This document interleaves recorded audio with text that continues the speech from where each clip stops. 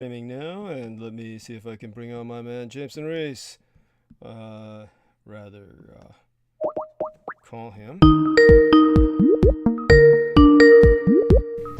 Hey, Good man. Can you hear me? yes. Excellent. So you know what to do. Let's start by trying to bring on Amalia Willard, and if she doesn't work, then anyone else you can grab a hold of, and we'll take it from there. I'm just only now going to begin to review your incoming messages prayerfully. They're not too disconcerting. We will. No, not at all. They're just musings, more or Uh, less. okay. You were Observations. pretty active throughout the day. There was a lot coming up on newsfeed. Okay. Let's tell Peter Moon we'll call him at a regular time. We will call at our regular time. You, All right, I'm adding people as we speak. yes. Curious Girl is unavailable. I tried to add Pat Collin. Okay. Nonetheless, I think I could let loose a Mhm. lot of things. Oh God! Now I'm frightened. Yeah, it's Oh, okay. don't Take a be. look at the messages now. Let me see. By the way, I never reviewed that video link I sent your way. What does witchcraft look like now? I just thought you might find it interesting. I didn't look at it myself. Was that worth anything or? No, the guy who started to quote Bible passages, and I'm like, okay, not going Okay, there. okay. If I had known Nah, that, I never would have. My yeah. apologies. If I had known that, I never would have sent it. Okay, good. So you're talking about ongoing binding. That's fine. Yes, sounds Oh, let me good. see if I could bring on Brandon Young. Sounds good. I'm just trying to get as many people as I can. Maybe Brandon Young, Aaron Tice. Uh, I'm going to try to add them. I tried Pat Kwan. I tried the Curious Girl. Wasn't able to. I I mean, it seems like they're available online, but they're just not. I guess this is a bad time. Doing their own thing We or could try again whatever. in a matter of minutes. In the meantime, like you said, you seem to be ready to cut loose about all kinds of things. So, yes, if you're ready to Oh do yeah. that, then I All might as well. right, folks. Oh, before you go there, of course, I do want to thank everybody for being with us. Let's take a look in the live stream. Let's see first off if it's working. I'll take a few minutes to try and settle in, so to speak, before I go mute and let our man Jameson take the stage. I'll be grabbing some refreshments for myself to make certain that I can sit here comfortably. Oh, here we are. Oh, okay, yeah, got it. In Skype, young lady says, "Hey, I was sleeping.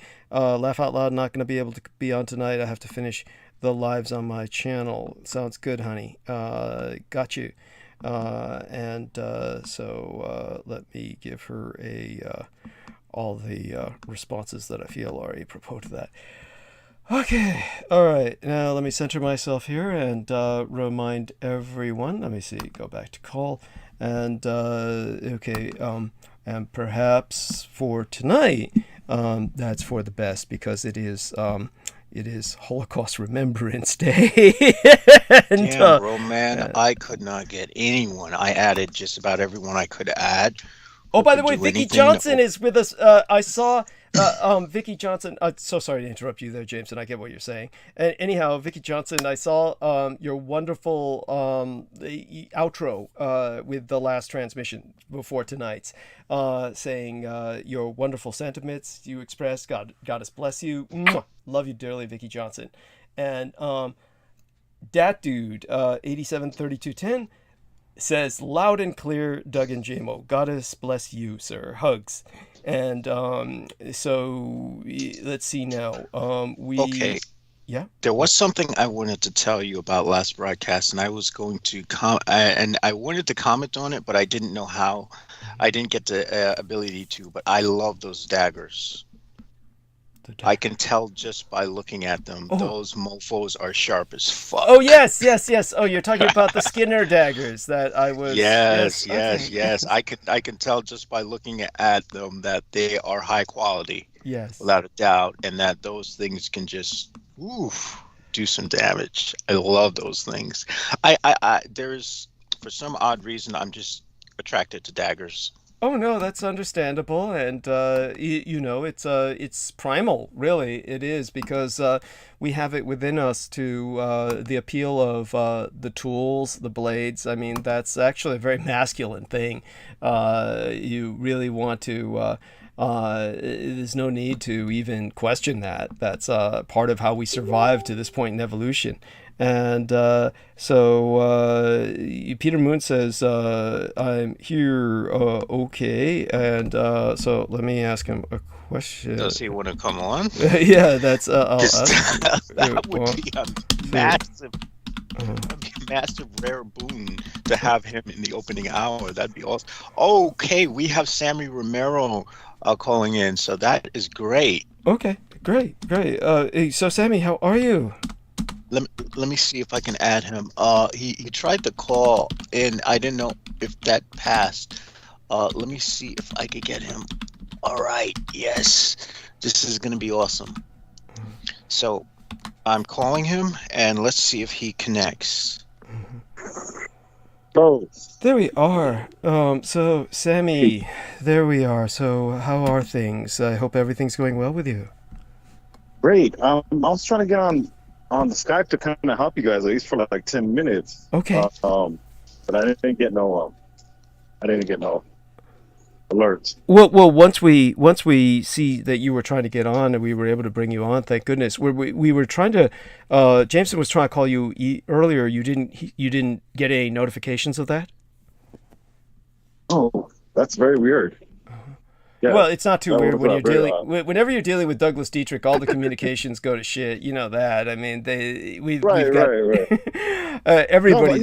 yeah. I mean, unfortunately, I don't mean to, but it's me. I'm not some type of I get it though. They're probably messing with your Yes. stuff, Yes. like always. Yes. Yeah, Okay. constantly. And by the way, it seems more and more like ever since Jim Forsyth kind of disappeared, we don't seem to have the immediate impact from that background noise like somebody in on the call like we used to. It's very odd. It's Yeah. and so it may well have been him. It's altogether just that I that suspect he was an assigned handler to myself and he was meant to get in my good graces to try to pull me away from you.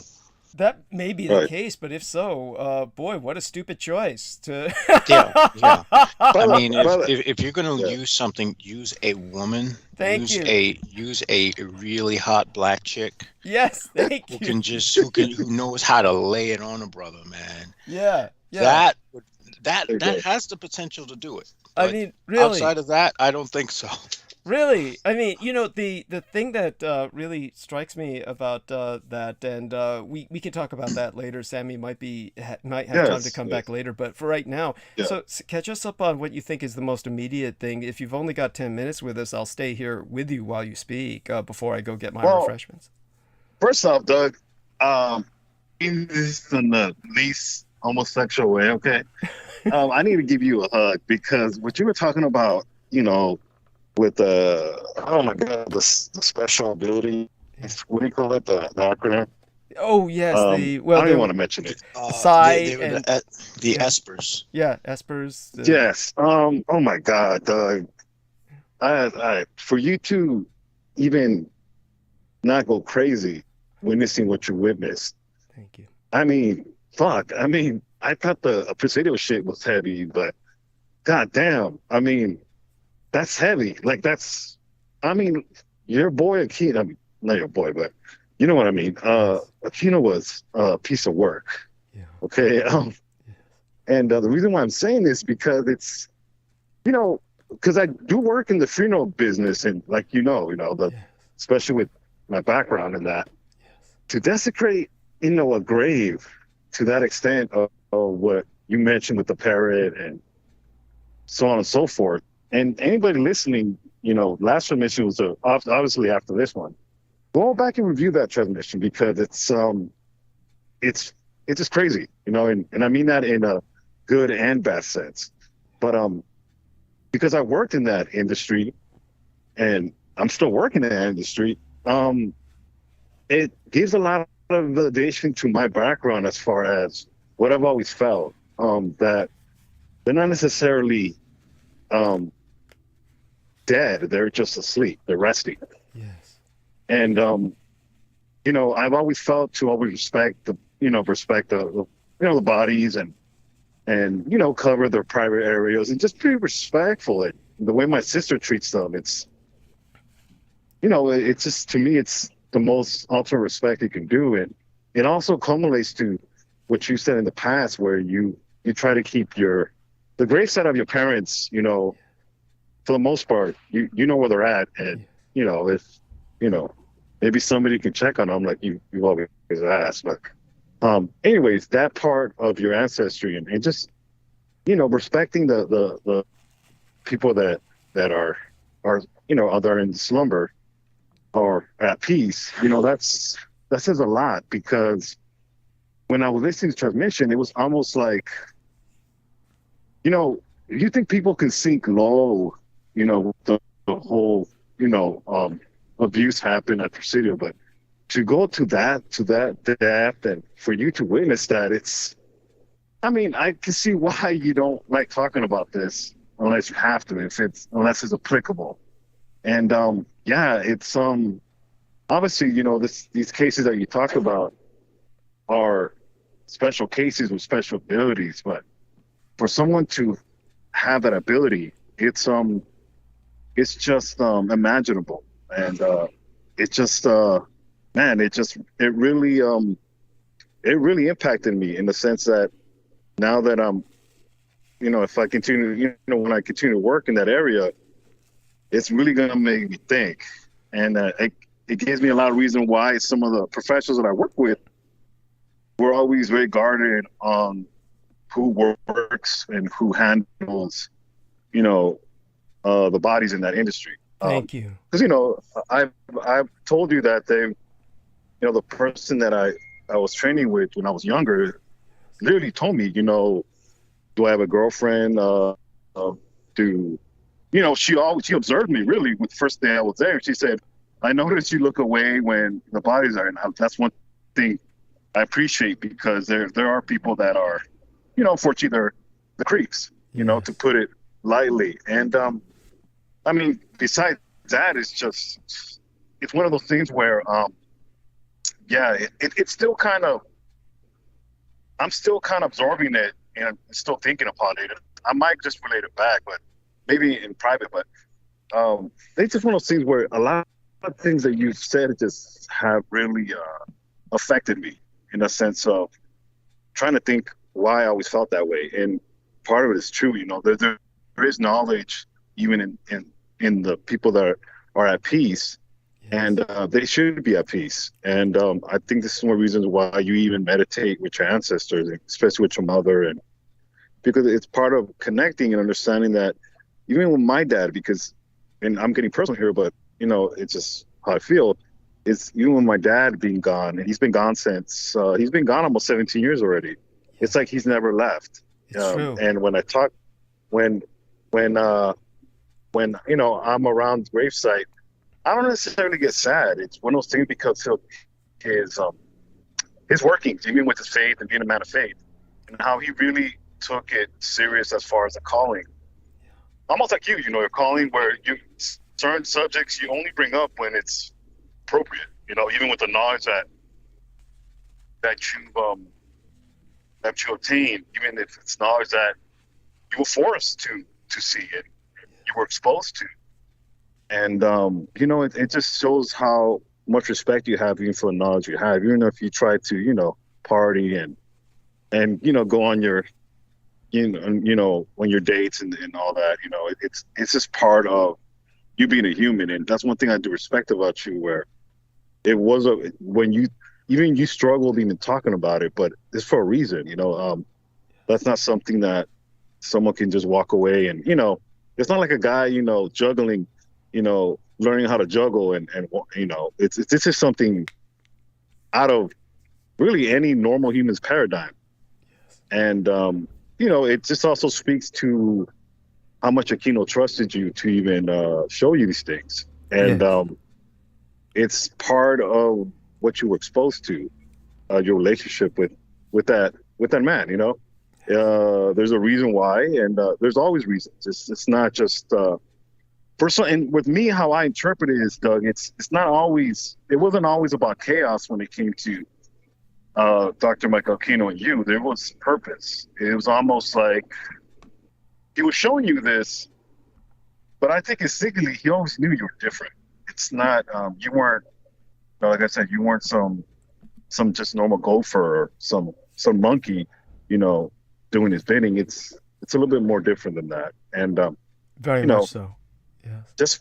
Just by you talking about that, it really just made me think about just even my sister's facility where she you know, she does her business, and how she's always, people comment to her that you know, they see some of the dead. There's been services where they mentioned to her that they see you know, one of the family members sitting there, and she's even talked about, you know, there's a little girl always that is always sitting at the viewing area. There's always a little girl there, and it's at the corner of her eye, and she doesn't really care no more. It's one of those things where you're just aware, yes, and you let whatever, you know, spirit there, you just let it be, and it doesn't really, it's not maleficent or anything. It's just there, you know. Yes. And you know, it just brought back a lot of things from the industry where there's just a lot of unsaid things that it just came to mind, and some things I'll talk to you in private about. But you know, other than that, it's just that this last transmission was one that it's worth. I mean, I just think I'm getting a bargain. Just my donations really can't really even pay for what you shared. Thank you know, they really do come short, and you know, I just want to tell you that I do appreciate, you know, your monologues. They're very insightful, and just how you accumulate things and how you bring things full circle. But that really got personal with me as far as that, because it's an industry where I know well to a degree, where when I dealt with even the burn victim earlier this year, it was one of those things where I still treated like this person was still alive. Yes. And for good reason, because it's something about seeing a burning a body that's burned, but it's almost like you can still feel the pain.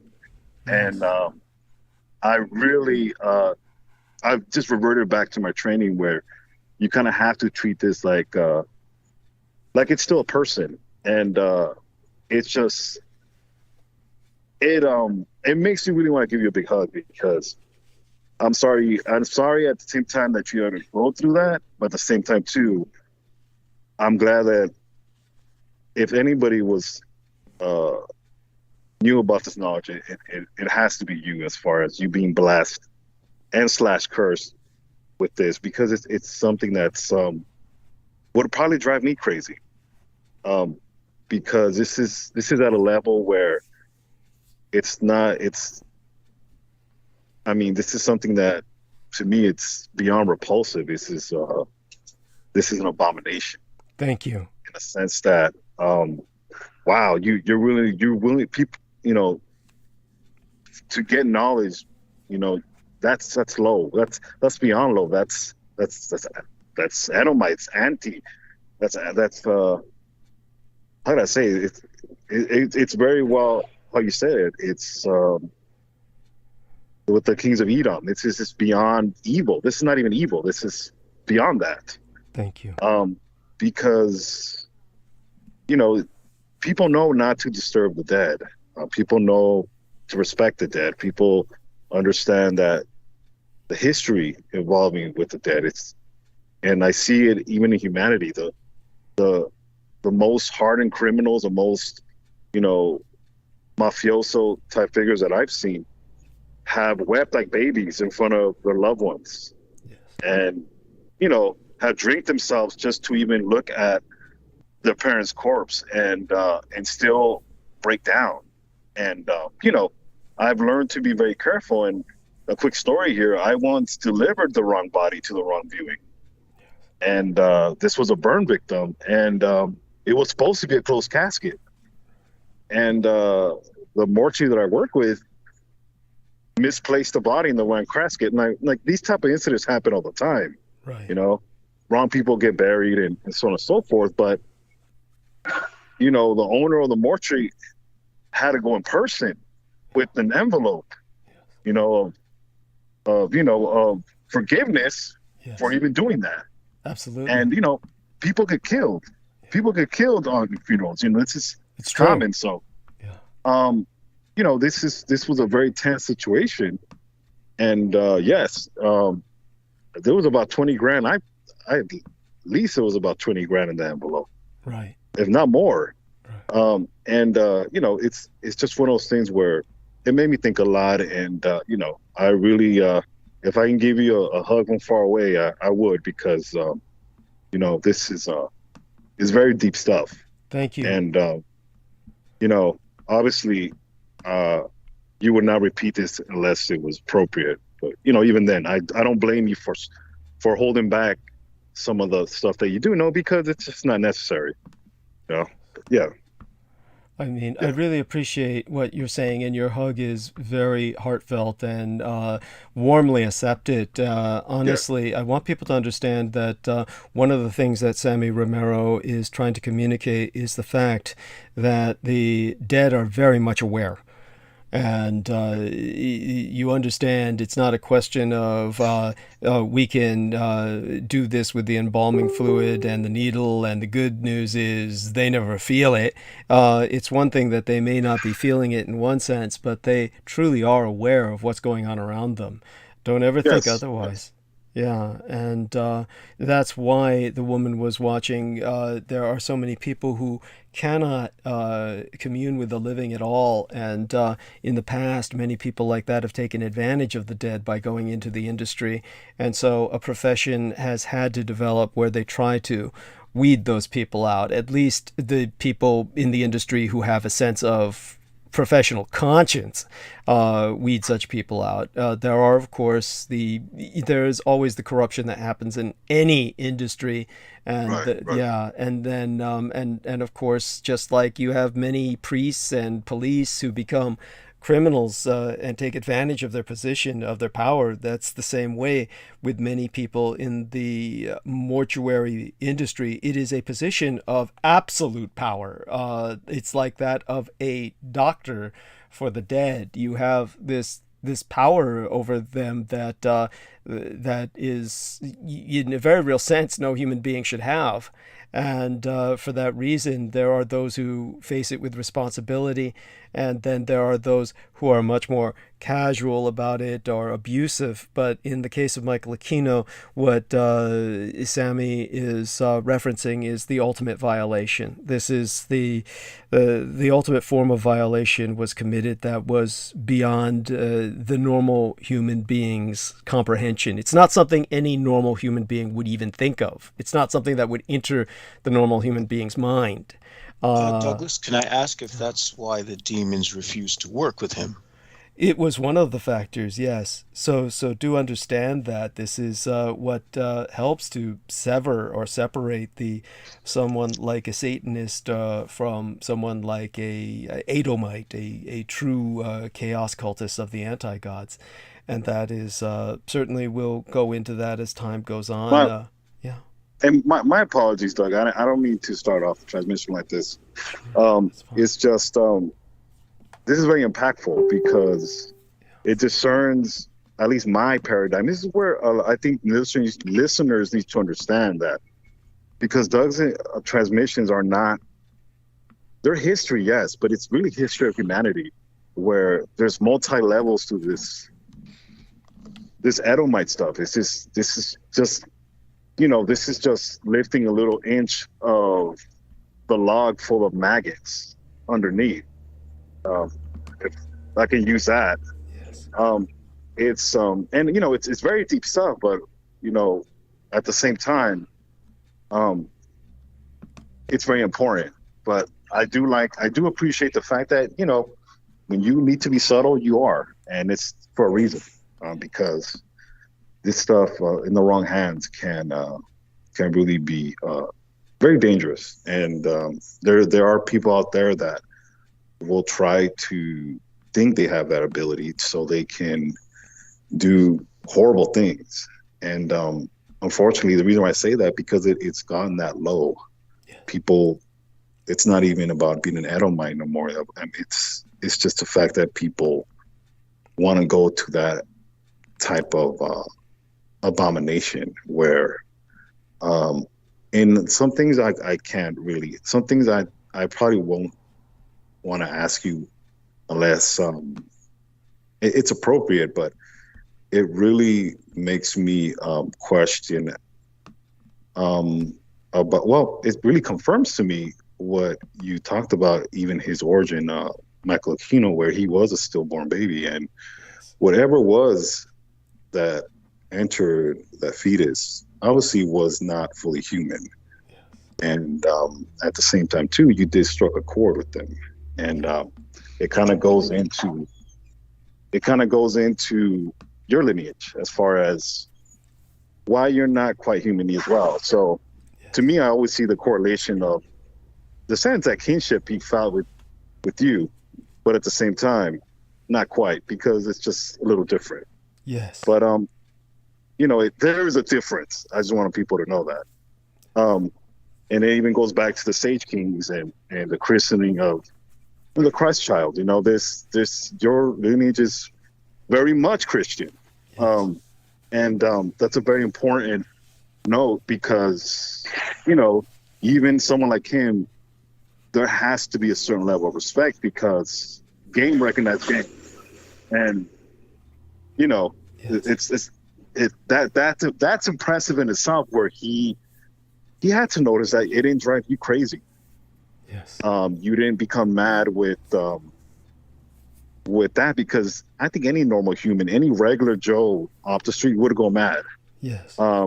So, there's something where I did pick up on that, because, like I said, those in my paradigm, there are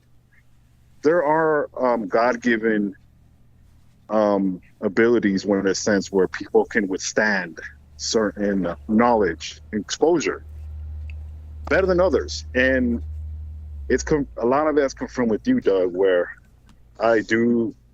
you're more human than a lot of people out there, because you can deal with subtleties and not reveal damning things that it's not necessary.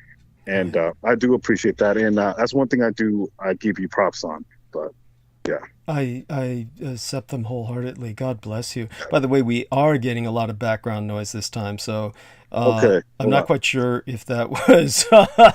I'm not quite sure if that's yourself or Jameson. It could be me. My breathing is probably off or something. I can go on mute for the moment. Well, I'm not sure how much longer Sammy has with us. Certainly, I appreciate the time that he spent, and it's helped to clarify some things, I'm sure, for many of our listeners, and hopefully they will review the latest transmission, especially in light of, tonight. I'll see if I can continue along that vein after both our guests check out Jojo and Peter Moon.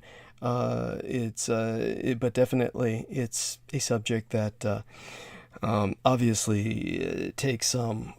It just takes my getting into that headspace, right. And I'm sorry, and I can sympathize with you, because it's just by listening to me, it kind of, I was dumbfounded, and and I didn't mean to interrupt you, but it's just. I think I think all the listeners, as far as anybody with the intent of why they're listening to you, would agree that this is to me. I always got a notion of there's levels to this, but when someone reveals it to you, it's I really have no words. It's just wow. But let's put it this way. Most people actually don't understand. You see, to most people, It's like your average person takes a shit and they flush it down the toilet. They have no idea about the enormous amount of civil engineering that goes into making certain that toilet doesn't back up and flood them in their own shit.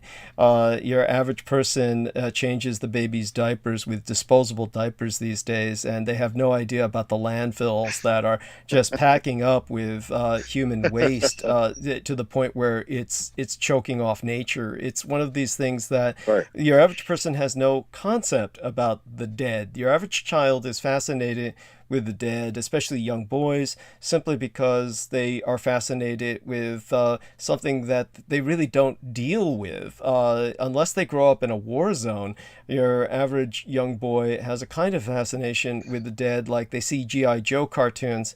And G.I. Joe cartoons, if you remember in the old days in the 80s, you have the villains constantly bringing the dead back, and yet these people are like supposed to be like from various eras that are hundreds, if not thousands of years old, yet they come back and they're all muscular, and it's like they come back without any real sense of degeneracy. They'll show that sometimes, but the point that I'm making is people have a very unreal concept of death. And so because you work in the industry and you do see the bodies and you do work with them, it's someone in your position that really gets a feel of their awareness. This is what your average person cannot conceive of. This is the gulf between your average person and the reality of death is when your average person hears the term that is often said, even if they grow up in church and they hear the term, "We are made in God's image," and yet the Holy Trinity of the Father, the Son, and the Holy Ghost never really sinks into the doctrine of any church concerning the fact that we, as a triune soul, we do ascend or descend depending on our vibration. We do reincarnate, and we do stay in the grave beside ourself forever. That this happens with each and every life cycle, and that it is something that just continues to multiply as humanity multiplies. None of this is really understood, and for some reason ignored, and people choose to focus on one or the other because they feel comfortable with that, and that's not the way the universe works. It's much more complex. So when you're dealing with this level of complexity and you're amidst it and you feel it, and of course in the industry, what Sammy was alluding to, I'm not quite sure how many people get, but what he's alluding to is his sister has worked in this industry all her life, and yes, she knows that there is a young girl who is a spirit who hangs around. And she doesn't let it bother her because there's no harm to come from that. She understands that there are the spirits and the dead who basically remain with us. So understand that they are here, they are aware, they haven't gone away. And this is why, in particular, the Latin American peoples have the Day of the Dead and so much more respect for their dead ancestors than they do for the ones who are alive. It's true.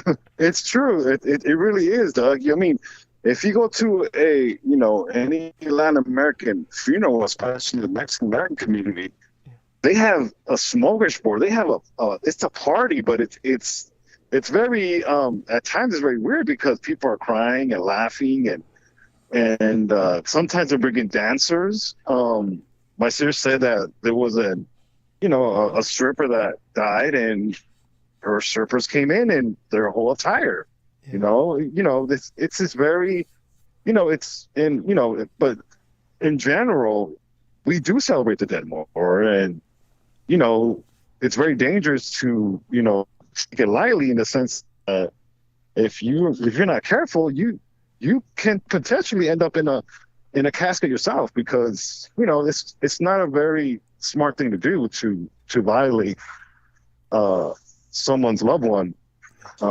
especially as far as that, culture. So it's very much true.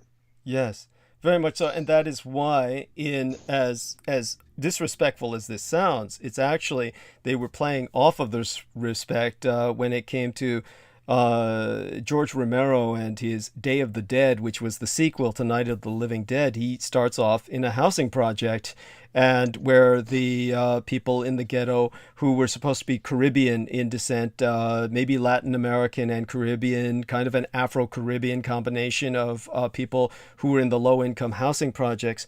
And when the SWAT team breaks in, they have been keeping all of their dead relatives in the basement because when they started walking again, they had enough respect for them where they just couldn't see them as something to be put down. And that is what they showed to start off the Dawn of the Dead with. There's a true reality behind that George Romero was taking advantage of or exploiting for the sake of shock effect in the film, but nevertheless, it has its own sense of, at least he understood that aspect of culture that most Westerners are completely unaware of. And this is why you have this kind of obsession with the slaughter of the dead in today's culture, this entire anti-zombie culture where everybody is waiting for a zombie apocalypse so that they can wholesale massacre the dead. It shows that there is a true hatred of their ancestors in America, a true hatred of themselves and their ancestors, where they source from. Go on. No, I mean, and just to close, I think this is, obviously you have other, you talked about other people with abilities, but that in particular, I think it's going to, really, hopefully, I mean, it's really going to impact, I think, even more now because, it almost makes me wonder if they hid Aquino's body just in case someone would want to do that, Absolutely. Absolutely. Not that I care, but it's like I said, there is some it's almost humorous where damn it's almost like karma in other words, like, oh crap, we better, just in case, the Skeltons come back, quote unquote, and no, I mean, pun intended, it is what it is, but I mean, it's it's almost like, you need to be careful what you put out there because it's going to come back. Especially he has plenty of enemies. I mean, people don't realize, I mean, Doug, you're really almost more of a friend than really an enemy in a sense that you share a lot with them. There's people that hate his guts. Yes. I remember seeing some of the live streams where he interviews. You had people calling him out, Mikey, calling him out of his name. Now, obviously, he ignored them, but he had enemies. Yeah. There's victims out there that still remember. Yes. And it's part of the truth. So I wouldn't be surprised that they hit his body. But I'm gonna sign off for the meantime, and thank you for having me, giving my time, and I'll see if I can come on maybe around 9-ish, 9:30. Sounds good. And we love you dearly. Share that love with your significant other, and hopefully we'll see do you later in the evening. Yes.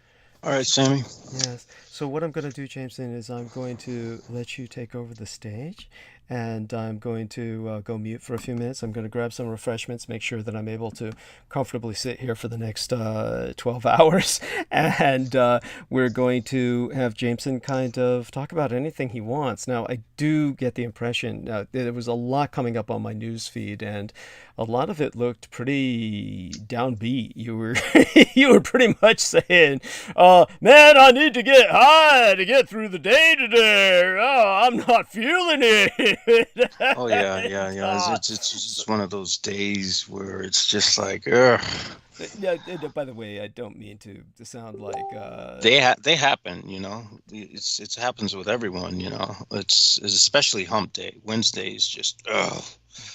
I don't know what it is. It's just one of those things.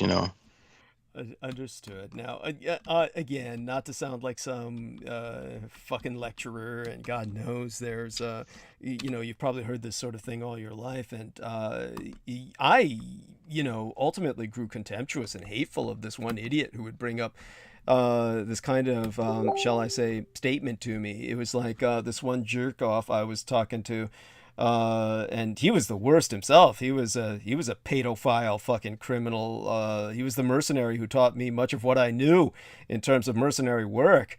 Who said I could never be a mercenary because I was too much of a pretty boy, that all I was good for was to be some hump pillow, and he wanted to pimp me out to Arab sheikhs to make money, and of course he became the opposite of what he thought to exploit me for. But this son of a bitch would like actually bring up things like, oh, you know, people are starving in Ethiopia. This kind of fallback to whenever I was trying to deal with my bone grinding poverty in the United States. But you know, just in case that it makes you, shall I say, feel any better when you're going through days like this, try to remember that there are people in much of the world who walk like mile after mile a day to bring buckets of water home, and that's the supply they have to last throughout the day for hygiene and I everything assure you, I else. assure you, knowing that stuff adds to the misery. I understand. Look, I understand what you're It's saying. that honestly doesn't make me feel better. Rather, it makes me feel more contempt for creation due to how horrid the human condition is in general. I mean, I have it relatively better than most human beings on this planet, and I have no quarrels saying that. Okay, see, you're aware of that. You're aware of that. Yeah, That I'm no, you know, perfectly one aware. of the torments that people have in civilization or developed areas where they've got it kind of stable. One of the curses that they have is this: they simply have too much time on their hands, and then they feel like they're horrible. They feel, Well, in my case, it's not a time thing. It's literally my body was just worn out for whatever reason. I can go into that more in detail, sure. I but mean, we'll if you say want that to. I mean, the there one was thing something. that I'll There tell was people something. as well, I want our listeners to also understand, when it comes to those people who walk for miles and miles for water to come home, and that's the one advantage they have is they spend so much time doing that, they really have no time to concentrate on how much they're suffering. So there's one thing they have as a blessing in that regard. So you might point that out to people if they ever try to bring that up as an example to you in the Yeah, future. yeah. The other thing is this. It's just that, I had to finish something up. And as I stated to you in the Facebook Messenger, which I won't go into right now, you and I can go into that in private.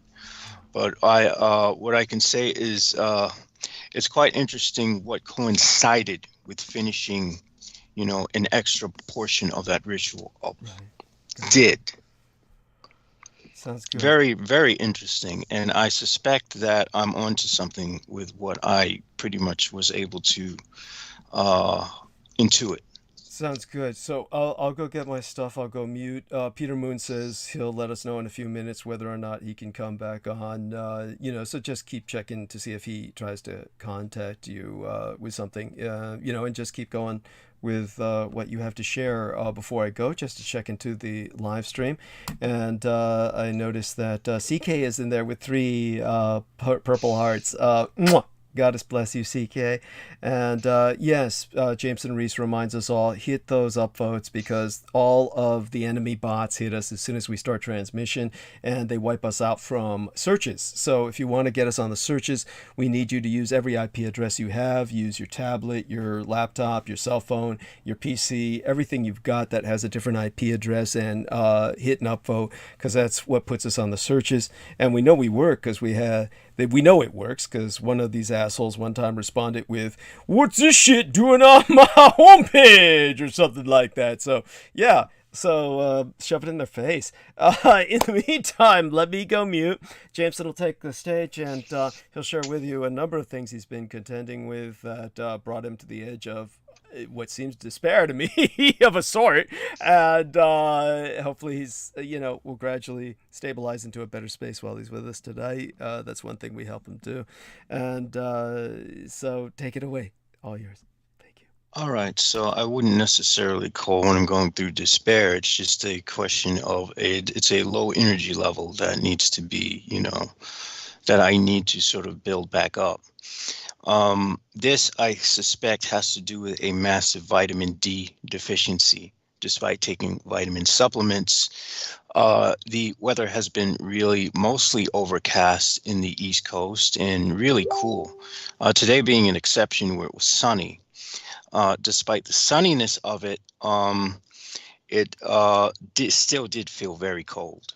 So, I mean, having to be in a jacket, my skin does not get as much exposure to the sun as I would like. I couldn't imagine what it would be like in one of those places like Siberia or Russia. I bet you wouldn't even want to be there.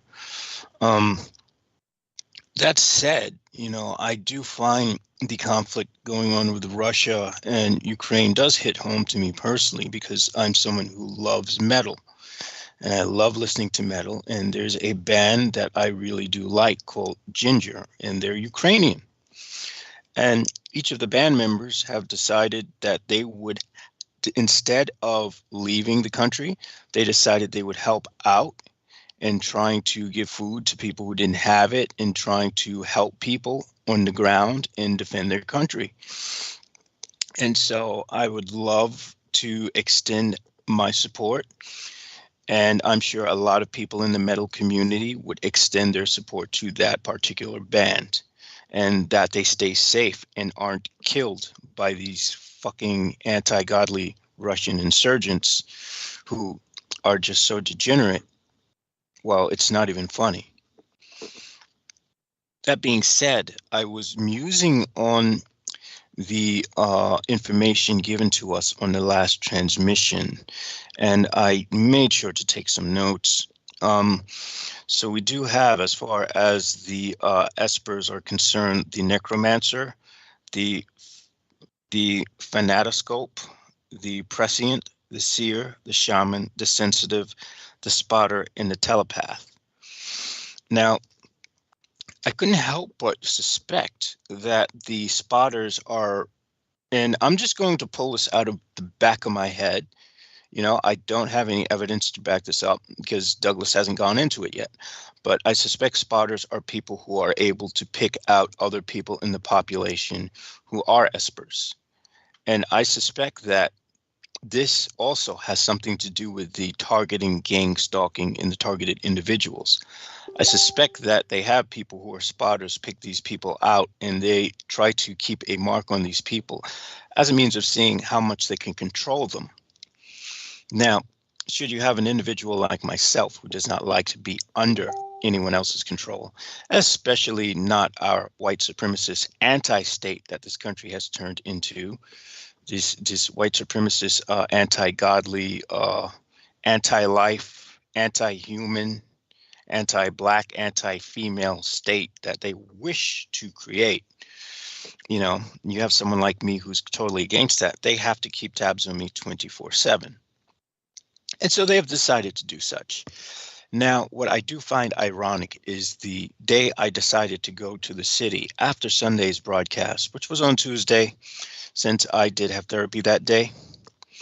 That day I did say that the gang stalkers have decided to just keep their distance from me. Now, that's not a lie, but that very day on Tuesday, what do you know? I get two people while I'm sitting in the ferry terminal. One guy's wearing all blue. He's a white dude, and he decides to just park himself right next to me as we're waiting for the ferry. And I'm like, okay. And in the way that he walked was very slowly, as if he was trying to swagger into my space. And I found that pretty, I didn't react to it because I don't give these people times a day. And trust me, busting some old piece of shit like that's head would be far easier than a sortie with your average street thug. And then another guy, like a younger guy, decides to sit next to me wearing all blue. So they're playing this whole color code thing. I'm like, you know what? Fuck you guys. I don't really care about you. You're pieces of human shit. And this is what I'm thinking in my mind. I don't know what their deal is. Maybe they were just normal people sitting down. Maybe they weren't. But I am fairly certain it was a reaction to what I had said on Sunday. Sure enough, I go get a seat on the ferry boat. And who has to sit right behind me but some white dude wearing all black has to sit in, and there's all kinds of other seats. The seats, of course, are like double rowed. So if you're sitting on one side of the seat, behind you is another seat facing the opposite direction attached to the ferry boat where someone can sit down. And he's on his cell phone the whole time. And I'm thinking to myself, you faggots, you really can't resist it, can you? And of course, I would extend that to our NSA assholes, such as that piece of shit, James Foreskin, which is what I'll call him, since it's more disrespectful than calling him by his real name. I mean, honestly, it's not annoying, but I noticed that the only ones who seem to bother me are males. And, I've honestly have no sympathy for men. Men are more or less just punching bags at the end of the day to take your anger out on. If you don't do it physically, you use arcane means to fuck with them. Men are just disgusting. In fact, men, I believe, are the pretty much the basis of all our problems in Western society, as is seen by this freaking conservative to more progressive split that's been happening on the world. Note I don't involve the word liberal, because I see the liberals as nothing more than conservatives who lie, as has been proven by those who take these liberal stances within political office in the sort of supposed to be liberal Democratic Party, who are pretty much running the show to the white male supremacy bullshit, all the same, because that's just what they do. It's their pathology. They have no individual worth. They have no individual merits. So their worth has to be determined by their social badges, their social earnings, what they earn, what they do for a living, et cetera, et cetera. They need society to give them their self-worth. And as a result, they become a part of this herd mentality. And the herd mentality is for the greater good of their own race, their own demographic, their own, for white men everywhere. That's their bullshit. That's their thing, because they have nothing else. They are empty within.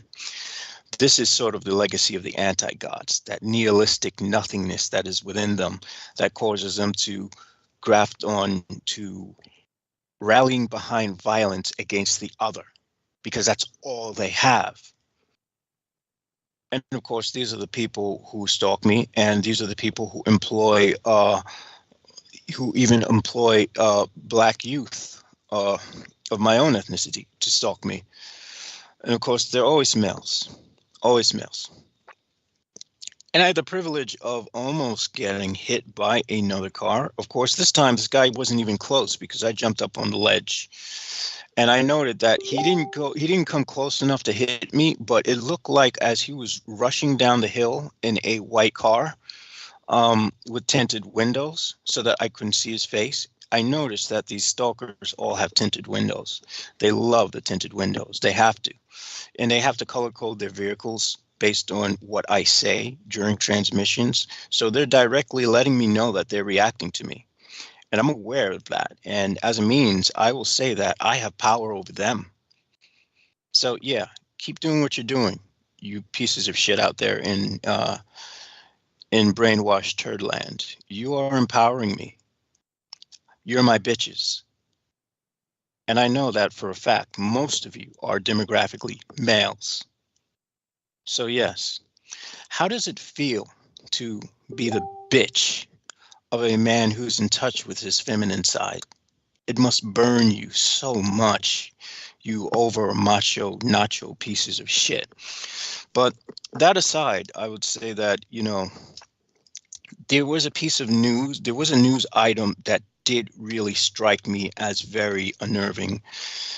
And it's this whole thing where, America is bargaining for the release of a Russian prisoner. And I found out that the Russian prisoner is not the woman who's the basketball player. And I'm like, what the hell? It's some white dude who got in prison for whatever reason. Who fucking cares? but you know, it would make more sense that a woman would come first due to the abuses that a woman would suffer, you know, at the hands of the fucking misogynistic Soviets. But no.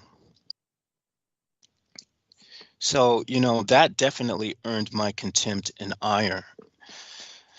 And yes, there is something else that really heats me up, and that's all these people sending me friend requests who are supposedly black people, who all they have on their timeline are biblical quotes and talking about Israel, Israel, Israel. So these are like the black Zionist slaves who are just, you know, trying to, how do we say it? They're trying to take over to be like, make themselves out to be the original Israelites, which is bullshit.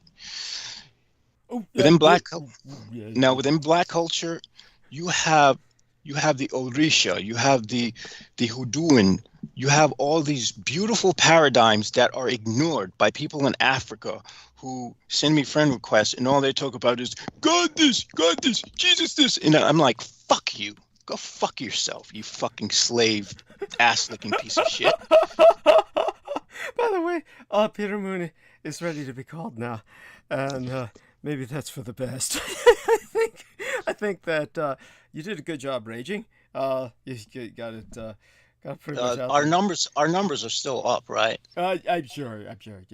Don't worry. It's always, you know, when the opening hour is okay. The opening hours always fluctuate. Yeah, I don't want to, because I don't want to mess your shit up. No, you know, it's just no worries. gotcha. You're fine. You're fine. You're fine. All right. And, It's just, you know, but there is one more thing. Before Peter gets on, it's just I did find that there was someone who I tried to unfriend on Facebook, and for some reason Facebook wouldn't allow me to do that. So I had to block that person, and I'm like, why is Facebook keeping this person tethered to me? That I found odd. And I bring this up because this sounds like something they do to you as well. oh yeah, I mean, I have friends show up on my friends list that I never friended. That's the norm. It's been like that way forever. You know, Facebook does this. It has its own agenda, whatever that agenda is. Some of it might have to do with us personally. Some of it might be Facebook doing aggregate shit where they're just trying to, you know, where they may be doing things at a strategic level as far as Facebook is concerned that has nothing to do with the intelligence agencies, if you know what I mean. So who knows? But I think that sounds probably more like intelligence agency shit. Yeah, it is. It is. Yeah. It definitely is, because that profile seemed to be from North Carolina, and the person had they had a blackface avatar. Yeah. Now, the only person I knew from Carolina was someone who was a practicing occultist of very well-known repute. So this makes things even more interesting. Yeah, definitely. Got it. So let's bring on Peter Moon, and here we are. And Mirthling says she has some energizing suggestions for you. I'll let her, you know, I can relay that to you at our convenience. And so, is that Peter on with us? I'm here. Can you hear me okay? Yes. Wonderful. So glad to have you with us, dear sir. And so tell us how your day went. I mean, we're all surprised you got back early because... I didn't go anywhere. Our appointment was canceled, much to our disappointment, because our practitioner had a very bad back, which means lack of support. Her friends told her she just needed to take a break. So she shut down for a week. Yeah. And I understood this. See, when I first met her, and I met her son, who she cured of autism, I told her she has to export this information. She has to share this. It's a very touchy subject, because even the typical colon therapists will frown on her, because, you know, people are conventional, and the more conventional you are, it can make you more stupid. It's not that you shouldn't snub your nose at convention. But, all of these therapists are intimidated by the authorities. Yeah. Who have their own vested interest. Yeah. So part of her is shy into exposing what she does. Part of her is just not into it because she has her own practice, and it requires, to do it exactly like she does, requires a special table to be built. Although it doesn't have to be that way. It just makes it nicer. And it's quite a setup her husband, created for her. Wow. And so I wanted to write a book with her for sharing the information. And because this stuff is crucial to people healing. It's not typical colon irrigation. And it did drastic changes for Paula psychologically and physically as well. Wow. It's helped me a lot. I look forward to going back, so we're going to have to wait until June or something. So we didn't go. But also, when you have a back problem, it's lack of support. Yeah. Lack of support. So she's not really being supported. And then plus all the patients she's dealing with, she's having to process a lot of stuff. Some people are cancer patients, and they find their way to her because they're really sick. So that takes a toll. Their heavily laden aura takes a toll on the practitioner. So I just told her I would be supportive of her, and I just hope I'm going to send her a video or two for her back. Right. And speaking of the back, I wanted to elucidate and clarify some of the things I brought up in the last transmission about hanging, the process of hanging. And when I say hanging, I do not mean hanging by the neck. I mean hanging from a bar. Yes. Just a bar, like a pull-up bar. And I had learned this from a YouTube video by somebody who had recommended this as a therapy, as a workout, hanging on a bar 7 minutes a day. Well, 7 minutes, if you can hang on 7 minutes, it's remarkable. Yeah. I've only got myself up to 35 seconds so far, but being that I couldn't really hang for more than 5 seconds, even 5 seconds the first time I tried. So I got up to 20 seconds this morning and also did 15 seconds. And what it does is, there's two things about this. It's, if you can do it for 7 minutes, and it doesn't have to be 7 minutes at once, it can be cumulative. It's to relax your back and straighten and decompress the spine. It's not the same as doing pull-ups. Pull-ups are great for what they are, but this is an exercise, and he's saying you hang on the bar 7 minutes, cumulative in a day, it's a full workout. And boy, can you feel it? Not only the decompression, but just the general relaxation of the back. So, but also, and when you get around to doing it, it's like when I get around to hanging on there for 7 minutes, I will then, cumulative, I will then begin to engage in a pull-up. And the way you do a pull-up or a push-up in Qigong, or the school that I've studied, is you do it as slow as possible. You're not trying to, do 10 chin-ups real fast or 20 chin-ups real fast. That's fine and impressive in of itself, but what happens is, what you're trying to do is to not only unite your fascia, but exhaust your slow twitch muscle fibers. And when you exhaust your slow twitch muscle fibers, your fast twitch muscle fibers will kick in. Boom, boom, boom. And fast twitch is what allows for a fast reaction.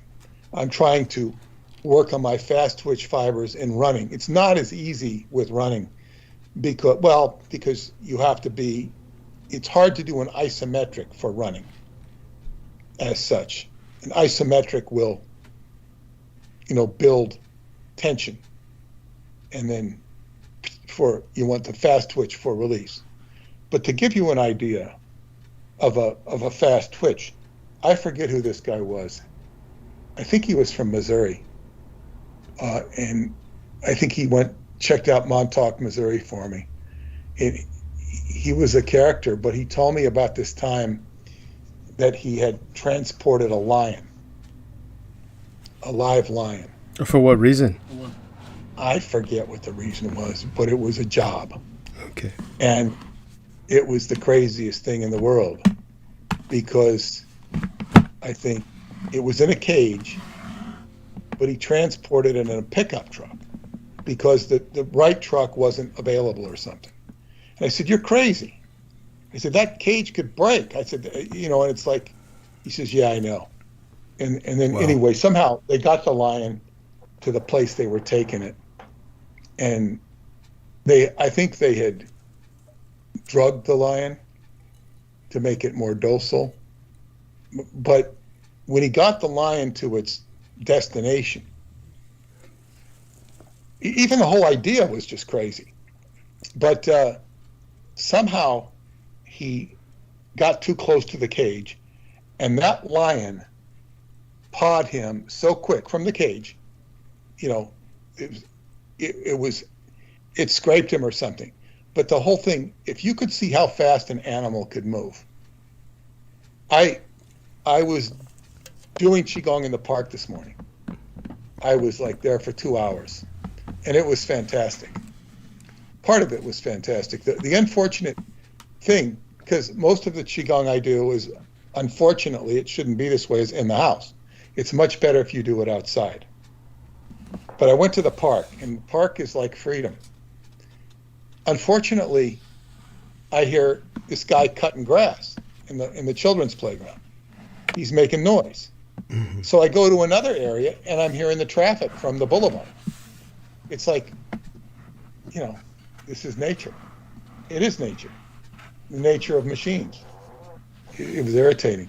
Then I went to another part of the park, and I saw a bunny, and I started doing Qigong near the bunny. He was eating grass. I got, within 4 feet of this bunny. I was approaching it slowly. He was okay with me being there, unless I would move suddenly. And boy, you see a bunny, fast twitch, fibers, boom, like that. God, they move fast. He didn't move far away. He'd just back up a couple feet. But at any fast motion, boy, do they move fast.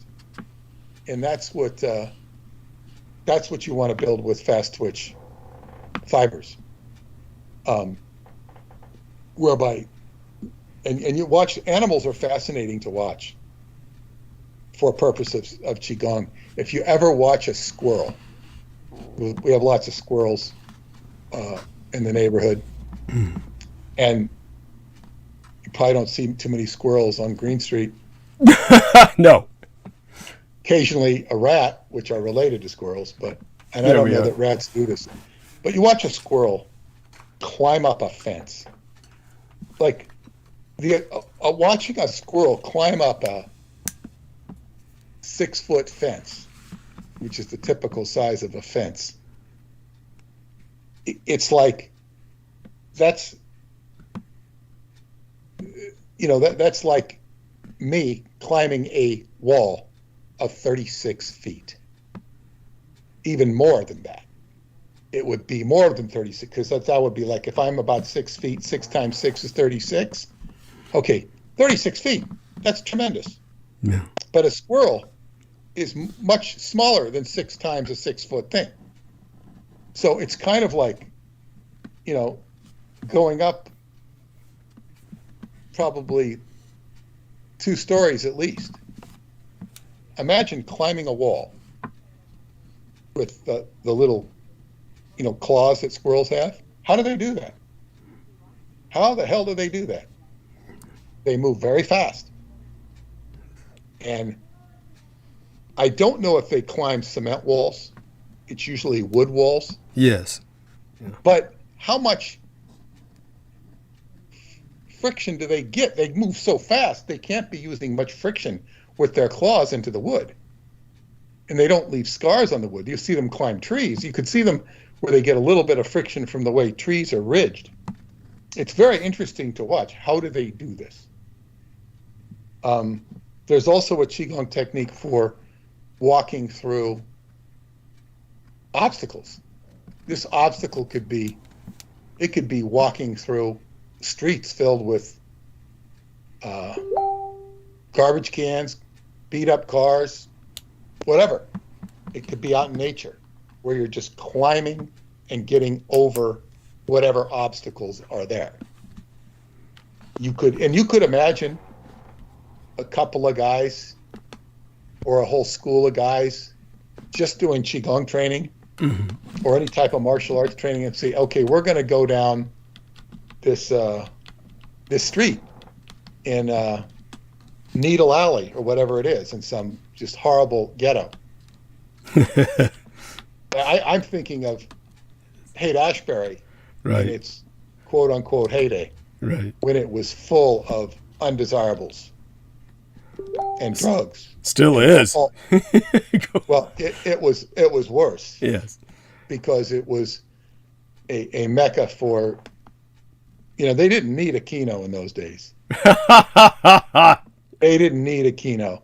And it would bring about a certain amount of curiosity seekers, but the people who lived there were just, it was very sad. But I'm saying as you walk through and just make your way through a street like that, you're going to be completely intimidating to the people that are just sitting still. Even the crooks are going to not bother you because they're just going to prey on weak people. But this whole idea of going through and negotiating obstacles, physical obstacles, is a whole method of training. Right. And you better believe, the only time you're really going to fall into real danger, other than the physical stuff, danger you might do something stupid on that you can't quite negotiate, like trying to crawl over a car that's all cut up where you're going to cut yourself. You'd have to be intelligent or very deft at overcoming such a thing. Is if you're actually walking into a battlefield where people have guns and they can shoot you. Yes. But I think even in a lot of battlefields, if you had people really trained, you're gonna overwhelm them. Is JoJo with us yet? Not that I know of. She said she's going to be with us tonight. It's her birthday. Yes, and so she hasn't said anything in the message box yet. She wrote to me. I wrote to her. I said, "You're going to be with us tonight?" She said, "Yes." Oh yeah. I mean, I'm sure she'll come in her due time. I mean, when she comes, I'll certainly do my best to bring her on if our man Jameson isn't with us, but he's with us. So she should be letting me know in the message box whenever she's ready to be pulled on call. I mean, I feel very, how would I say, comfortable about it because it is her birthday. I'm ready for her to take her time. I was just curious because I had just said, "Are you going to be with us tonight?" And she wrote back, "Yes." Oh yeah.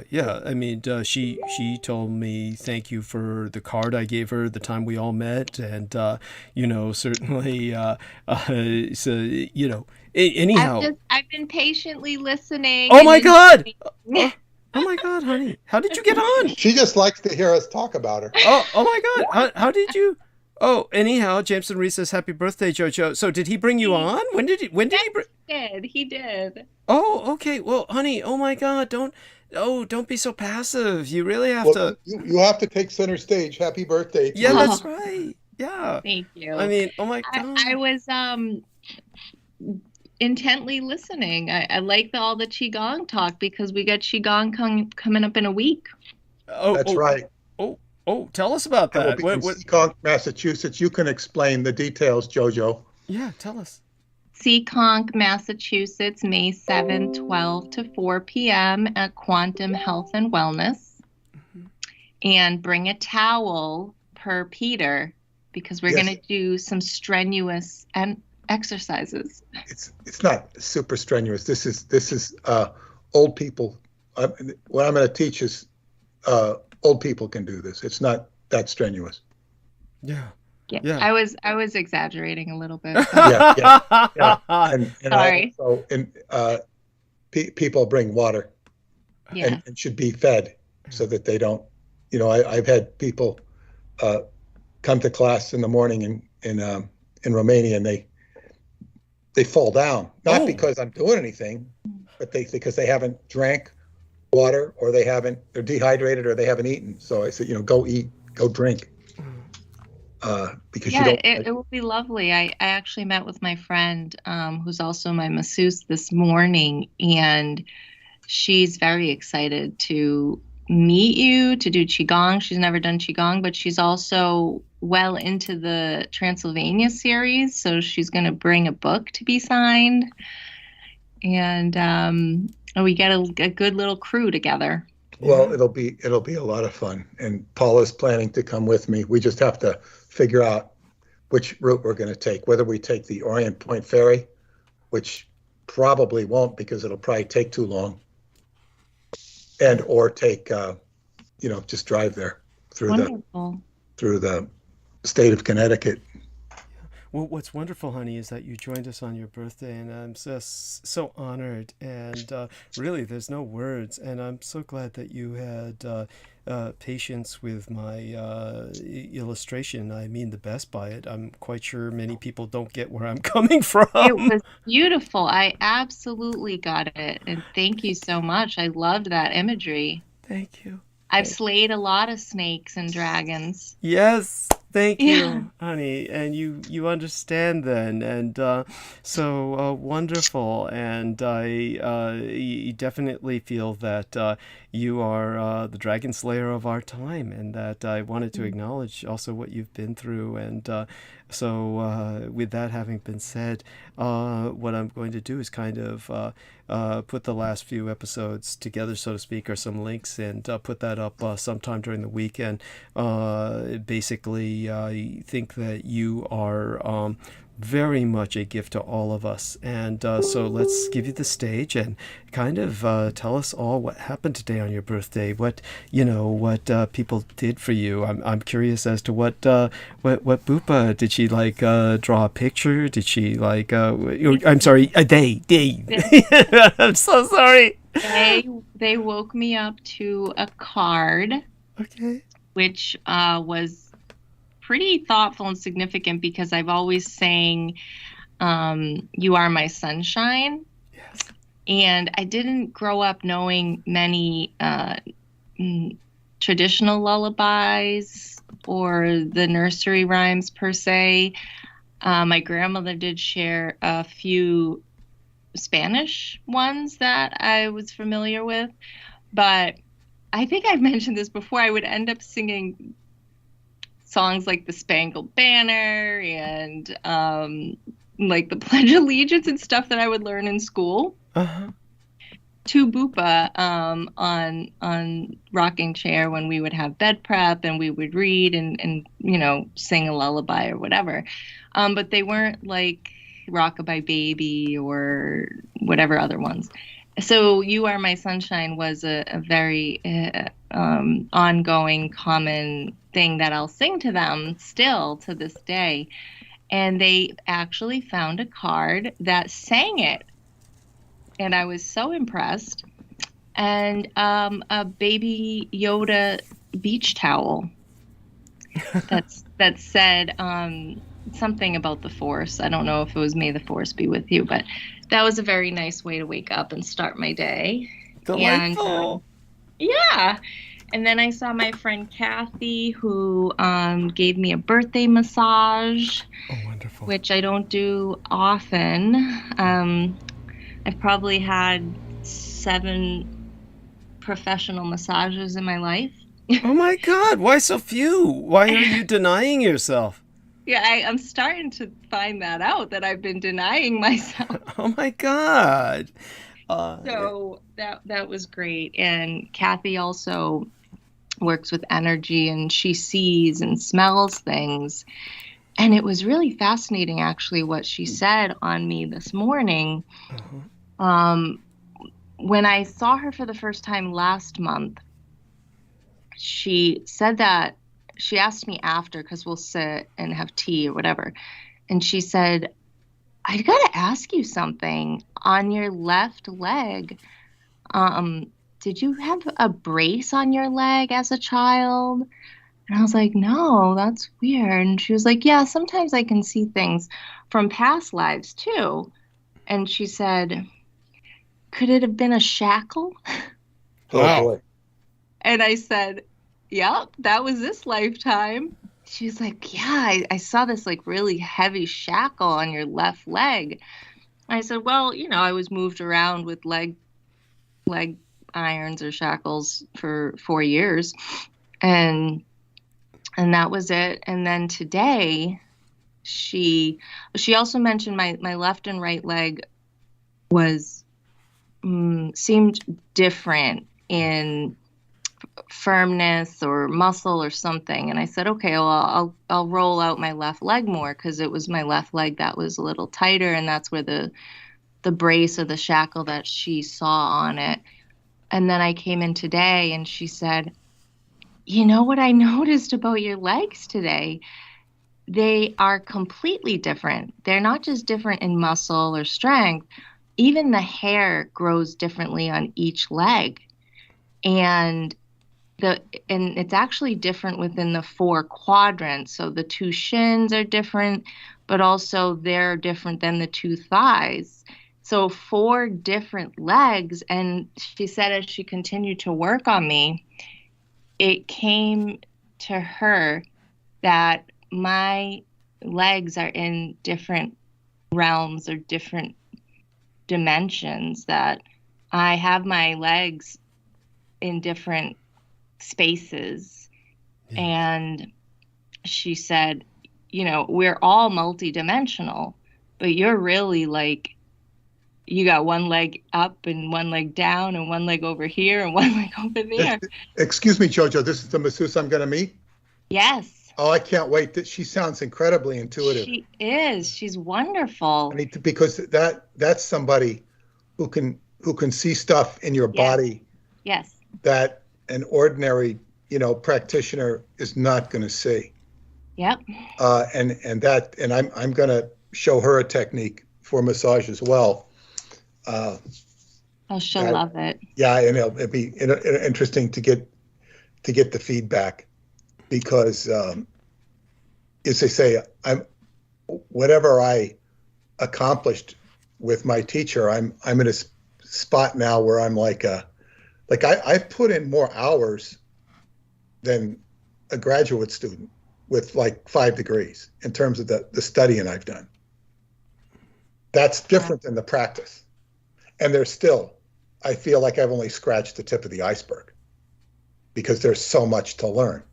But I can engage in a conversation or an interaction like that and actually learn something. And it's really fantastic. But when people can see parts of your body, they can just see, that, because your body is an expression of who you are, and what you are and where you've been. Of course, I ask, because I always want to know, is this a bad thing? And she goes, no, they're completely balanced. It comes down to function and form, and they are all 4, because it was 4 quadrants, are completely balanced wherever they are, with you also simultaneously here on Earth. Mm-hmm. It was just fantastic. So you will love speaking with her, and she will also love to have someone to share that with, because she mentioned to me that she doesn't bring a lot of the energy work into her masseuse clients, because it's just not that. No, you can't. That vibe. They're so shut down that you can only, as they say, if you're, massaging a sports team, you're just strictly on a physical level. Right. If you start to get beyond that, you're gonna lose them. Right. I mean, and I knew where she was coming from, and she knew I knew because when I work with clients with RTT, a lot of the time it's just a very formal RTT session. Okay, what are we addressing? Are we addressing? You can't go out of the boundaries of what you're doing. But what it's interesting is you kind of just get a knowing when you can change the language a little bit with someone and it resonates. And then you use a little bit more different language and it resonates. You know, so I feel people out. I can read them and I know how deep I can go. Also today, which was different than last month, she used tuning forks with me on the table before and after, and these amazing hot oils and hot towels, and kept coming to me during the massage. I try to kind of go to zero state and go into the void, almost like dark room when I'm getting massaged. And it kept coming to me, Egypt. And I kept feeling like I was on a ceremonial table, like being prepared, almost like they do to mummies or something. Yes, oiled. Go on. Yes. And it was just I felt like an Egyptian goddess on my birthday. And I told her that after, and she said, wow, that's so interesting, because I kept seeing the man with the bird head, the hawk head. Anubis? No, who is that? Horus. Horus, thank you. Yes. And it was like, oh my gosh, we were totally on each other's, we were feeling whatever was coming about in that room. We were sensing it together, which was really lovely. Yes, definitely. And I think that was so important. It really shows that you're both living outside of time and space in such a in such a important manner. You're living life to its fullest. Really, you're at a higher state of existence, so you're not stuck in this time. And by the way, Jameson also says happy birthday, Jojo. He's got that in the text there. And so, believe me, wonderful people in the chat room, of course. Sarah Thomas Lyons, whose birthday was just yesterday, says happy birthday, Jojo. And so the both of you are almost like soul sisters in that regard. And Diane Hillis-Buchberger also says happy birthday. She is me in the chat room. And by that, she's not me, but she goes by the name of M.E., me. She's the pie with the slice taken out of it. So all of this is so exciting to me with you here on our on your birthday. I think that you've also got some other things that we want to tell people about with the book. Tell us a little bit about how you want people to get the book, of course, and I think we can't overemphasize that enough. So bring that up and tell people a bit about how you feel the responses are to it. I've been looking at your timelines at Ascension together, and a lot of people have been anxious to get it. And apparently, you have some actual copies outside of ebooks. It's not just an ebook, but there's some published copies as well. Yes. So I released the paperback last Wednesday. Yeah, tell us all about this. Yeah. Yes, last Wednesday on Amazon, independently published, and I don't know what to compare it to, but I feel like it had a pretty good receiving to at least my circle that I'm aware of. I don't know. Amazon doesn't give me a list of who buys it, but I've had quite a number of my own friends text me and send me pictures of it, and just celebrating that. And then today, the Kindle version was released. So the ebook was. Give reviews on it too, to review the book. I have to ask people next. That was on my to-do list next. It's interesting, the Amazon world. There's so many different. You can have, by request, you can email them and have it listed in up to 10 categories, subcategories. So that was something new that I was kind of working on last week, making a list of different subcategories that it'll be listed on. Then you can see where it ranks. I think it was up to like number 23 on Amazon for adult children of alcoholics.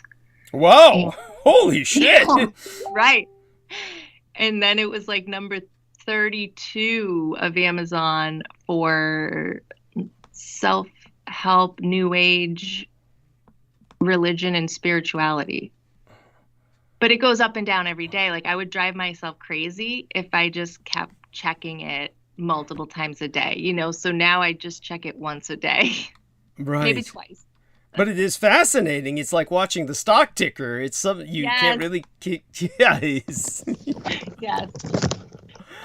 You know, I go from, people will go from likes to checking their number on Amazon or royalties. You know, it's so wild. Things that you could just keep checking all the time. And I don't have the time and energy really to get preoccupied with that because it can definitely distract away. Well, you want the book to be selling and you want it to move. And it certainly, that's usually the time when it, boom. You know, there's, yeah. And then the other thing that can help it is if you do a media appearance of any sort of magnitude, then you get a lot of sales from that. Yes, thank you. So it's on Amazon, Ascension Diary by JoJo MIKOLAZYK, MIKOLAZYK. And also if you go to ascensiontogether.org, there's a button right at the top to the live book on Amazon as well. Yes. Thank you. Yeah, and they also tell you to go to you know, websites and people that proliferate this type of addiction stuff, or experience or similar experience. If you can find those to help. I've actually been asked by a pretty significant treatment center here on Cape Cod to go speak for them in one Sunday in May. So excellent. Yeah, that was exciting. It really would do justice in the treatment centers. I should probably write up a proposal and send it to all the treatment centers in Massachusetts, actually, that excellent, encouraging them to buy the book. Excellent. And it's so inspirational. Your book is so inspirational for people who have suffered alcoholism or addiction or similarly related, you know, childhood abusive situations. Yeah. So it's, you know, anytime you hear somebody who makes it, it's like somebody who made it out of the ghetto. Right. It's inspirational. Only this is a different type of ghetto. It's a ghetto of desolation, of, you know, family, and at least not completely family. I mean, you had your father and you had some support there waiting for you, which was very good. But well, she had to definitely clean herself up first, right, honey? I mean, It wasn't like he was just going to take. Nevertheless, it was there waiting for her when she did clean herself up. Okay. Yeah. Which is a beautiful thing. Yes. That your father could answer the call when you answered the call. Yes, I'm very blessed that he only disowned me while I was smoking crack and came back into my life after. But, you know, I think most parents, they have to remove themselves for their own sanity. But of course, when their child cleans up and is in recovery, they want to be a part of that relationship again. Actually, no, I appreciate what you're saying. And yeah, that's the way it should be. That parents really should, for the most part, when their children are in the grip of the demon drug that they're dealing with, that oftentimes the parents really make the mistake of giving too much leeway. And this really doesn't help. And more often than not, the child just winds up stealing from them for the sake of maintaining the habit. And it's or just dying in their home. yeah. And that's Truly. No, I hear you. That's a pain in the ass. And no, it's awful. But in terms of the but when it comes to, unfortunately, the parents, want this, they do let go and then disown the child and kick them out. It's very seldom they take them back in if the child rehabilitates. You know that.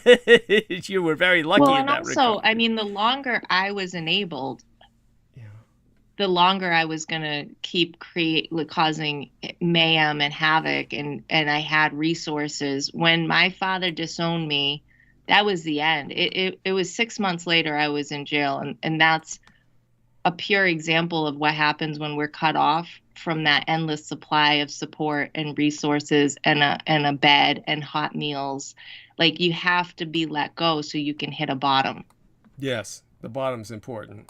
I learned that from Judith Ager, who was, of course, she was, the AA was a big part of her life. So I learned about that term from her, and I hear you. I hear you. I have a question, Jojo. Yeah. If your father had not cut you off, would he have been in the position of just an enabler?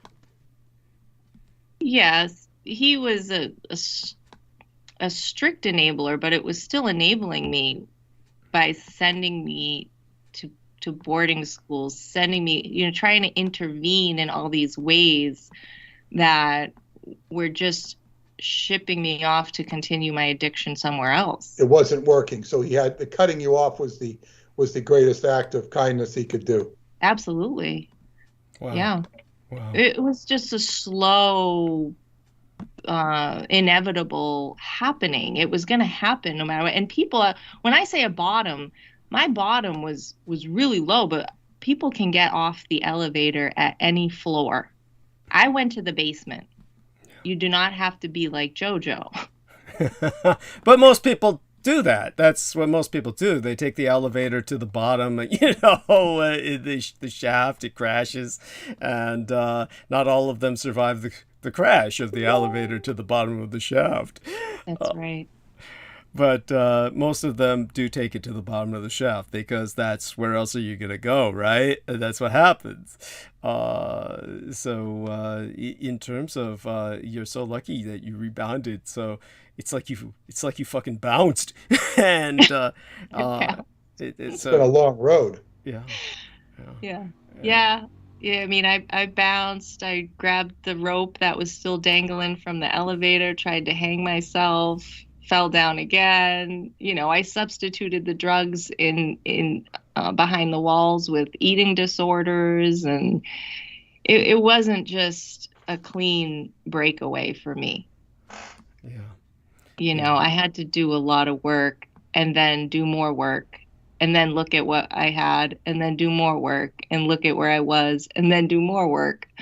So, and isn't that great about life, is like we're students for eternity. We're always going to find ways and spaces that we can evolve and ascend and get better.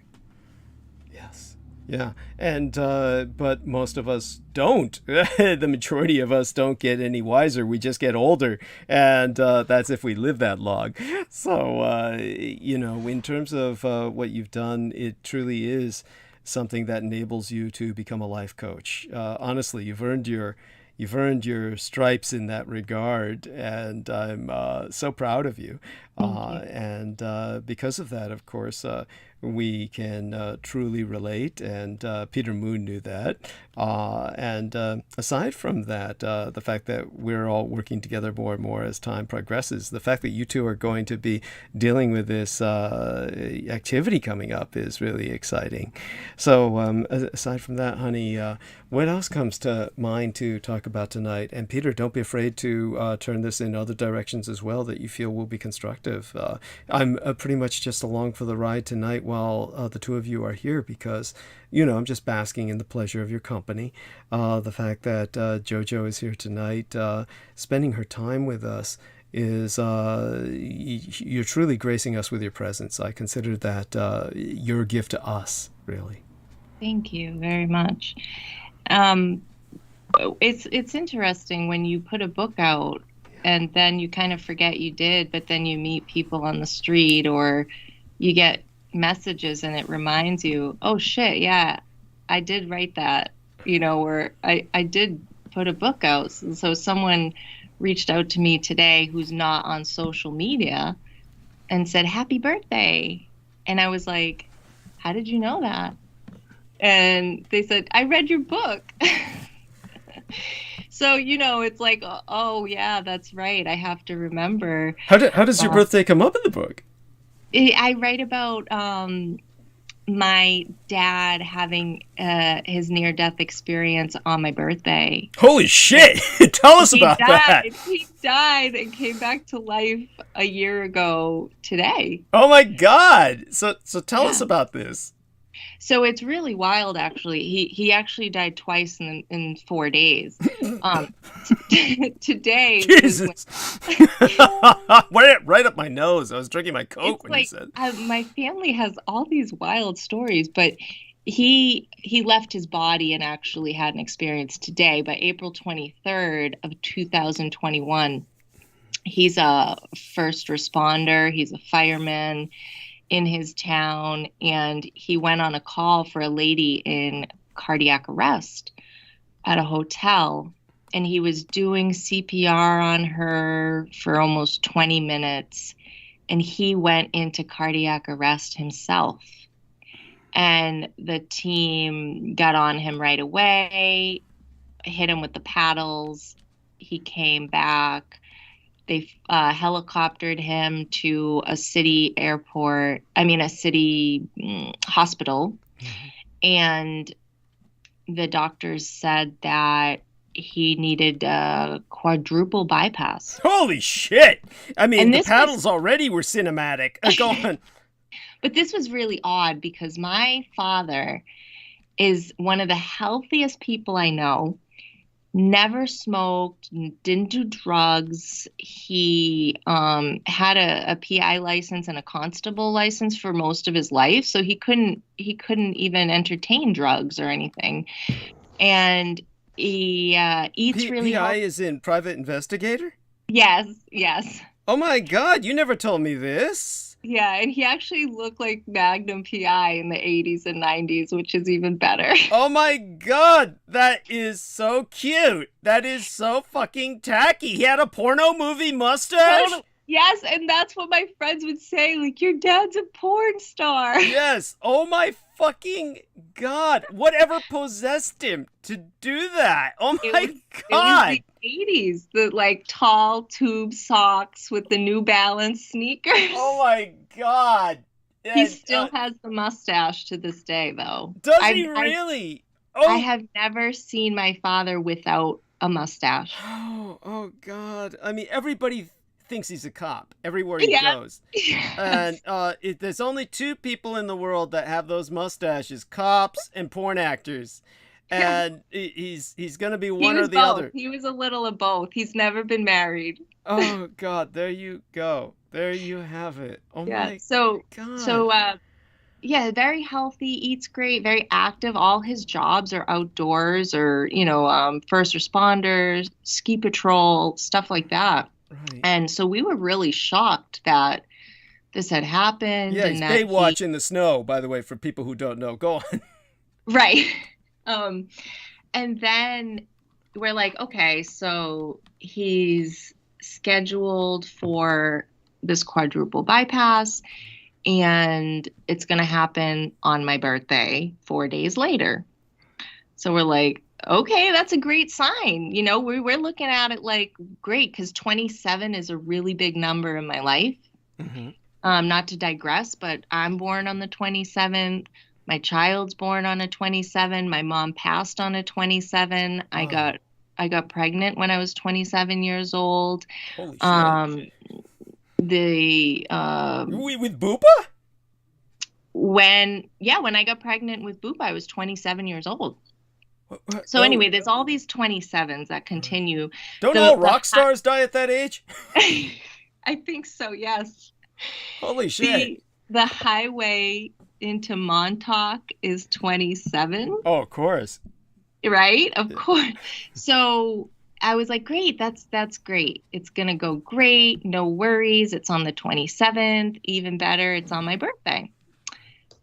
So he goes in for his quadruple bypass and dies in operation.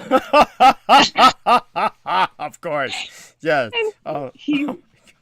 He tells me the next day, I left my body. I was above the room watching these nurses and doctors scramble and panic and run around.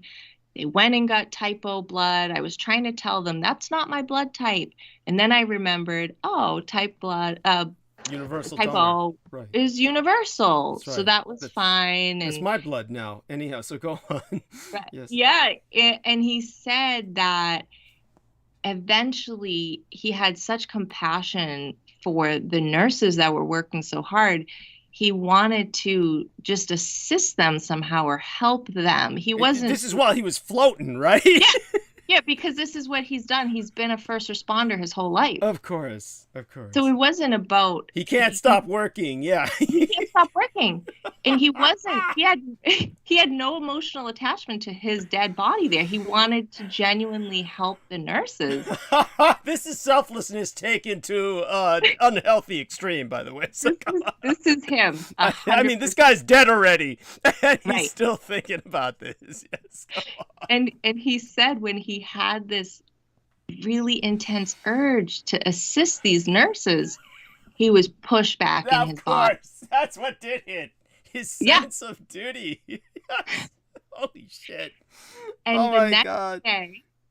The next day, he had a couple of the nurses in his room. When he came to and could get his thoughts together, he explained this scene to them. And they confirmed everything 100%, even down to the words a couple nurses had said. Of course. So this was before he could read any of the reports or even be told that he died or look at the blood that he was given. And that's all in Ascension Diary. And that's how people, I guess, now are aware that my birthday is April 27th. And I mean, I might speak of the number 27. I'm not even sure if I integrated that. But this actually brings me to another point is now, of course, because there's a book done, I'm already thinking of what I want to present the world next. And it's all the synchronicities, like the 27s and all these miraculous presentations from the universe or source or God that has spoken to me through these coincidences or synchronicities. I have them throughout my entire life. I could write about so many. I think this is the next step, Jojo, is now that you've done the Ascension Diary, it's like taking in, your experiences to a higher plane of synchronicity. I'll go over this with you to help thank you. Guide you in terms of what you're dealing with, and it will be very appealing to your audience. It's like, this is where we go. This is what you have to look forward to once you get through, the addiction trauma, and that's the realm of synchronicity. Right. It's very neat. And I've always referred to synchronicities as God's love language to us. Let me digress and reemphasize here, because this is the work that I'm going to be doing with Stephanie, who you got to meet, when we came into the shop for breakfast. Yeah. That was Is so this neat. that's not the exchange student. No. Stephanie South is the author and custodian of Jose Arguelles's work. Okay. And yeah, so it's like, the work of Jose Arguelles is about getting us back on the lunar calendar.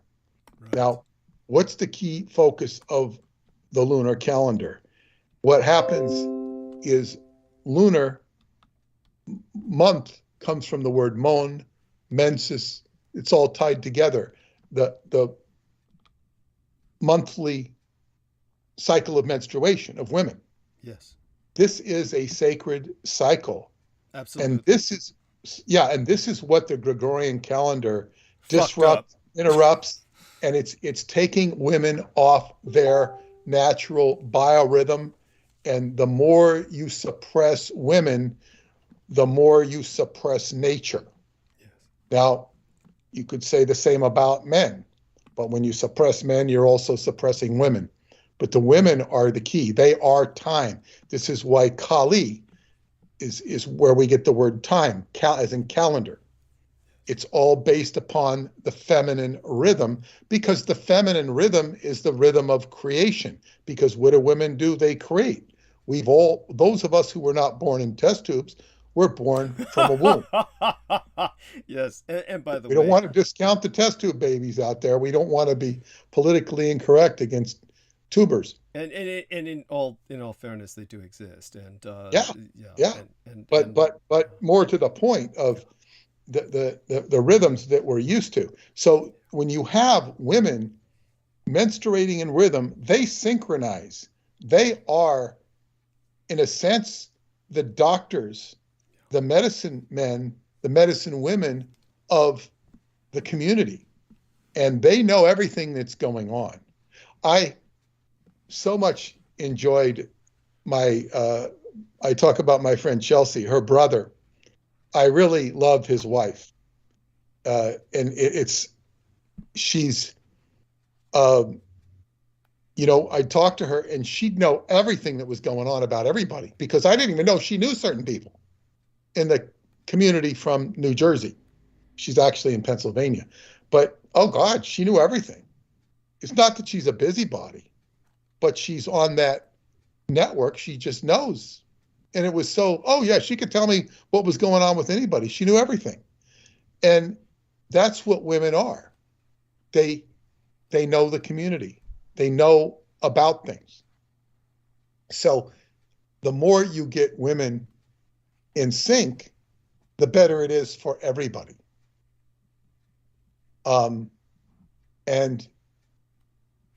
This is just one step of what we're talking about with the lunar calendar. Then things become more telepathic. Synchronicity begins to occur. And this goes back to what L. Ron Hubbard said quite correctly, was the universal solvent is communication. Communication. Well, it's a woman communicating with her own biorhythm. It's communicating with her tribe. And I'm inducing a great synchronicity this Saturday at Fort Greene Park in Brooklyn, where we're gathering all the students of our Qigong class who haven't seen each other in years. There's been a couple classes that meet there, but they're, one of them is petered out, but we're going to get everybody to meet. Rudy Curry's going to be there. And that was all. So it's like we have, I started communicating and somebody saying, oh, nobody meets there anymore. And I had to correct that. So I communicated a little bit, and then all these other synchronicities started happening. Oh yeah, I just got a call from so-and-so. I'm going to come. Whereas they weren't going to come. So it's like, it's going to be really neat to get all of this Qigong energy. And I'm hoping, Douglas, to bring your book and give away copies to these students. Thank you. Because as promotional copies, because first off, there, you know, 90, 98, 97% black people there. Yes. They're going to appreciate, you know, what you said about, you know, everything basically, but everything. Not, yeah. And so, yeah, it's like, this is, if it's not going to spread on the, you know, regular channels, I will spread it on the other channels. Yes, this is the guerrilla marketing. Life-oriented channels. Yes. And so this is a synchronicity as well, and it will, you know, prime me for the Qigong workshop I'm doing. I would really someday like to get all these students together and have them be teachers. Some of them are teachers. Yes. They're all capable of teaching, even the ones who don't think they can, or don't think they should, or don't think they would. They have a lot of information, and it's so neat to share all this. So, but to get back to your synchronicity agenda. That's right. This is one step below the divine mind. Yes. Synchronicity is when things unite, things come together. And this is what happened in Shasta. And I already told you, Jojo, that I got a call from Jonathan today, and we're planning September. Wonderful. And it's so wonderful to start planning September.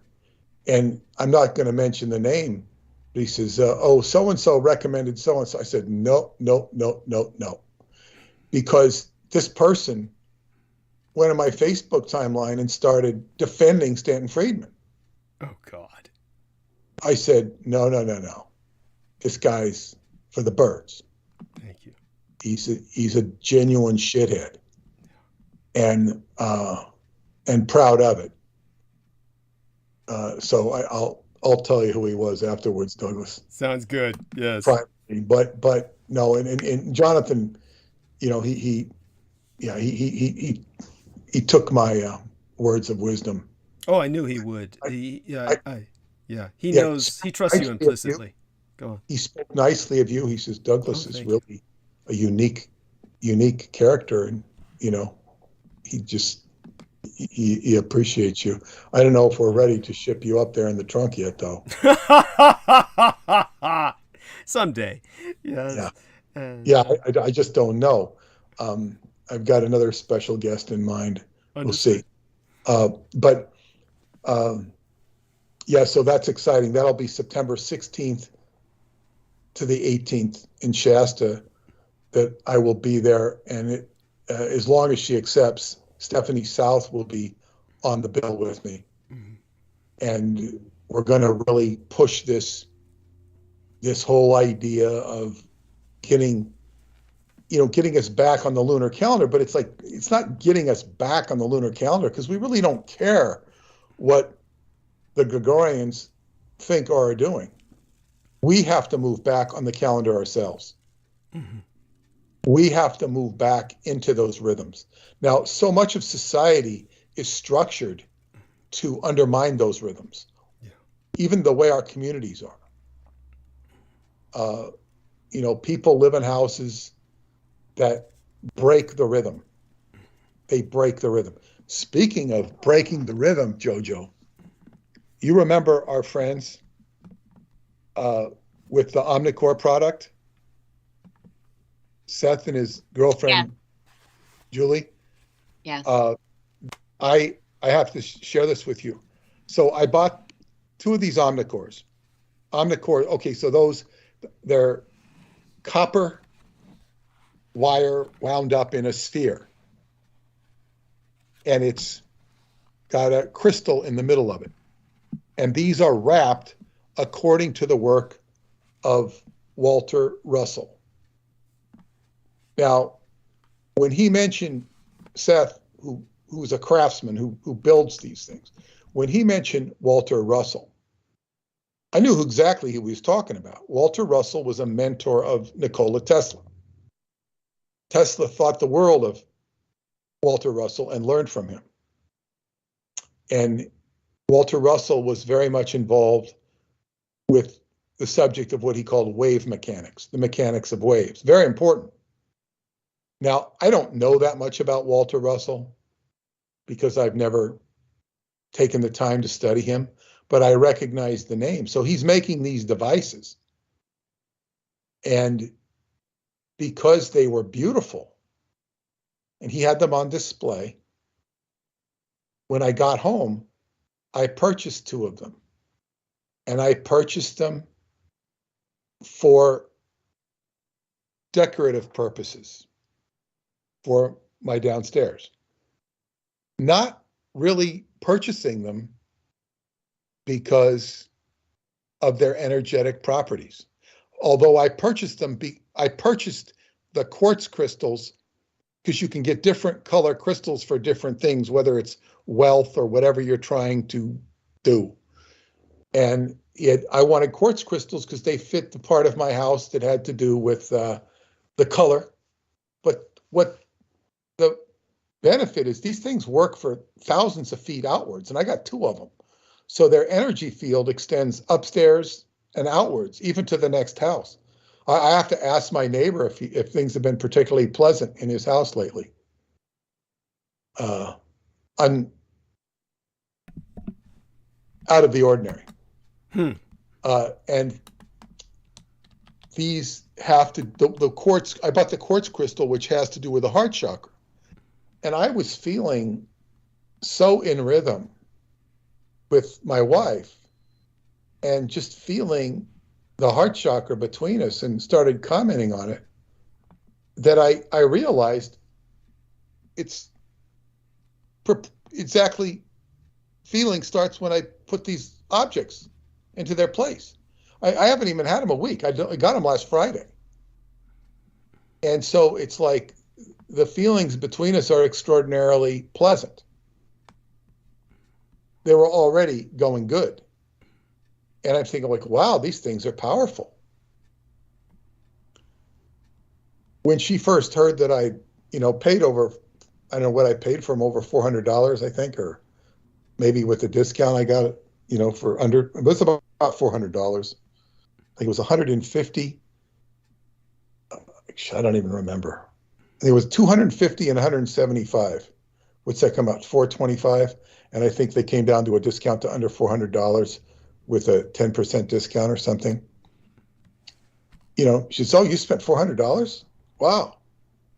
She didn't expect me to spend $400 on, I guess, what you'd call what might be considered frou-frou. Although they're not frou-frou. They finish off certain areas for decor, but they're energetically just incredible. So I'm saying I did not go to Shasta to get energized. It was a professional engagement. That's where I go. I'm basically hired to go there and speak, which is what I do professionally on rare occasions. So my whole modus operandi is professionalism. Now, because JoJo jumps at the chance to go, I also, that only furthers the quality of the trip. So I, opt to, drive with her up there and make the most of our time together. And that was added an element of fun and also networking with the media role that we have together. So, but then there are all these fringe benefits of all the energy with Gary Crump, the master of sound, who was doing the sound chamber, which JoJo talked about, where, and he did a whole toning on us to the audience. And he said, this is to balance your chakras. And boy, I could feel it. It was like a chiropractic adjustment, only it felt the chakra adjust. I could feel it. And I told him, really made him happy. really made him happy. And, you know, he apologized that he didn't get to spend enough time with me, which was okay. You know, I will see him again. But I did get to spend some time with him, and he's native. I could see that right away. He's Native American. So he was incredible. And just to learn all of his sound methodology and technology, it was just incredible. And then not only were these devices magical, but based on science. Jonathan told me today of a device that he has brought to Shasta. And he's supposed to send me a PDF on it. He was talking about, I don't know if you saw it, Jojo. He said it looks like a blow dryer. Did you see it? I did not see that. Well, this is on the level of what we got from Dennis Adams. There were so many spiritual tools from Dennis Adams, from Ron Holman or SWAHA, from Jonathan Shin, who was a scientist and a you know, excellent musician whose heart is in music. And he will be at the next event speaking, which I can't wait to see him again. But this device, he said, it looks like a blow dryer, but it has and it went through a whole period of development. I think it came out of China, if I'm not mistaken. It was like over $400,000 to use, and then it got whittled down to 16,000 or something like that to build one. And I think it was Malaysia, and now it's available for like $300 something. But the way he described the technology inside of it, it's like a crystal. It's a frequency emitting what he called tera waves of the earth, but it's coming from an actual crystal, and it's generating waves associated with, I guess you could say, elements or minerals, and they penetrate into the body. And then he started going into the details of into the bone. And when he's talking about the bone and the stem cells, I said, that's Qigong. That's energetic Qigong, because that's what Qigong does. Breath goes into the bone. And that's where you get your real powerful energy. And don't think I'm not thinking about this when I'm doing my workout in the park today. Right. This is bone energy, Qing energy, which is different than Jing, Jing, which is your essential energy, which is the magical energy that people will influence or outmaneuver people with push hands in martial arts. But the more senior energy is the bone energy. And that's generally not known about. And here he's talking about it not from a Qigong perspective, but from a technological perspective. And the way he described this device reminded me of what Dr. McCoy has in Star Trek. And he was giving me examples of it working. And I said, I want to know more about this. Please send me something. He said he'd send me a PDF, and I will learn more about this, because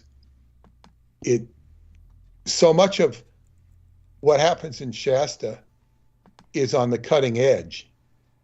And my analysis of this is that there is a core, and I will repeat it and reiterate it in a different way. There is a core of spirituality that exists in that sacred spot of Shasta, and it's outside of the realm of certainly the mainstream. And it is a knowledge base.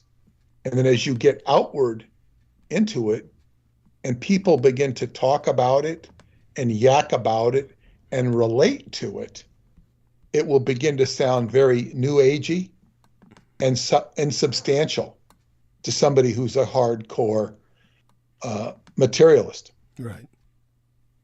But the if you understand the real mechanics, this is what's going on. There's a core there, and it's not easy for the outsider to interpret it. I'm particularly good at interpreting and delineating and discerning. That's what I do for a living, and putting it into English. But it's not always easy to necessarily nail it down. That's my job as a communicator. And some of the people who avail themselves of these things and discoveries are not necessarily as interested or as predisposed as dotting the I's and crossing the T's I am. Sometimes to their own detriment, sometimes not. It depends on who they are and what the situation is. Because they'll just talk smack, because that's what they do. Some people will, but sometimes they'll appreciate my discernment because it grounds it and whatnot. So I'd say there's a very substantial core of energy and stuff that goes down, and it was very, very beautiful to be introduced to it. It's kind of like being introduced to a certain poetry, and the pure poetry of the essence of life itself, and an authenticity. But it's very easy to get misinterpreted. Jonathan canceled his June event, he told me. And the reason he canceled it was because he says he had 4 presenters coming from the East Coast, and they've doubled the price on the airfare. It's like, I think it cost him $300 something to send me out there, round trip. Now it's about $700 and something to fly somebody back and forth. Jesus. That's a lot of money. Yeah. For a cross-country flight. This could have to do with, fuel prices, God knows what. But the war, everything else, yes, inflation. Yeah, well, I mean, all of this stuff, inflation. So, I mean, the air flights were very cheap, very, very cheap. I'm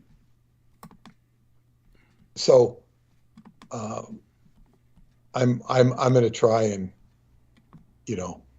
fly out there, and I'll try and get a good flight with Delta and get a complimentary flight and hopefully Paula will come with me. Right. She said she wants to. I don't know. He's not obligated to pay for her, but in any case, I hope to get out there, and he probably won't be having too many any other East Coast people other than myself. Right. But so the June event was canceled, and that's unfortunate. But I'm beginning to discover the treasure of what I experienced there. It's a treasure that keeps on going. Yeah. And I'm trying to, and I will be going to Transylvania in August. And there, I hope to lay the groundwork for the following year, which I've already talked about how spectacular it is, but I intend to be actively engaged in making it spectacular by having a group of us there that will become an Academy of Time. And it will be a different discipline than what I've been doing. I'm going to integrate it with Stephanie and try and get people to work on dreams, building their dreams of whatever those dreams are. And Douglas, perhaps that's something you and I need to work on. Mm-hmm. With regards to yourself. Like, I don't know, and we can address this right now if you want, and JoJo can chime in, but it's like, I don't know if you've had any dreams with regard to your own life or with regard to the information you have to share, where, you've got, Mao and Alexander Dugin and Putin all in a cage, and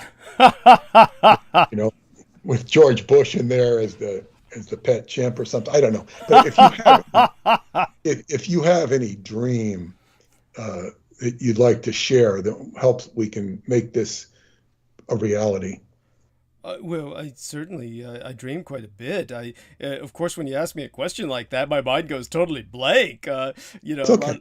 Yeah, a lot of the dreams I've had lately that I've just forgotten. But I'll ask Jojo to kind of relate some of hers. But Douglas, I don't mean dreams you're having in the night. I mean dreams you had as a kid. Like I want to, you know. Oh, you mean like kind of like dreams like what I would like to Go. realize? You mean like Yeah, life objectives? Yeah. Okay. That's I think that's wonderful of you to ask me that. I mean, sure, I'm willing to share some of that. Do me a favor, I'll share that when I get right back. I want to just take care of a few little things. I'm going to be gone for just a few minutes. Go do the tea ritual. Yes, it's tea. Yeah, and I will ask Jojo. Yeah. If she has any dreams that she'd like to realize. Cool, and then and then I'll find out more about that when I get back. So I'll go mute for now. I'll be right back. Go get the tea, and thank you, Jojo. Could you share? Well, it's I'm laughing because the only dream I can actually think of having, particularly as a child, was, and you know, one of the symptoms of being a parentified child is difficulty recalling childhood except for the trauma.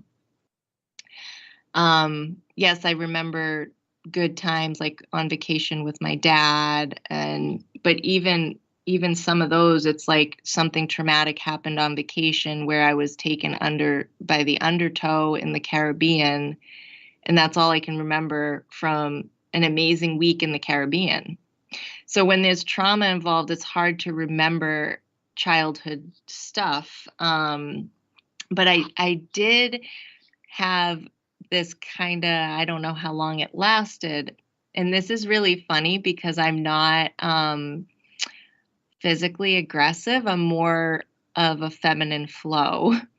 But I wanted to be a female wrestler, like on TV. And I think it's because my brothers were always watching like WWF or something.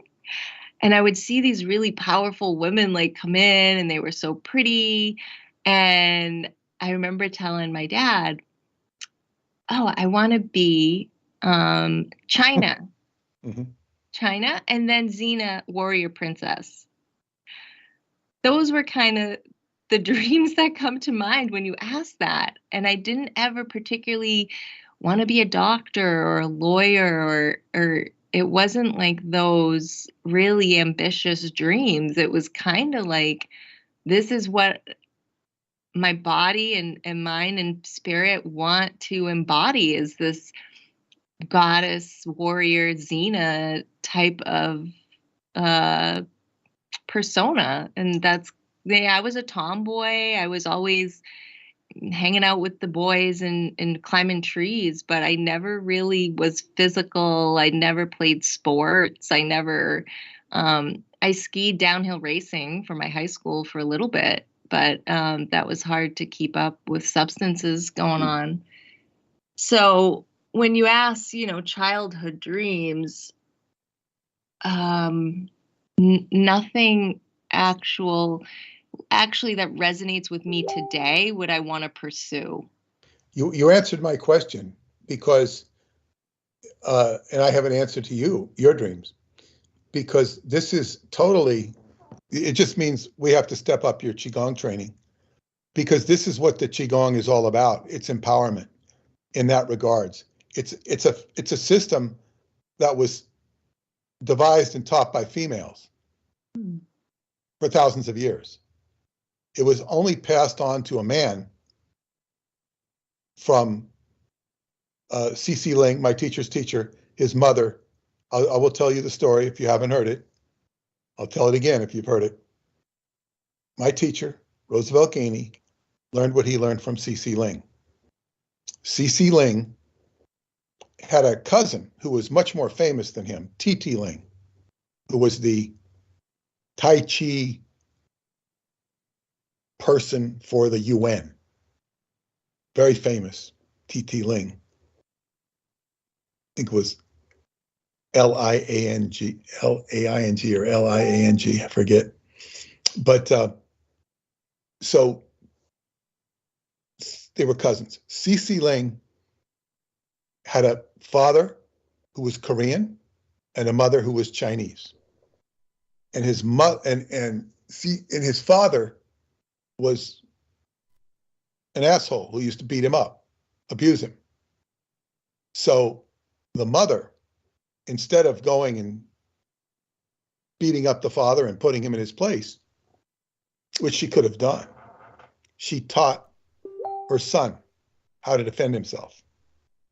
He was the first male to learn this system. And that alleviated whatever problem he had.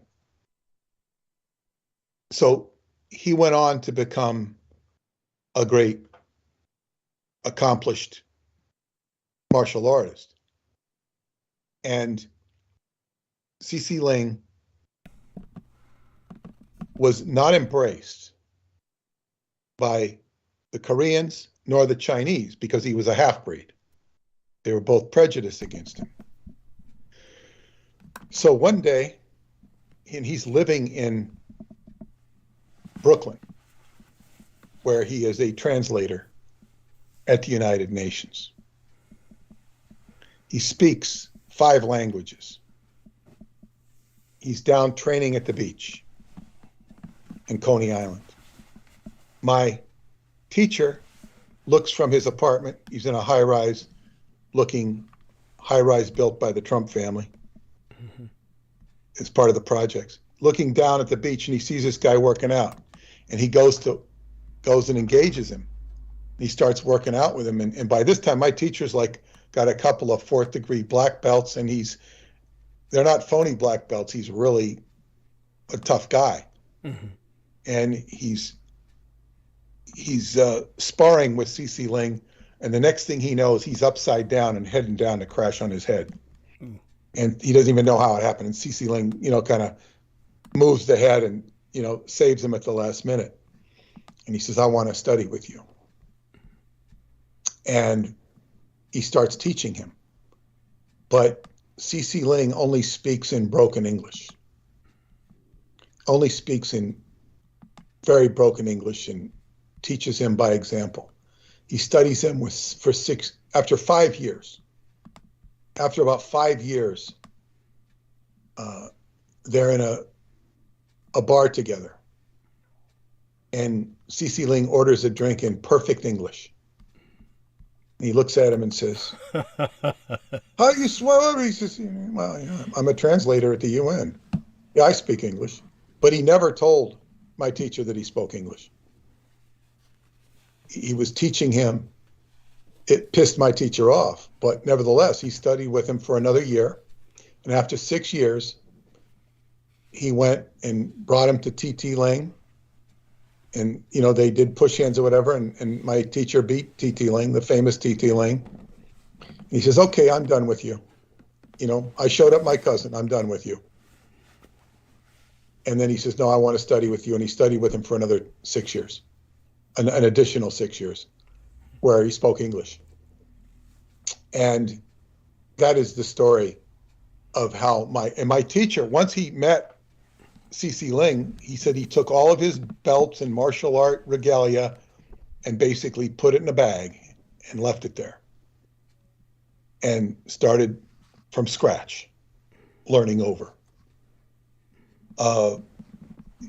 This is, in other words, he humbled himself to his teacher, and he had to learn everything over. This does not mean that he abandoned everything he learned, because obviously but he had to relearn everything. So, for example, when he would do demonstrations, I'm talking about my teacher now, would be doing demonstrations against seasoned martial artists who were really bad guys. When I say bad, I don't mean they were evil. I mean, they were badasses. They were tough. And they'd see him do remarkable stuff. And then they'd come to his class, and they'd be an indoor class. Everybody'd be sitting around in a circle. They'd be sitting in a chair. My teacher saying, okay, this is what you have to learn. And they'd look at him sitting in a chair. Well, that was stupid. And they'd walk out. They thought he was full of shit or that he was just, patronizing them or something. In other words, they wanted to see, tough guy action. And if they didn't see tough guy action, it wasn't good enough for them. But it all begins with basics of breath and posture and learning. And those are foundations upon which you build the structure. I was taught that with the basics that I've learned, if I want to go learn different systems, I can go learn different systems. But you're taking an inner core with you to learn that system, because that outer system, whether it be karate, judo, taekwondo, or any of these other schools, you're going to be learning things that are complementary of what I learned, but they're almost always going to have an inner piece missing. So you're learning the inner core. And I will, but all of this stuff that you'll be learning from me is empowering from a female sense. Now, you remember the towel, JoJo? Yes. That towel, I don't know if you've been doing it. I would guess not, because you've been too busy. I still do my 20 minutes of raising my hands up and breathing and raising them down and breathing. I don't know why I love that one. It's because it's very good for you, but it's not 20 minutes that you do. You do it 8 times a day, 24 times. I know, Peter, but for my schedule, that's the best I can do. No, but you said 20 minutes. It's not about time doing it. If you do it for 20 minutes, it's great. Yeah. But I'm saying the whole idea is to do it 8 times a day. I know. And I roll my feet on the ball that you gave me. I love that. But this is the point with the towel. The towel will take you about 3 minutes a day to do. Okay. I probably spend 5 or 6 on it. I think I'm doing 3 minutes, but it will last longer.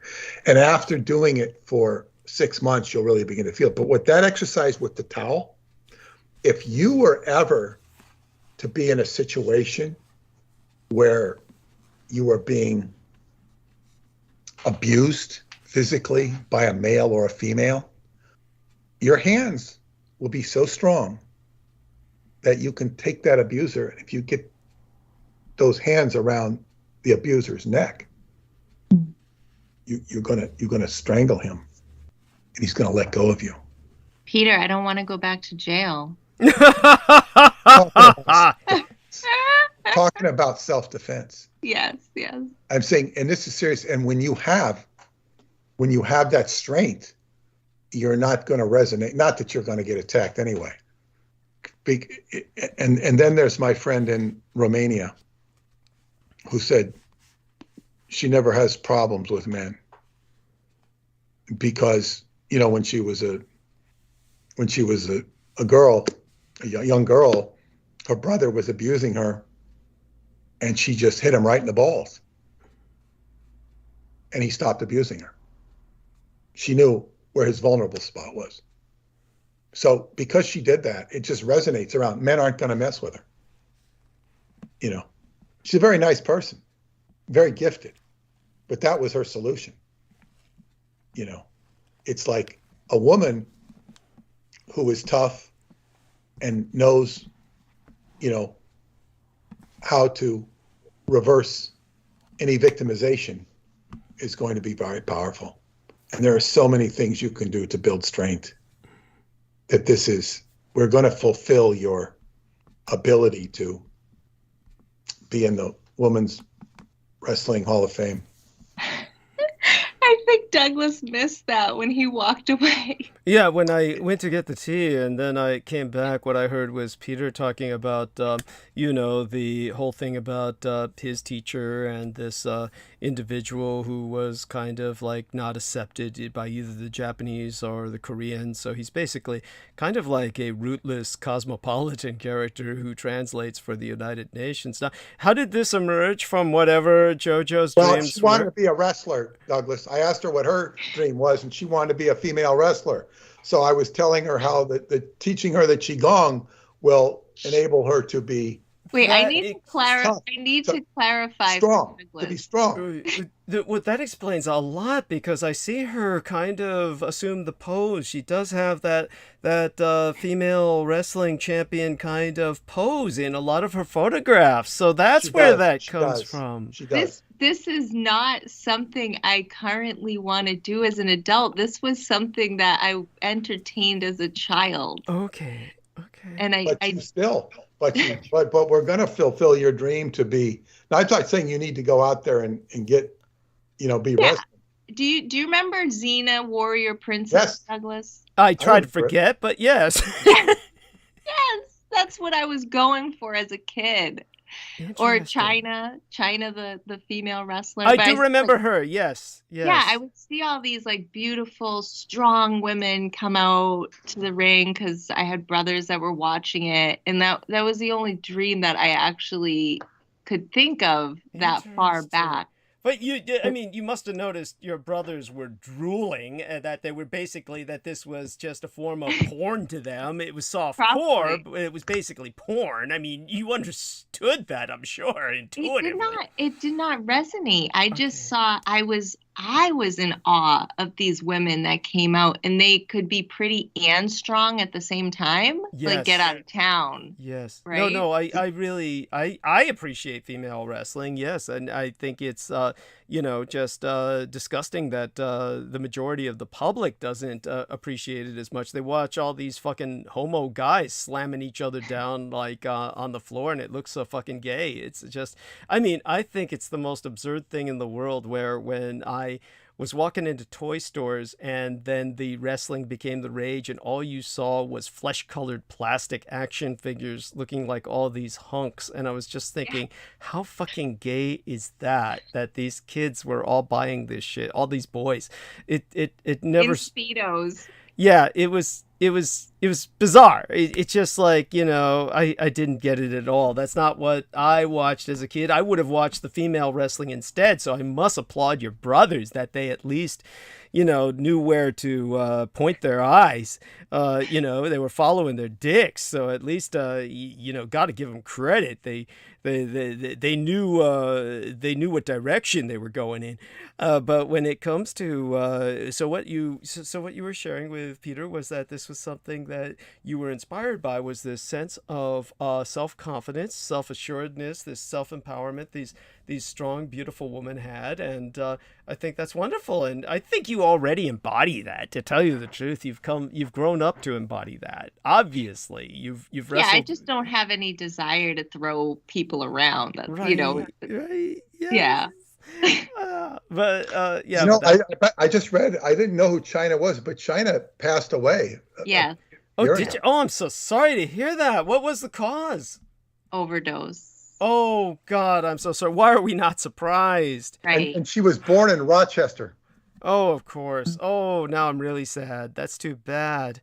If my father had known of her while he was alive, he probably would have been a fan.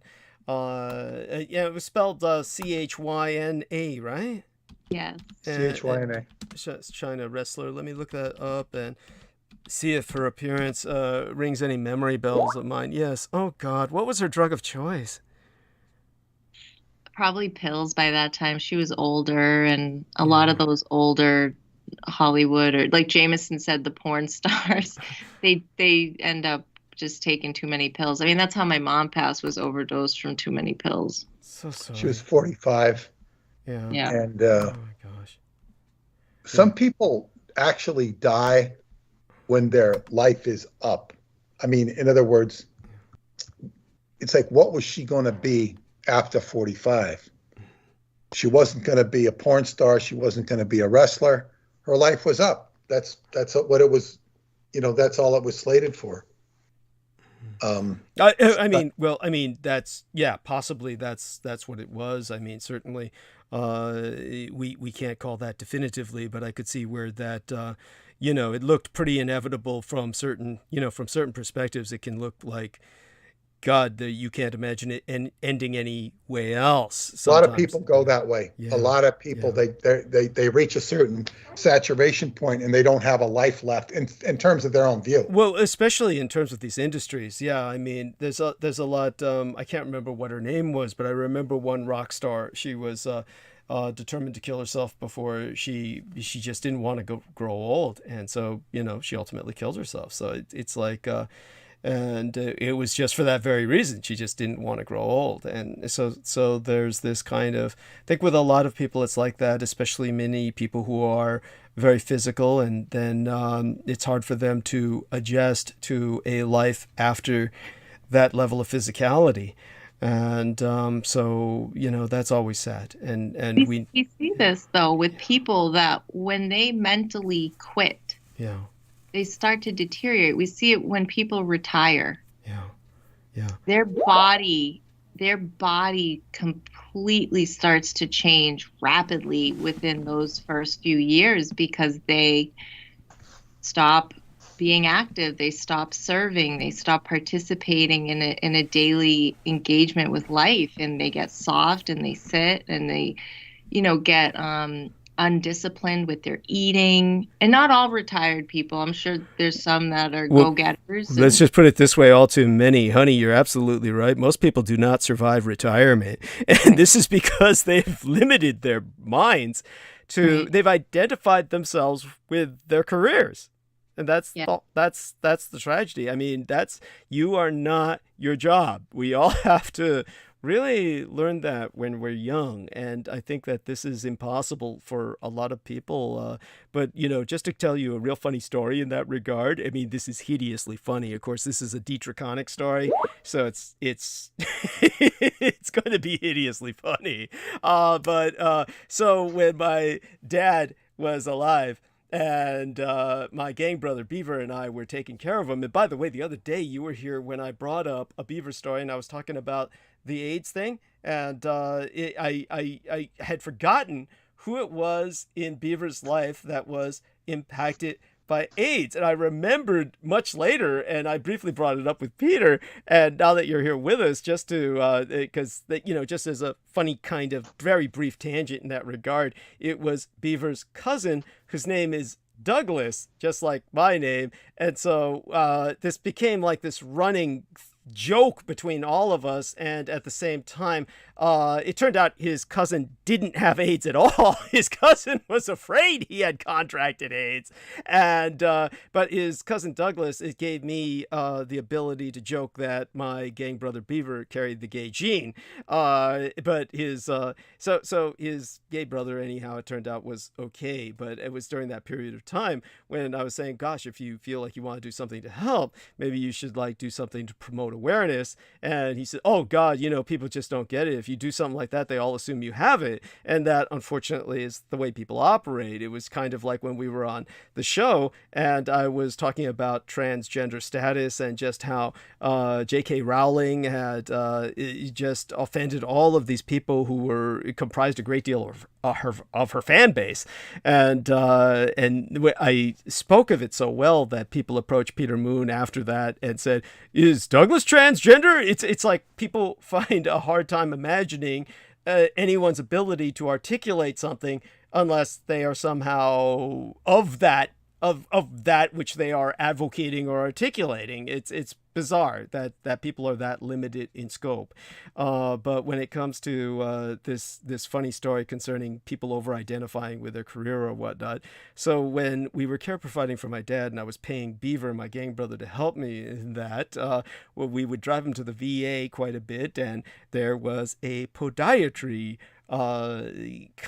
center in the PA, in the VA, the Veterans Administration, and the podiatry was way in the back, and it was these two white guys that ran the podiatry department of where they made the kinds that they weren't podiatrists, they were supposedly the prosthetics people who made people artificial legs.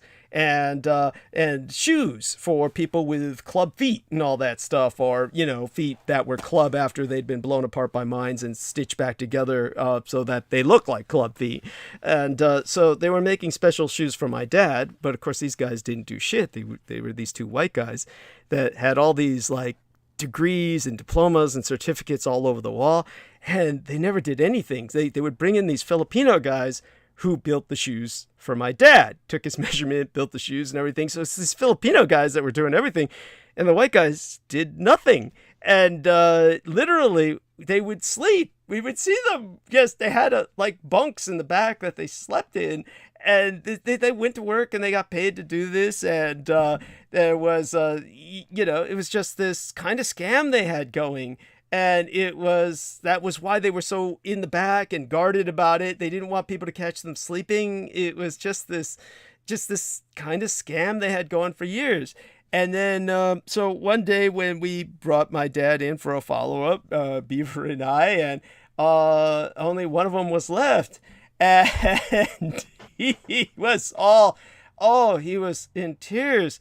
His friend had died, the other guy who was in the department.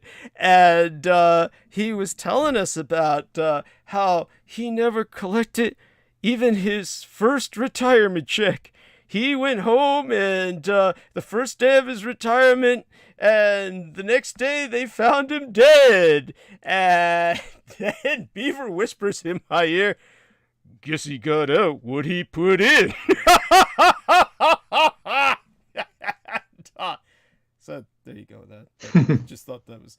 Anyhow, so there was that, and that's a VA story for you. And so like Jameson said, shit, he did nothing but sleep anyway. What did he retire from? Well, that was a running joke between Beaver and I, and it was kind of like, there you go. It's so there you go. Didn't hear JoJo laugh. I guess she found that in poor taste. I'm sorry. No, yes, I did. I don't want too many voices over at the same time for you, but okay. What it made me think of was one of the stories that I had heard Peter share, I think on one of your transmissions months and months ago, was the man who was doing Qigong in Brooklyn, and he had a really eccentric lifestyle. Like he was a pimp, he had prostitutes, and used a lot of drugs, and all his prostitutes seemed to get AIDS, and he never contracted it. The Qigong kept his like frequency clear of all disease and illness and everything. Well, let's put it this way. He had a habit. Okay.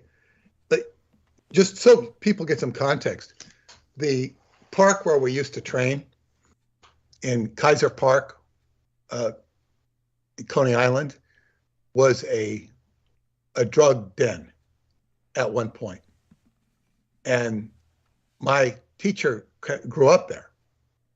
And at one point, the Chinese in the area asked him if he would clean up the area, which he did. He had, I guess, what you call gang alpha male territorial power, and he did clean it up. So when I was going there, you'd only sometimes see a remnant of it. You'd see some junkie in the park, but that was rare. I think the last year, I think there was a shooting. I heard a gun go off when I was on my way to class. There was some incident, but other than that, most of the people out in the park were just playing tennis or basketball, and they were enjoying themselves. It wasn't a big problem, but that sort of atmosphere was what pervaded that area. Now, Clyde is quite a character. He lives in Georgia now, and he came up and he was talking all of this stuff that used to go on. And when they found his, he went in for some test, and they knew who he was. They knew by his DNA or whatever it was. They said, "Oh, we know who you are," because all of these prostitutes or whatnot they'd been checking, they could recognize his stuff. And then what had happened is he had gotten I guess he was acting like a pimp because he got this girl for some party. It was something went on, some big celebration. I don't know what it was, and he got this prostitute to come and service all of these people that he was celebrating. I don't know what the hell it was. If they were all a bunch of drug pushers or what, I don't know. I don't remember. But he had us all in stitches telling us his story. And he said that she refused to have sex with him. And then it turned out she had AIDS. And she refused to have sex with him. And why? What's wrong? Why? How come everybody's okay? She was actually protecting him in this own weird way. It was his guardian chi. Now, my fellow students, of which he was one, were not predisposed towards that sort of lifestyle. And this was a lifestyle he'd had in the past. It wasn't recent when I knew him. But he was quite a character. And one thing he had specialized at was something called steel palm, where he could break about 3 cinder blocks. He could actually break, you put 3 cinder blocks, or not cinder blocks. Yeah, cinder blocks. They're about 1.5 inches thick, and put 3 of them together, separated by a nickel each, and he could break them.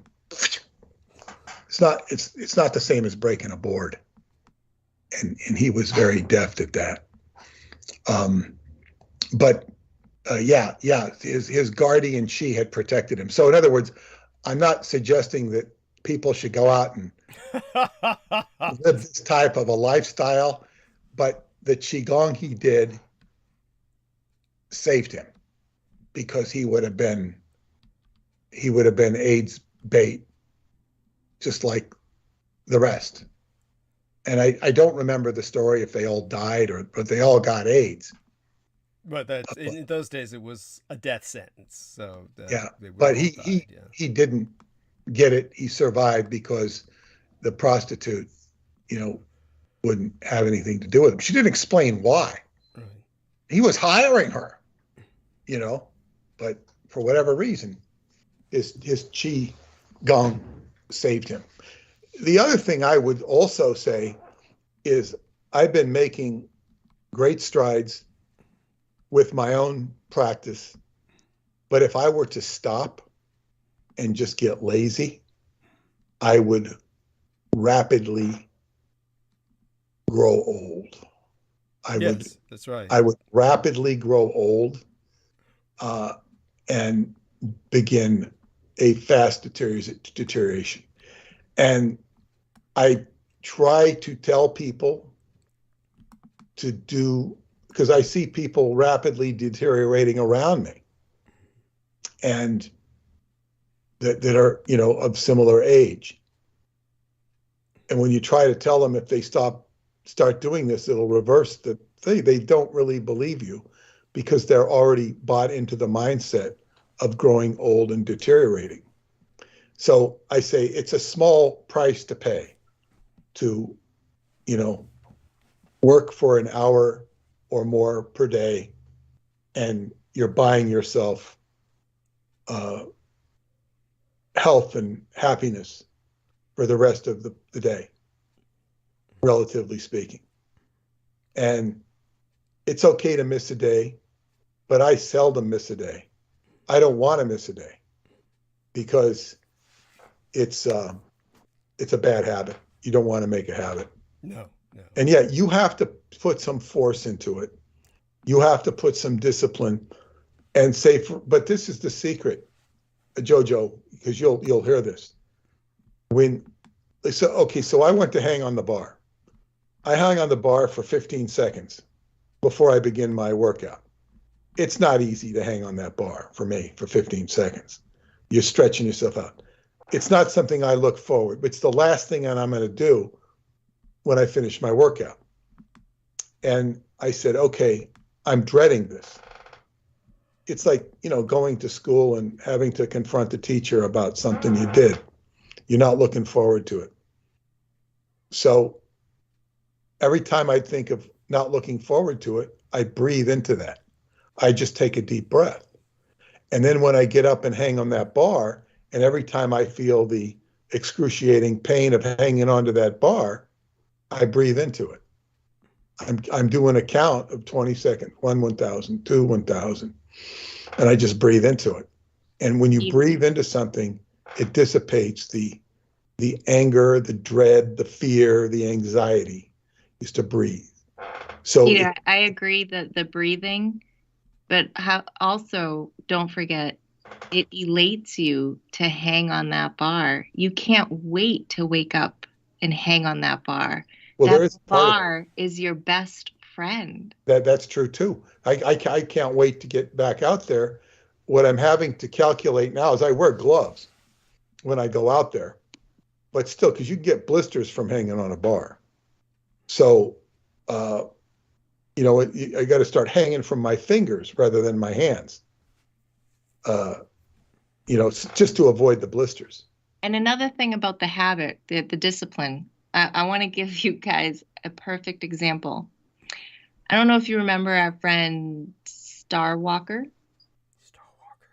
From Shasta. Walker. Yes, Star Walker. Yes. In fact, Jonathan told me about Star Walker today. Yes, I remember Star Walker. So maybe a few days after I returned from Shasta, I get a text from Star Walker. And one of the texts were, "What does your friend Peter take for supplements? He looks like he's 15 years old." And I said, "Qigong. It's Qigong every day." And he never asked a thing again. Right. Well, see, that might blow him away. Not saying that's what it was, but what I'm saying is people want a pill. They want something they can drink. They want something quick. Yes. When there's work involved, you're going to lose 90% of the people that really want your solution. Yes. I will take, there is one pill I do take. Yeah, I mean, I take supplements. No, but this is the, what is it called? The Gen Plus 20, which is the HGH precursor. That's really helping me. I can't deny that. That's supplements are important. I take telomere repair. What this supplement does is it gets you to secrete growth hormone naturally. It's because you start like at 35, you start petering out on that human growth hormone. So that's why athletes begin to cut off at age 35. Some of them a little further, but they start cutting off. But supplements alone aren't going to do the job. I know, but I'm saying is I'm really advocating this supplement because let me see if I can give the quote exactly. And is this something you would recommend even to people who are like younger? Well, not. I think it's generally about not under 35. Okay, so someone my age could take it safely. Yeah, well, yeah, and I mean it depends on who the hell you are and what your whole thing is. Which is a Gen 20 plus HGH releaser, anti-aging supplement and HGH releaser that uses proven natural ingredients to help your body release its own human growth hormone in order to reclaim a more youthful appearance, vigor, and health. Now, I had first been introduced to this by Joe Matheny, not this product, but it was a product called Rejuvimax. And I ended up wholesaling that and selling at retail, buying it wholesale for my catalog. And it was really, I could feel a big difference. And people would buy cases of it from me, not to sell to other people, but to take it themselves. So they'd have a 6-month supply or whatever it was. And because you could just definitely feel it. As I got involved with the Qigong, I stopped taking it. I felt that I didn't need it. Then that guy who made it, he was a paraplegic who invented it. He was an engineer, and he discontinued because he just, was fading out. And then I saw this product advertised on TV. It's called Growth Formula 9, GF9, advertised by the Shark, Greg Norman, the famous golfer, and Australian golfer. That's why they call him the Shark, I guess, because he's Australian. And he promoted it to death on TV. My chiropractor, who I played football with, he was taking it. He advocated it. I went to buy some, and I had an entanglement with the website. So I had an issue with them, and I found an alternative product called Gen F20, which actually, the GF9 is 9 ingredients. The Gen 20 adds 20 ingredients. It looks like a better product. They just don't advertise the hell out of it. I ordered it. It kind of takes, I think, 60 days to kick in, and they give you 60 days money, guaranteed money back if you don't want it after 60 days. You can get your money back. I didn't want my money back. I ordered more. And I was doing a whole physical rehab with the chiropractor because I had a strained Achilles. And I was somebody who could not run. I couldn't run. I mean, I could kind of hobble, and I could run for maybe 10 yards on the football field, but I was so pathetic that I was happy to just go out there and hike the ball, like when I was 6 years old, because that's all they'd let me do. I said, you know what? I'd rather be out here hiking the ball at age 67 or 8, whatever I was, than sitting at home not playing. That's how much fun it was to be out there. But then with the chiropractor working on me, giving electrical stim once a week on my Achilles, and I started to build back better. We can use that phrase. And I began to slowly, and then I threw my back out viciously painting. Oh. And then I was shot. That wasn't even all that long ago. No, that was a couple years ago. And I went, and I just couldn't play for the summer. Then I think I went to Romania, and I don't know if I went to Romania that year or not, but I just waited till September, and then I started going back out, and he was working on me every week. He was great. And then by about November, that's when I had the big event, when all the white people left. They didn't want to play with we had like about 20 black guys out there, and I was the only one that stayed and played with them. And oh my God. I mean, that's so fucking bizarre. Go on. It's just like they didn't feel comfortable. They didn't fit in. Whatever they felt like, they didn't fit in. And they must have been afraid. They must have all been afraid. Well, I don't know if it's anxiety. Yeah, it's like there's just a discomfort. There's a lot of complexity to it. And I bet I was in that situation once before. My house, when I had all these Moors, used to come to my house every week.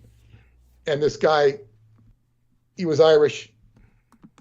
And he says, I feel like there's something in the atmosphere. I feel like there's something really negative. There's something really dangerous. And I feel, and I said, I'll tell you what you're feeling. I said, you're sitting here and you're surrounded by a bunch of black people, and you have anxiety about this because of all the shit that's been done. All the black people, they understood what I was talking about. He never came back. It's like, I told him the truth. It's like, because this is the stuff I was talking about. He was noticing the vibe, but they didn't have any issue towards him. But this is racially, genetically stuff. It's there from all the shit that's been done, by Irish people to black people. So it's like this stuff happens. So on that particular game, I just played my ass off for some reason under the sun.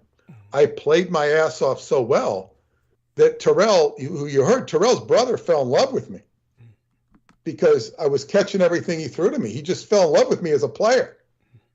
So, I went home in tears after that because I was so happy that I was able to, to perform at a level I had not performed in many years. Yes. And I've been building on that ever since. So I was able to, I was kind of crippled. I could walk, but I couldn't. I was a wreck. Like when I was in Romania that year, I needed help getting up the hill like an old person. I remember that the girls would hold my hands, to make sure, spotting me, especially on the way down. I was being spotted like an old person.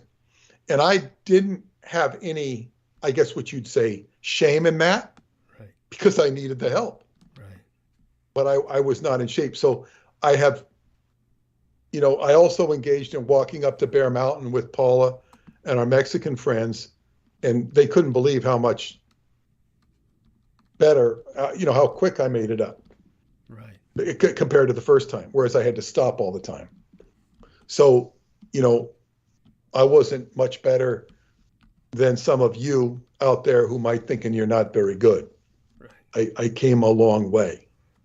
Right. But the HGH releaser is good. But I would also say, to corroborate what JoJo was saying, I saw a picture of Greg Norman recently, and I don't know how old he is. I'm going to look in a second, and boy, he did not look good.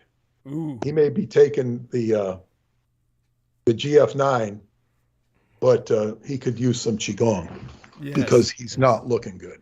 Yeah, that's So ultimately. I highly recommend this, only because I've found success with it. I don't know how much is Qigong and how much is that.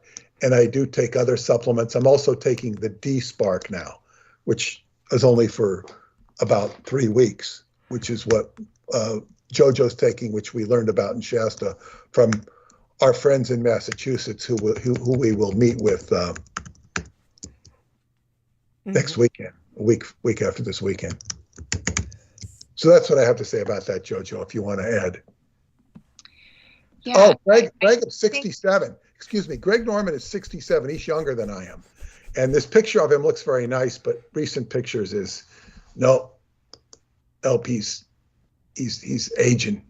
Yeah. Yeah, it happens. So no, JoJo, go on. I was just gonna to support what Peter said, that supplements are important. Movement, getting oxygen in the blood is important.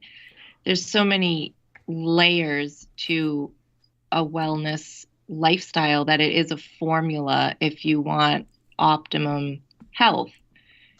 There has to be a continuum of care, not just some things here and there. A good example is my whole 20s, I would serve vitamins to my husband from my hand, because if I didn't, he was not going to take his vitamins.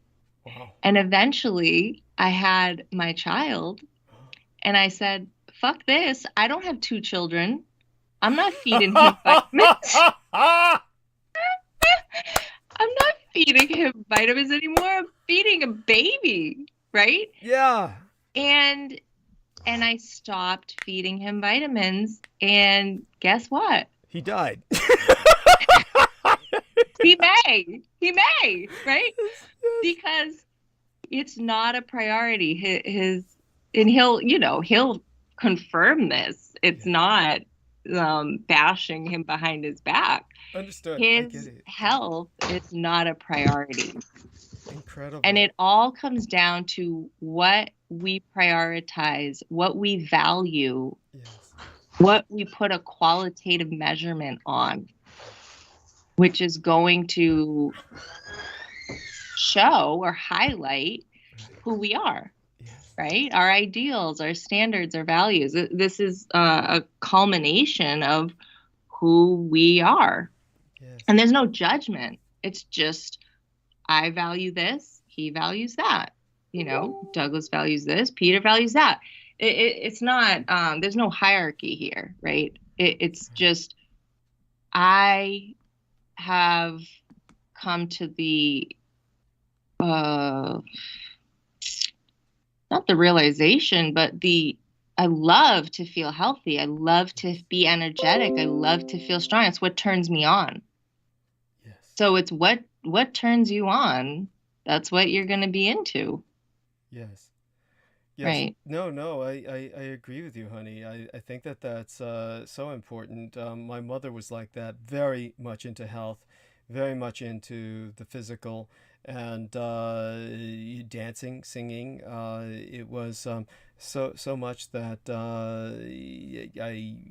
I wish I could manifest that. But obviously, health is important to me to a degree, but it's obviously important to you to a greater degree, in the sense that that's certainly you can see that. I mean, I can see that because you put work into definitely looking as good as you do. I mean, honestly, many women will have a child, and of course that'll be the end of life as they knew it, in terms of whatever attracted a mate or a partner that got them the child. After that, it's they will physically no longer maintain themselves, and a lot of times this is not their fault. It's just having the child, one thing, and then raising the child is so stressful that it destroys any ability to, or time. But you've managed to do it. You've managed to do it, and it was more the opposite for me. Like, I wanted to have energy to roll on the floor, and I wanted to be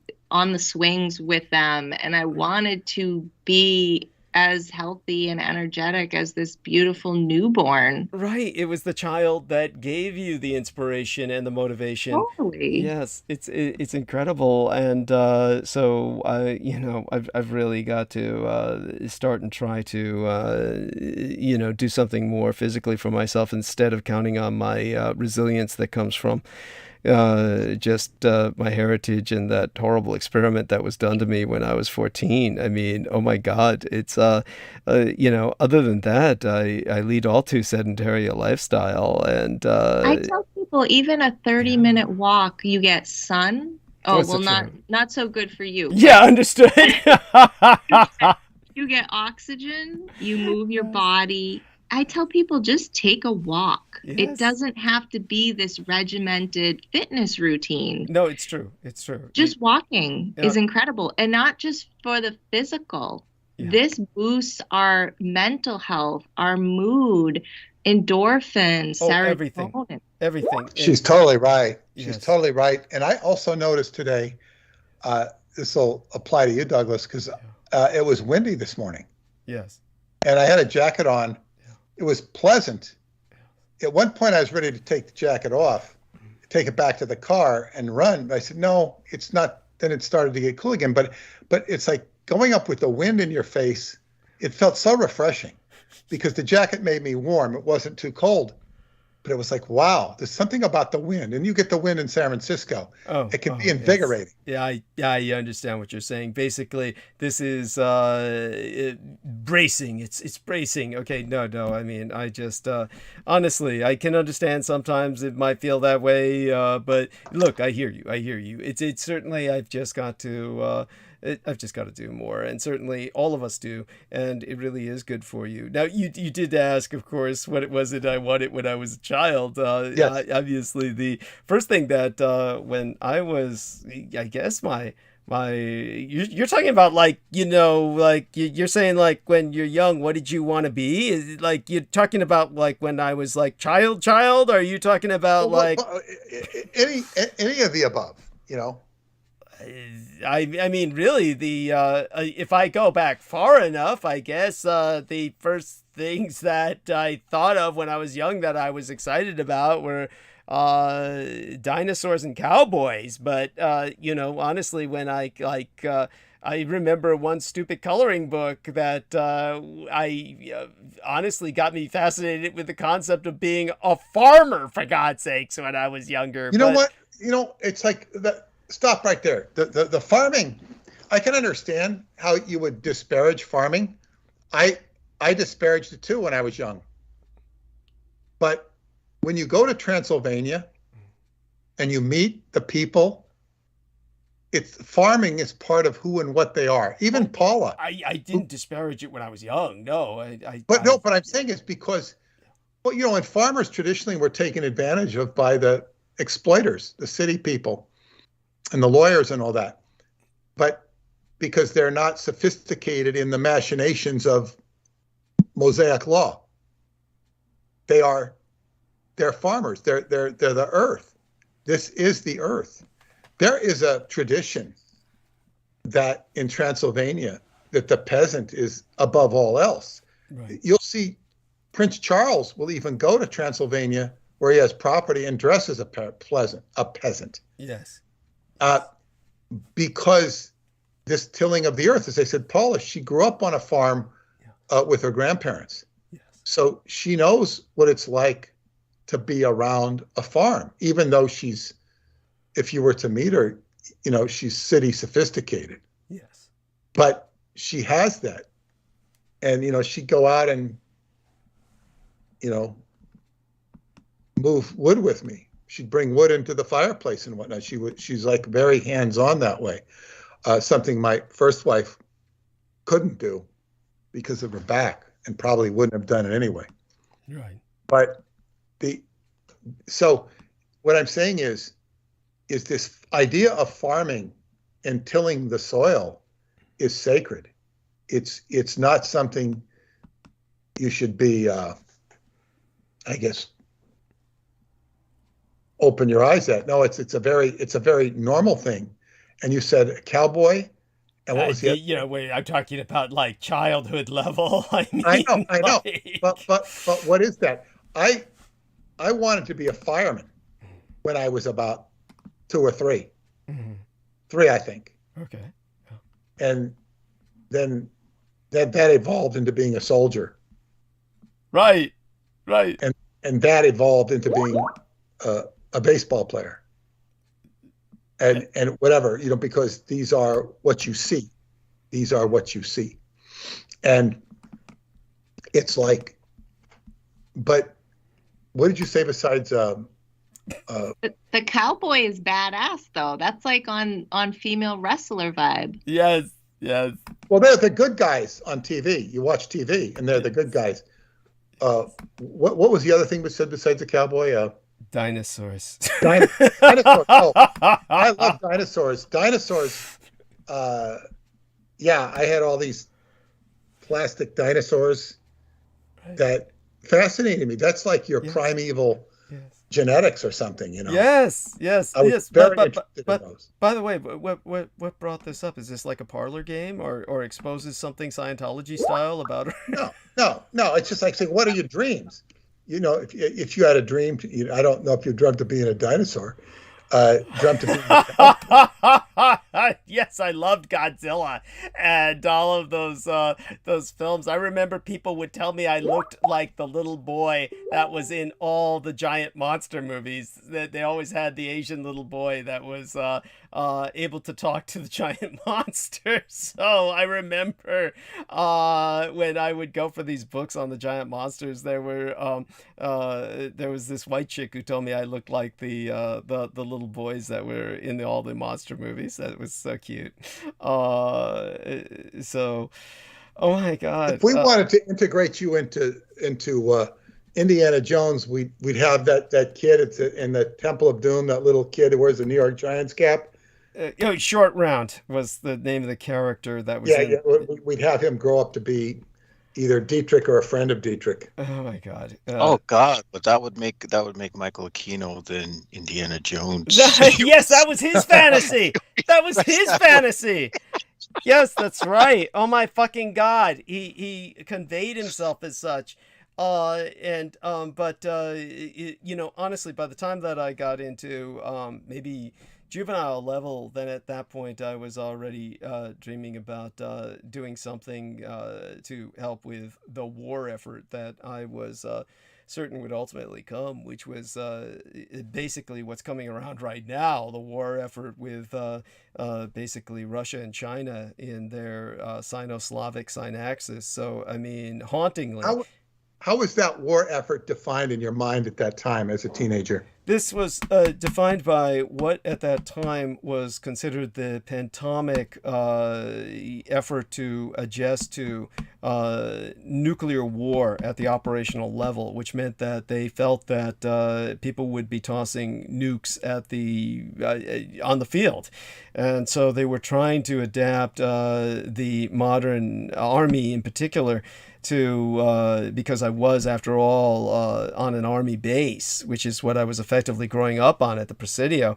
They were trying to adapt the army in particular to be able to, like a giant accordion, basically thin itself out and then come together at the right moment to apply force, but thin itself out for what they felt would be inevitable tactical nukes that would be lobbed onto the field.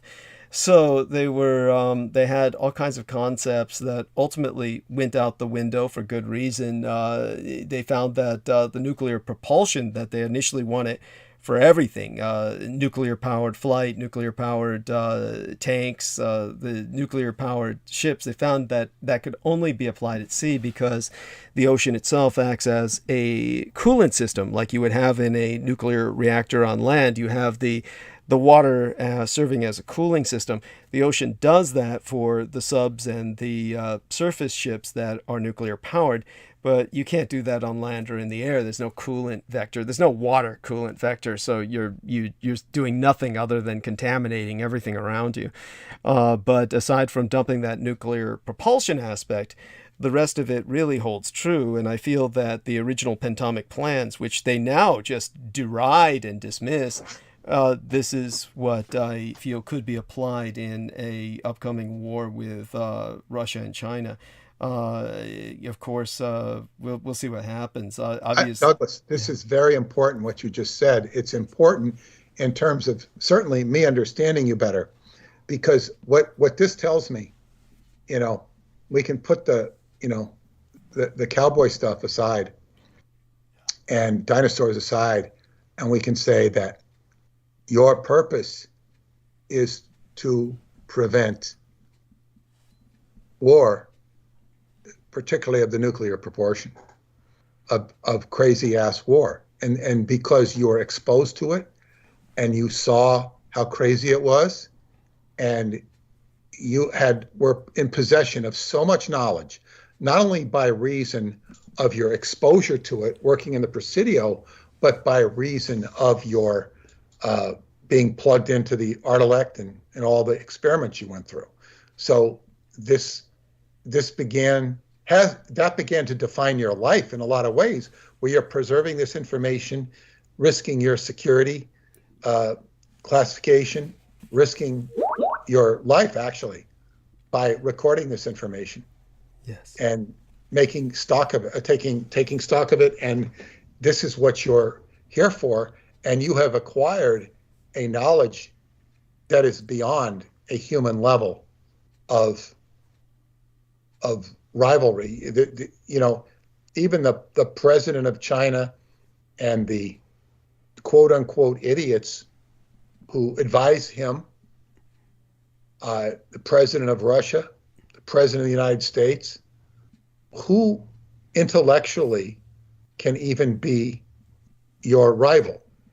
You might have a nerd here or there who might be able to give some interesting inputs on some of these factors that might be plugged into an Ardilect of their own style.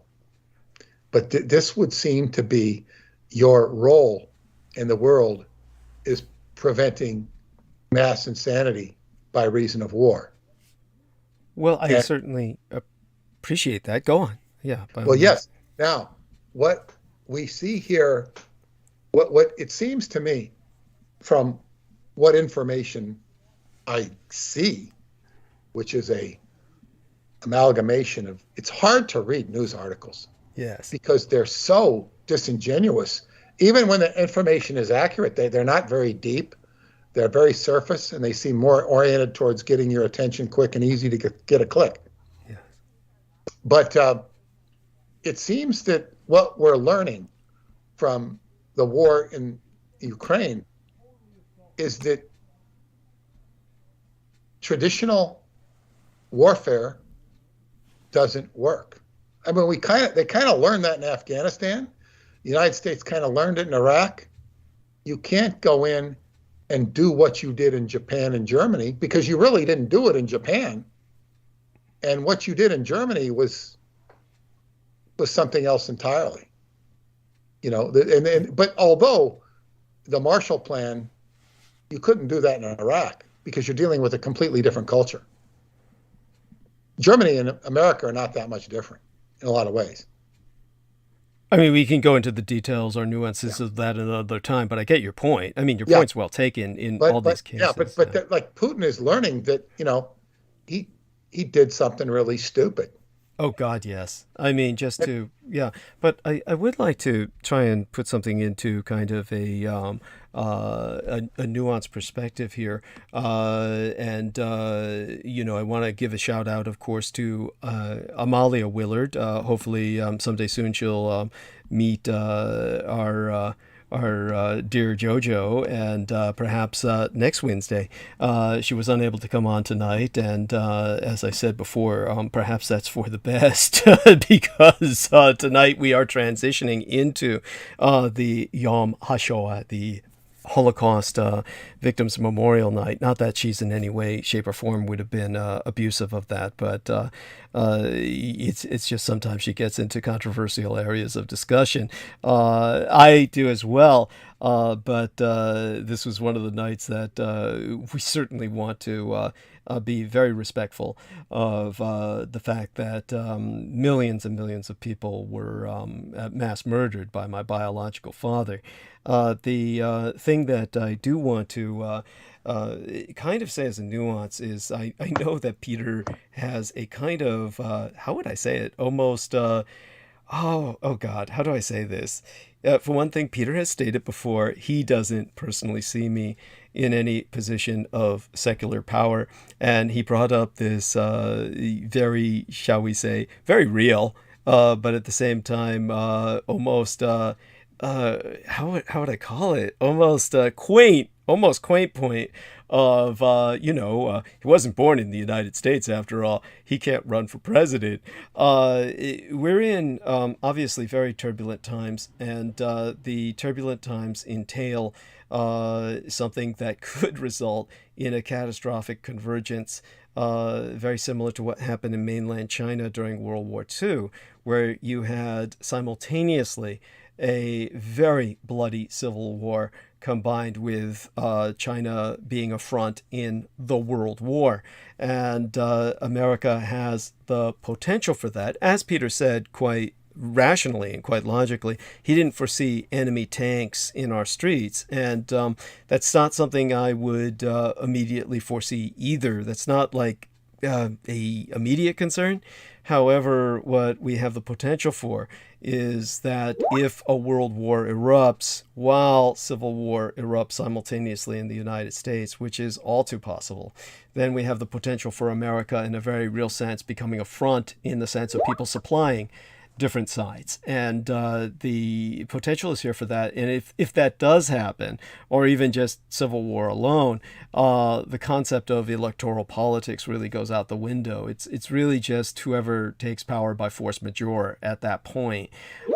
So that's something to keep in mind. The other thing to keep in mind is if we either avoid that or overcome that, if there's a short, sharp civil war and then we're able to mobilize before what might erupt into a nuclear or kind of global war, and by nuclear I mean I really don't foresee an all-out thermonuclear exchange, simply because neither side really has the capacity to make that happen. A lot of that was propaganda, and a lot of these nukes just don't work, and a lot of them would never reach the other continent. All of this was just really a way to scam taxpayers out of money on America's side, and on Russia's side, it was just the way to keep their economy going. And none of it was ever really meant to work. So neither side really has the capacity to end the world. So we can take heart with that. But obviously, the way things are going now, we might have that war. And if we have the world war, can I bring up some stuff with regards to that? Sure. of course, the most obvious divides, the most obvious political divides, you'd see red states versus blue states, but the blue states are not taken towards ammunition. The blue states tend to, where violence comes in on theirs is this stuff that was going on with the rioting and stuff. And while that was good for terrorizing cities, it didn't seem to have any real military power. It was more terroristic power from what I saw. The red states, who are much more gun-toting Republicans, are the ones that would be the most, I guess what you'd say, self-sufficient and potentially belligerent, because they could, fend off, border themselves off and say, you don't come here, you can't get out of it, whatever. They'd be much more militant because they have guns. Then there's also the drugs, the drug gangs. They would seem to be the most ominous and dangerous, because they could take, like say, okay, my friends in Mexico really aren't comfortable going home to Mexico because you have to, and where they live, you have to, kind of pass the check gates of the gangs. Okay, he's go. Yeah, he's go. Yeah, he can go. He can't go. He can go. So you're held hostage to by gangs, which is not really so much civil war. That's like, what do you call those people in China? Warlords. They're like warlords. Yeah. So I could see us descending into warlordism before I could a civil war. Whereas the Civil War, to me, and I mean, you can correct me or educate me, but I see Civil War as basically blue states and red states. Oh no, I understand exactly what you're saying, and your point. It would be a little more sophisticated than that. No, I appreciate your coming in, Jameson, but allow me. Thank you. I mean, believe me, allow me. What I'll say is that Peter's point is well taken, and I agree with Jameson, but I want to see what if you can define the parameters. The classic perspective we have of Civil War is certainly not going to happen this time. It would not be red states versus blue states. It would simply be more towards what Peter is saying. In fact, I had a term for it called the mayoralties. We would see America descend into mayoralties, which would mean that the city-states would essentially begin to form based on a kind of neo-feudalism. So, Joe Miko says she'll be right back. So thank you, honey, for letting us know about that. But in terms of what I would like to think of as my point in being here, and it may not be the case, and I can adapt, but I would like to think that if we're fortunate enough where the World War happens first, then at least we mobilize to the extent where our differences in the red and blue states are put aside. And I would like to think that situations change enough where I could help bring the war to a successful conclusion against the Sino-Slavic synaxis, as I had always envisioned when I was young. That, of course, may not happen until vast changes occur in this society, because right now no one knows about me or would take what I have to say seriously, but that would be to their detriment. But we'll see what happens. In terms of the way that I would foresee a world war being waged, I don't think it's necessarily a negative or something to prevent, but rather perhaps something to make happen and just carry to a successful conclusion quickly and efficiently, avoiding city smashing by just using mobile armies in the field to basically take out the enemy's military assets. I mean, we've seen now, exactly as Peter has said, the classic war is over. The Russians are still fighting World War II, and that's why they're losing. They should have learned from what happened to Armenia, which they just stood by and let happen. And the Turks wiped out the Armenians using the old Soviet mechanized column form of multi-echelon attack, just with drones and aerial power and basically roboticized automated warfare that just wiped them off the field. And this is happening to the Russians now, among other factors that I brought up in the last transmission. So JoJo's back, thank goodness. So you get my point there. I mean, that would have been my fantasy, and I don't know if that can be realized. It would take massive changes in society before I'm taken seriously, which might involve a civil war. But if a civil war does happen, it wouldn't be red states, blue states. It would be more first a disintegration into warlordism, exactly like Peter says. But we saw what happened in China with warlordism. Ultimately, Chiang Kai-shek became the Grand Warlord. So that's what would happen at that point. But I would also point out that China was based on a system of warlords for thousands of years, whereas in America, we're not really built that way. It's different. And Putin has, to some degree, pulled the red and blue states together. The first sign of unity that they've had in some time, to where they both seem to agree that, with some divergence, there is some Republican support for Russia, but they seem to agree that Putin is bad. Right, for the most part, that's correct. It's hopeful. It is hopeful. Yeah, but this is another point I wanted to bring up, and this has to do with Twitter. Yeah. Twitter is something I've never really been able to relate to too much, because I don't really have a forum on Twitter. I do have an account, but it just doesn't. You aren't missing shit. Oh my God. No, I know that, but I'm saying Twitter has been extremely influential.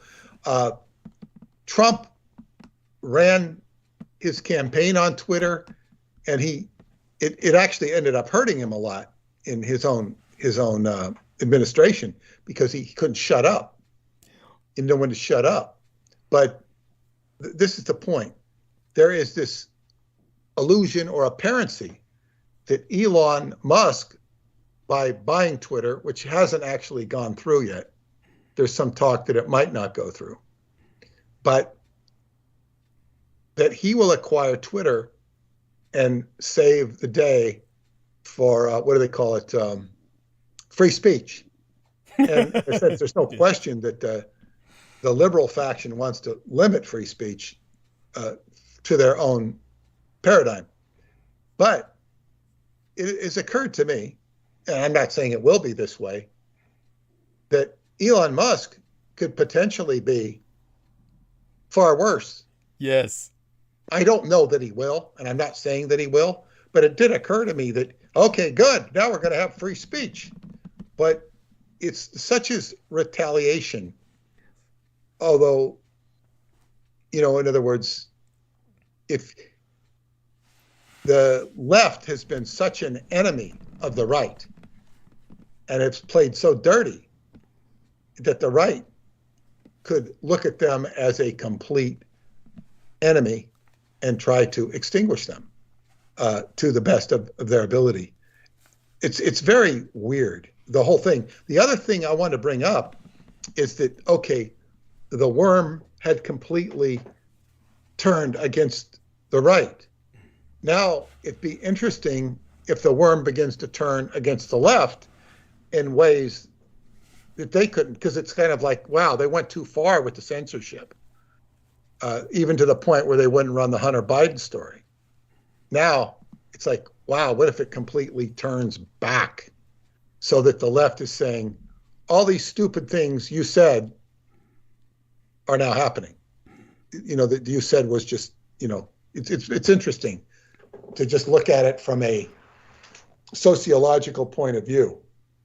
What really happens, because this is a war of information, as Aquino would say. Yes, absolutely. So possibly, as Jameson brought up, a way to reunite people would be to point out that rather than seeing me as someone who might prevent a nuclear holocaust or nuclear war or the use of tactical nukes operationally in the field, which I really don't feel is all that big a deal. That may sound strange, but literally tactical nukes, they're not, the damage that they do, if they're obviously cut loose in a city, then this is catastrophic. But if they're just used on the battlefield where people are confronting each other on the open plains of Central Asia, and armies are wiped out, well, that's what armies are for. Who cares? That's my point. This is what the whole Pentamic strategy was trying to aim, was channel it into that kind of theater where it would evade and ultimately preempt and prevent city smashing. So rather than preventing nuclear holocaust, something far worse, we could view me as someone preventing the rise and incursion of the anti-gods. So probably the way to unite the right and the left would be to present the fact that Michael Aquino personified the fact that we have chaos cultists among us, and our greatest threat is what they want to bring about, which is the end of everything. And they have also infiltrated the Russians, and it's one of the reasons why Alexander Dugin had convinced Putin to take the action which Putin is now paying for in terms of his personal health, which is quite obvious by the way he presents himself now as very sickly, as opposed to the kind of sports superhero he's always presented himself as, the outdoorsman and everything else for so many years, as false and as much of a facade as all of that was. The fact remains he is now visibly shaken and shaking.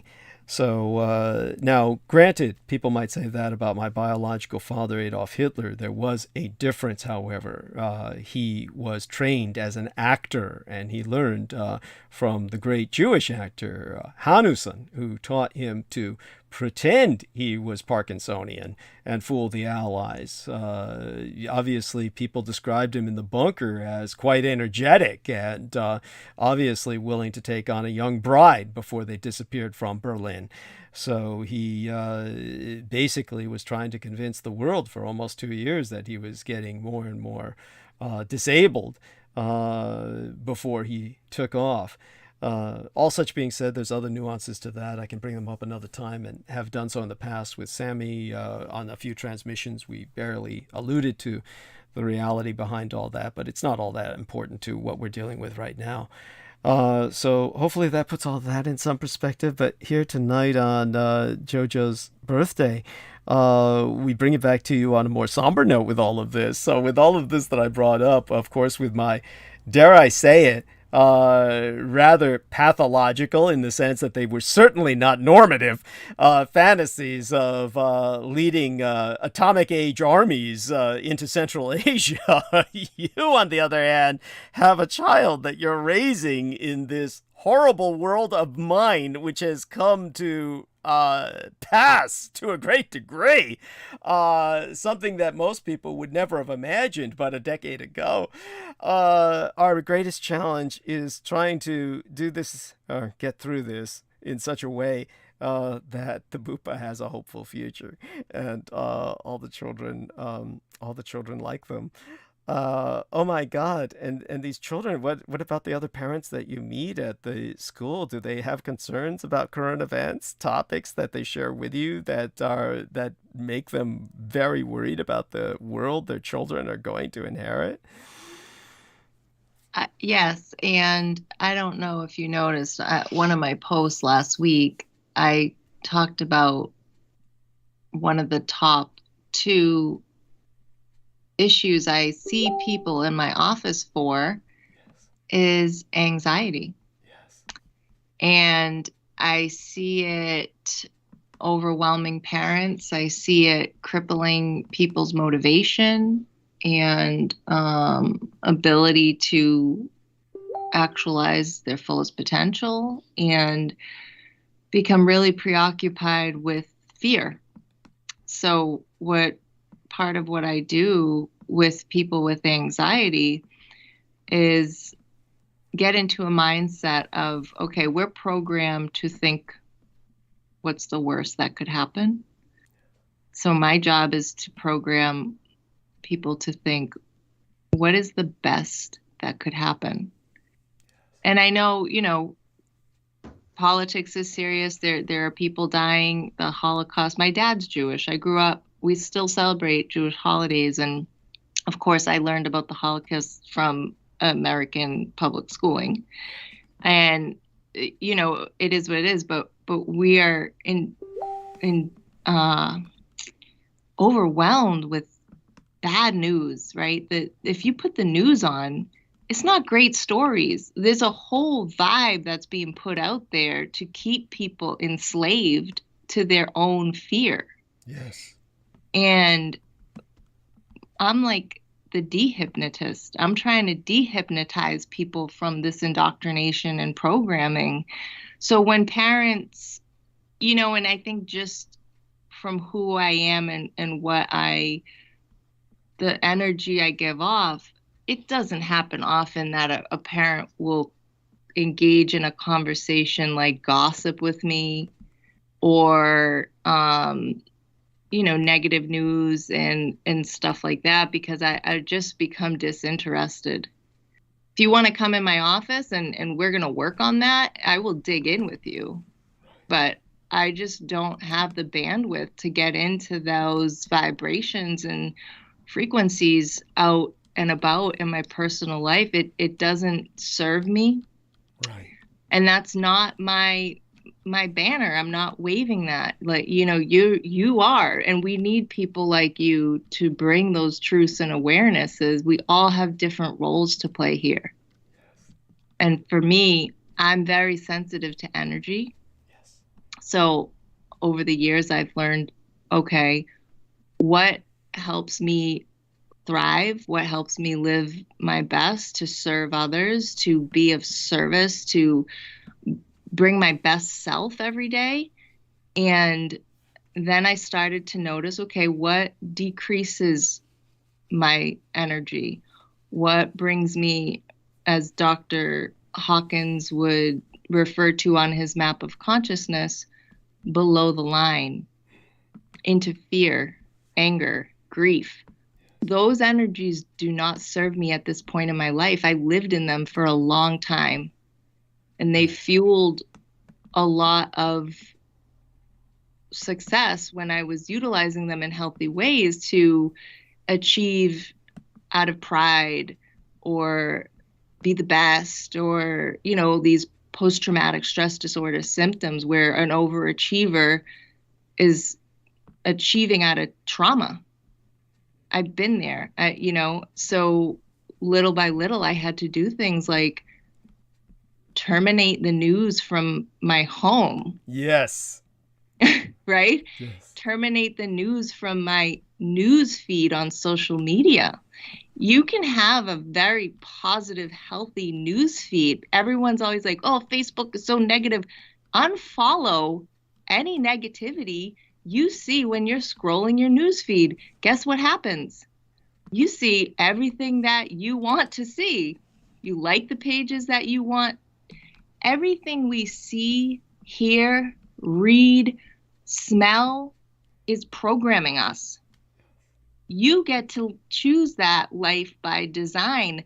No one's forcing you to have CNN on your Facebook news feed. No one's forcing you to have, you know, whatever is not jiving with you, just remove it. That's your choice. That's your decision, what you're letting into your reality. Yes. So, yes, there's parents. I mean, I have relatives that their children are basket cases like them because they are a basket case. Thank you. Oh, it's so sad. That's the most tragic thing of all. Go on. Right. And they're passing down these generational curses of limitness. Yeah, intergenerational trauma. Right. Just because they are totally overcome by fear, they surrender to it, and they just that's the way they choose to live. And then at a certain point, it's not intentional. This is subconscious happenings. No one wants to be anxious. No one wants to be fearful. No one wants to not follow their dreams and actualize their goals. I'm not saying that people are choosing this in real time, but once this is brought to your awareness, you have a duty to start to change these things in your life if you want it to reflect a different reality. As within, so without. Life is a mirror. This is Miss and abim, which Peter speaks about in The White Bat. Everything is a continuum of a reflection of your consciousness, and that is reflected and created and manifested in your waking reality. Did I say that right, Peter? Peter. I feel you did, honey. Mise en abîme, it's French. Mise en abîme. Mise en abîme, I don't know how the French would say it, mise en abîme, but it's the idea of a picture within a picture. Like if you saw a painting, and the painting has inside of it another painting. Yes. Or a mirror. Oh, like my birthday card for Our Lady, JoJo, but go on. Yes. Well, yeah, it's the whole idea of, or a barbershop mirror effect. Yeah. It is. It's the pond with the reflection of the bridge. Oh my gosh, Douglas. Yes. That's right. Yes, so and we can see this if you look at a reflection or a mirror, all these mirrors in a mirror house, like at a carnival. Yes. Right? And you see these reiterated 10s, 20s, 30s times of these reflections. This is what it looks like in family astrology, of families, you're seeing this reflection down 10, 20, 30 generations. You can almost see a lineage from tall to short to baby of these things that are passed down. We pass down blessings and we also pass down curses. We do. And so, honey, again, tell us about, obviously, I took time to make certain that both in tonight's promotional banner and from this point forward, when JoJo appears, as well as in her birthday e-card, to make certain to get the www.ascensiontogether.org in there. And I did make certain to put her 2 Facebook timelines, as well as where her book is to be ordered from. And just let everybody know all of that. Tell them all that, and also where they can contact you for counseling and or life coaching, whatever you prefer to call it. You're so generous, Douglas, and I'm so grateful that you take the time to do that. I know posting there's a lot that goes into it, so I appreciate you thinking of me. Yes. Oh my gosh, is there a lot that goes into it? So yes, it's ascensiontogether.org, and you can click on the button on the homepage that says Discovery Call. Those are free. They're 30-minute consultation calls. You can schedule at your convenience with my calendar attached. And the book is also on my homepage. There's a button right on top that says Ascension Diary. That'll bring you to Amazon if you're having a hard time bringing it up on Amazon. But if you type in Ascension Diary JoJo MIKOLAZYK, MIKOLAZYK, it will bring it up for you. And that's in paperback and ebook. And I was it was requested a couple times now, or asked if I was going to offer it in an audiobook. So I am looking into that. I know you can hire professional voice. Hell, I'll read it for you for free. My cousin actually in Georgia does that as a job. Okay, cool. But I'm wondering, because it is kind of like my baby, I would understand the inflections and is that right? In tones a little bit, yeah. Right, to present it. So I will get an audiobook out. I'm just researching my best. JoJo, let me tell you something about that. And the company that does the audiobooks did a very sinister thing to authors and all people who would ever consider doing an audiobook, or a company like myself would do an audiobook. And I never bought into it because they wanted an inordinate percentage. But that's why I didn't go with them. But then what they started doing, regardless of what the percentages. So, for example, if I were to basically hire narrator X, and narrator X is going to take my book, The Montauk Project, and he's going to do an audio tape of it. And then what the company, I forget the name of the company, but I think they're now affiliated with Amazon. I'm not sure.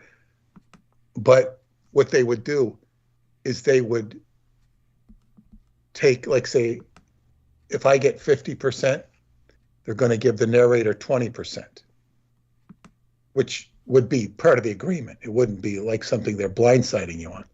But then they're going to 1099 you for what they pay him. They're going to 1099 you, meaning say, okay, for every 50% of the royalty that was paid out by them, they 1099 you.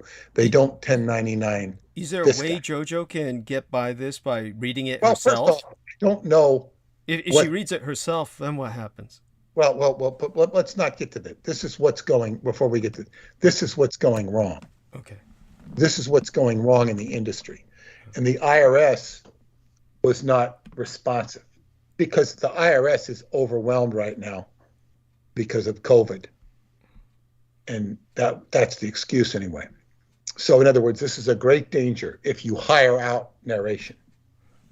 And well, that's good to know. Thank you. What Douglas said is if you do it yourself, that way you stand no danger. And I also think your voice is good. Yeah. I think you would do a good job. And I think you could do it. And I think because it's such a personal story, I think it would read much better. I don't think anybody could do a better job than you. Now, what you can also do, I learned this from a sound professional, what you can do to get decent audio, like my Apple iMac works very well audio-wise. I could do it right into this computer I'm talking now, and it would be just fine. I don't have to have, and probably an iPad would work as an iPad or an iPhone would work as well. I don't know if you have an iPhone. I do. I have a MacBook Air, which is what you hear me on for these transmissions. When I listen back, it sounds pretty But this clear. is the key. When you go to do the recording, you go in a closet. You could also contrive boards, and you get egg cartons around you so that it will increase the fidelity of your sound. You know that this is the second time you've had me in a closet doing something, Peter. The dark room, and now my audiobook. Yes. And in fact, I was looking into doing it, and I used to play football with a sound professional. He says, just get egg cartons. Now, my daughter had built these, because she's a musician, had built these soundboards. They were quite big. They were about 4 feet high. She made them, and I forget what they had in them. And but she'd put these around the room, around her recording room. I think it was the same effect. But that's overkill for what you would do with an audiobook. You just get the egg cartons, and there might be something else you could use besides egg carton, but it's just going to make the sound fidelity A-okay. You don't need to be in some special recording booth. That's great. Thank you. No, that's really helpful. I just wrote that down. I will talk to you further about that. And where you could make the cleanest money is on either Spotify and or iTunes, because they're not going to get in the way of you doing this. In fact, you're better off to start with them, because I think the company, I forget what they're called. I think they're called ACI. They might have a exclusive into Amazon. I don't know if you can go to Amazon without them. I don't know. That's something I haven't looked into. And but I would certainly, and I will guide you on that. And I think it's an excellent idea. Yes. Thank you. Yes. Wonderful. So, honey, thank you so much for being with us tonight, and you honor us with your presence, and it's such a blessing, and especially on your birthday for you to have spent your birthday with us. Honestly, there's no way we can honor you enough. Oh yes, Peter bought you a wonderful present. I don't know if you want to share with us what it is. It's a beautiful royal purple oriental dress. Delightful. Yes, I will send you a picture. It fits I perfect. sent him a picture. That's why he brought it up. Okay. I sent him a picture. You look very good in it. You look exquisite. Did he send the picture from the catalog or my picture? Your picture, honey. Okay. But I'll be glad to receive more pictures from you. Yes. You got to see it on the model to appreciate it.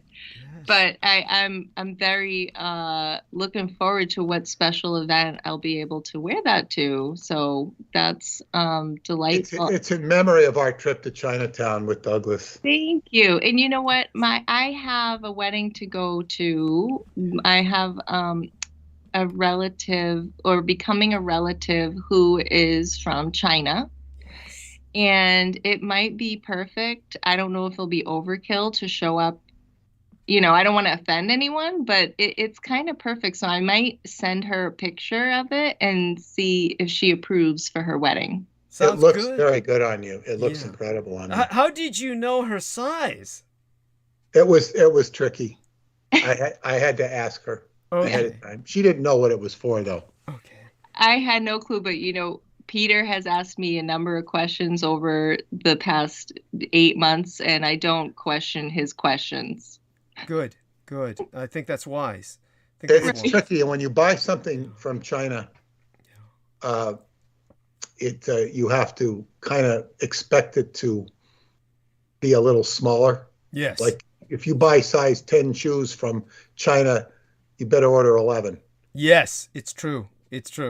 I mean, oh my God, when I was dating this one, ethnic Serb lady, she'd been acculturated to America. Really, she grew up here, but she was definitely born in Yugoslavia.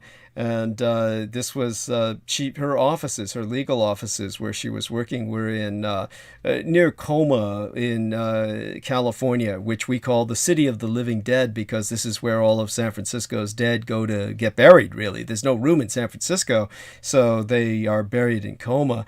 But it's dominated by the Filipinos, who tend to do all of the work involving that industry. And so her problem was she's this very tall European descended female, and everything that was catering to the community was incredibly small. She couldn't find any clothes that fit because it was all geared towards these little Filipino women, everything in the clothing stores and the general shopping malls. So that was kind of an amusing problem. Of course, my problem is going into American places like Costco, and everything is, twice my size and made for extremely large people.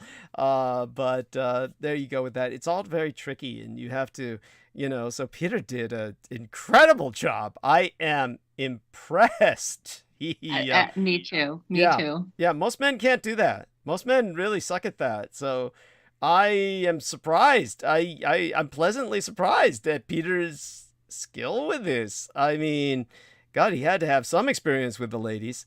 So there you go. That's right. Yeah. And but it was, I wanted to get her something, and it was suitable. Yeah, it is. And I think our time in Chinatown, well, hopefully, Jojo will have more time together in the future. Really, it's one of these things where, obviously, it was certainly a highlight of my life to have met you. And same, Douglas. I'm still was puzzled by those semi-Asians we were eating with, because they all stuck out to me because they were all semi-Asian. Yeah. Yeah. None of them were fully Asian. They were all semi-Asian. So they were like birds of a feather flocked together. So, but then that was one thing. But then when we walked out and left, they were all lined up at some other place getting food from somewhere else. Yes. That was weird. In other words, I mean, where they didn't see, none of them were like looked like they were, maybe one was a little heavy, but maybe they were taking food home or something. Instead of bar hopping, they were restaurant hopping. Yeah, well, we were kind of doing that, really. I mean, we'd already eaten that day, and then we went down to eat again, and but it was the right thing to do, believe me. So there was that, and honestly, Jojo, it was so incredible to walk around with you, and I don't know if you'll ever publicly share that horror story, but we shared some flypaper horror stories. The flypaper one in particular stood out. I know the horror of that. I should put that in the book. That's such a good story. Yes. There's just so many. You can't even... Well, you can expand the book later or write a new one. It can go into the new one. And I'm really excited about this idea of your doing the audio book. And matter of fact, I should do that with with either our vampirology or our... There's a lot of people who are listening now because they're driving or they just want to rest their eyes. They're on computer screens all day. Or, I had multiple people ask me about an audiobook. Yeah. People ask me about that, and it's very time consuming. Time consuming to do, especially when you have as many books as I do. Yeah. I've been working on doing a reprint, and when I finish the book and get it out for sale, it's a reprint of the book, The Philadelphia Experiment Murder, by Alexander Bruce, and that's run out of printed copies, so I'm putting a print-on-demand version out. I also put a Kindle version out, and when I do that, I will relay some very interesting information from that book. It's got some very interesting information in it, but it's actually I've been having to put that together and figure out all the cyber challenges of doing it, which are many. Because this is the way the cyber world works. It's not like you can just take a bunch of data and put it in a program and go in and easily manipulate it. It requires a lot of excruciating bullshit.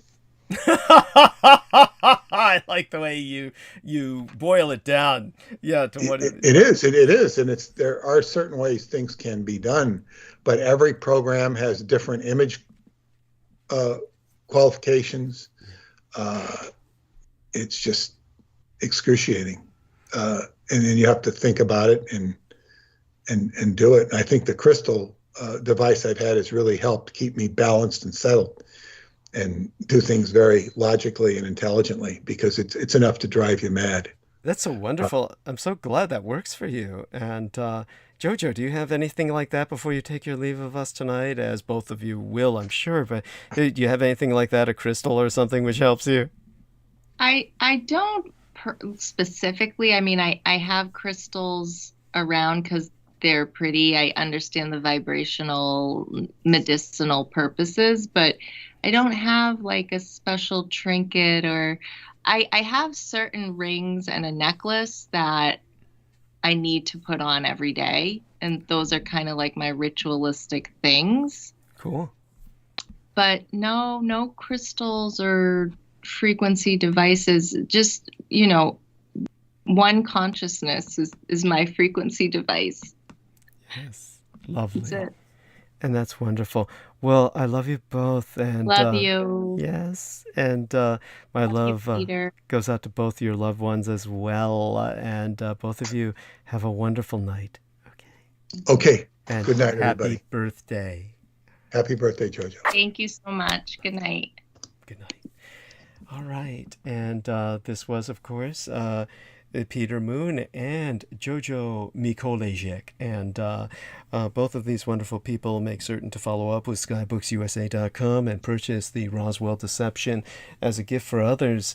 We're going to now try to bring on Sammy Romero or whoever else is willing to come on, including the Curious Girl if she's done with her lives for tonight. That may take throughout the night because I know she can go throughout the night with that. And so, yeah, she was in the chat room for a bit, but, Daniel Arola is also welcome on if we're able to reach him. Heard somebody's voice there. Was that James? Oh, yeah, that's it. Yeah, that's me. Okay, cool. All right, my man. Let's see if we can bring somebody on to give me at least a little bit of a break before I go into monologue. Obviously, I could go into monologue, but then again, I got to get myself into kind of a headspace to get back to where we were last night. I think I covered pretty much the worst of it, but it's all pretty. Yeah. I'm really interested in even learning about, especially the sensitives, because those would be an interesting group. Yes.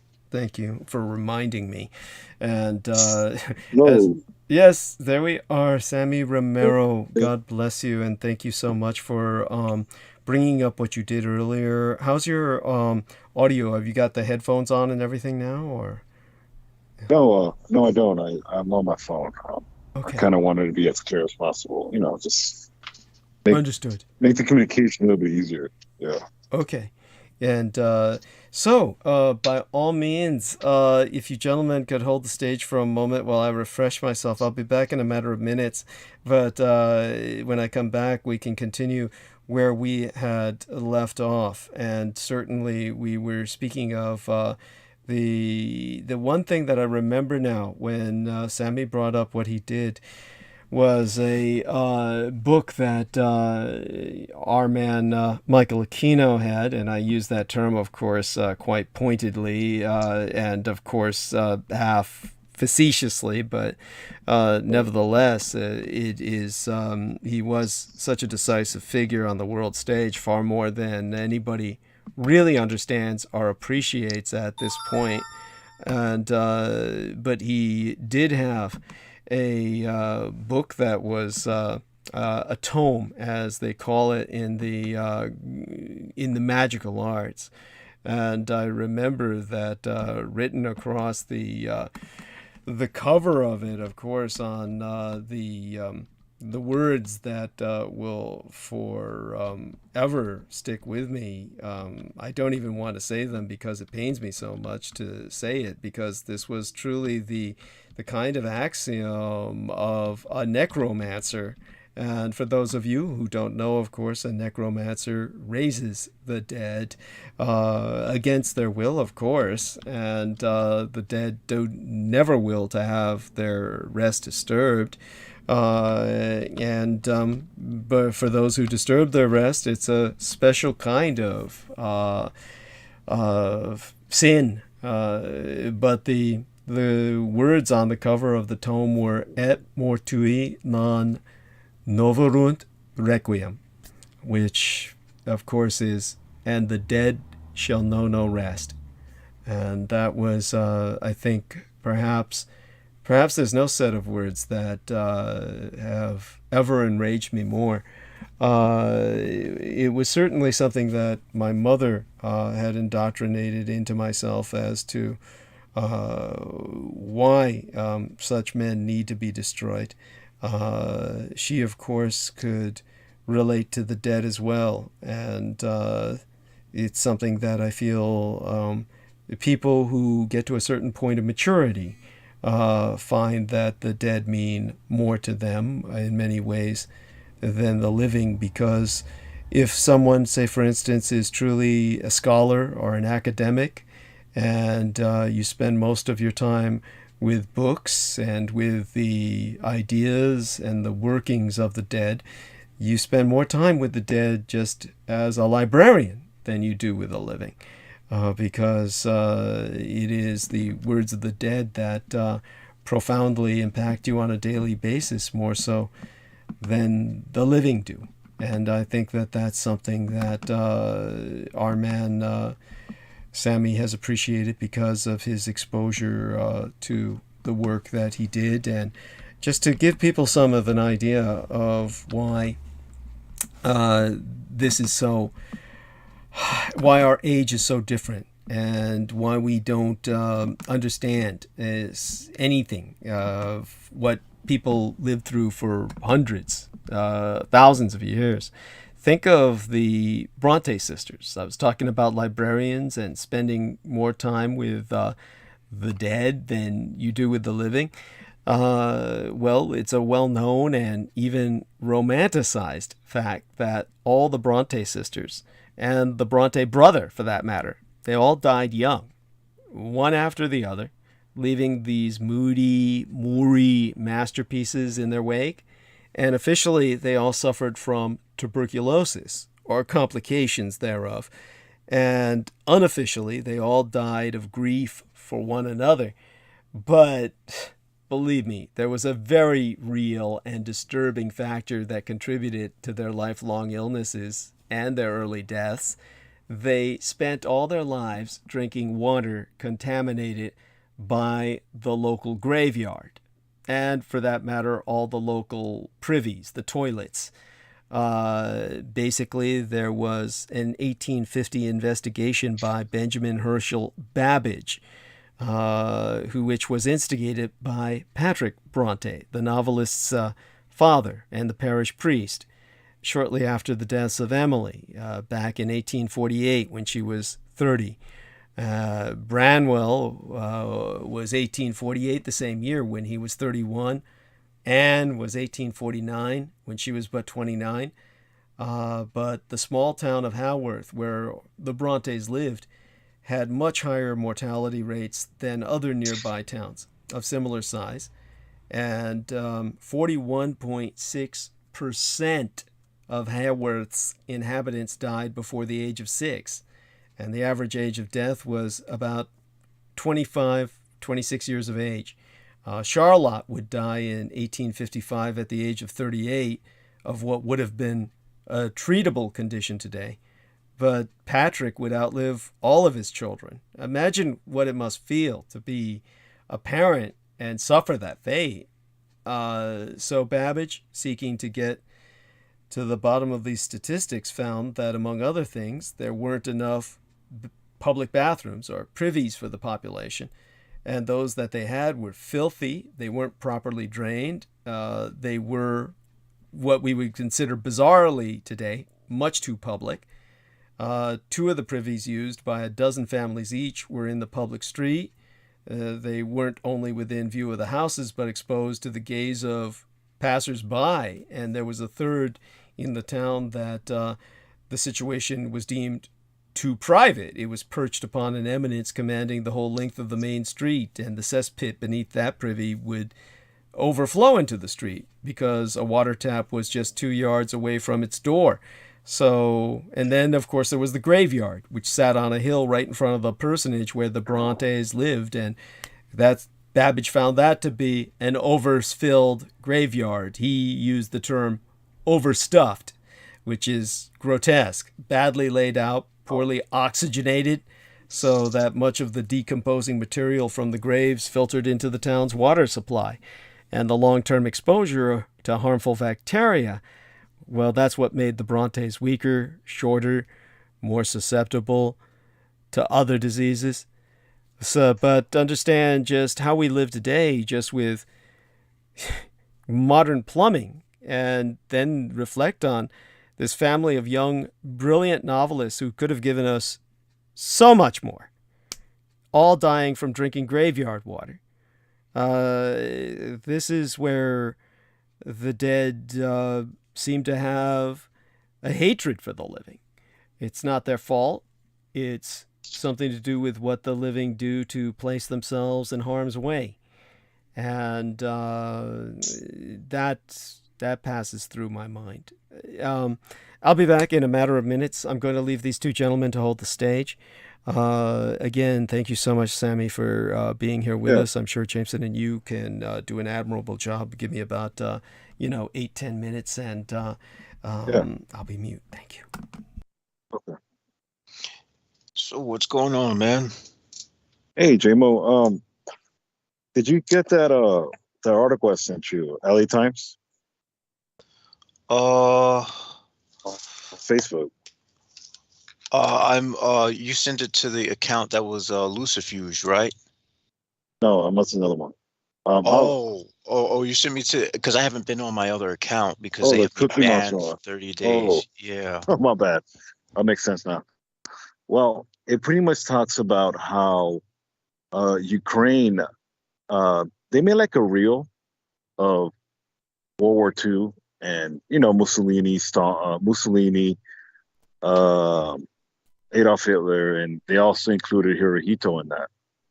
And just to let you know how powerful, you know, Japanese empire is still, they actually pretty much told the Ukrainians to pretty much they need to edit that out. Pretty much, they couldn't. In other words, don't put Hirohito in that light. You need to pretty much edit it out, which kind of confirms what Doug was talking about, how they're helping Ukraine. So why are you going? In other words, in the Japanese point of view, don't insult, one of our national heroes by, just by propaganda, putting this propaganda, and we're still helping you. So they pretty much had to edit out their representation. And what was this presentation in regards to World War II, basically? Kind of like, if I'm not mistaken, something in the light of, dictators, quote unquote, if I'm not mistaken. Something to do with leaders, more like world leaders during war, something like that. And what the thing with the LA Times article, they in the same article they said that Japan, quote unquote, lost the war, but how can a country that lost the war have the ability to tell another country to pretty much don't paint one of our pretty much our greatest leader in a bad light? That doesn't make sense. Yeah, it doesn't make sense at all. There's a clear cognitive dissonance that goes on when we see these things in all the time. It's just completely it's completely insane how nobody can see it, for what it is. And nobody, it's not that they can't see it, it's that they don't want to see it. And I can't grasp why they would want to believe the lie that America won World War II. Why are they so why would they want to bind themselves to that delusion? What has this country done so great to them that they have to tether themselves to it? It's completely absurd. I mean, it's almost like how do I put it? It's almost it's almost it it doesn't make, well, I can't wrap my mind around it, to be quite honest. So yeah, that's very interesting that you bring that up.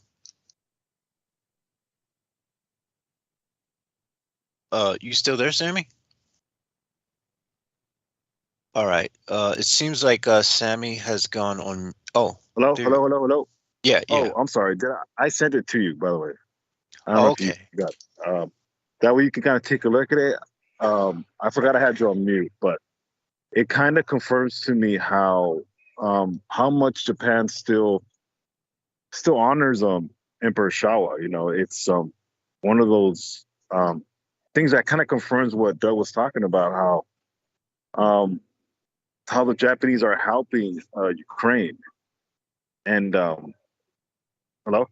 Yeah, yeah. Okay. How they're helping Ukraine, and in a sense it's like, don't even try to paint the narrative of pretty much our greatest leader, that he was in the same light as other world leaders, as a country, having a sense of pride.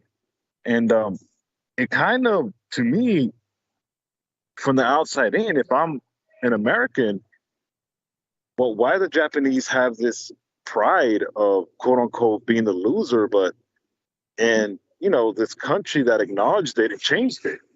It changed their stance, Yeah.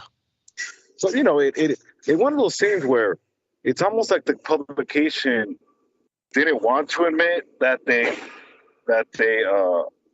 won, but at the same time admitting that wow, Japan still has power.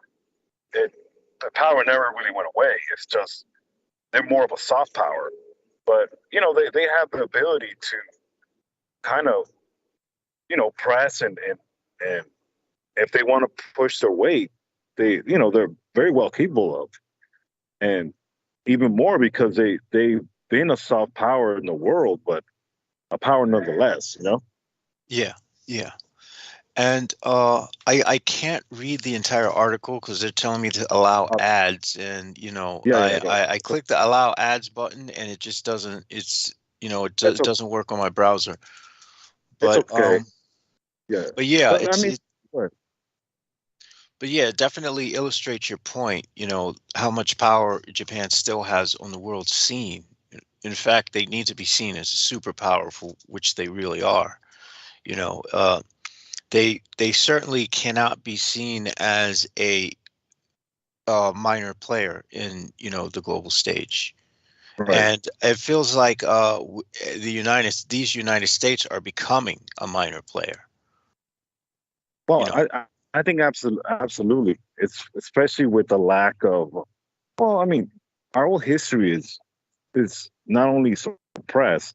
What I mean by suppressed, just the basic architecture of our history, which at one time it was out there at one time, but now because the ability of misinformation and the quote unquote alternative information, it's really more mainstream now. I mean, you got more people following Alex Jones and all those other assholes that it's becoming mainstream. And what I do wanted to ask you is, what did you think about Doug speaking on the espers, especially the necromancer type, which kind of hit home to me. What was your take on that?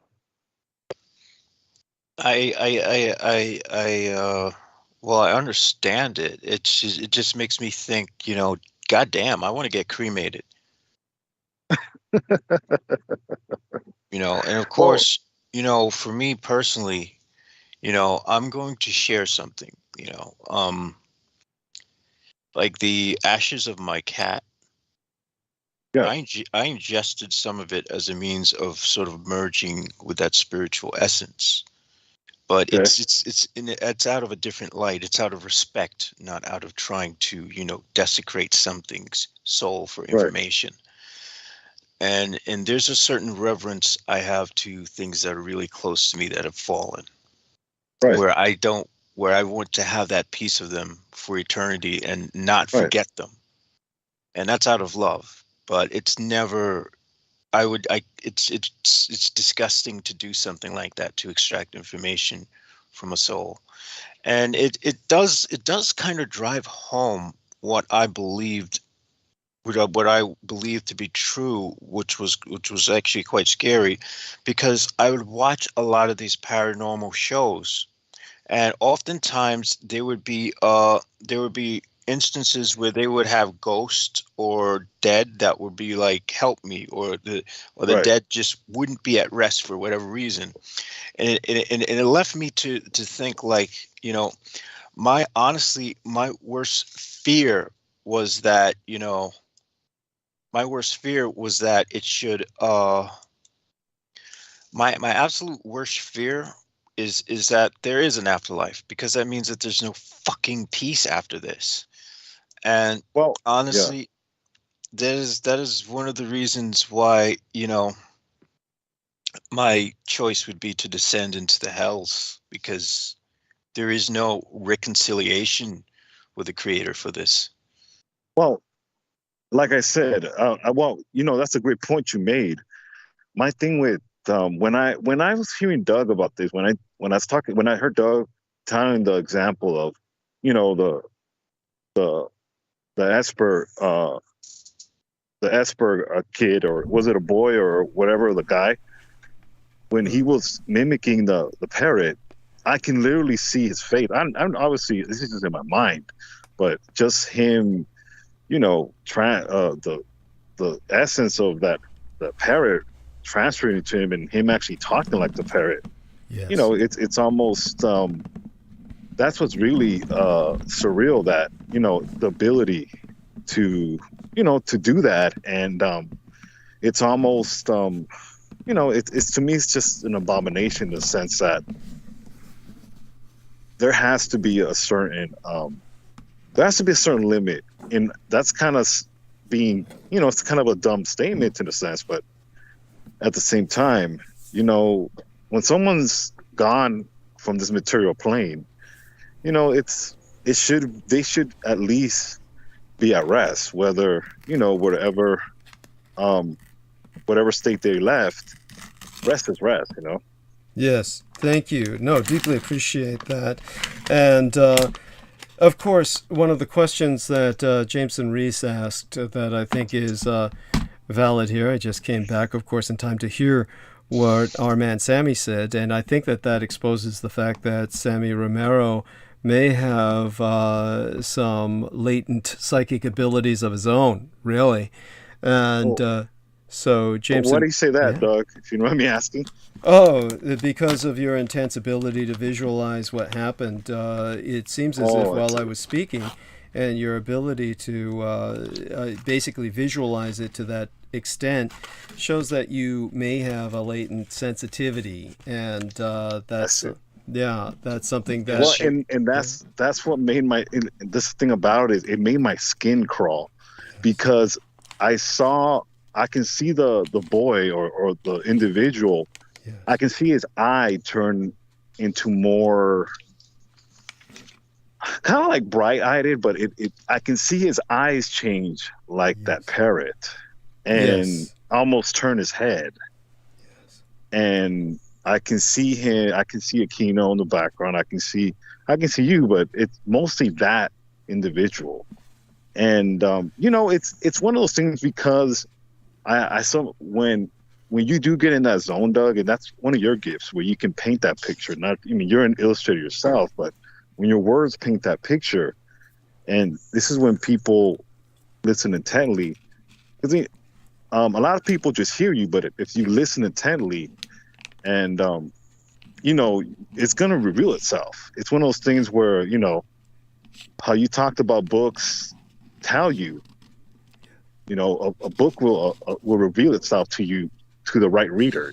Yes. How a book can talk to you, to the right reader. Just like the Word of God. How my father, how he really got into the Word of God, but it wasn't how I've heard sermons. I've heard people read the same scriptures, but it's not the same. Yes. One of and I'm not gonna say I'm not a Bible boy, even though I'm a Christian, but one of the verses that my dad always liked was, it goes something like this. Maybe and you being, even probably Jameson knows, him being on the left-hand path, probably knows more than I do. But something like, who am I, God, that I'm worthy enough, to have your love? And I'll get that scripture. It's just, a lot of this, the Word of God, sometimes it's because I do grow up in it. I don't know verse by verse, but pretty much in that sense where, you're not, when God reveals something to you, you're not worthy, but, because you're searching for it, and your heart is in the right place, and your intent is in the right place, it will reveal itself.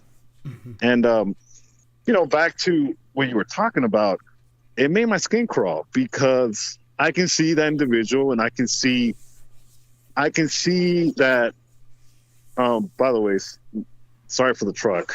We don't even hear that. No, that's fine. Okay. I can see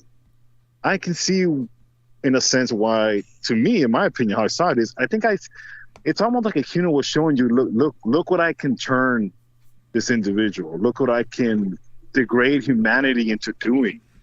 And it's almost like, He was seeking Douglas's approval because he understood that Douglas was a higher life form than human. Right. Yes, JMO. Thank you for adding that. And I really do think so, Doug, because, this is why I think a lot of your detractors really just hate you with such vitriol, because it's the fact that to them, you're the chosen one in the sense that you were their parents. Yes. That Aquino chose me of all people. Yes. Yeah. That's what they hate. Yes. And to the fact that you broke his heart, it's like, he treated you like Fredo, Fredo, you broke my heart. But in a sense, it's not that. It's almost like the movie Red Dragon. I don't know if you remember that. Yes. That was kind of like the third movie of the Hannibal Lecter series, where you outsmarted Hannibal Lecter, Yes.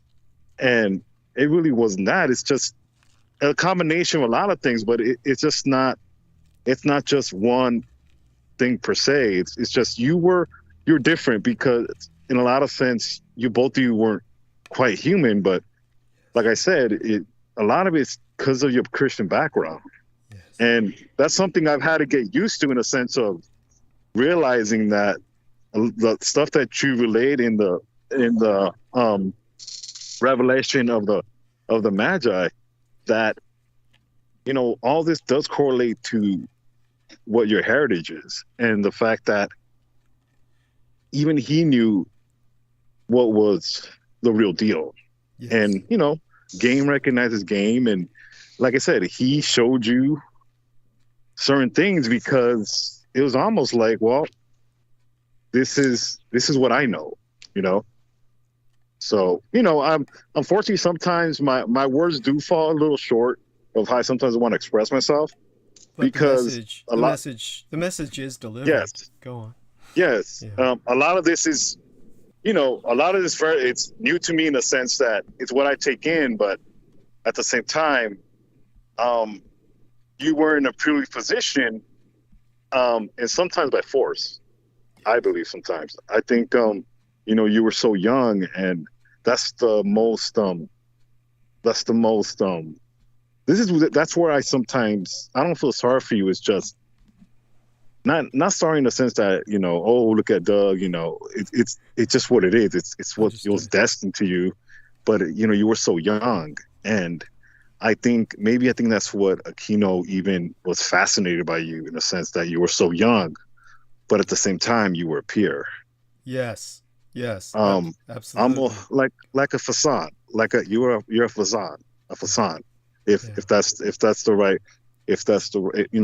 really what I want to say. You were a facade, and that's almost, this is where I think people need to understand that, having that swag and aura, being a facade, absolutely, he really did like you.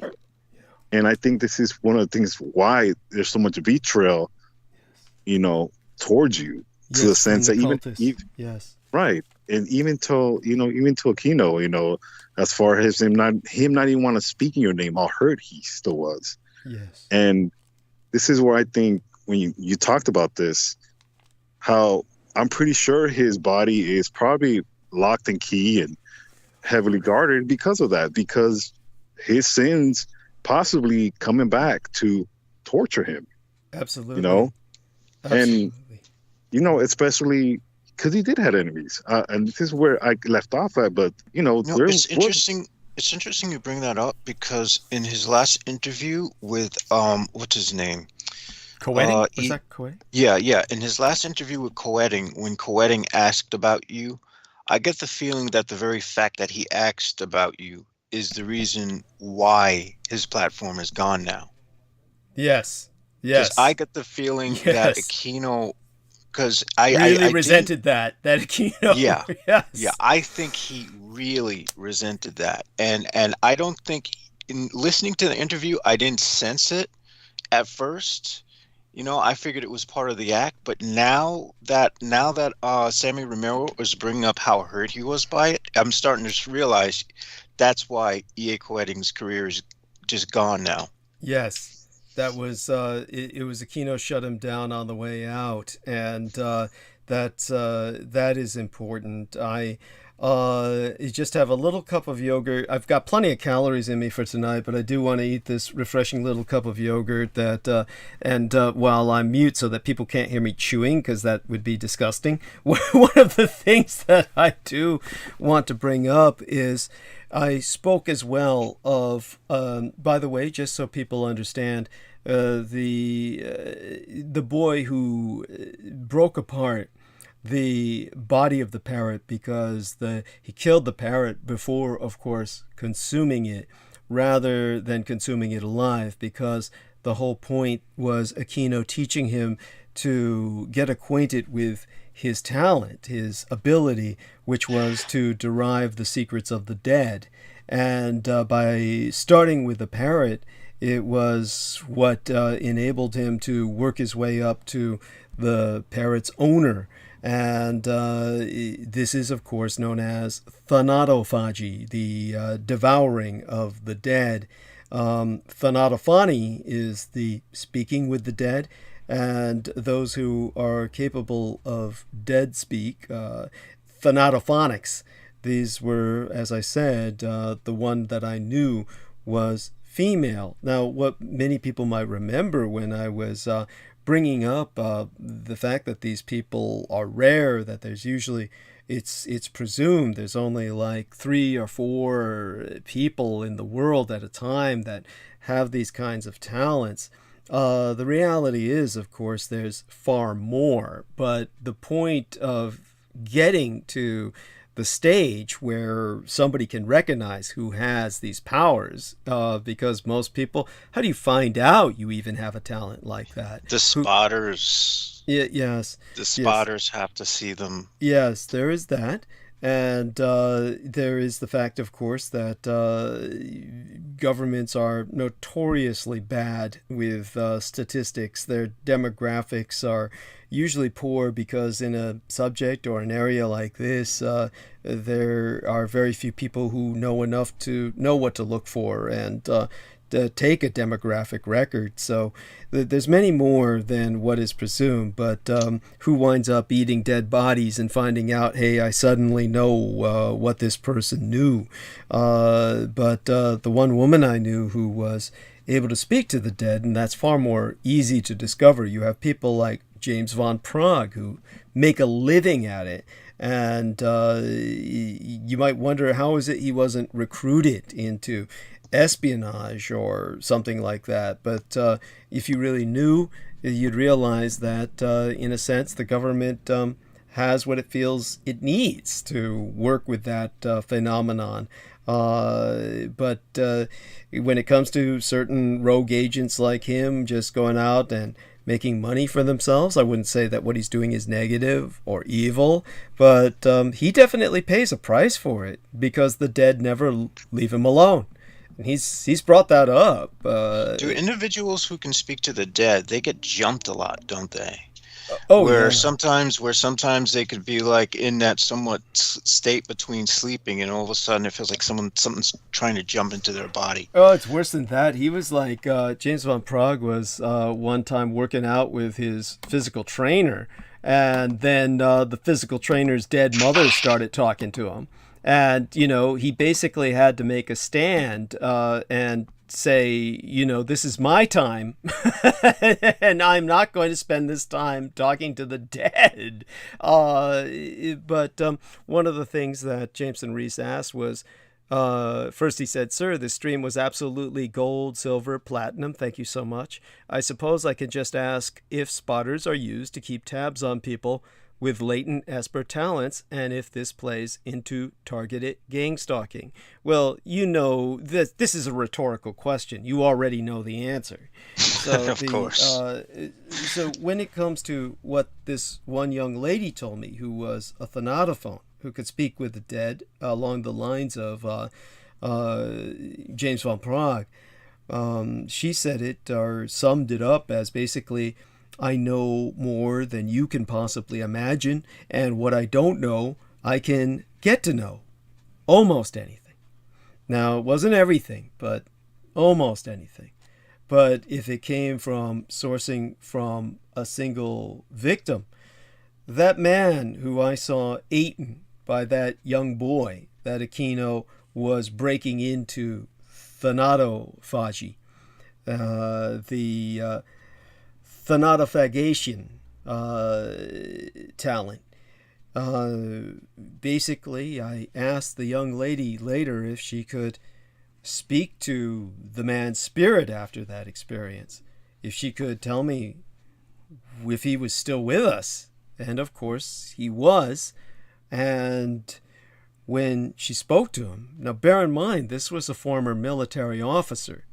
This was once a senior command officer who ranked higher than Aquino. And as I said, the man was tormented in death by the young boy informing him he had killed his parrot before turning towards devouring his body. And she basically channeled that man for me.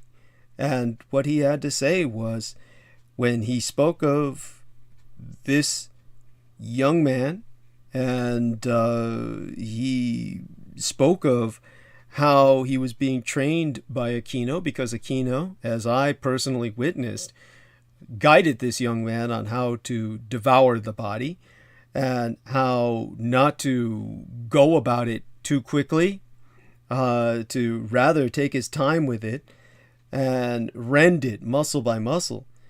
Then what this man had to say through her was that because the young boy tearing him apart was really just the tool of Aquino, he really spoke of this as Aquino's act. And what he had to say was, when I asked the questions to her, he spoke through her. What he had to say was, he doesn't just talk. He doesn't ask. He doesn't even try. He was speaking of Aquino in this regard. He was saying he just reaches in and takes, steals. You can't hide anything from him. He finds his answers in your blood, your guts, in the marrow of your very bones. The dead can't feel pain, or they shouldn't, but that's part of his talent too. When Michael Aquino works, he makes us feel it. I felt his knives, his hands, his tearing nails. I knew everything he did, and all of it was hell. After 1 minute, I would have told him everything, but that's not his way. It's not his art. How could he be sure I told the truth? But his way, he knows it's the truth. It's written in skin and muscle, in ligaments and tendons and corpuscles. He can read it in brain fluid, in the mucus of the eye and ear, in the texture of the dead tissue itself. This was how he exposed to me what I have never personally seen. But through this young girl channeling this dead commanding officer, I then realized Michael Aquino was a thanatophage, that Michael Aquino was an eater of the dead. He was probably more than one type of Esper. That's conceivable. And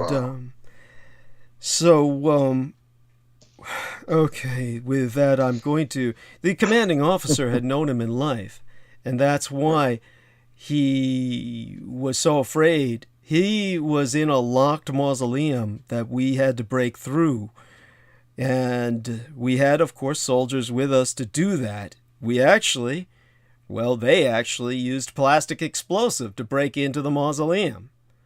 All of this would have been highly illegal. Of course, it's nothing anyone would have went to jail for. As I said, it all would have been covered by the government. Enormous fines would have been paid. But you get my point. I'm sorry, Sammy, were you going to say something? Well, Doug, this is kind of where, my intuition was, in a sense, because he was a fanatophage, and it's just what you revealed right now. It really confirms to me why he liked you so much, in the sense of the kinship of your lineage and who your mother was, that he knew you were of a vampire lineage. Yes. He knew this. And you being, a supper, how you say it, the proper term, yes, of blood, you were the more the respectful creature. And I say this with great respect because you drink from the living. Yes. And this is where the correlation between the two persons of the light and the darkness. This shows that you at least drink from the living and from the willing, and you don't take, you don't desecrate, you don't torture. And how you even said your last name, Skeleton Key, and even his name, a key, no. Yes. So it some things just come together, and it's not a coincidence. And like I told you, I have to think back to, and a lot of this information goes to areas that I don't want to go, let alone you, and for a reason. And it breaks my heart because I think of those children. I think of those children still to this day in those tombs underneath the Presidio that could, if they could talk, they would probably see the same thing. That's one reason why they were concretized and bunkered away so that not even Thanatophage could access them. And absolutely. And it's almost his way of quote unquote covering his tracks. But in a sense, Doug, because you did know him as intimately as you did, as far as working alongside him, you were always that skeleton key that he could never get rid of. Yeah. Where he was never truly ever going to get away with what he did. And, it's interesting, my journey and my twins' journey, in a sense that I was nearly abducted back in '89. That's right. Tell us about that. My brother and I were about to get abducted back in '89. I was 2 years old. And this was, at that time, that, this whole, this whole quote unquote satanic panic. But all throughout my life, I heard about this. I remember my parents telling me, and there's a reason why they told me now. I mean, this is all coming to me. You need to always keep a lookout because they're kidnapping kids. And when I came across you about it's going on almost more than 10 years now. What kept me very fixated on you, Doug, and just couldn't just ignore you. And this is one of the things why I think a lot of people, when they do follow you, a lot of people are afraid. Yes. Because you reveal something and it's like, wow, you really struck a chord. And this is where I thought to myself, I could have been one of those kids. And yes. I've never really asked you this, but in my heart and in my own being, where does a person like this go when they're gone? And how I interpret things is someone like him could never rest, could never have that privilege to rest for disturbing the people that are resting. Yes. I don't think our divine creator would allow someone to rest. And it almost correlates to even my faith, where in death, we're victorious. In death should not be feared. Yes. That's actually victory. Because this veil of tears, how you say it, it's filled with to say life is unfair is an understatement. Yes. But for him to walk this earth and not have his day of judgment, well, in my in my being, no, he will. And I think one of his punishment is not going to be able to rest. Now, obviously I have to take this information and kind of, let it soak in and just really think about things, because some of the things that you say, Doug, and I'm not going to lie, it has broken my paradigm on how I view things, but not in a bad way. I'm not saying, I'm here, I'm not going to, I'm not going to throw my Bible out the window or out my, that's not what I mean. Understood. And really why I say that is it's more to the audience. It's almost like this. I know people that know history, know knowledge, but you're on a different level. You're unfortunately you were at ground zero, and you were with the person that was pretty much the devil himself, and that's not even describing him. He is what he was.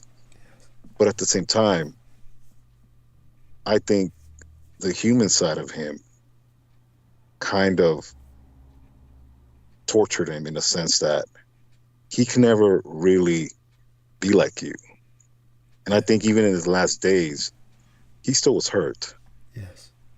I think maybe one of the reasons why he even left San Francisco, because I think anytime he looked at that military base, it would always be reminding of you. Yes. Through all the crimes, through all what you're describing, you're still human to a certain extent. And this is where I have to, this is me just telling you how I have to kind of, even how I treat you, Doug, that part of why you're even around me or just talk to me, because I treat you like a human being. Yes. I don't treat you like an oracle. I don't treat you like an encyclopedia book. No, because these subjects are very intense, and this is part of humanity where it truly is ugly. And to say ugly, it's more of an abomination to anything considered decent, let alone evil. Evil can't even describe this. This is where I think you said this is beyond evil, where he ascended to. This is on another level, even beyond the devils and demons. And I'm very much find myself very I'm blessed to know this, but at the same time too, there's also a purpose, and this is where I have to meditate, pray about why is my purpose, why I've learned this, because even you, though you had your purpose being around someone like him, and you've had an impact. You impacted his life because he never mentioned your name. Yes. And this is someone of quote unquote great stature in our government, but he truly was hurt. yes. He truly was hurt, and I think that's going to be his weakness, in the sense that no matter what, you're still human, and in the end, you still have to atone. It's just, I'm not the creator, I'm not our Heavenly Father, but I know you alluded to it a little bit. I just maybe don't remember that transmission, but I would, if possible, maybe not this transmission, but someone like him, where would he go? Because of so much knowledge, but yet again, it's almost, to me, in the end, he was humbled in the sense that someone like him is still not in control. No matter how much arcane, no matter what abilities you have, you're still not in control. Yes. But anyways, that's pretty much my take. No, that's I think that everything you say is something that everyone should dwell upon, because ultimately, here's an example of the Satanists, or the people who are not at all necessarily the Edomites or the chaos cultists.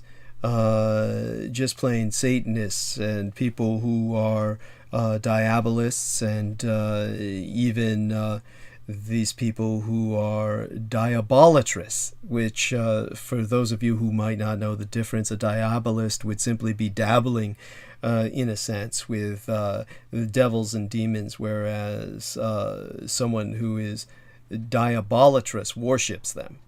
And when it comes to that level of individual, what is it that they are headed towards? Well, many of them don't want to be headed towards a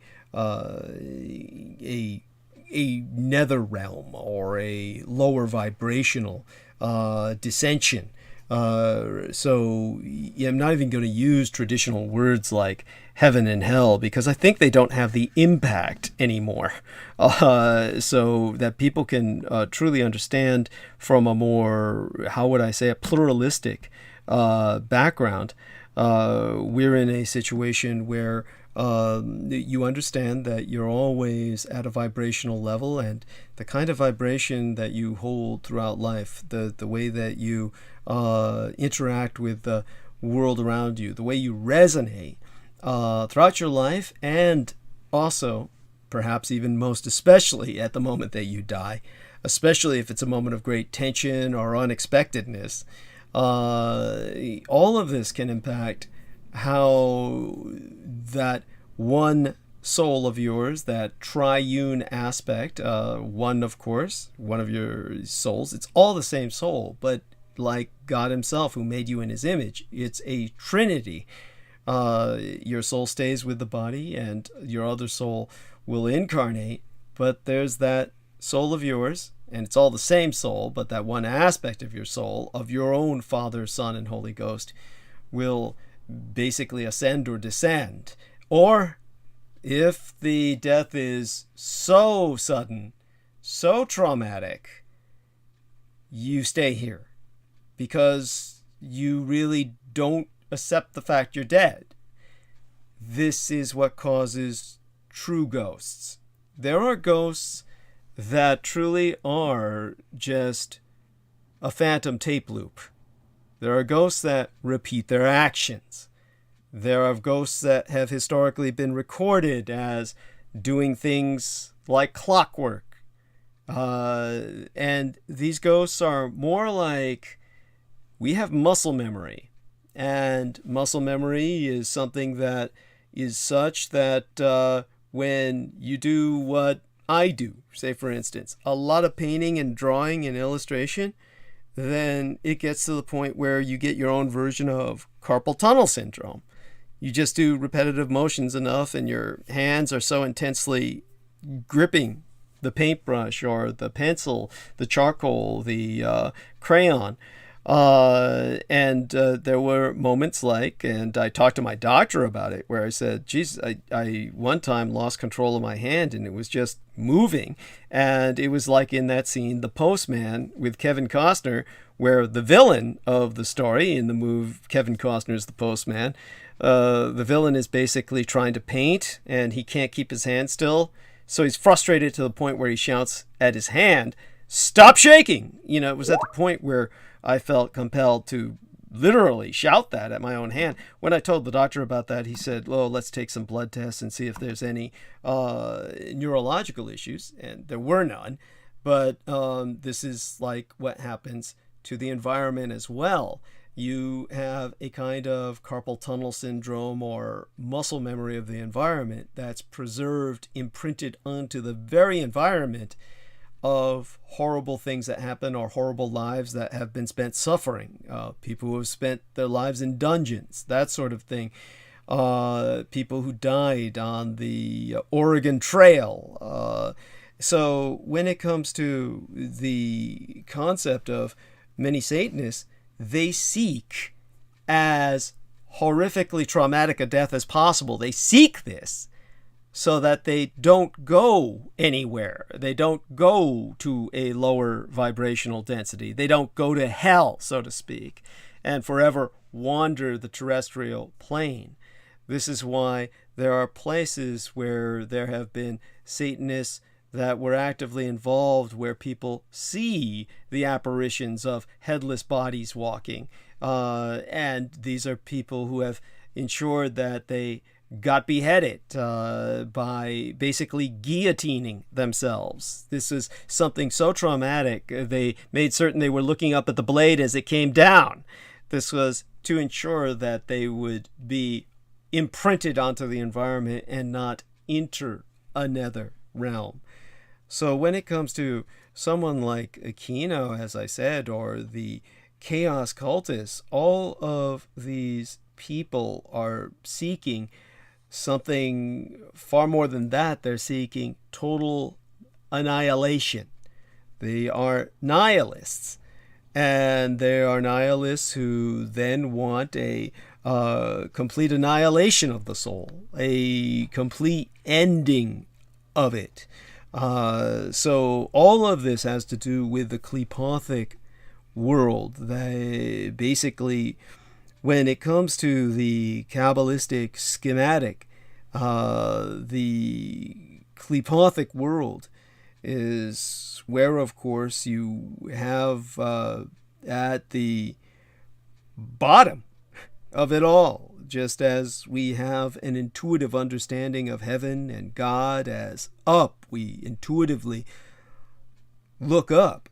Well, just as the realm of God is in the Kabbalistic Atziluthic world, which holds the fountainhead of all existence, the Qlipothic world holds the drain down which all existence eventually runs.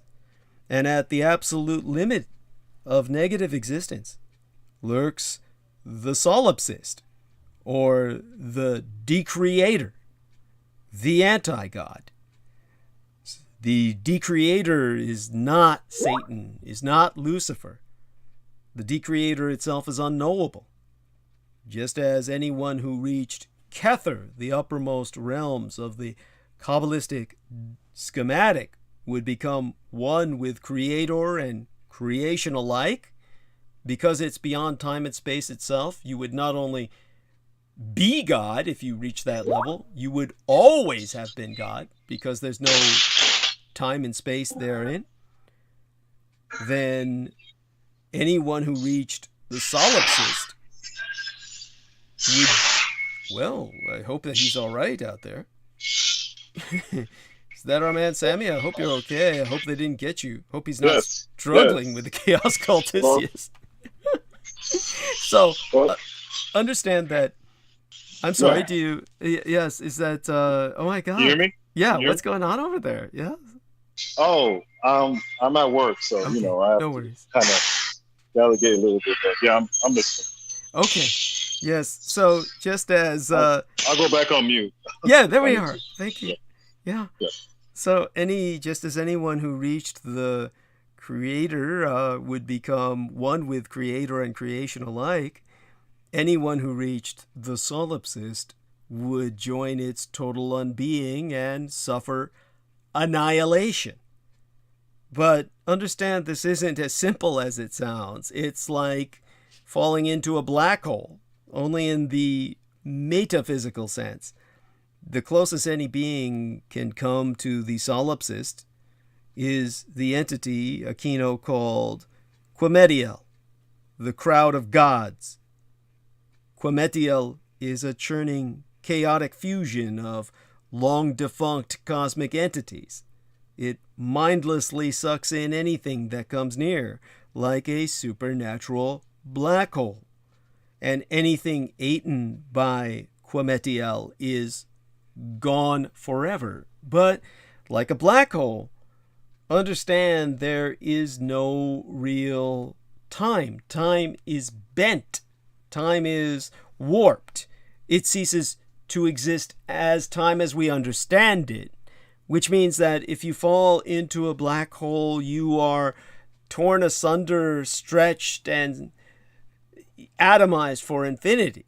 You suffer that annihilation eternally, and so it is with that drain at the bottom of all existence, at the bottom of the tree of life and death, is the eternity of dissimulation, the eternity of disintegration, all the while aware that you are being dissolved, destroyed into the nothingness.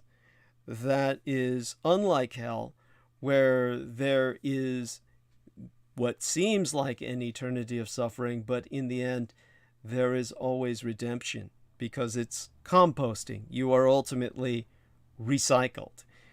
Not so with this forever annihilation, something which the chaos cultists imagine and delude themselves will be the peace of nothingness. No awareness of death, no awareness, their way of beating the game, so to speak. The reality is they are forever in the torment of dissimulation. By the way, Sammy, you can come off mute now and tell me if that answers your question. And then Jameson will help you keep the stage while I eat my yogurt.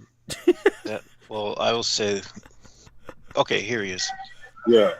Oh, yes. That's quite that's crazy. That doesn't make sense. It makes sense, but this is where obviously. Sorry, I had to get off my Bluetooth, but this is where, to me, because of my paradigm and how I feel. Yeah. Obviously, I don't even want to get in that mind frame, but I like to think of nice things, I like nice things, just like you like nice things, Doug. I like puppies. I like all. Obviously, that's that what I'm trying to say is, honestly,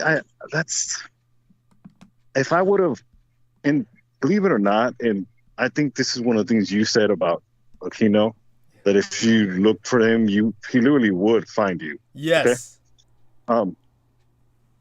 I do think because there's the thing about it. When you just know, I might have had a dream of him encountering me.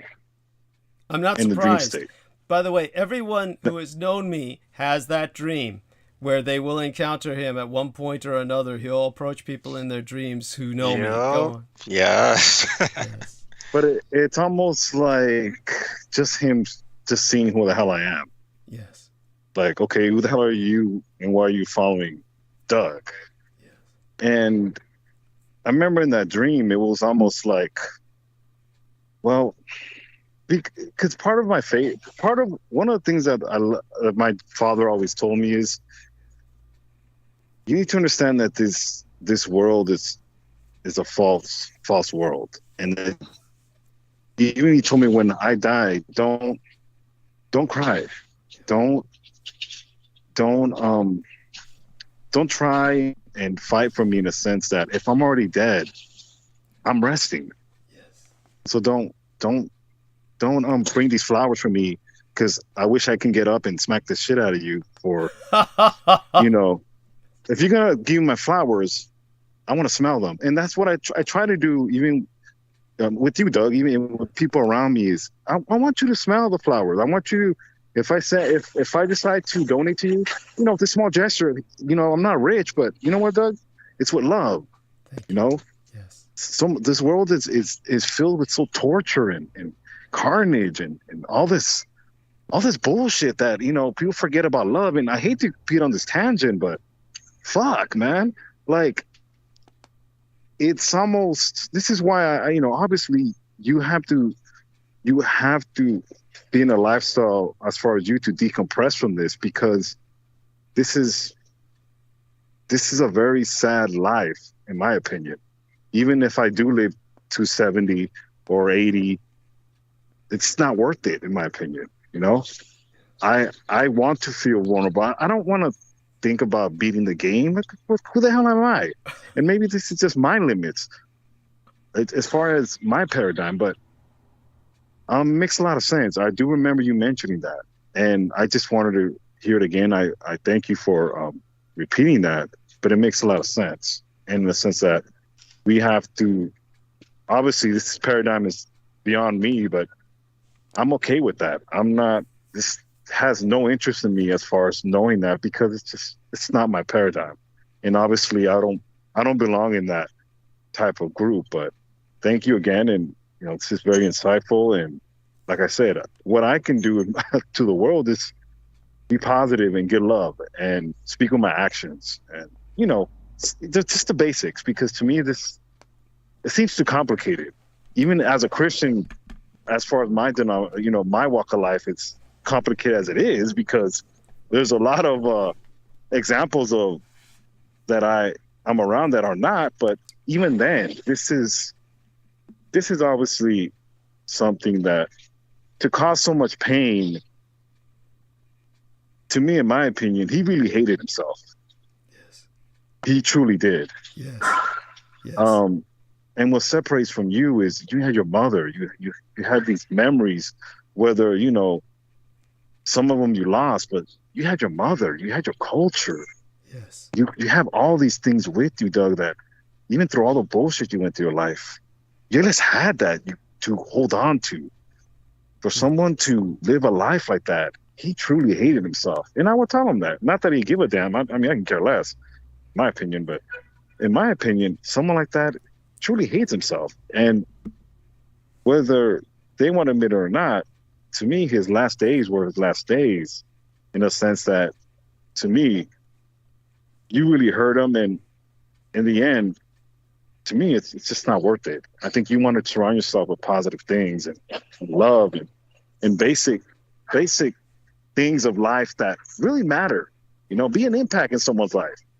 Make them laugh. Even though, make fun of yourself, it's okay. But, it's just bring that positivity, because I think one of the things that you mentioned is that you don't have to, I don't have to cast spells of pain and all this. You can bring joy and happiness. That's, from seeing this, Doug, I kind of have to do this to cope with this information, because it truly is a life that thank God, I don't want nothing to do with. Obviously, you don't either. It's just you're cursed with this knowledge. Yes, it is what it is. And I understand why you want to be around sexy ass escorts. I would too. Thank you. Shit. God damn, I don't want to be around a bunch of, Oh, honestly, who wouldn't want to be around a bunch of sexy escorts? But that's beyond the question. But at this case, Doug, to me, a lot of gay shit happened. A lot of things that I don't understand. It's out of my paradigm. But, sometimes, in my opinion, people, and it's sad to say this, and, I pray to God that if I do ever, I come out of it a better person, in the sense that you need to move on and get over shit. And what I mean by that is life happens, and my problems seem very minuscule to what Doug has to go through. And it's just testament how, Doug is a real person, and I've talked to Doug, and obviously you and I talk, but man, this stuff's heavy. But what I can take from it is, put out love in the world, put out kindness, put out good energy, because there's plenty of people like that already in the world. And it's sad, but you can at least try to make a difference in your own little paradigm, because it's just, I'm not curious about him. It's just, it is what it is. He's caused so much pain, but at the same time too, the person that really lost in the end, in my opinion, is him, because it's a sad life, but it's more like you really hate yourself. And he can never really be like you. So in my opinion, he's just caused as much destruction as possible, because as much as both of you had something in common, you never were the same. Yes. But I leave you with that. It's just, thank you. I do appreciate it, Doug, because this is very, at times very difficult. And, thank you. No, definitely thank you. And I want you to know that the warmers that your significant other and yourself sent me are what keep me warm and certainly add to my comfort through the 12 hours I'm sitting here throughout the night. It wouldn't be possible without them. So understand. Well, thank you. Thank you. I mean, if I can do something to, make yourself comfortable, as a friend, okay? And I tell you as a friend because, like anything, you don't gotta. Nobody has to do anything. That's one thing I learned about an adult. You don't got to do shit unless you want to, really. Unless, it's the cops, or, But by the way, you want something out of it. Go ahead. Yeah, I'm counting on you two to hold the stage while I eat this yogurt. It won't take me too long. But in the meantime, I do think that maybe what you were speaking of earlier, as in who am I do think that it was either John of chapter 8, verse 28, or maybe it was chapter 8, verse 23. But basically, it was first within John in chapter 8. He said to them, "You are from below, I am from above. You are of this world, I am not of this world." And then, so Jesus said to them, "When you have lifted up the Son of Man, then you will know that I am he, and that I do nothing on my own authority, but speak just as the Father taught me." It may be one of those two quotes you were thinking of. That's very familiar. That sounds very familiar. I think that's one of my dad's favorite scriptures. And, thank you, Doug. Like I said, you're very astute, and you're a better Christian in many ways than me. But, like I said, I'm a working Christian as far as trying to, paddle through the bullshit of, my paradigm, and I'm sure you know of it, and to a certain degree, I think JMO knows, but like I said, it's about respect, and one of the things that I've taught from your transmission is you're really have showed that if people actually got over their bullshit and understand really who the enemy is, and just the aspect of how much corruption and how much chaos has been caused, then really Christ is found in every religion. It's just really people's ignorance. And Thank you. I'll leave you with I'll be on mute, and I need you to talk to I need you to talk to James. I need you to talk to James, and so I'll be on mute. But anyhow, yes. And before I go turn to my yogurt here, you may have heard or you may not have heard while Peter Moon was with us along with JoJo. You can always kind of review that at your leisure later. Just kind of speed through some of the parts that don't interest you. But we're talking. I'm sorry, as just a joke. Yeah. But just as curiosity, and I'm sorry to get to this. By the way, I don't mean to interrupt you, but I wonder what a fanatophage will find in Dr. Anderson if they, if they rummage through him. Will they become some kind of mutant? You know what I mean? Or I don't know. I doubt he would understand what he found. It's like I don't think Dr. Anderson's body will be inanimate at all. I agree. It not an Evanescence, no. But before I turn towards my yogurt here, before I go mute, yes, there was also your father probably also liked Exodus chapter 3 verse 14, which was God said to Moses, "I am who I am," and he said, "Say this to the people of Israel: I am has sent me to you."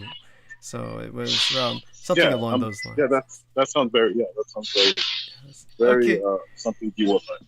There we are. So let me go mute and see if you two can carry out a conversation with whatever they're doing there in the background. Oh my God. Sorry, it's I mean, we're trying to get shit out of to Hong Kong. They're, believe it or not, they're really trying to really push the envelope. They're kind of almost forcing. The airline's kind of almost forcing to send as much shit as possible. I think they're just telling Japan to go fuck themselves. But it is what it is. Hello? Yeah. I could. Yeah. Oh, I can actually hear the in the background the announcement on the loudspeaker. Oh, that's how the Mexican saying there. Sorry. There's different crews for every production. Hold on. Yeah. Is that better? Yeah. Oh, This is a lot better. I mean, yeah, you're clearer. As long as you're clearer, things are cool, man. Things are cool. But I processing what Douglas. Yeah. Yes. Go ahead, Jim. I'm sorry. Go ahead. Yeah, just processing what Douglas had said. What I came back to, which was him talking about the how many people who are Satanists want to die in such a way that they're imprinted into the environment rather than Right. being dispersed into three different forms as not to go to the hells. And that I find strange, because I would think that the Satanists would want to go to hell. JMO, back to the fanatifies. Yeah. Go ahead. I'm sorry. Go ahead. Keep going. No. Well. I mean, the whole point is to experience. I would say, I would hazard to say that those individuals aren't true Satanists, because the whole point of, maybe I should consider what I do diabolatry, which is desiring to become like they who are of the infernal, which would still serve, which to a degree would still serve God, but it would be composting work. Okay. Well, that's actually a good point, because I'm not in that paradigm, JMO, and my path is a little bit more complicated in a lot of ways, because I do have to, believe it or not, some of this stuff is very I have to think a lot. Okay. Yeah. Imagine you being still Christian and listening to this. This would probably really blow your mind. This is where I'm at, because it kind of confirms Kino not being human to a certain extent. Don't you think? I mean, what do you think about that? I believe that does confirm that he is definitely what he says he is. There's absolutely no doubt about that, because Kino would not look at something that was in equal or above him, or he if it wasn't, he would not look at Douglas Dietrich as, to a degree, I think he looked at him as being on a higher level than himself, in a way, but by showing him all this stuff that even those who are his own cultists haven't seen. He showed Douglas things that even those who follow his orders haven't seen. So that's not something you do to something you consider lower than you. Now, all those ancient alien pricks who were on his payroll, he probably considered them turd. He probably didn't consider them anything, and they knew it. And they knew that he considered Douglas Dietrich something. That's why that's why every single one of them go out of their way to try to slam him and slam his transmissions. Sure. And here's the thing about it, though. This is where the vampirism kind of correlates with him being a fanatical. Doug, at least, he's so if he feeds from the living, not from the dead.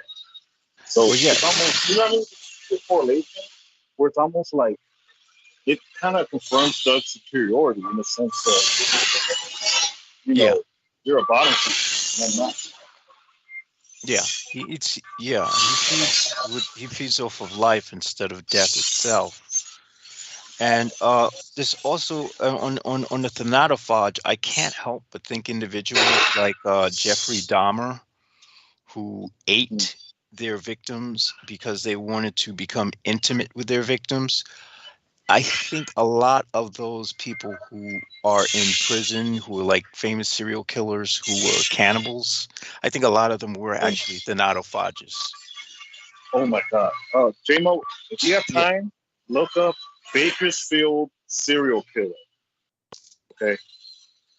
I don't know if you heard about this, but he ended up killing an inmate that had my last name. Okay. All right, let me check this out. This motherfucker here is a piece of work. So look up Bakersfield inmate that eats for Romero. inmate Romero. It's crazy. And the reason why this just hit me right now. All right. And he ate who? This inmate, his inmate's last name was Romero, like mine. Gotcha. All right. Let me see. Oh yes. This is in the LA's town. Oh gosh, they're doing this subscription shit again. Oh, I can probably find this on another site. Yeah, go to Google. Okay. Go to Google. Yeah.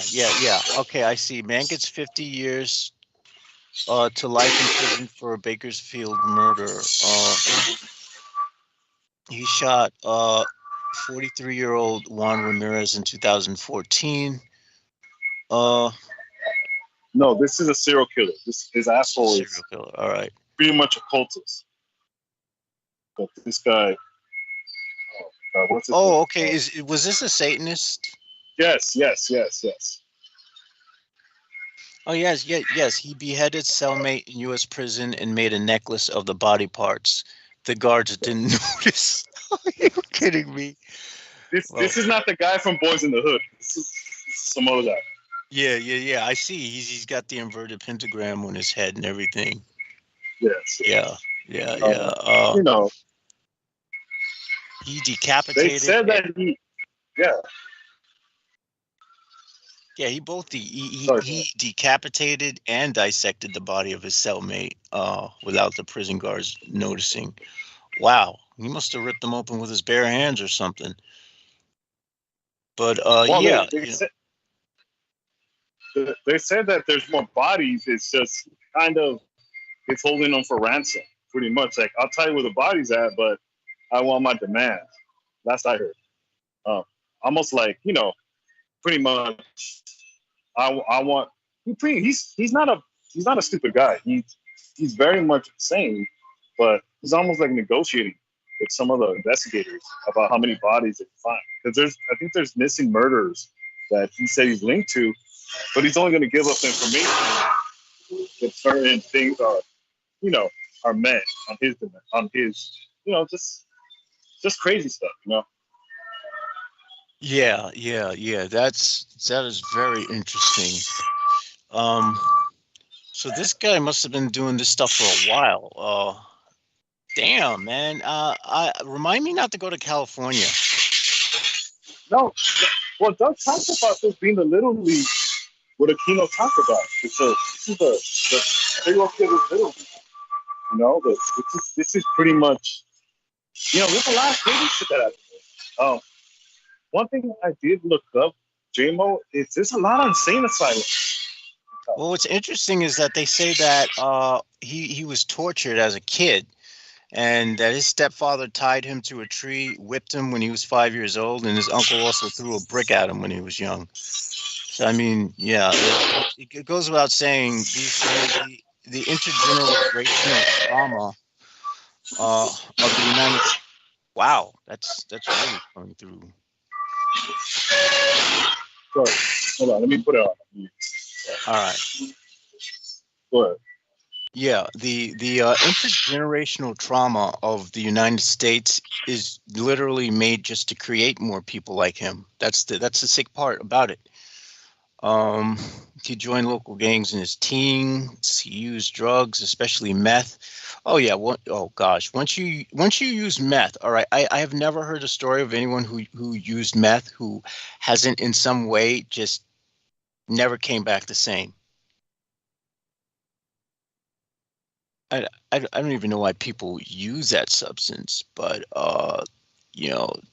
2017, he pleaded guilty to first-degree murder with a special circumstance of torture in exchange for waiving of the death penalty. So they sentenced him in life in prison without the possibility of parole.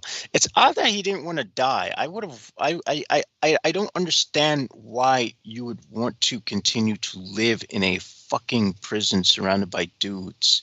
The death penalty, as painful as it would be, dying under those circumstances would still seem like an easier way out than life behind bars. I don't know. I think I really do think because he has information that he's bartered.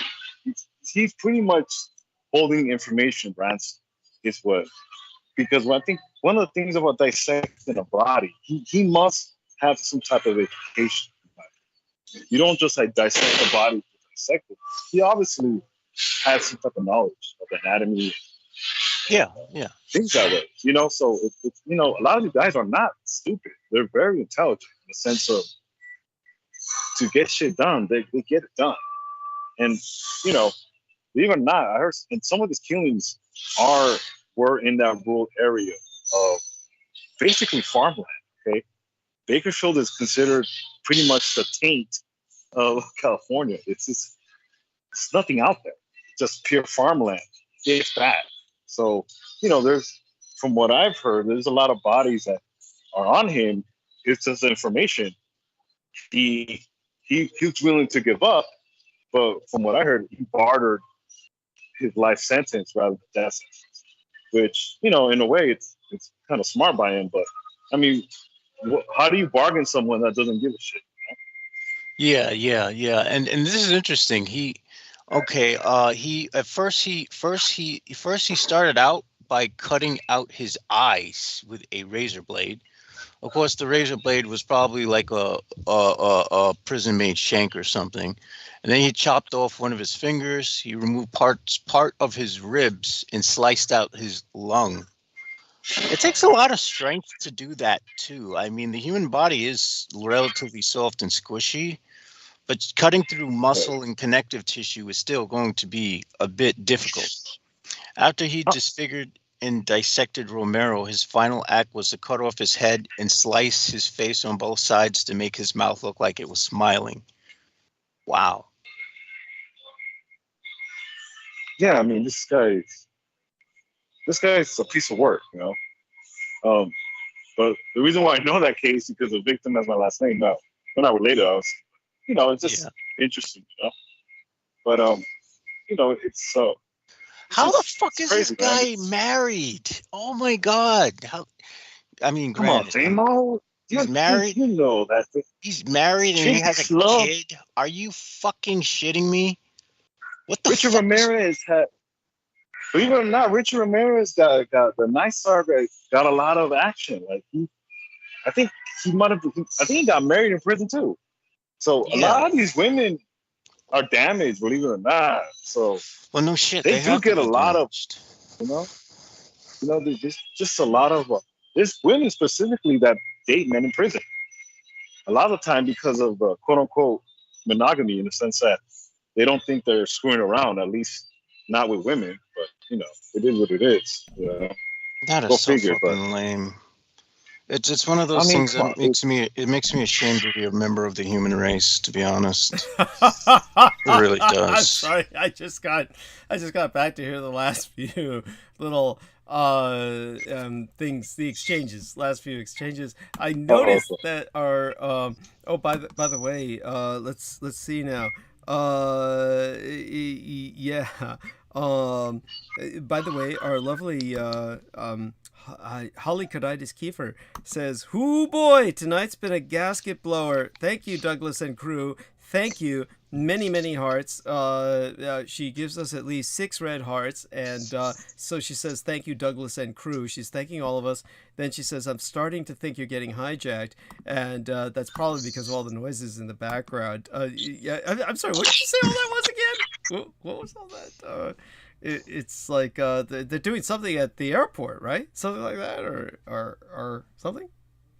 Yeah, they're summoning cyber goblins into his cell phone. Hey, sorry about that. There's the Mexican music playing in the back, so You're kidding? I don't hear any music. It's more like that's like a something like. It's like the piping of some Lovecraftian. Yeah, that's right. It's more like Azathoth as described by H.P. Lovecraft. Then it's not me. Then it's not me. Then.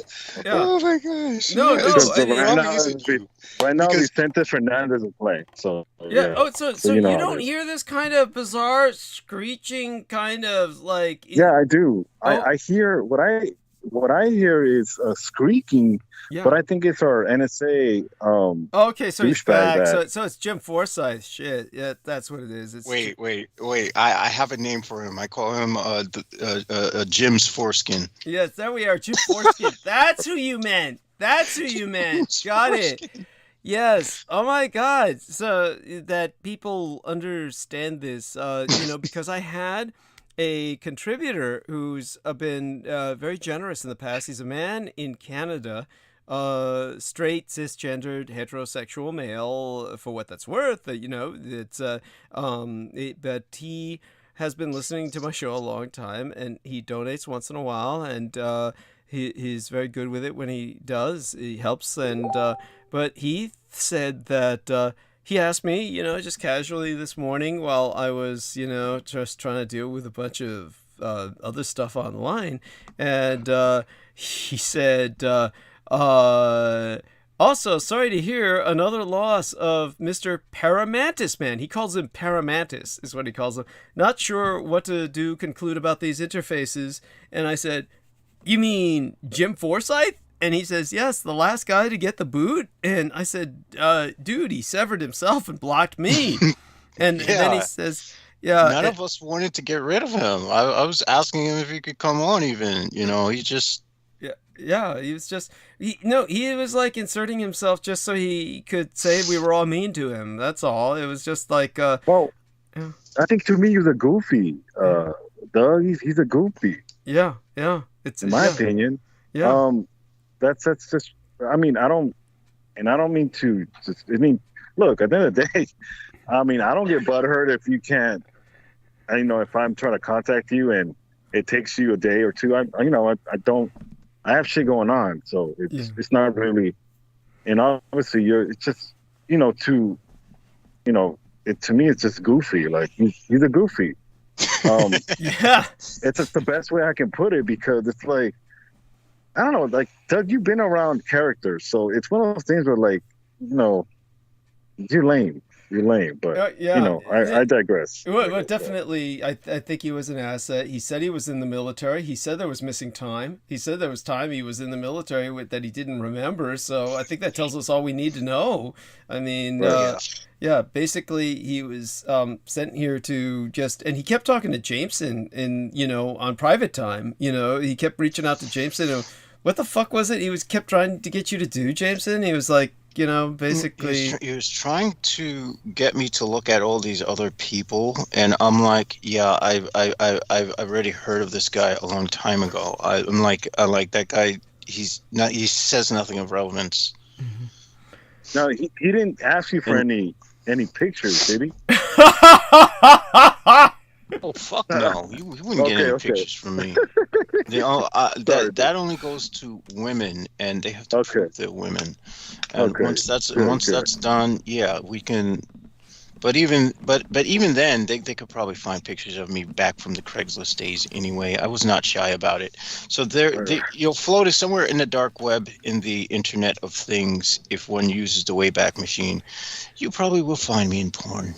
There we are. There we are. Just like they found poor China. I mean, oh my God! So she got into the porn, and then she actually was in. She actually did become a porn star, and I've seen some of her videos. Yes. I saw some of her videos. Oh, okay. Hey, but I think she died here, not that far from here, where I work at. Oh my God! So sorry. She passed away. The restaurant. She was living, I think, either in Malibu, or somewhere. But yeah, and that makes sense. Let me get off. Yeah. 1 second. Yeah, sure. Take your time. What did he say? he said, "Let me get out." Let me. So I guess he's gonna go mute for a moment, I think. Oh shit! Oh my God, that's so funny. I should get ready to start monologuing. Oh my God. And so, all right. So how much time have we got left? I got 6 hours. Holy shit.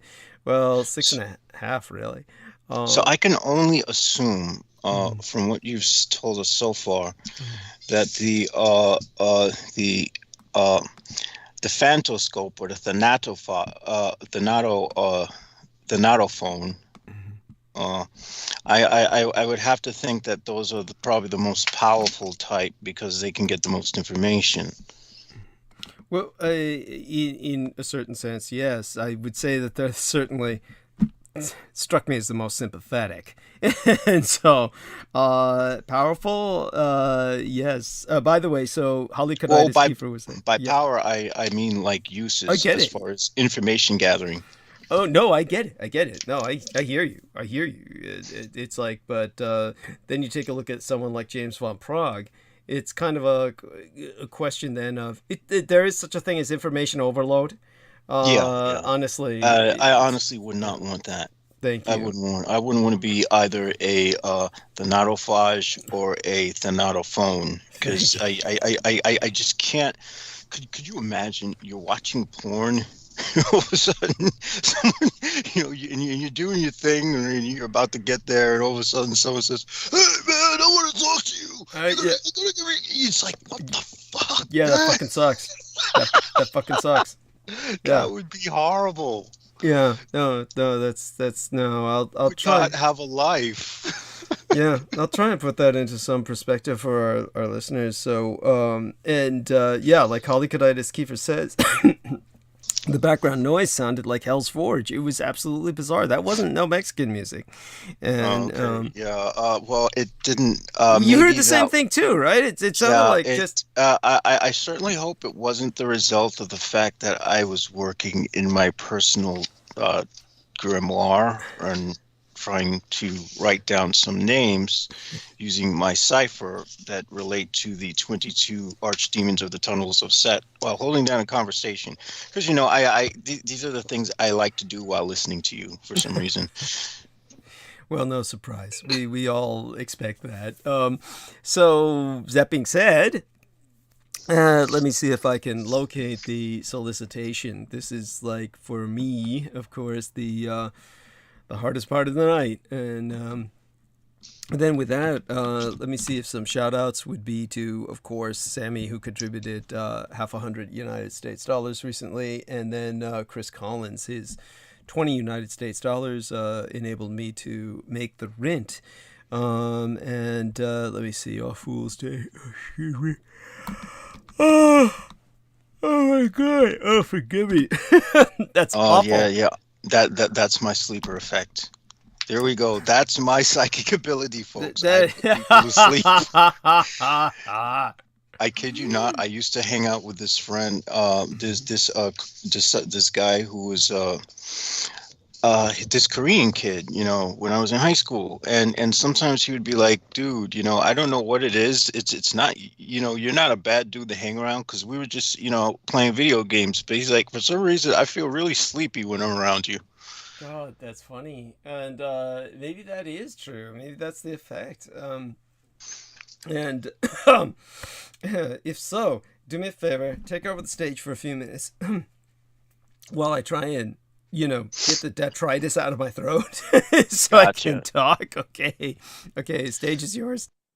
All right, so I'm going to just jump ahead and see if I can get a good grasp. The shaman, honestly, to me sounds like the most while it would have its uses, it's the sort of blowback from it right away. It's like you're better off doing a ritual to curse the person because you won't get any blowback whatsoever from cursing someone, at least not from my experience. Although it depends on how much defenses your target has up, because if your target has defenses, you probably will suffer some repercussions. But yeah, the shaman thing sounds. I bump into people who probably have that shaman thing because they like to see if they could stare people to death, and then I look right back at them with like this dead gaze, like, okay. And it's the gaze you get when you sort of empty your ego out of your head and you return to them as if you're nothingness staring at them. And that always sort of makes them turn away uncomfortably. Oh, So that's by how the you. way, I'm sorry, Jim. Was Aleister Crowley considered a shaman by any No, chance? he was a magician, but he was, interestingly enough, I suspect he was a sensitive. in a lot of ways. And then again, I don't know how I would define a sensitive, but what I would say is that he was able to pull, almost intuit, a lot of things in magic that a lot of people, you know, before him might not have gotten, in such a way that he was able to, you know, I don't even think he truly understood, you know, I don't think he even truly knew the breadth of his capacity. Because I think there was part of him that was always in the back of his head skeptical about what he was doing, which is why he created Thelema. After, you know, all the work he did through the systems of the Golden Dawn and whatnot, which were more oriented on, you know, trying to enter the mind of God, you know. So I can't help but think that there's a sort of there was a sort of even skepticism in the back of He his was head. big on sex magic, if I'm not mistaken, right? Yes, yes. Yeah. Yes, sex magic would be used to transmit information, and it would also be used to raise energy so that spirits and entities could, you know, communicate with you. Basically, sex magic was primarily used as a means of communication with deities and spirits from other dimensions and whatnot. More so than, you know, I mean, more so than I think cursing. Although some people say you can use sex magic and curse people, I don't get how that would work. Since, you know, most of magic work in creating working arcana is the use of language exclusively. So, you know, I don't think painting a sigil on a woman's back and then screwing her and reaching orgasm while looking at the sigil is going to make whatever spell you want happen. So It has to. There. No. I'm just going hypothetically when it comes to sex magic, its uses and its limits. Its uses are mostly for communication with beings from the other side and spirits and whatnot. I couldn't see sex magic being applicable for like trying to do a practical enchantment where you're trying to, like, I don't know, materialize a new car or cause someone to suffer misfortune. You know, that I could be wrong because I've never used sex magic because I don't have sex. So now that you mention it, Doug, maybe I'm exposing how long I've been listening to you. Yeah. But I remember you mentioning that the Bushes used to, I guess, in the Skull and Bones, they used to. Am I right? I may be. And if I'm wrong, you know, my apologies. But didn't they used to get Geronimo's skull and pretty much fornicate with it? Or, yes. You know, screw it. Yes. At the very least, what they were kidding doing. Me? That is beyond disgusting. It is. It was just that honestly. At this moment, sorry, it just came up to me, so you know, maybe it's ordinarily something like that would be funny in a very macabre way, but for some reason it enrages me, and I cannot say why. Yeah, it's because Geronimo was, of course, an honorable warrior and the chief of an indigenous people, and this is obviously desecration of the lowest, basest sort. And at the very least, what we know they were doing was they were putting their hands upon it to swear their oath. So, by the way, I gave Holly Kaditis Kiefer a kiss on the in the private messages. She said, same, baby doll, epic night. So she does agree it's an epic night. So I don't know if this makes it any more epic, but definitely what happened with the Skull and Bones Club, and that's why they have the name the Skull and Bones Club, is that the grandfather of the Bush dynasty, Prescott Bush, I believe, was his name. He originally was with the U.S. Army Cavalry, the Frontier Army, and he took advantage of his position and his rank to basically behead Geronimo and take the head back to the Skull and Bones fraternity. where it became their mascot, so to speak, and the skull over which they swore their oaths. And the products of that horrible power fraternity, many of them became America's combat elite in waging war. You have this history that I've gone into before about this kind of American royalty, this American elite that in the old days thought of war as the sport of kings. And these people did things like arrange their own military units during the Spanish-American War. They didn't want to serve with the regular army infantry that was filled with blacks, not even as officers to command blacks, which they felt was beneath them. So they formed what was called the USGV, or the United States Gentlemen Volunteers. So they didn't have the room for the full USGV, so they simply used USV on their uniforms and their belt buckles, which was simply US Volunteers. And these were all wealthy elites who fought only with each other as company, and just took to war like it was a hunting game. And when it came to, they waged war the way you would perceive them hunting game. This is... in other words, they were more degenerate than your average soldier. Yes. And they would probably enjoy, torturing people and raping their corpses and doing all types of unspeakable, atrocious acts that would be considered criminal. Even if not that, they were repulsive enough in the sense that they treated the enemy as if they were sport. And this was a sporting game, and but that does lead to the behavior that you would use in hunting would be skinning the animal, stuffing the animal. This is like trophies, taking trophies. So that's not to be dismissed. But at some point, it devolves. When I don't know if I doubt it happens with animals, but at some point it devolves to. When it comes to humans, at least, when you're often fornicating, and it often devolves to playing with them as you kill them, as if it's a game. Yes. Either rape and torture, etc. Yes, no, not to be dismissed. So then you had in World War I, they were buying their own air force and going to fight in France before America declared war.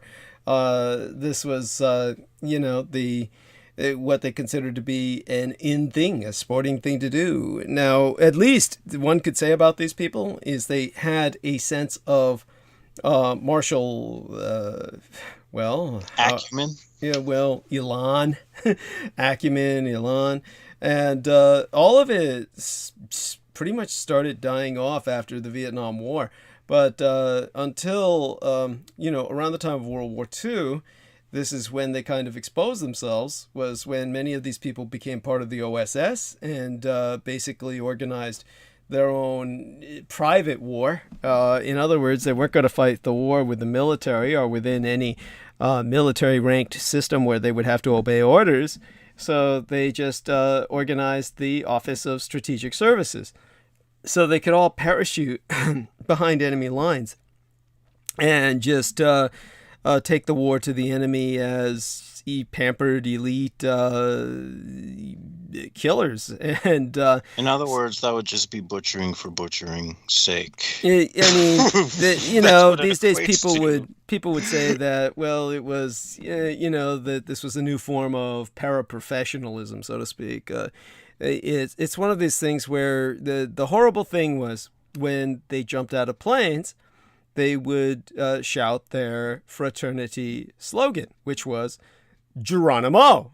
And that was where that came from, was because they were all skull fucking, as I use that term, just basically swearing their oaths upon Geronimo's skull. But for all intents and purposes, knowing what we know about what fraternities do with their hazing, their rituals, their homosexuality, which is just, there's a reason they call them Greek fucks, by the way, and it's not just because they're all wearing togas. For all intents and purposes, they may well be. We may as well assume they're fucking Geronimo's skull. Yes. The Native Americans have been lobbying to get his skull back from that fraternity for ages, and they claim, of course, that it doesn't exist. It's not there. It's all a lie. But they won't let anyone into the fraternity to examine the grounds to prove it.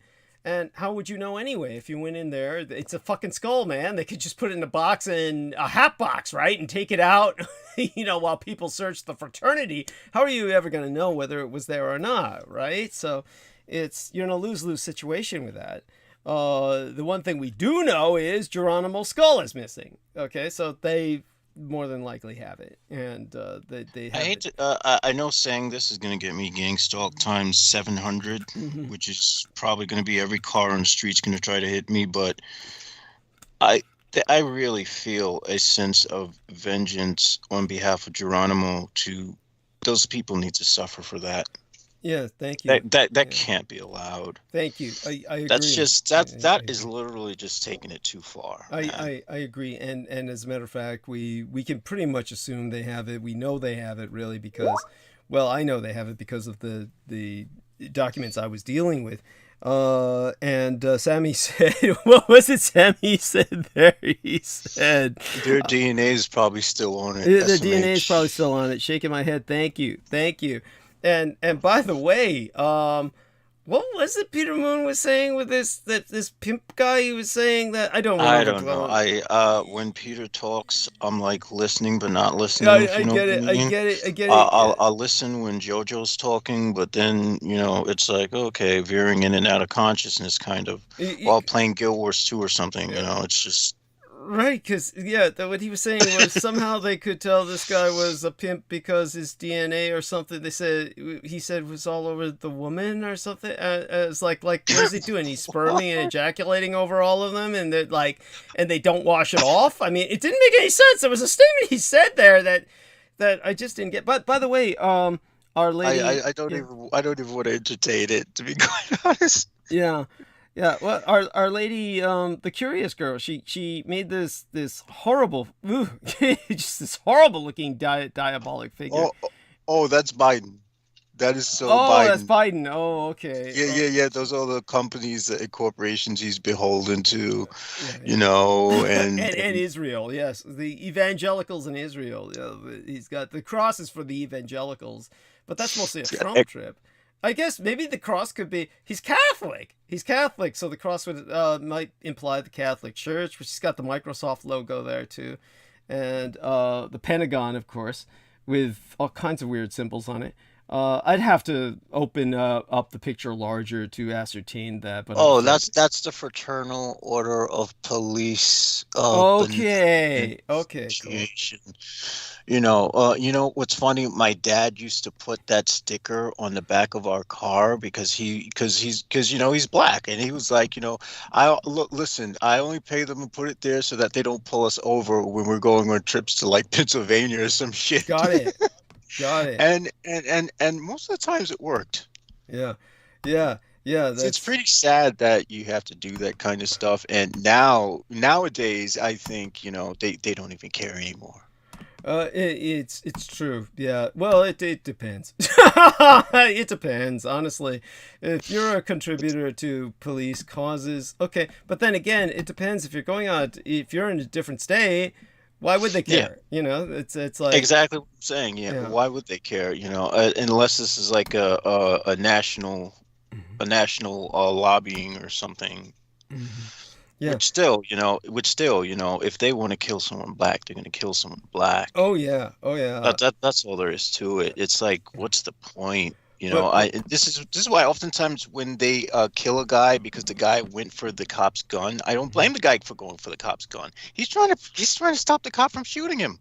I hear you. Hey, look, what do you think he's trying to do? I get it. It's but by the way, what was I going to say about? I'm trying to find something to send to Our Lady Amalia here, and some picture or something, and you know, something like flowers or something. But while I'm looking for that, in all fairness, to give people just an example of when the chief of police of San Francisco and his son who were very controversial, and this was like not the current chief of police at all, just so people understand. This is not the current chief of police in San Francisco. This was like maybe 10 years ago, maybe like more like 20, really, about 20 years ago. It was when I was going to the police academy. And it was around that time. The guy looked like a character called Hell Cop out of this one really goofy horror film that I happen to like a lot, about some guy who goes to hell to rescue his girlfriend. He basically goes to hell to pull his girlfriend out of hell, where she wound up taken. But what the fuck was it? There's this character named Hell Cop in the film, and Sergeant Bedlam. I can't remember the guy's. You're talking about the chief of police of San Francisco, or the character in the film, or the name The character in the film, because it looks like some guy with like a burnt up face or something. Yeah. Hell Cop. His name was Hell Cop. Did they give him a name, Sergeant Bedlam? Was that his name? I thought I'm just looking at images. Okay, yeah. I think he was just called Hell Cop, and but at any rate, the with the guy who's the chief of police, who kind of looked like him, he was already in trouble and controversy, and his son was just this homophobic cop who was beating people up outside of gay bars. And anyhow, it turned out they were both in Las Vegas on vacation, and they got into some big fight, trouble or something, and then when the LVPD, Las Vegas Police Department, came in to bust them up, then the father pulled out his badge. Look, I'm the chief of police in San Francisco, and better let us go. Just get out of here. And they just said, "Fuck you," and took him to jail. So, in all fairness, you can be a cop from a different jurisdiction, and there'll be no sense of brotherhood. So, it's not like they necessarily treat each other all the better just because they're fellow cops. Maybe sometimes they do. Certainly in that case they didn't. And that was, that's a high profile. If the guy's chief of police of San Francisco Police Department, it's not like he was, chief of police from bumfuck, right? You get what I'm saying? Yeah, that holds weight. Yeah. So that goes to show they really don't care. Yeah. Yes. And so the movie looks way different from the graphic novel, of course. There's a graphic novel by that title, Hell Cop? Yeah. Holy shit. You send me a link. Based on what I'm just do a basic search in Google and just go to the images tab. Okay. And so here we are. This is a nice image for our young lady. There we are. Okay, so gave her that, and now I'll go to the image tab. Oh, there we are. He says, well, it's better than LAPD, says Sammy Romero. Yeah, yeah, LAPD. But granted, remember, the difference is LAPD and San Francisco are in the same state. They're still in the same state, so there would probably be more leeway to be found there, admittedly, than otherwise. All right, let me. We're still holding numbers. I don't know how we're doing it. Because people like this strange, interesting shit, and I just bumped into this thing called Play Demon while looking through the images. So this is interesting. I didn't even know there was such a magazine or something. Fuck, give me a link. That'll be funny as hell to look at. And yeah, I'll send you an image. There we are. He'll send me some porno images. Are these coming? They're coming through the private messenger, right? I think. Yeah. I'm not hearing any bing or ding that they're coming in even. Yeah, nothing's there since the last time you wrote "Be Right Back." Yeah, there we are. Okay, Play Demon. There we are. Okay. So that's likely just something put together for fun. That somebody put that up there for fun. It's so. All right. That's cute. Yeah, I wish it was a real thing. That seems pretty cool. Yeah, well, they. Well, I did it. Well, that I'm not saying that's my thing, folks. No. I mean, I wouldn't hold it against you if it was. I mean, there's plenty. I mean, I'm pretty jaded. It takes some kinky shit sometimes to get me excited. I've seen quite a bit, right? I mean, got to give. Yeah, I mean, if once you've been overstimulated, you really got to just put shit up a notch. Or there's always doing what I do, which is refraining from orgasm to the point where your body just does it automatically when you least expect it. Well, there you go. Yes. And that's kind of odd. I didn't even know that was possible. Yeah. And by the way, like our man Sammy says. Remember LAPD bomb squad blew up a block last year within South Central LA. You laugh out loud. And it was fireworks. By the way, he's welcome to come off mute and relate that if he doesn't have the forges of hell still going on behind him. You know what sucks? There was this real case in 1985 in Philadelphia where the police had firebombed I think 11 city blocks. Yeah. That's correct. So this shows the disgusting amount of overreach that the law enforcement has. The military has literally toys compared to what the police has in their arsenal. No, and that was even back then. That was before they were even militarized. I hear the noise in the background, so he's back. Yeah, Yes. sorry. Yes, that's fine. I have the forces of hell with me. Sorry. Well, that's the thing about it is LAPD bomb squad. They're idiots. Okay, they're just a bunch of morons. But their excuse for not releasing the names of the officers is, well, they're gonna get death threats. And we're concerned for their safety. Of all fucking things, are you kidding me? You guys blew up an entire block with illegal what about fireworks. our safety, right? Yeah. What about ours? Exactly. Yes. Oh my fucking God! But it goes back to a government not working. Government's not supposed to work, unfortunately. And a lot of these assholes are just a bunch of morons.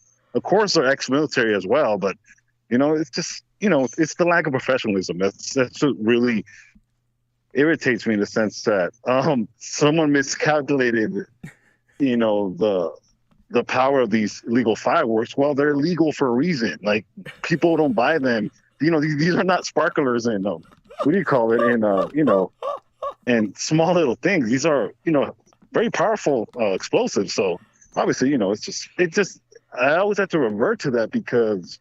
LAPD, amongst a lot of things, always embarrassed itself. This department is, it's an embarrassment, and it is what it is. But, unfortunately, I really do think we have probably, if not the shittiest police in the country, at least in the world. Because I don't know, it's just what it is. It's like, for example, our sheriff is the complete moron. It's almost like a lot of the inner workings of our city are at this point just being exposed. A sense of it's a gang. Pretty much all our city representatives don't like our sheriff, and he's pretty much a Trumpster. So, it's a shit fest. Pretty much, our mayor's out the door, and it's one of those things where you look at it, you're like, whoever's going to take over this bullshit has a lot of covering up because they're not going to change things. They're just going to, paint shit gold and call it gold, So anyways, yeah. Well, in terms of what you said about LAPD and just how bad it is, of course, you remember what I pointed out about the New Orleans Police Department and absolutely. It's but when that actually happened with the highway patrol here in Los Angeles as well. The East LA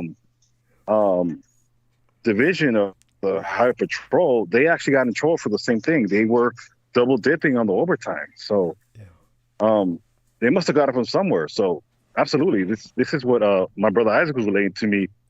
One of the reasons why he found out was because he used to work for Motorola, and just contacts that you have. It was one of those kind of watering hole subjects where they told him, that place you used to service. Well, a lot of those cops got fired because they were double dipping, But I'm like, well, I'm surprised they even got fired. I'm surprised they even fired them. Well, the thing is, they weren't even covering it up. They were just pretty much doing it while it was still getting. They were just doing it blindly. They don't give a damn. Yeah, yeah. I think that's one of the things about their unions. They're so powerful that they just don't give a shit. It's true. And a lot of them are ex-military, so you already have that invincibility complex, and the public owes me, and the gang mentality. They're in their own gang of themselves. So it's true. Absolutely. Our law enforcement is really in desperate need of an overhaul because, and I've always told people that talk about it, I kind of do your recommendation where we need more women in law enforcement as far as gang, like teens. That's very true because it's not working. But anyways, I digress. Now to just put this into some perspective for you, because you were bringing up government waste, and believe me, there's no doubt I've seen so much government waste, and I definitely can go on for hours about that. But we also have to understand that when it comes to government, there needs to be rehabilitation, just like we need for police and the military and everything. I mean, everything needs rehabilitation. We're just at this point in history where everything has become so corrupted that we are now faced with a existential threat in terms of corruption. But at the same time, as bad as it is, and understand, of course, my son is married to a tech mogul. I'm not going to, I don't say this lightly. And this is one reason that, full disclosure here, people may have noticed I don't spend too much time just shitting all over corporations or really the government. I mean, I think I've done my fair share of trying to keep balanced about that. But something was brought up the other day, for instance, about, I forgot who it was and what the subject was and what we were talking about. But, say, for instance, the Native Americans and their genocide by what was originally the U.S. government. Understand that things change radically. And this is probably what I wanted to bring up. JoJo was with us earlier, and obviously her father's Jewish. This is the night of Holocaust remembrance, that because the Jews use basically a lunar calendar, their lunisolar calendar has it so that the Holocaust Remembrance Day starts tonight and it ends tomorrow evening. So it's going by the lunar cycle, and so it's almost Muslim in that effect. But one of the things that I want to point out is how things radically change. So when people wonder where I'm coming from, like say for instance, people wonder where I'm coming from with the entire Nazi trip, like Our Lady Miss Amalia Willard was asking, people find it hard to tell where you're coming from, etc. Understand that just as you had the Democrats were originally all Confederate slave owners, and the Democratic Party was originally the enemy, and the Republicans were the radicalized people who were trying to who ultimately instituted the 14th Amendment, which was one of the most important amendments that we have. And it's always important to remember the Constitution is shit. It's the amendments that are the only good thing about it.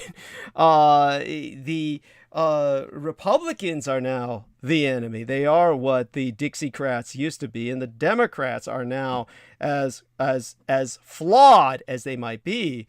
We have our man Peter Moon was saying, Musk is going to buy Twitter, and that's why I don't pay attention to anything he says. Yes, and he was going into, unless he's talking about breathing, and it's like, okay, yeah, thanks for reminding me, because I hold my breath continuously, like almost 24/7, and oh yeah, I do have to correct something.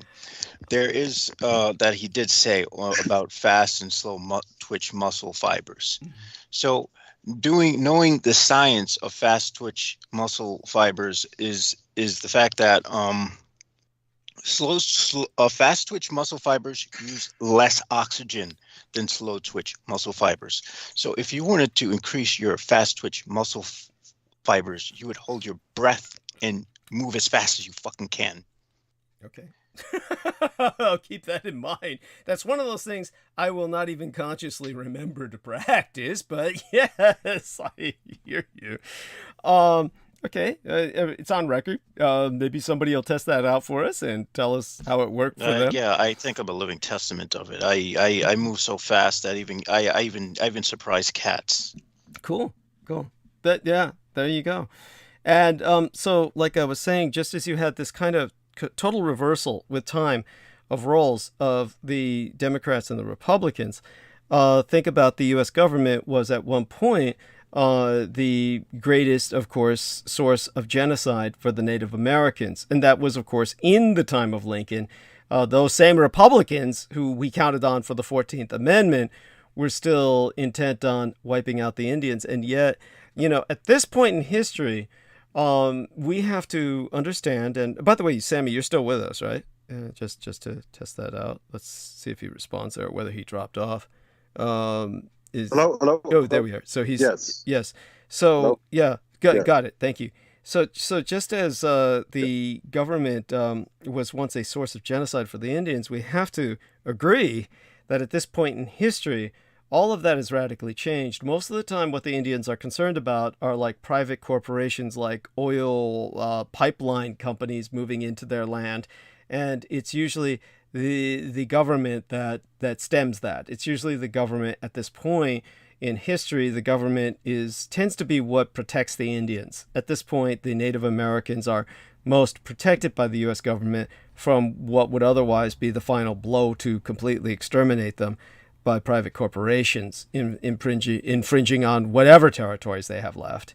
So things change radically. And so people have to understand that about Nazism. The movement that condemned millions to death in the past, this is probably the greatest hope for mankind right now.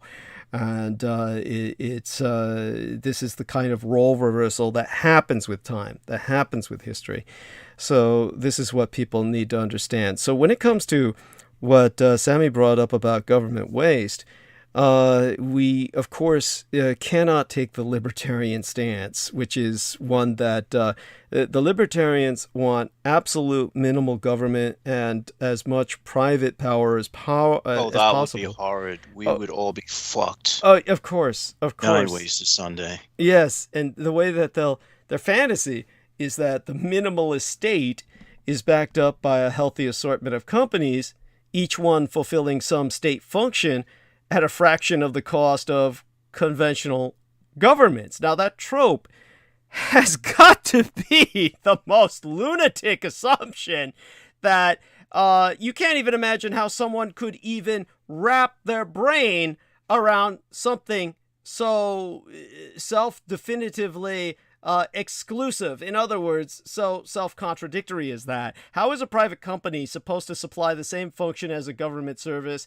and turn a profit at the same time and do so at a lower cost? And if you throw that at... I'm sorry? That reminds me of last winter with Texas. Remember that power outage? Thank you. Go on. With Crystal River, I mean, and Daniel Rolla, they were freezing their asses off. Yeah. And because of the power grid, they were pretty much boned. They literally were fighting for their lives because their power grid's on private, and it bit them in the ass. Yes. And they're frozen the ass, but they literally almost froze to death. And yes. I think this is a great example of it doesn't work. It doesn't work. Right. Go on. I had a question, Doug. Sure. Well, go ahead. Go ahead and finish. It might get you off tangent, so just go ahead. That's cute. Well, I do want to say that when it comes to the situation in Texas, just to clarify, the situation in Texas was such that it's not so much that it was private, because all of these fuckers are actually private. It was the fact that the Texans have insisted on maintaining their power grid as separate from the rest of the United States. And for that reason, the rest of the United States literally did not have the ability to pump extra power into Texas, because there was no link. There was no link into Texas for the rest of the United States to pump the power into. But the Texans were all, how would I say this? They were all responsible for this because they allowed that to fucking happen, because it gave them the sense of sovereignty. It gave them the sense of state sovereignty. And because they wanted that sense of state sovereignty, that's the price they paid with their lives, many of them. And so that was the wrong choice to make. You don't want that. You want to be interlinked. You want to be in part of a larger system so that you can all help each other. But they wanted that because someday they had fantasies about perhaps severing and becoming a separate state again, because they felt, fuck, we got our own oil, right? And they never dreamed of climate change. They never dreamed it would get that cold. There was no reason to ever think that it would ever get that cold down there. And but when it did happen, oh my God. I mean, then then they paid the price. So when it comes to this issue that I'm trying to point out about the companies, private companies, this is what they tried to do with the post office, was they said, now it's got to turn a profit. And we see the horror that this has done to the post office and our postal service. It's amazing anything gets through it all. But here's the problem, is that there's an article of faith in the American public that's been inculcated into them. And perhaps in a sense I'm helpful and responsible. I'm responsible for this, or helped bring it about, because of what I have exposed about the government and its enormous waste. But that article of faith is that government budgets have a secret line item that's waste and corruption. Like that this is like off the books, but it's like a line item, waste and corruption. And that private corporations do not, which is beyond asinine to ever assume that. But there was this one individual I knew. I can't even remember which municipality it was, but it was a few years back. They put in a fiber optic network for the entire town. This is something we should talk to George Knight about, just like we should be talking to Amalia Willard about tantric sex magic. Both of those people would have. I really need to ask her more about that. Yes. I need to learn some things, because I'm too virgin. Yes. But they, from what he told me, they have a fantastic internet at a fraction of what it would cost from a cable provider, with much better service, and that essentially it's treated like a public utility, like water and sewer. And the libertarian dogma is that that's a fool's paradise, a fleeting mirage designed to trick this consumer into government dependence, which is somehow surrendering their sovereignty. And that waste and corruption line item will be added to their internet soon enough, somehow, somewhen. But that's never happened with their water and sewer, which is run by the same municipality.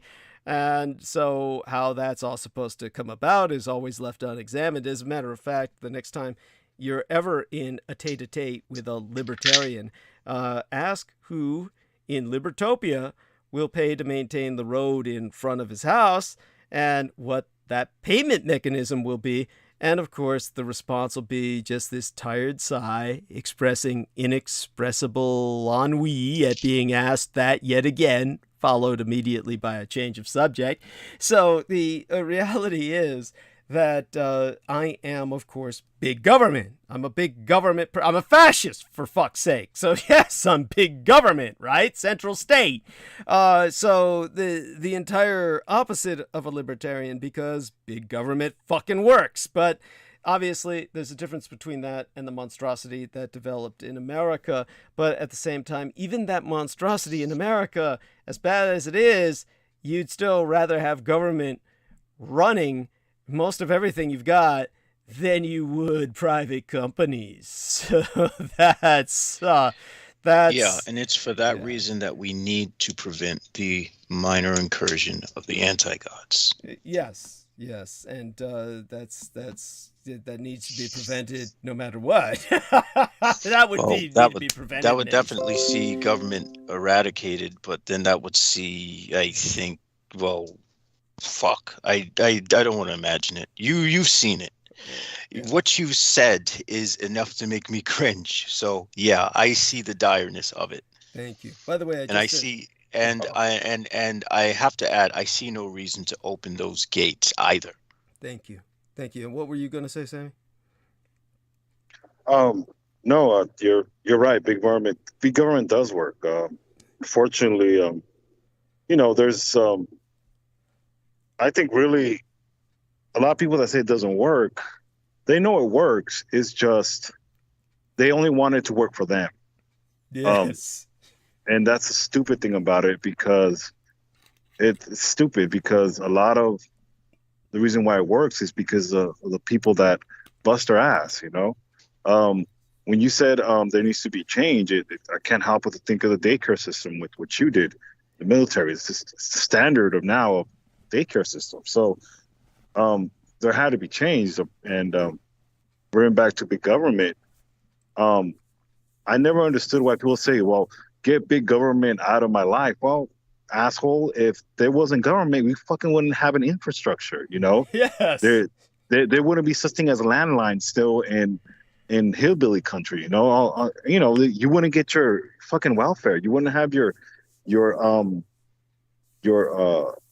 food stamps. And a lot of people that look down on people with food stamps, I always remind them, we're giving Ukraine money because they're pretty much being attacked for something they should have prevented by keeping their fucking nukes back in the 90s. Yes. If they would have fucking kept their nukes and got their head out of their ass and saying, the Soviet Union is not really extinct because they're not even they're a couple of hundred miles away as far as the exile government. Yeah. So they already knew they still existed. Yeah. So, Ukraine put it on themselves, and I don't mean to open that kind of worms, but what I'm trying to say is, when people look down on you for having CalFresh or SnapCard, I look at them like, you fucking moron, I pay my taxes for this. And by the way, go tell that to Ukraine as well and see what they tell you. Yeah, no, it's I get your point, and the horror of it is just so that you understand the horror of it is for all intents and purposes, the exiled Soviet government, which is, by the way, on Transnistria, meaning it's along the river line of Moldova. Technically, it's pretty much inside Ukraine's borders. So, in other words, it was. My God, yeah, it's right. That's even hilarious. Yes. That's hilarious. Yes.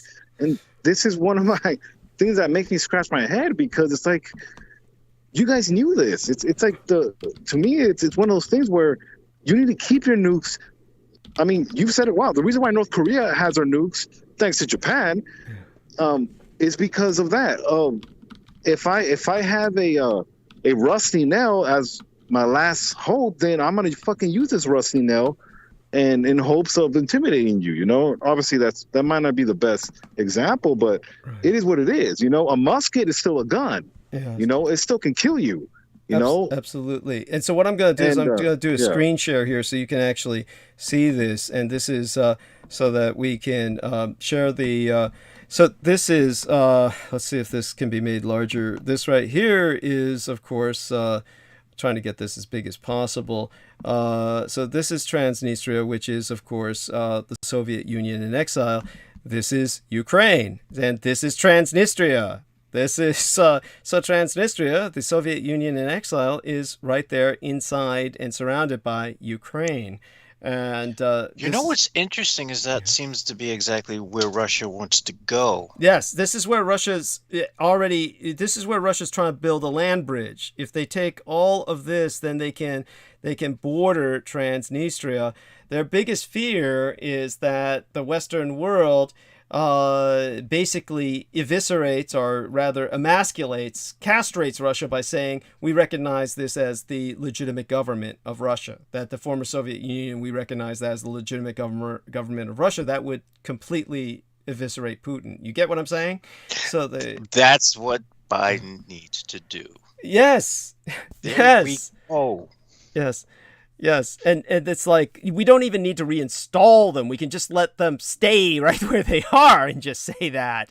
But by the way, the Russians have started setting off explosions in Moldova, which is here, and so that, of course, is basically Ukrainian people, but they use a different alphabet. They use the Cyrillic alphabet, whereas the Romanians use the Latin alphabet, but they speak the exact same language, and they're the exact same people, and they were separated by the Soviets. So already they're attacking another nation. So we have the Russians are beginning to widen the war. They're widening the war. So, this is something I'm not going to dwell on tonight, but definitely. My question, Doug, I have a question. Yeah. Now, let's say that would have happened. Yeah. Then that would also leave the question of the Third Reich in exile as well. If they're going to recognize the Soviet Union, then it's almost like it's playing it all over again as far as World War II, the powers. Yes.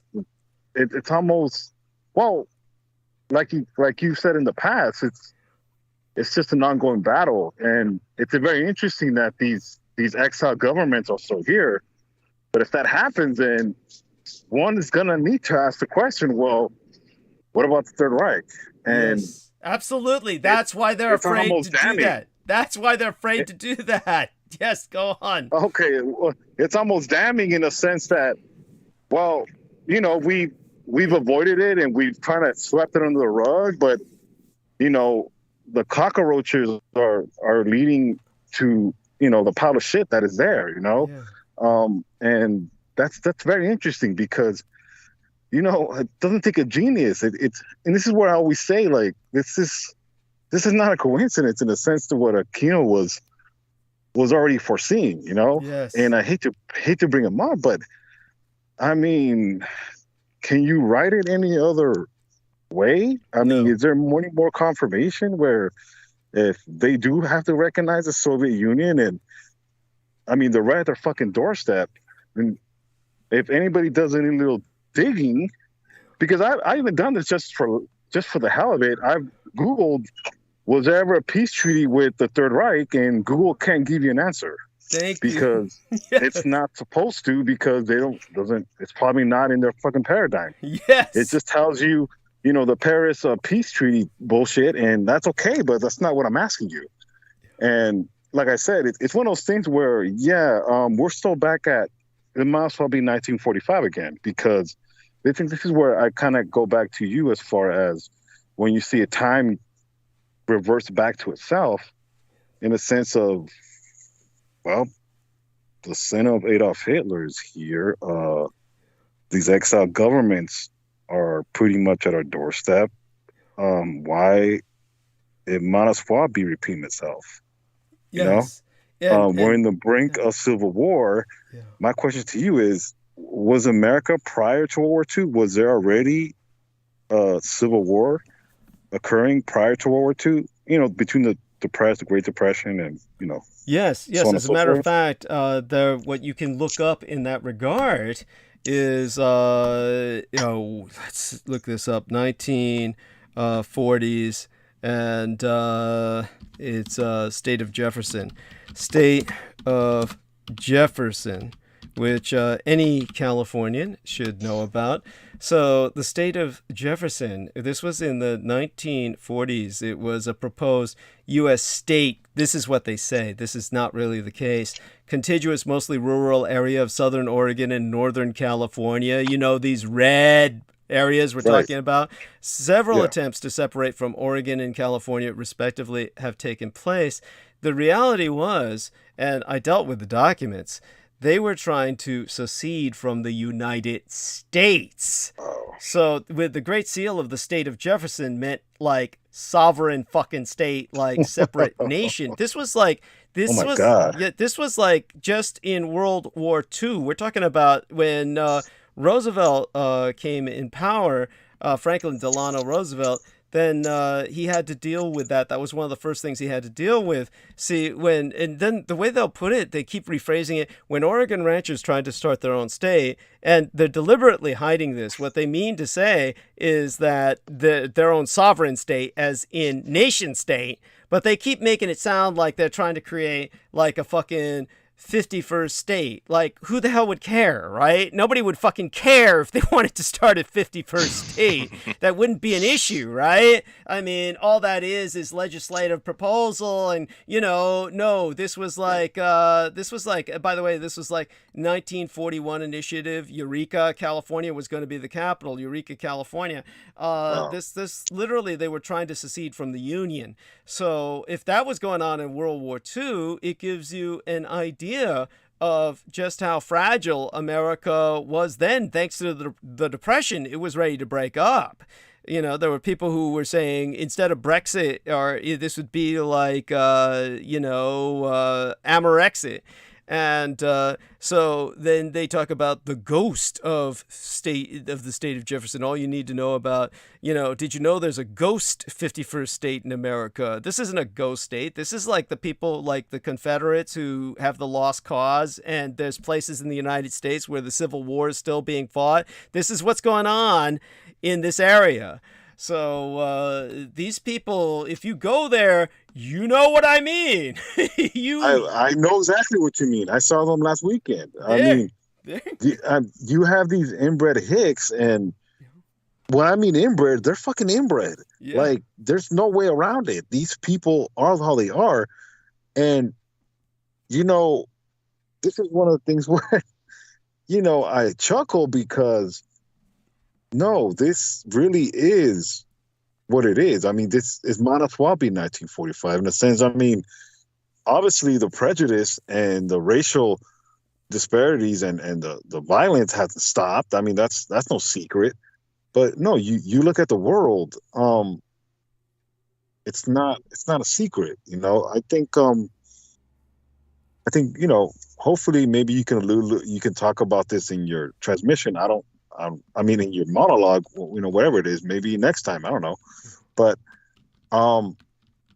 this is pretty much what, as far as 1945, it might as well be, because. Absolutely. And nowadays what they have is this Greater Idaho shit, which is like trying to encompass the state of Jefferson, only it's expansionist. And, taking over this part of the United States. I mean, this is like, what they want here is for everybody to be able to carry guns, including felons and people with mental issues, complete psychotics. And this disempowers the police completely. It's just that's their aim, is that they're. So it's a state where people fuck guns, eat guns, shit guns. Well, pretty much that's what happened in Idaho when I was talking about that one fucker who was like, ultimately he killed and in turn was taken down by a transsexual security guard. As a matter of fact, transgender security guard took down mass shooter in Idaho, and that exemplifies their problem. They trans security guard Joe Acker dies a hero in Boise Mall. This was a man who became a woman, just like Mr. What's his name? Chelsea Manning. And so this was the guy who, when a mass shooter went on a rampage, the police did nothing. The police said, we can't do anything because he's allowed to have guns and kill whoever he wants. I'm not shitting you. This is what the police said. They said, we're going to stand by and let somebody else take him down. And this trans man died taking him down. So when it came to, he used to be this and he became this, but he was far more of a hero than any of those police were. And so when it came to the police, they were disempowered because the mass shooter in this case was well known. The police had been called on him dozens of times. And every time the police called, this guy was carrying fully loaded machine guns into nurseries, into churches, into hospitals, where he was going into emergency rooms and threatening the patients. Every time the people called the police would call City Hall, and City Hall said, let him go. And so when that fucker finally went out and killed people, they said, well, we've been told we can't do anything about it. So, we have to let him kill as many people as he wants. So in terms of the guy who was killed, who was the gunman? Jacob Bergquist, 27-year-old Jacob Bergquist. He used to put up all kinds of YouTube videos on how he was criminally insane. He had been institutionalized.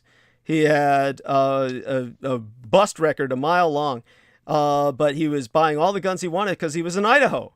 And he would tell people, I'm crazy and I have a jail record. And they'd say, as many bullets as you want.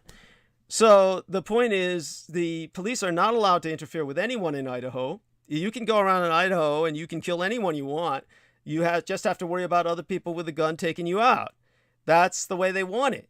And they've rewritten their state constitution where they said they reject the U.S. Constitution. That they have effectively seceded from the Union. The United States so far says we're not going to dignify this with a response, and the U.S. government is not responding to them. But these same fuckers are the people who demand that the U.S. maintain their highways. So it's like, this is... If they don't want to be part of the United States, they might as well just, if they don't want to recognize the Constitution, then why repair their highways? Thank you. They can do it themselves. And they want to expand. So you're talking about a secessionist, expansionist state that wants an outlet to the sea. So this is the insanity that we're doing. We're already in the midst of civil war. This is exactly. Yes. So this is why it makes me laugh when people are like, should we ever get to war? Should we ever get to world war? I'm like, are you fucking shitting me? Where the fuck have you been for the last 10 years? Yes, it's madness. It's madness. And so this is what I was presenting to Peter Moon, is that basically, yes, I think that the whole situation is changing, where it's just not the world that he knew. So obviously there are chances for grabbing secular power in America, but it certainly takes much more people knowing about me. So we definitely need to get the word out there. Obviously, we don't know how much longer this situation can even sustain itself. I mean, it's a huge animal and it's operating on sheer inertia. But with the way things are going now, both with the potential for world war, I mean, like, I just got a ding, which you guys might have heard recently, that bing, and that was a news flash. And the news flash was that Russia has now cut off all the gas to Poland and Bulgaria. Of course, yes, I saw that. Yeah. But by the way, the first thing that comes to my mind, I hate to say it, is that, well, those two nations probably never paid their bill anyway. But yeah, that's the reality of the matter. But it kind of reminds me of when V, my toxic cosmetologist, and she was like, she's trying to be nice to me, and she was like warning me. Could I call her a toxicologist then? Yeah. There you go. Yeah. And she was trying to be nice to me, and she was warning me, now that the COVID's kind of lightening up, they've taken off that, what was it, COVID? They had that rent, what did they call that? Like a rent exemption. People didn't need to pay rent throughout COVID and shit. And she was like, Oh God, they're getting rid of all these renters now. She was kind of like, forewarning me. I said, honey, those are like these people who never paid rent throughout COVID. I paid my rent throughout fucking COVID. I got nothing to worry about. Personally, I hate to say it, but honestly, these people who, COVID's been around 2 years and they haven't paid their rent for 2 years, I think it's about time they get evicted. Really, to tell you the truth, I find it hard to have any sympathy for them. But really, it's kind of like that, but... obviously it's going to get worse. I mean, Russia's doing that to make a point. And then, obviously what's going to happen, Poland and Bulgaria, they're going to be hurting. And, then, they're threatening Germany. And eventually, of course, America's going to have to put up or shut up. We're going to have to start, really drilling, which is what they started doing. They finally started drilling again. They've got to get the oil and gas over to Europe. I mean, this is war. I mean, you can't just go around playing. It's true. Yeah. It's true. I think, what kind of ticks me off is that as much as it annoys me about Ukraine, this is dumb, but if I hear Elon Musk's name again as far as Twitter, I'm gonna go here in Hawthorne and because that's where SpaceX is at. And I'm gonna. I might take a dump in front of their lawn, just to say fuck them. My thing with what I can't stand about, and this is what the problem with what we have with with YouTube and all these other platforms as far as alternative media. Why do they try to paint Elon Musk as the next Tony Stark? Elon Musk warns about artificial intelligence. Like, first off, Elon Musk, one, is a goofy. Two, he just got money. That's all he has. He's a fucking dork. He's a fucking. Yeah. It's like, I put it this way. I don't even know harm to his child, but the way he named his child, like, what did he name him? You just he named him some computer name, like some numerical name. Like, it's stupid. Like, a guy like that shouldn't even have a child. What the fuck exactly. is he doing with a child? Well, like I said, J-Mo, you got hope, okay? This turd here only has money, okay? So, I mean, come on, dude. At least you have this guy here he's just a goofy with money. That's all it really is. And they're trying to say, well, he's going to bring back Trump. Here's his child's name. XAE. Oh my God!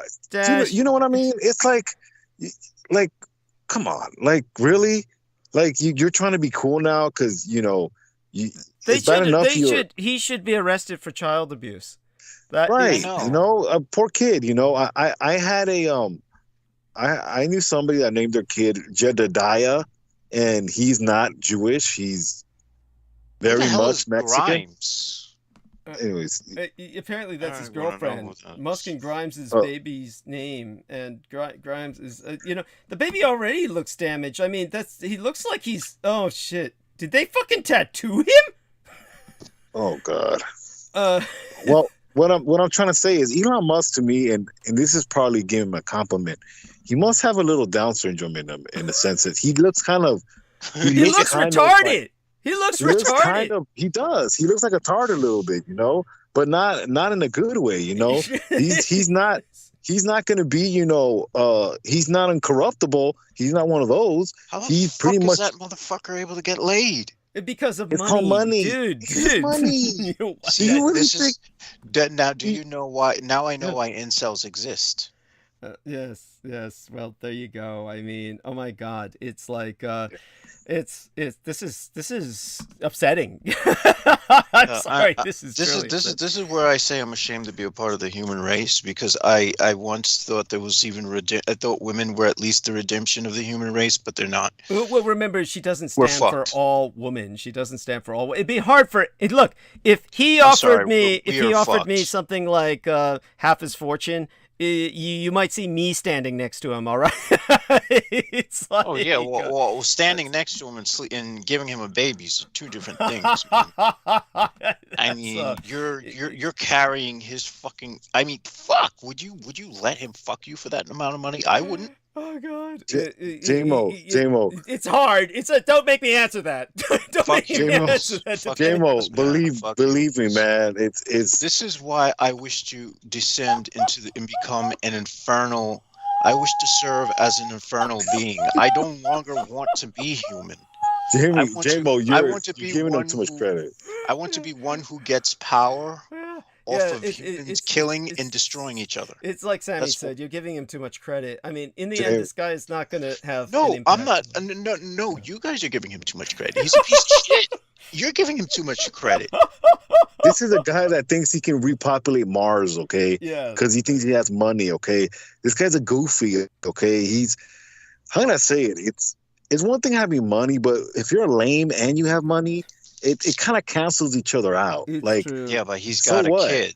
What the fuck is he doing with a kid? Well, that's no great accomplishment, dude. A person like that should not be able to get laid. Dude, there's crack mothers that squeeze out babies. Okay, so Look, that's not a surprise. Well, you know that more or less just makes the human race look bad. Yeah, That makes the human race and we look don't bad. even know if it's his sperm. To tell you the truth, there could be a sperm donor behind that. It could have been like a Michael Jackson situation. No. I'm sure once the kid starts to have the eyes looking too far apart, we'll know that it was his. Yeah. Yes, if the child looks developmentally disabled, yes, then we may know it's his. Yes, that's right. It's but this is one of those things where we shouldn't have too much fun with this, because it's just, we could go on about this for hours. In the end, it's like, honestly, it's really just shooting at a barn wall inside of a barn. All right, you can't miss. It's too big a target. That's true. It's just annoying though that they promote him, even though to me, what is there to promote? Like, okay, you have money, okay, I get it, you're rich, but do you still have to be a lame too? And it is what it is, but it's like, come on, you're trying too hard. Like, here's the biggest problem. Even George Knight, this is really funny. George Knight told me this privately, but I'll share it, and I'm sure he'll verify it if he comes on live. But George Knight was saying when he first started listening to me, and he was impressed by what I was saying, and it had to do with the Holocaust. It was like there was this one. People can still find that on YouTube if they look up the Holocaust, Douglas Dietrich, and they'll probably find what George Knight was looking at. And when he said that, the first thing he thought was, this guy must be rich.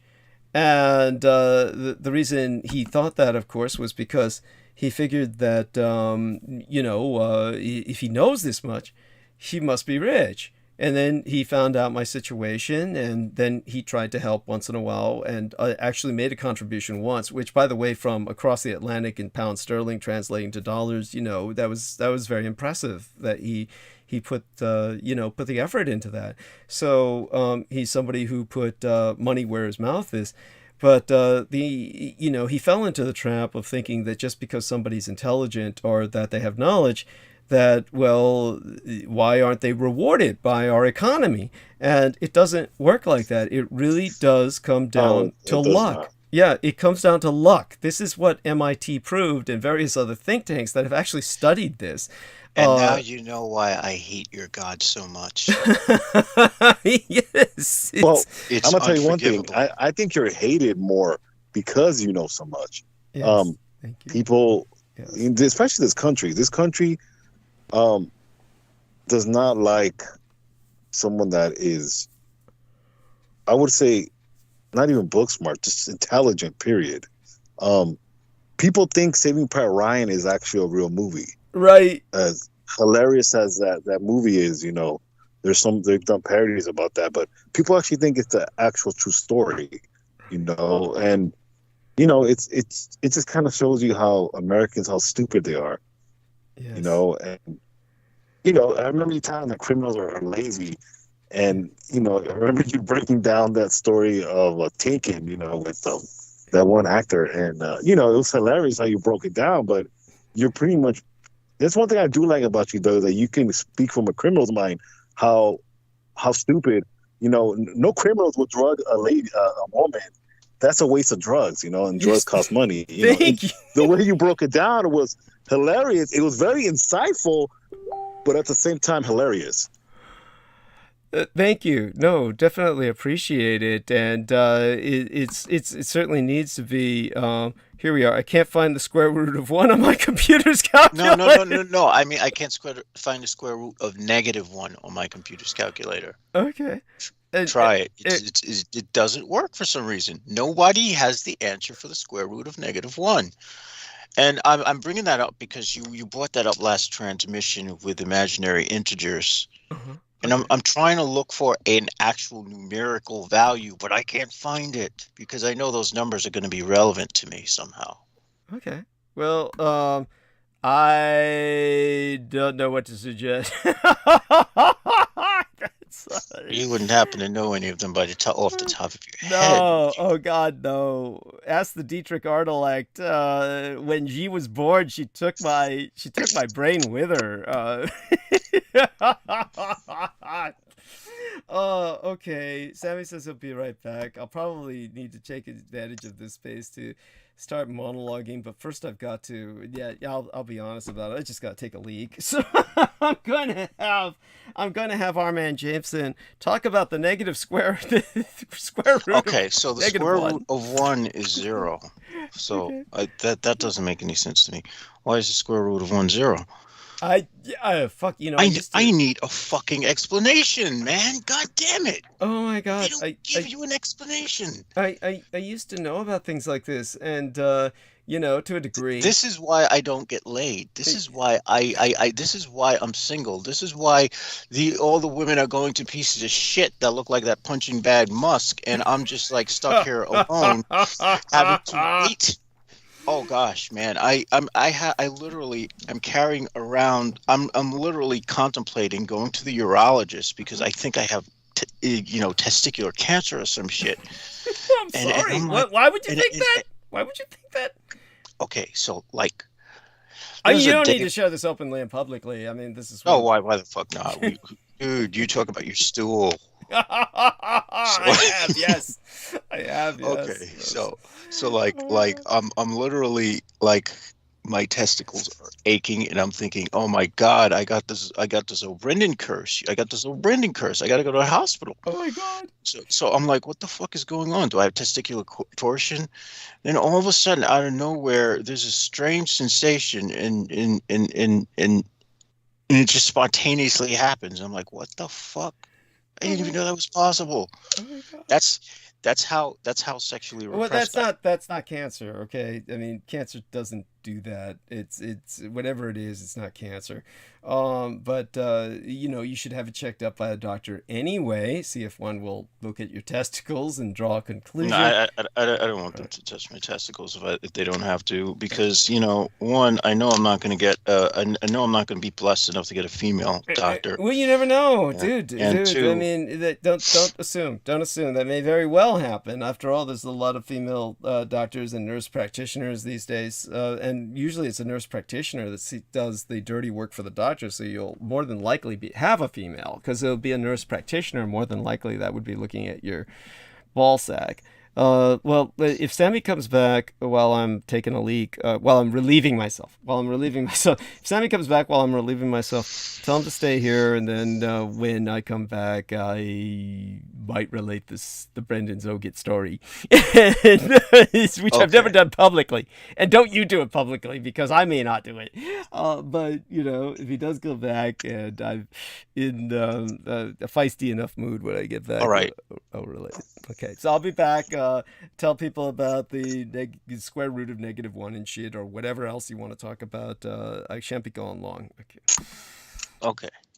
So I'm going to attempt to multiply -1 times 0.5, which should be the square root, and I get -0.5. Okay, so that would theoretically be the square root of -1. So if wait a minute, that can't be right, because if I were to take that -0.5 and make it into an exponent, I'll get a positive 1/4. That does not make any fucking sense. This is maddening. I need to find out what that, I believe it was called a Mobius contingent.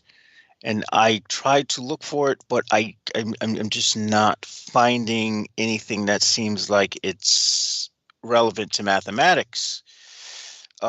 See, this is the thing. This is how I know Douglas is who he says he is, because he has this information, and I just verified the fact that you cannot find the square root of -1, folks. There you go. This guy is not lying to you.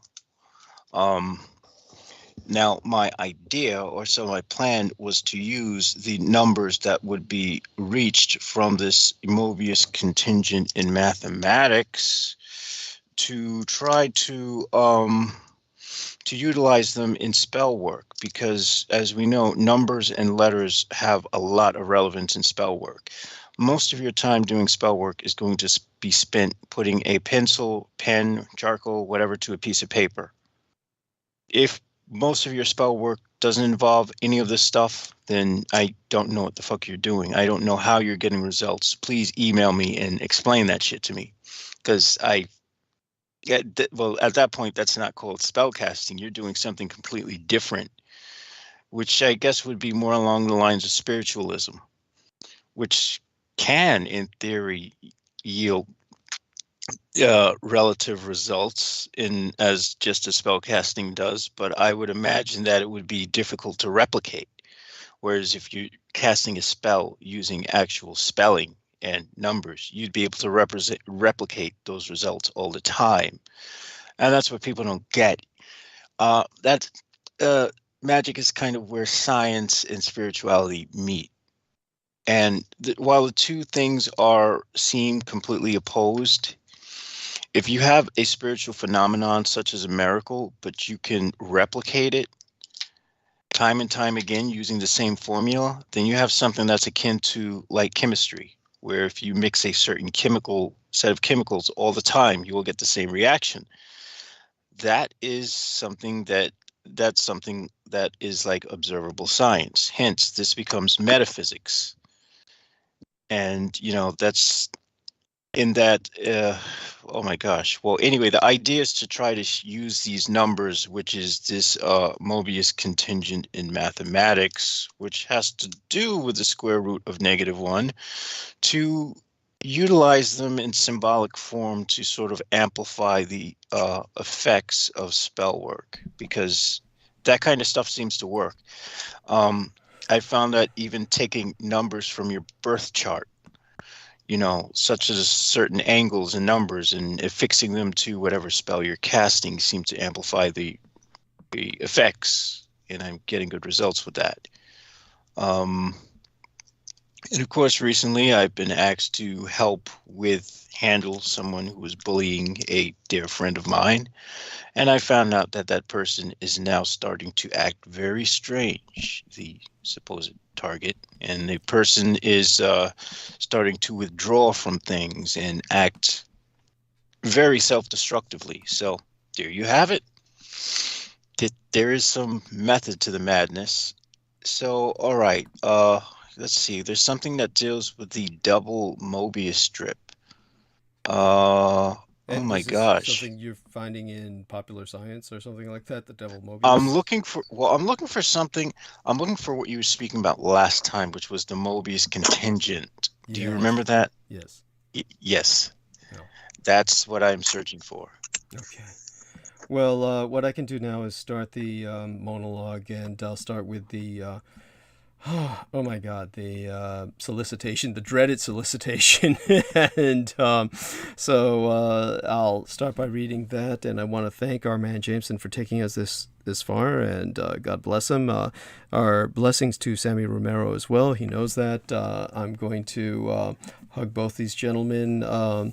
Let everybody know you're going to be right here by my side, and say goodnight to all. Dear Jameson, of course, I may need you. All right. So hopefully Yes. I will be in the background, and I am finding out that while the Mobius strip is a two-dimensional object, it's also four-dimensional as well. This is fascinating shit, man. Okay, please start the monologue. I need data. I get high off of data. Very well. And so one among the creepiest true crime tours in America is the Tucson Murders' True Crime Tours. The Tucson Murders True Crime Tours provide us historic crime investigation into forgotten lost crimes in Tucson, Arizona. These small private tours are hosted by the Mr. Ben Baron Astenius, a true crime researcher and enthusiast who will personally take us to real historic crime locations related to these crimes in Tucson.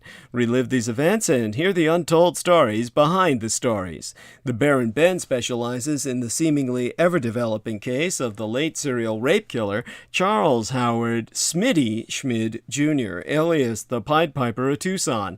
An aftermath tour. See the unfinished theunfinishedman.com for excerpts from his yet-to-be-published work of that very title, The Unfinished Man, or accessing, scenes from his cinematic documentaries currently in production at theunfinishedman.com. But other cases, such as the strange case of Morris Brady, the Dr. George Marvin Tejedine case, and the Red Rapist, are also within his repertoire, as in fact are all the crimes that shocked the Southwest throughout the 1960s, the very decade I myself entered this vale of tears. These devastating crimes stained a city so deeply they may never be removed. For tour information, contact thetucsonmurders.com.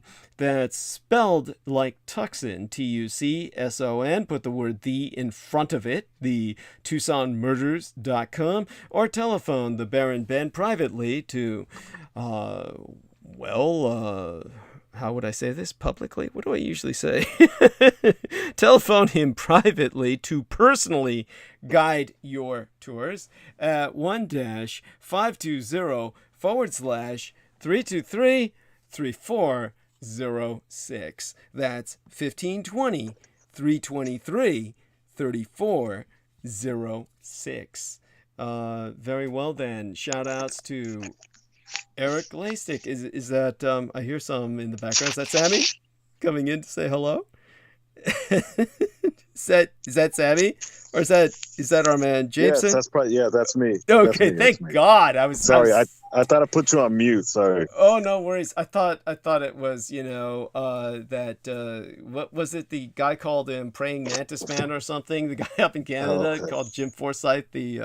Anyhow, now that you're here, maybe I'll relate just before I take over with monologue. Maybe I'll relate the Brendan Zoget story. Maybe I shouldn't do this. I mean, oh my God! But our man Jason. By the way, is my audio terrible? It's terrible. Yeah. Where are you right now? Are you driving home? And I think he's left, and he's probably going to try to come back on. But please relay the story. Oh, not unless there's three of you. That way, I'd feel like Okay, he's back. He's back. I don't know. So are you driving home? Why was the audio like that? Oh yes, I had you on my car speakers, my Bluetooth. Sorry. Okay, so you're driving home now. Yes, I am. I'm trying to mess with this thing because go ahead. Stay safe. Oh my God, stay safe. Is it safe for you to drive? You're on earbuds, right? Something like that. Your hands. I have you on my car system. That's why it sounded so terrible. That's why. Okay. I have Bluetooth in my audio, but anyways, hold on. Okay. Let me try to get you on my earbud, and if I sound terrible, I'll just get on mute. But go ahead. Yeah. No, I want you to drive safely. Whatever you do, drive safely, and okay. So if he's driving safe, that's all that matters. And so they basically, the Brendan Zoget story was that basically. For those of you who don't know, Brendan Zoget, when I tell this story, I'm just going to go on to monologue after that, okay? Just so you know. All right, Sammy? And hopefully we'll hear back from him, a response. If I hear the response from him, then I'll go ahead. And he's not responding. Is he all right? Yeah. Oh, my God. He did say he was going to try to switch to his headphones. Here he is. Okay. So long as you can hear me, that's what counts. But okay. Yeah, go ahead. Yeah, you can hear us then. Yes. So what I'm saying, Sammy, is that after I recite the Brendan Zoget story, I'll go straight to monologue. Okay. Okay. No problem. And then so I do want people to know I shouldn't even do this, but it is so hideously funny that I can't fucking resist. So yeah, basically what happened was Brendan Zoget woke up one morning And he was like, he couldn't understand two things. One, that he was in agony. He felt terrible pain. He was rolling around and just feeling horrible. And then he began to wonder, why is there a soccer ball between my legs? And he just said, I don't remember going to sleep with the soccer ball between my legs, or a basketball, and was I playing sports, and how did I bring this into bed with me? And then he realized that was his testicle, and it was all swollen, and it was hideously painful. I mean, this has got to be terrifying to just wake up to this.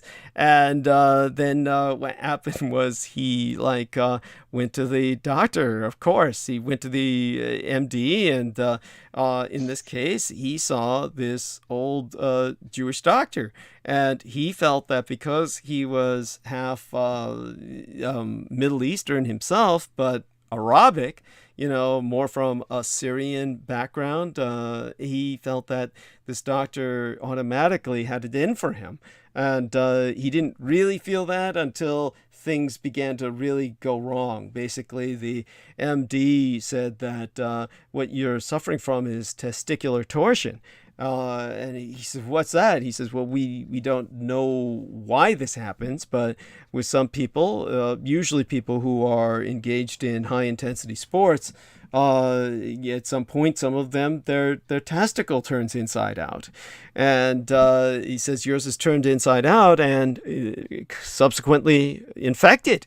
And so Brendan Zogit was, oh my God, what do we do? And the doctor said, well, we're going to have to remove it. And so when he surgically removed it to prevent the infection from entering the rest of Brendan's body, and he stitched the other testicle up, and he didn't do it right, and that subsequently got infected. So then Brendan kept going back and saying, now the other testicle's swelling, and it's really hurting. And then the doctor kept saying, oh, it'll get better. And this is where he felt the man was intentionally fucking him over to the point of maybe attempting to murder him, really, through malpractice. And finally, for reasons I can't understand, I don't know why he didn't do this much sooner, but, we're always in denial when this sort of thing happens to us, something so extreme, especially with something intimate part of our body like that. Well, he finally went to the emergency room, and that's when he was turned himself in, and at that point he was tremulous and feverish and just very sick. And at some point, a doctor sat next to him, and that's always a very bad sign. You never want a doctor to sit down next to you. When a doctor sits down next to you, that's usually it's your sign that you'd better prepare for the worst of news. And so when the doctor sat down, then Brendan was saying, oh, God, doctor, I feel terrible. When do I get out of here? And then the doctor said, I'm afraid you're going to have to come to terms with the fact that you're not getting out of here. As a matter of fact, you're suffering from negative gram sepsis. The sepsis from your testicular infection from your remaining testicle is so severe, it's now systemic. It's gone throughout your body, and it's certainly through blood circulation been introduced into your heart. We're pumping as many antibiotics as we can into you through these IVs that we've got linked into you intravenously, but we're only doing that because it's the right thing to do. We're doing that out of form. In other words, it's the standard operational procedure since we've admitted you, but we don't believe this is going to have any effect. Historically, statistically, you're not leaving this emergency room alive. And that's when, of course, understandably, Brendan was, oh my God, I mean, he really, how could anyone absorb that? And that's when the doctor said, I'm going to have an attorney and either a spiritual advisor or a priest. What's your religion? So he told them Syrian Orthodox, Antiochian Orthodox Church, same kind of Church of Byzantium as myself, really. And so the doctor called in the Orthodox priest and of course an attorney, so that his final will and testament could be dealt with. And of course, at that point, when I told the story to Crystal River, she was so cynical. She, even before I got to the denomination or the schism or the kind of Eastern Orthodox rite of the priesthood, she assumed it was Roman Catholic. So she was saying, great, they can bring in a priest. I bet he just threw him over on his stomach since he was all doped out and just fucked him up the ass. I mean, I said, that's really cynical. I said, gosh, that's cynical. And but at any rate, when Brendan Zoget wound up calling Crystal River later, asking about lifting a curse, you can understand why he feels he's under one. But so it turned out the antibiotics worked, and so the doctor was happily surprised. And so when he came in later, he remained standing. This was days later, of course. We're talking about maybe a work week later. The doctor came in and told Brendan Zoke, it looks like you'll be walking out of here after all. Actually, you won't be able to walk for quite some time. As a matter of fact, we can't let you leave this establishment without removing that other testicle. It's simply so distended and infected now, or rather, it's a source of future infection. We just can't leave it on you. So we're going to have to remove that too. And it'll take you several months to recover from this, a lot of rehabilitation. Do you have some place where you can recover? And that's when Brendan said, at home with my mother, I guess. Oh, my God, this is so terrible, even on survival. And the doctor said, look, you understand, but you can still get an erection. You can still orgasm, but you'll be shooting blank loads. At least you'll never have to worry about children if you didn't want any. There are men, of course, who get vasectomies to have what you now will experience naturally. Which is at least sex without any concern for reproduction. So at any rate, by the time he left the hospital, he was totally enervated and just completely weak and bedridden. And at some point, his mother just basically expressed her frustration with him and said, I always wanted grandchildren. And he was like, oh, I'm sorry, Mom. And then she says, I really don't consider you a man anymore since you can't give me those grandchildren. He's like, oh, I'm sorry, Mom. And then she finally said, I think because you can't give me grandchildren, I really have no reason to consider you my son anymore. I'm disowning you at this point. And he didn't really understand or comprehend the enormity of what she said until she bodily lifted him out of bed and trundled him towards the car. And when she dumped him bodily into the car, forcibly walked him there and then dumped him there, then she went back to his room and grabbed everything, his sports pennants on the walls, his various belongings, dumped them into several boxes in the trunk. And bear in mind, this was the middle of winter. She drove him out to a national park and left him in the snow, abandoned him out there in the middle of winter without even a pair of balls to freeze off. And he finally, while frigid and blue, took his old sports pennants and used them to wave down bypassing cars. Finally, he was picked up by some guy, and the guy says, wow, you got a lot of boxes out here. Were you camping? Homeless? That's when Brendan said, no, my mother kicked me out because I lost my balls. That's when the driver said, it's me again, right? I get high a lot. I thought you said my mother kicked me out and disowned me because I don't have any balls. That's when Brendan had to tell him the whole story. And the guy just kind of said, well, where can I take you? And then he said, oh, maybe my sisters. So the guy dropped him off at his sisters, who kept him for a couple of months until he recovered. And there you have it, the sad, sad story of Ballas Brendan.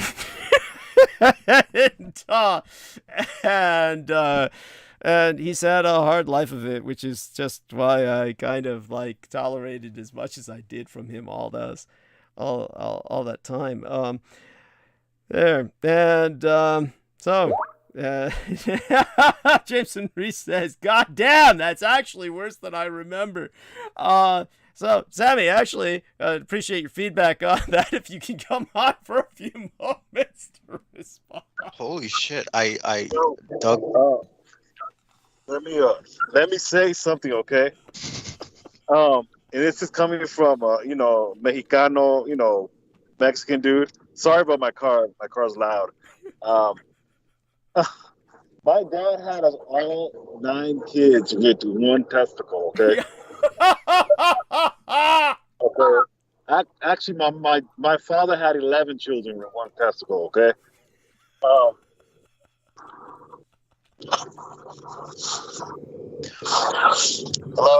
Yes, Yeah. we heard you. Oh my God! Sorry.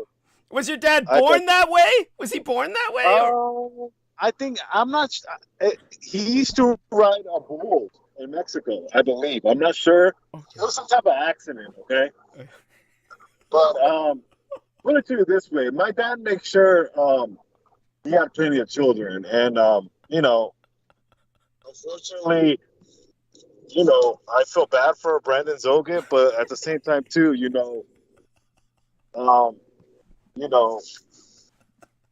that's messed up. His mom did that to him, Yeah. I mean, you would think a mother's love is a mother's love, but that's pretty bad.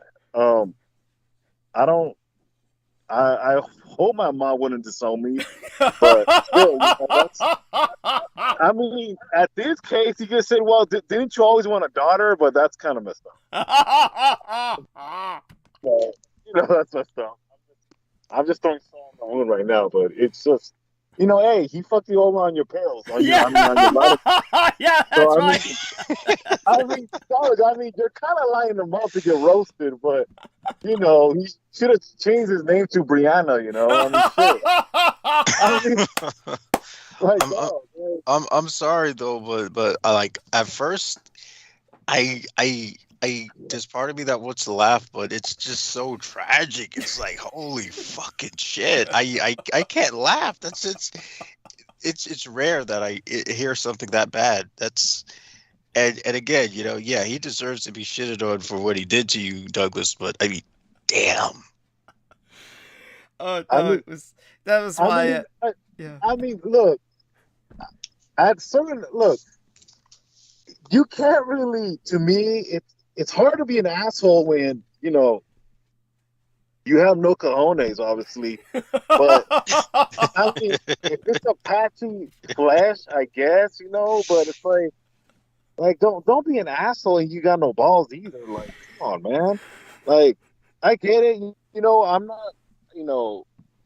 I hate to say this. I love my balls. Yeah. I think all the 3 of us can say that. No homo.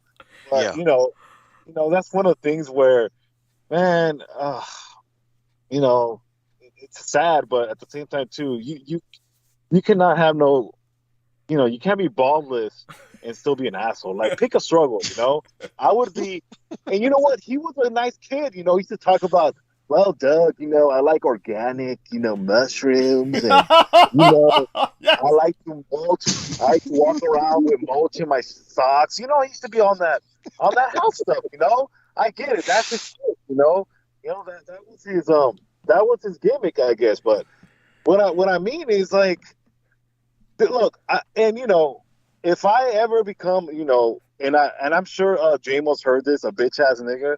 He does, my apologies, if I ever fall short where, maybe I don't send you a donation and I said I was, but, I'm human. But, you can't be an asshole to be an asshole, it's not cool, man. So, you know, I think that's what makes it worse is that yes, you got no balls, literally, but you were a turd as well. So, you know, come on, you know, I think the best thing you can do now is, you know, ask for an apology. Not that he probably give you one, but it is what it is. But, you know, you gotta know when you're wrong. And when you're wrong, man. You know, it is what it is. But yeah, that's wow, man. To your own mom, like, wow, that's something, man. And I don't know, man. That's a hard pill to swallow, you know.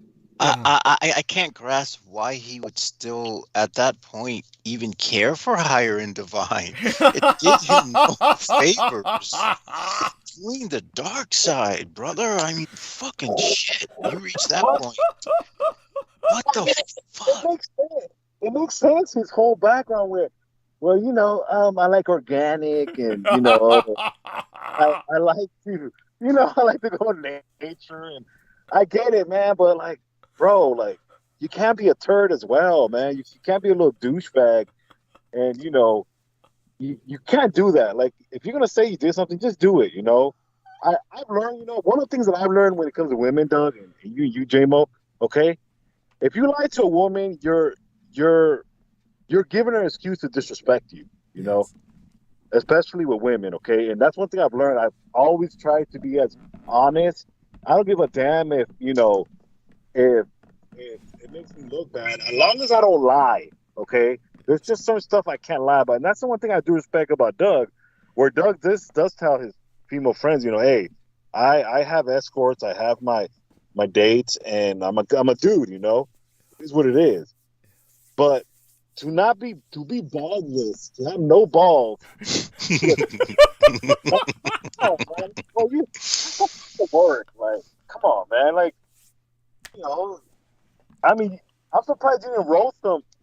You know, I don't know who's, you know, I would rather be the blind bard. At least I give that kid some credit, you know.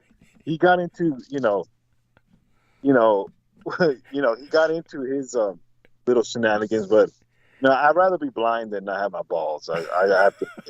No, I'm sorry. I think I could sacrifice my balls rather than be blind. That just no, J-Mo, like, come on, man. You Dude, want your balls, bro. What the fuck? Yeah, but if you're blind, what can you do? I got my mouth, bro. Like, I got my balls, bro. Like, come on, man. You know that I don't know. I mean, what the hell am I gonna do if I'm blind? How am I gonna draw? How am I gonna write? How am I gonna play games? Bro, you got no balls, though. That's the thing. It doesn't matter. You could still fuck women. You could still see what you're fucking, dude. At least you could still see who you're fucking. You could still get it up and fuck. Oh my god! I don't know. It's got to be really. It's got to be a strange sensation. That's got to be a strange sensation to be able to have an erection and then kind of ejaculate without ejaculating. It's dude. All that matters is the orgasm. Who cares about the other stuff? It's like I'm not trying to impregnate the world, man. Well, you're talking to the wrong guy, because I'm. Okay, well, you're someone I could see who would want a family and stuff like that. I'm someone who can't do that. That would just be like if I have a family, that would literally be the time when, you know, pigs start walking and have enslaved humanity and taken over or some shit. You know, it's just that antithetical to my being. Right. I mean, look, like I said, I want my balls. Like, there's a saying, I got my word in my balls, bro. and that dude, you know, he ain't got no word either. So, you know, it's very appropriate why he did what he did, you know. He ain't got no balls on no word. Like, come on, man. Like, you cannot. I'll put it this way, okay? It's like Elon Musk. Elon Musk is a lame and he's rich, okay? So, to me, it cancels as he shouldn't have balls. Out. He should not have balls. Elon Musk should not have balls. That's right. Well, what I'm trying to say is this, okay? And you can't be a turd, okay? It's It's not. It's almost like when we were talking about the blind bard. What's his name? Doug. The gentleman. Oh, John something. I can't remember. I never remember. Brando Young. Brando Young was talking about when this dude was walking around in the forest. I think he was naked or something to do like that. He was basically he got on a bus like in like boots and a G-string. He was otherwise naked except for his CNI cane and his sunglasses. But you know what the story is behind the blind bard? And let me see if I can look that guy's John Evans. It was John Evans. Yes. And by the way, Bruce Dallas III says, I know a man with one ball who still had children. Yeah, of course. That was the father of Sammy Romero. Yes. That's he right. had 11 children. Yes. My dad had. Yeah. So, it is what it is. Like, my dad still had his testicle, but, he made sure he used it. Yeah, he sure fucking used it. Yeah, and that produced a lot of sperm. Yeah. Right. So, when you said he had no balls, well, makes sense why you don't got his word,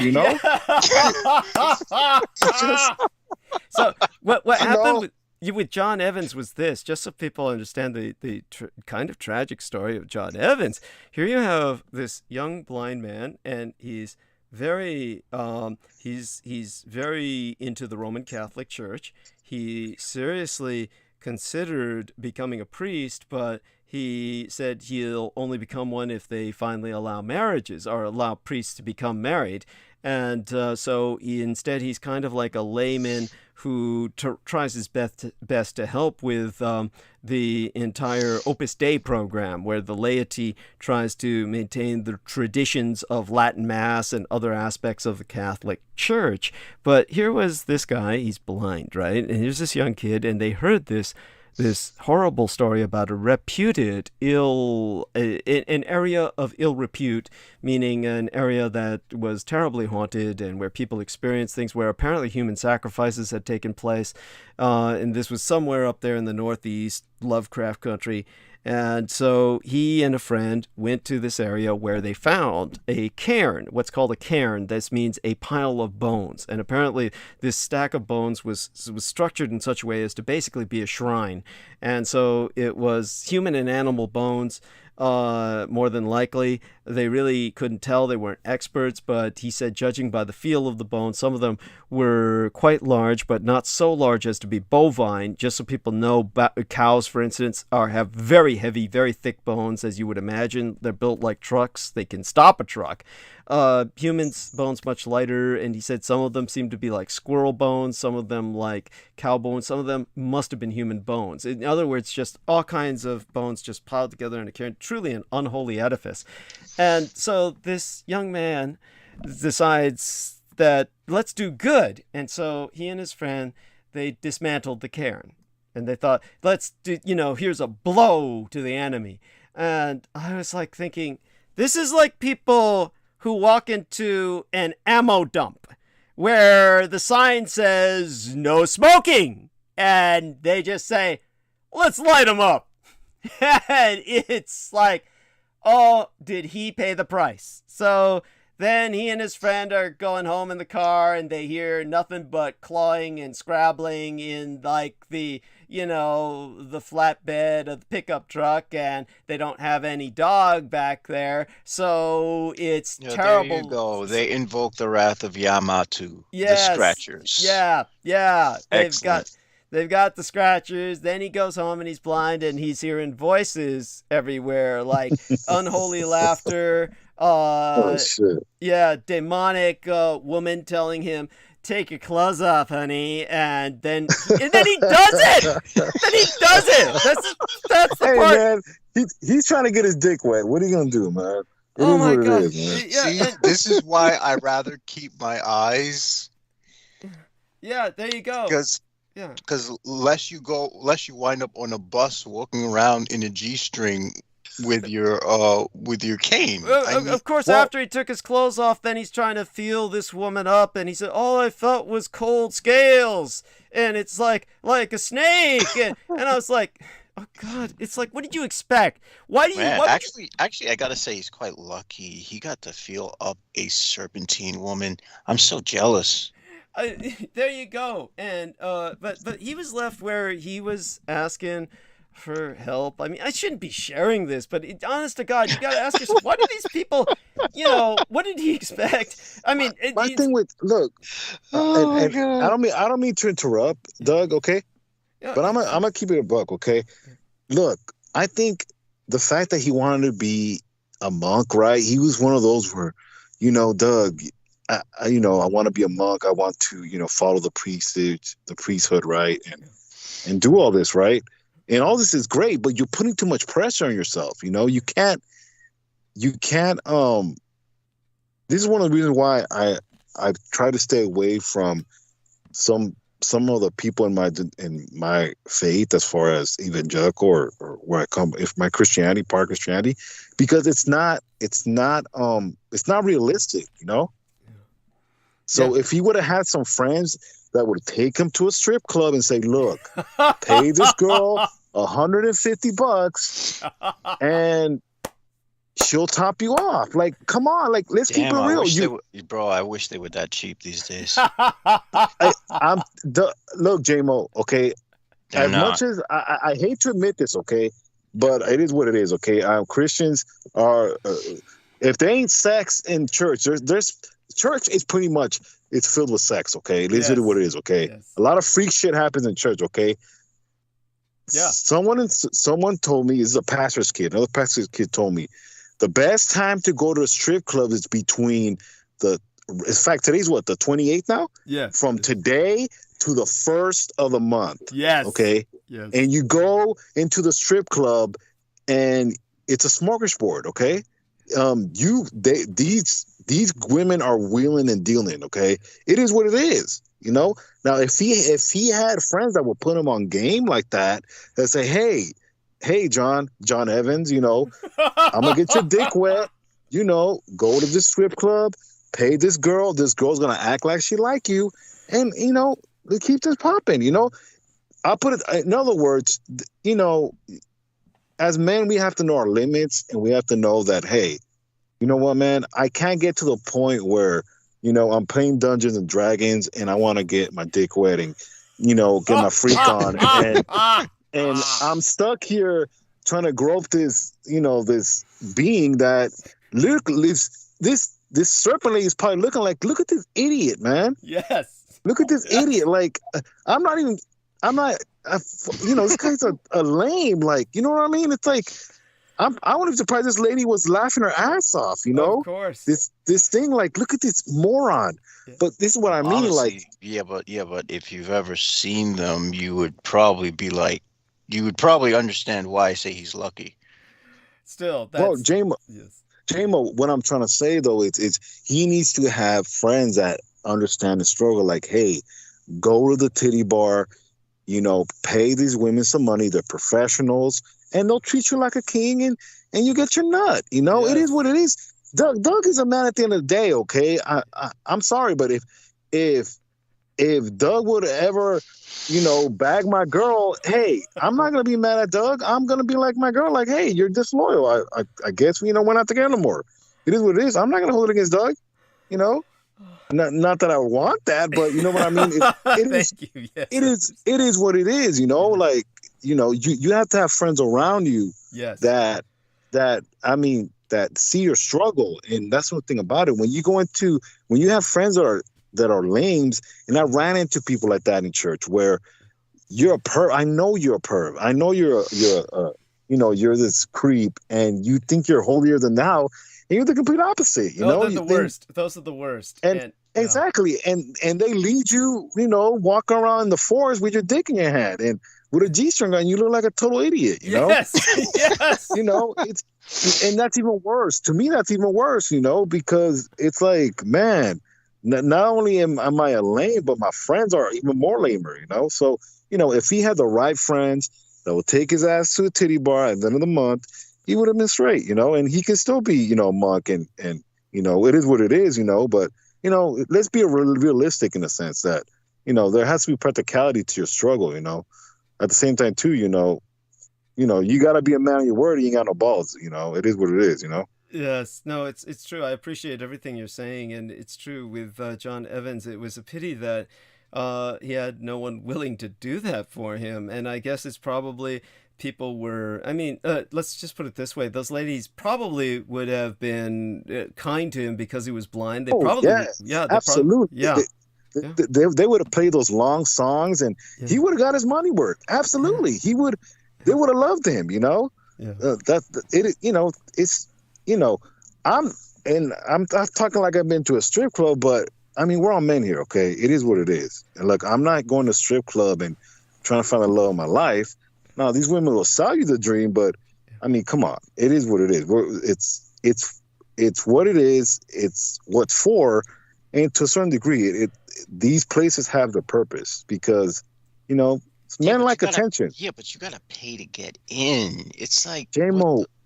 You have that to. Shit. You have to know the time of the month. You got to wheel and deal. It is what it is. By the way, I'm sorry, Doug. I don't mean. I'm a loner, so I don't have guys who could just be your like, podcast, Doug, into this subject because we're talking about massage, and where I'm giving you guys advice on when to go to strip clubs, coming from a Christian man, but it is what it is. But no, but what I mean is John Evans would.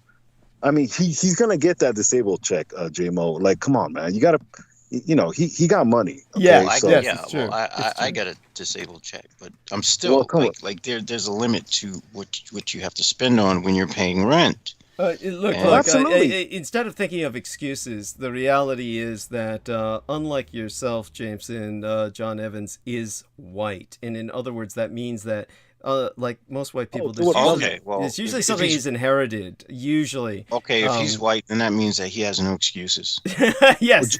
Well, put it to you this way, J-Mo. Okay, I'll put it to you this way. Okay, you go to Patterson, New Jersey. You go to these strip clubs. Believe me, okay. If you will and deal, you gonna get it. Okay. Dude, I am not going to New Jersey, man. Fuck that. Anyways, then you're not that place. That place is disintegrating. I kid you not. Like I said, on the news, man. That place is popping up on New York news. That's when you know it's disintegrating. You don't want to be there. You don't want to be in Jersey. Exactly. You know what, J-Mo? I'm gonna talk to you in private because we yes, catch up. Yes. But I have to get going, guys. My señorita's calling me, and we love you dearly. Share our love with her. Yes, I will. Okay. God bless, guys. All right. God Bye-bye. bless. Good night, Thank Sammy. you. That was Sammy Romero, and yes, and of course, it's a bit more than being white. Of course, I think that Mr. John Evans comes from a fairly stable background, so it's not like I don't think he's wanting. He seems to. I wouldn't call him. I don't know his exact financial situation, but it seems stable enough, so he could afford that. He could afford the cover charge, so to speak, and the cover charge is astronomical for these adult entertainment facilities. I mean, just to go in a place, you're like paying. Yeah. You have to pay something just to go in a place. Oh God, around $100. Yeah. And then you have to pay for the private room. The private room is like. The private room might actually run you up to $1,000. Oh God, it can. Yes, I mean, people really have to be prepared. This is like for their clientele that they're aiming for at regular adult entertainment facilities. It has strip clubs, or as our friend Sammy said, titty bars. They're aiming for rich Arabs and Japanese tourists. It's like rich Arabs and Japanese and German or other European tourists. These are like people who have men of means. They're aiming towards men of means, and your average dope is just not going to have access to these places. So, I mean, believe me, I know I worked in them. And of course, so did Daniel Arola. Maybe he could give us some different perspective on what it's like in Texas. Things may be different there, but it can't be too much different. And then again, of course, he was working with a lot of these clubs that catered to female clientele. So it's a totally different perspective. Oh my God. God, I'm sorry. It's Jameson. I blame Jameson. Yes, he's like a spiritual. He does Yeah, this. He I'm trains. I'm fucking Sponge. hypnos. That's why he's got the SpongeBob. He's SpongeBob. He sponges the energy. Hypnos. Yeah, SpongeBob Hypnos and shit. All right, so let me get started with tonight's. Yes, this is like, I mean, understand, a lot of this had to do with psyching myself up to even get to this point to talk about these subjects. And maybe with next transmission, one of the subjects we'll talk about will be more in depth concerning the religion of Shinto. But I will start with just a small allusion to Shinto because it is so very important. It's important that people understand a religion that should become a major worldwide proselytizing religion if I had my choice. But what we're really starting off with is trying to present to you from the Japanese perspective so you have a bit of a cultural anchor for the supernatural. Japan is an excellent place to start because the Japanese Empire is a nation following two diametrically opposed paths. One pushes towards a gleaming future of robots, computers, and post-human culture, and the other reaches into a distant past of tradition, respect, and legend. And the two paths of the supernatural mirror this opposition in Japan.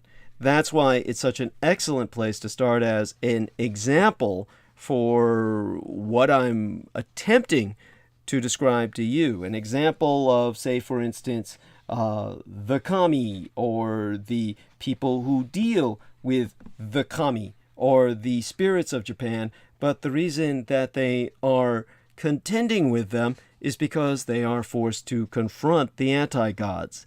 The anti-gods are truly alien. They are extrastellar, extra-cosmic. They are not of God's creation. And in Japan, the people who deal with them via Shinto, they're known as adepts. And adepts may be deeply spiritual soldiers who see the anti-gods as the affront to nature itself that they are. They may also be outsiders in touch with the kami spirits of Shinto, or perhaps even priests capable of speaking with spirits.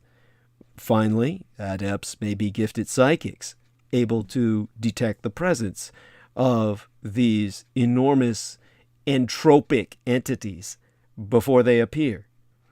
There are two sources for supernatural powers: the mind and the spirit. Spirit-based powers are derived from a connection with the spirits of the world, called kami by the Japanese. Everything has a kami spirit within it, from the humblest stone to the noblest animal. Those in touch with spirits are usually the followers of the Shinto religion, though there are many laypersons capable of making contact. Spirit powers use one's wisdom as the foundation for development. The other source for supernatural power is the mind. Psychics have always existed. They have strong and forceful personalities that allow them to command those around them, often without any knowledge that their influence is anything more than a winning smile. The psychic draws her power from her own forceful presence. The more powerful presence of the anti-godly entropic entities, or the servitor races of the Edomites, upsets the psychic mind.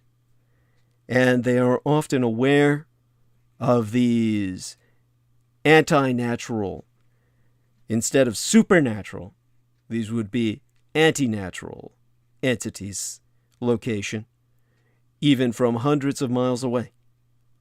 Psychic powers would actually use one's charisma, essentially, as a foundation for development.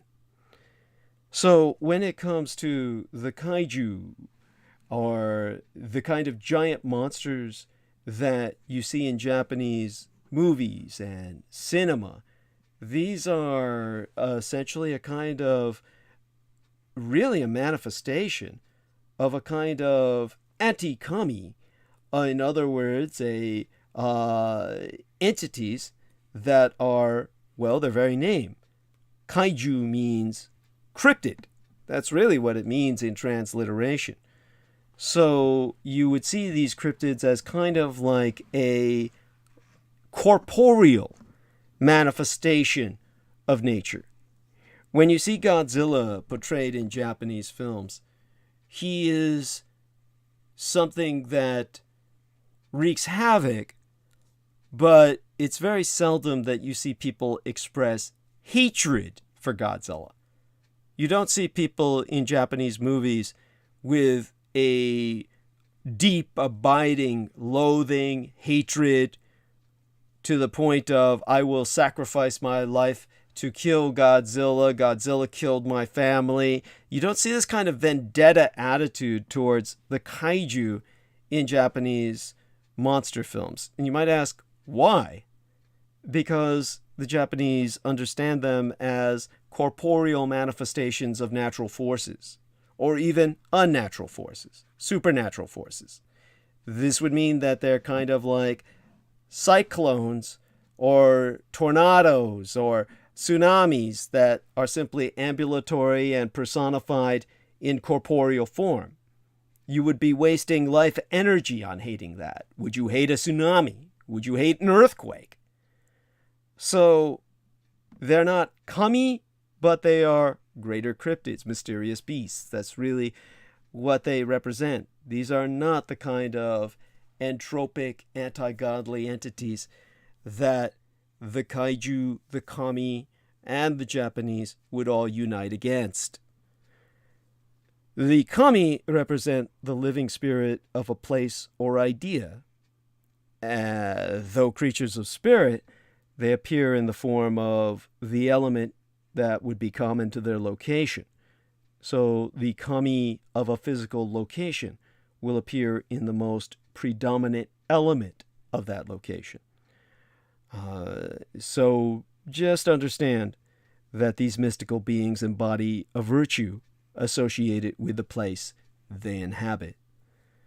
So heroes, heroines, people who strive on behalf of humanity, they may entreat kami to perform services, and, of course, the kami can be commanded to do the bidding of anyone who has the will to summon kami power to basically help to combat the enemy of all creation, the anti-gods, the entropic entities. This is something we can go more into perhaps in future transmissions, but it is something that my mother taught myself. And of course, this is something integral to the belief in the Japanese religion of Shinto. It is something that one must never take lightly, because kami are comprised of spirit. When they manifest, their spirit is not something that is, how would I say it, in humans or animals or non-supernatural entities. There is a duality, a separation from yourself and your soul, a dual nature. So unlike most other living creatures, a kami does not possess a dual nature. Its soul and its body form a single unit. So when a kami is slain, no soul is set loose. Supernatural powers that would restore souls to their bodies or restore life to the dead would never work on a kami.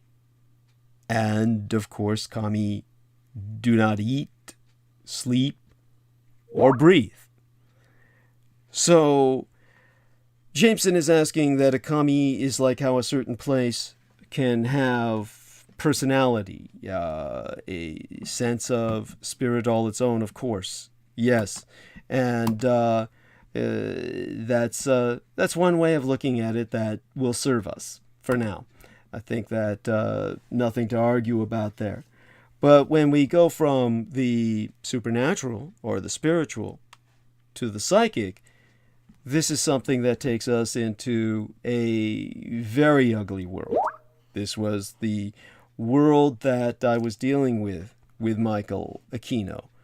It is, and of course, Jameson is saying that he has sensed this all along, but of course. Now, when it comes to the malediction of Aquino's existence and the cults of chaos that he ultimately brought to bear against all mankind, it's something that we are now going to have to contend with. We're going to have to contend with this along with global warming and global war. This is a third front in all of our struggles that are already challenging us. And by all logic, with a triple threat like this facing us, none of us will survive. And yet, I have every hope that we can. So, the knowledge that everyone seeks is ultimately what everyone rejects when I share it. This is because they ultimately don't want to hear the reality that their existence is part of a world that is out of their control. That is something Sammy brought up concerning Michael Aquino. The ultimate feeling that people want is they want to be God. Michael Aquino simply took that to a level of realization that nobody else could. So your average person wants to be all-knowing. They want to be streetwise, savvy, super hip. And for all this reason, they troll the internet for all the shit they can troll. And then they spew it back out so they can look like they know what they're talking about. None of this has anything to do with the world that they see as some kind of conspiracy, simply so they can pretend that they're smart enough to see through it. And yet, beneath the thin veneer of civilization lies the realm of the mind in which they're mired. They're wallowing in the playgrounds of the mind like a pig in shit. That empty space between their ears. But in the realm of supermind, the overmind, the noosphere, or the Akashic records, arcane knowledge, psionic manifestation. Some would even call it magic. To those whose minds can breach the ethereal, it's called by many names, and among the Americans and the English, it's a talent, as if it's something they learned by themselves. In Asia, it's the blessing. Asian psychics don't seem to understand the difference between a blessing and a curse, or perhaps they don't even acknowledge that there is a difference. The Russians simply call it the gift, although only a Russian can truly understand the melancholy implications that the name does carry. By whatever name it's called, psionic ability is a two-edged sword. For while it gives you power beyond the ken of most humanity, it forces you also to understand and embrace things about which you'd rather not know. And although those with the gift practice their craft, they do so carefully, avoiding the burning gaze of the public, a beast of billions that can turn from scoffing unbelievers to teratophobic hunters in the blink of a frightened eye. Theirs is a desperate mission to save the world without its ever finding out, and protect it from others with the power who would conquer it. Those gifted few whose power extends to encompass the globe like gossamer tendrils from Tokyo, Washington, D.C., from Beijing, or from the Kremlin, and even from the shadowy trails of the Amazon. Even those engaged in the service of their countries find it difficult to recalibrate their view of the world to accommodate psionic talent. Everywhere else, all around them, the world is acutely normal. Compatriots and loved ones blithely unaware, and they're somehow monsters on the outside looking in and praying never to be noticed for what they really are.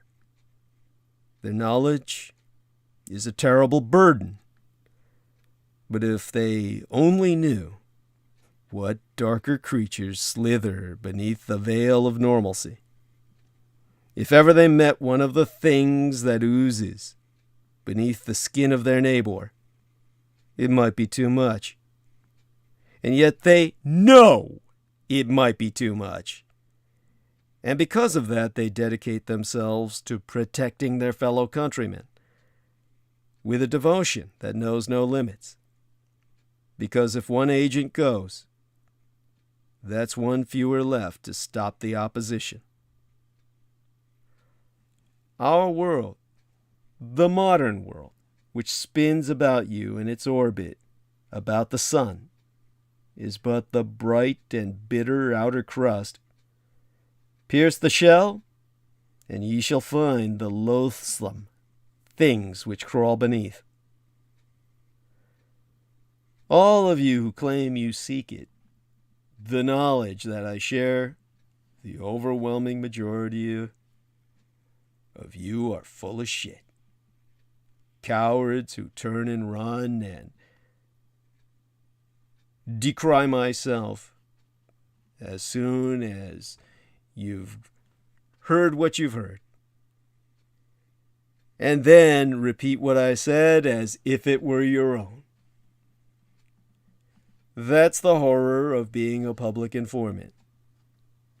Certainly my knowledge has been stolen again and again, all the while I've shared it, which is why I've parceled out my knowledge all these years. The end result is the only way credit can ultimately come to myself is through yourselves. If you truly are on the side of truth, then you need to share the truth of where your information source is from. So never forget to credit Douglas Dietrich, and especially warn people. Yes, here we are. Jameson Reese says, oh yeah, what was that copyright thing you, here we are. Let's see what he has to say here. Turn on the Skype share. Oh yeah, what was that copyright thing you sent me? Who tried to take your work? Oh shit, there were so many of them. Who didn't? David John West was one. We could go on from there. He's the most recent one that I can think of. The one that was most egregious about it, perjuring himself by filling out a notarized letter that he pasted onto the website of Richard K. Cole Jr., the freak pervert, pedophile of gang stalkers. He says, I can't help but think Hamamoto tried to do a copyright complaint against you. Fuck, he's got nothing he can claim to steal. That fucker is just out there trying to get in good with Alex Jones and the real losers of this world. So understand that obviously I'm one by myself, out here all alone, giving what I give for free, and that the only way that I can continue forward is through your help. All of you who listen, who take what you do from me, understand you owe me. And because you owe me, you need to ultimately put your money where your ear is. And damn straight, if you don't do that, you really don't deserve to learn.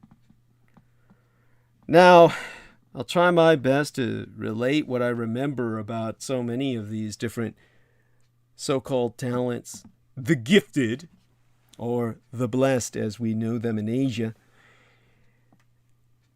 When it comes to the prescience that come to my mind, a prescient is a person who has glimpses of the future, foreknowledge of events to come. Prescience may perhaps be the most common form of psychic gift, because countless people around the globe have senses of foreboding or insupportable convictions of the rightness of a potential action. And, well, most of us at one point or another lay our lives down on the line on the basis of these essentially irrational beliefs. But though prescience may be common, it is also usually weak. Most people experience only the vaguest forms of prescience. These they call hunches, or intuition, or déjà vu, after the fact. Does this make prescience a common gift, or simply a gift that functions better than others do at very weak power? There's no knowing for sure. Whatever the case, a true prescient is far indeed above this basest norm. Prescients get hardcore, living color, full contact, in your face visions of the future. While imagery is sometimes indistinct or even allegorical and dreamlike, there is still a lot more to a fuzzy view of yourself a day hence than there is in an unidentifiable hunch that maybe you ought to go somewhere. Prescients get full audio or visual stimuli, sometimes both, or sometimes with other sensations in attendance. There has been one case that I knew of a prescient who suffered full tactile stimulation from his visions. One day he had a vision that he was going to get shot and was doubled over in pain immediately. He suffered the pain anew the next day. He later joked that he was shot twice by the same bullet. Once psychically, once physically. Whatever shape and senses the imagery adopts, there is one constant that all prescients will vouch for. That is that every vision with which they have been visited has, eventually, turned out to be of dramatic or even critical importance. Why this is so is cause for disagreement among the ESP, the extrasensory perception theorists, or the ESP theoreticians. Those who believe in predestination and the immutability of the future believe that certain events carry with them an emotional resonance. The more important the thing is, the more resonance it builds. And this shock wave can propagate backwards through the fourth dimension, that's time, along the person's lifeline. Those attuned or sensitive to these waves can read them, see the image that generated the response, and act upon that knowledge to cause that situation to come to pass. In this fashion, many of these important events cause themselves to be created. Opponents of this theory argue that non-existent events cannot generate their own reality, but proponents point out that the events had already happened when viewed from the distant future. The other school of thought is that the future is mutable, and that we can control the choices we make. These people believe that the reason we can see the future is best explained by a river rafting analogy. In a river, underwater rocks cause water to pillow up around them, causing a disturbance felt before the raft strikes the rock itself. The rafter can then endeavor to avoid the rock. Prescients can therefore sense this impending rock before normal people can and can take steps to avoid it earlier. But ultimately, it is up to the prescients to handle the situation as they like. The detractors I knew of this opinion point out that, with a few unconfirmed exceptions, prescient visions always come to pass. Supporters, however, point out that the prescient who has the vision colors its style. The vision, in essence, shows what the prescient wants to do, which side of the rock he should paddle for, and therefore, that's what the prescient does. Regardless of the true explanation, or whatever explanation turns out to be true, most prescients don't want to take a chance at messing with the future, so they abide by the visions they see. In the case of the gunshot prescient, he knew he would get hit. He made no effort to stop it, as he knew it would not be fatal, although he did arrange to have other agents nearby to arrest the person who attempted to kill him. And a few minutes before the attack, he called for his own ambulance. So prescience, like many ESP talents, works best in those misty moments between true sleep and coming awake, immediately prior to full conscious awareness. Right as the prescient falls asleep or right as he wakes up are when the images normally come. Many prescients have made a point to take a few cat naps during the day to increase their receptivity to visions. Prescients can also, with the aid of a friend, try to prod their talent, force it into action briefly with word association games or Rorschach ink blots. It must be stressed, however, that this is forcing the skill in an unnatural fashion, and any success it meets with is minimal. Brief one-word answers are generally the extent of the results these tactics provide, nothing at all like the clarity of the true visions. So, when one is thinking about how to try using this, if you feel you have the touch, well, the biggest fear of prescience is the fear of paradox. If a prescient needs to find someone's phone number and they have a vision of themselves in a phone booth finding it, well, we used to have phone booths, we don't anymore, and they get the phone number from the vision, why do they even need to look anymore, right? Well, the answer is because it's supposed to have happened. They saw the future, but how can they see it if they don't do it?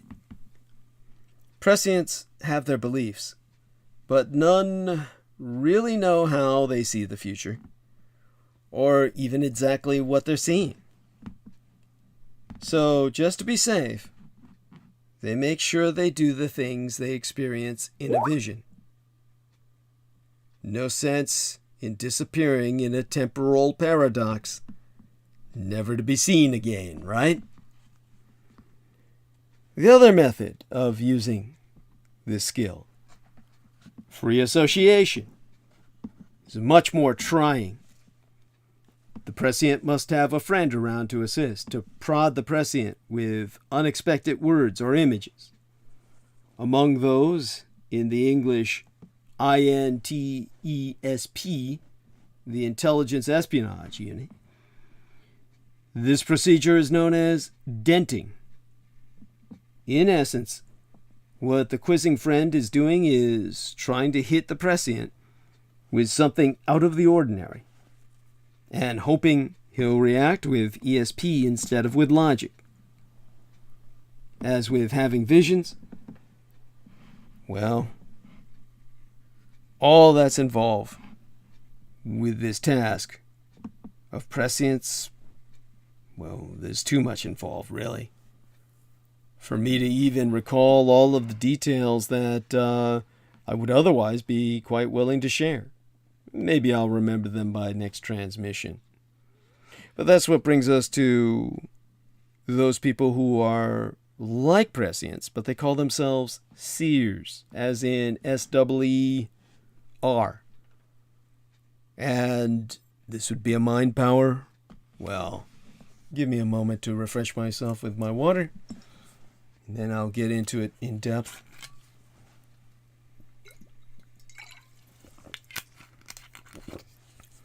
And 8 to 9, 9 to 10, 10 to 11, 11 to 12. There we are. More than half of U.S. American howitzers have arrived in Ukraine. Like, oh my fucking God. We're sending goddamn cannon, for Christ's sakes. Are you fucking kidding me? The Ukrainians don't need fucking cannon. I mean, certainly they can use it, but that's not what they really need. And thank God the Germans, in an embarrassing turnaround, are finally providing them tanks. As Jameson Reese says, they need drones. Well, they actually got plenty of those, but they never really can get enough. You can always use more drones. This is the new day and age where that's simply the case. They dominate the battlefield right now. Whoever falls in love with that ugly duckling may well rule the world. Certainly the Turks discovered that. And, well, we'll take it from there at some point. Now, about this term, seer, as the Department of Defense used it. S-E-E-R. Oh my God. Let me see if I can force myself to stay awake here. Let me get my ears going. Kind of kick myself around. Oh, my neck. If anybody could hear that crack, you let me know. And check it, I'm warm enough here. He says, yep. Holy shit. That's a sensitive microscope. Hey, it shows you why I got arthritis. Oh. I mean, did I say microscope? Fucking microphone. All right. Let's look at it this way. Seer, of course, you think of the ancient seers. S-E-E-R. Every living sentient creature carves an ethereal path through the non-existence of polyreality as it leads its life. Essentially, it's a path of where the sentient went, not just physically, but also emotionally and intellectually. Perhaps it is best considered a metaphysical trail left by the mind and soul as it grows, changes, and evolves through its existence in whatever space-time universe in which it resides. These lines extend backward from the creature to reveal everywhere it has been and sought, well, been in thought and felt in the past, really. And similarly, they extend forward to cover whatever the sentient will have gone, well, wherever the sentient would have gone when viewed from a different, or at least a future perspective. Now, that probably seems like so much senseless word salad to you, and in the state that I'm falling into sleep right now, which I'll try and kick myself awake. May even go and grab myself something to act as kind of like a, well, stimulant. Like a few lines of Coke or something. And come back. But let's see if folding my legs will help me. Keep me more aware and just generally uncomfortable enough to stay awake. God. Why? Why does life have to be so hard? Okay. getting back to the task at hand and trying to describe what a seer is. Basically, seers are espers, the ESPers, the extrasensory perceptors, who can see these lines extending from the hearts of people. As aforementioned, these lines are the trails of heart and soul. They have bends, squiggles, kinks, and frays, wherever the owner had an experience of some sort. With practice, a seer can learn to interpret these deviations and make a reasonably accurate forecast of the future. Furthermore, when a seer can see multiple lines and examine how they interact, the seer can make predictions about interrelationships or outside events which will impact the people being read. When lives interact, the lifelines cross each other. The tangles and deviations indicate how. When two lifelines cross and they both experience nearly the same aberrations, the seer can determine that the two either get along well, or else they both experience the same outside influence, right? That's what they would both experience. When two lifelines cross and one suffers and the other swells with power, the person, the seer, can determine that one has caused injury to the other. Perhaps the suffering person was mugged, got fired, or the other was someone the one had been hoping to avoid. Death is perhaps the event that, most easily read, for the simple reason that only living people have lifelines. When a person dies, the lifeline stops. If the death is traumatic and the life ends abruptly, the line fades to black during lingering the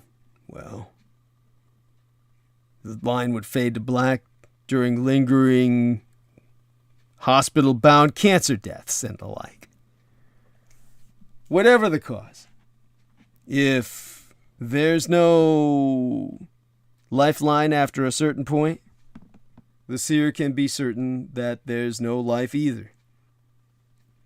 All scientists have concurred that, who have researched this subject, that all sentients have lifelines. For human beings, I would say,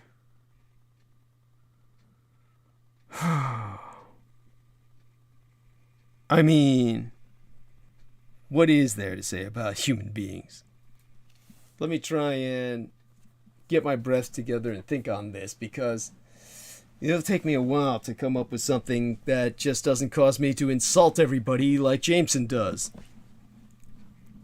It's something that obviously bears articulation and at the same time is an agony, because I oftentimes don't really identify with much of the human species. Jameson says, just insult us, please.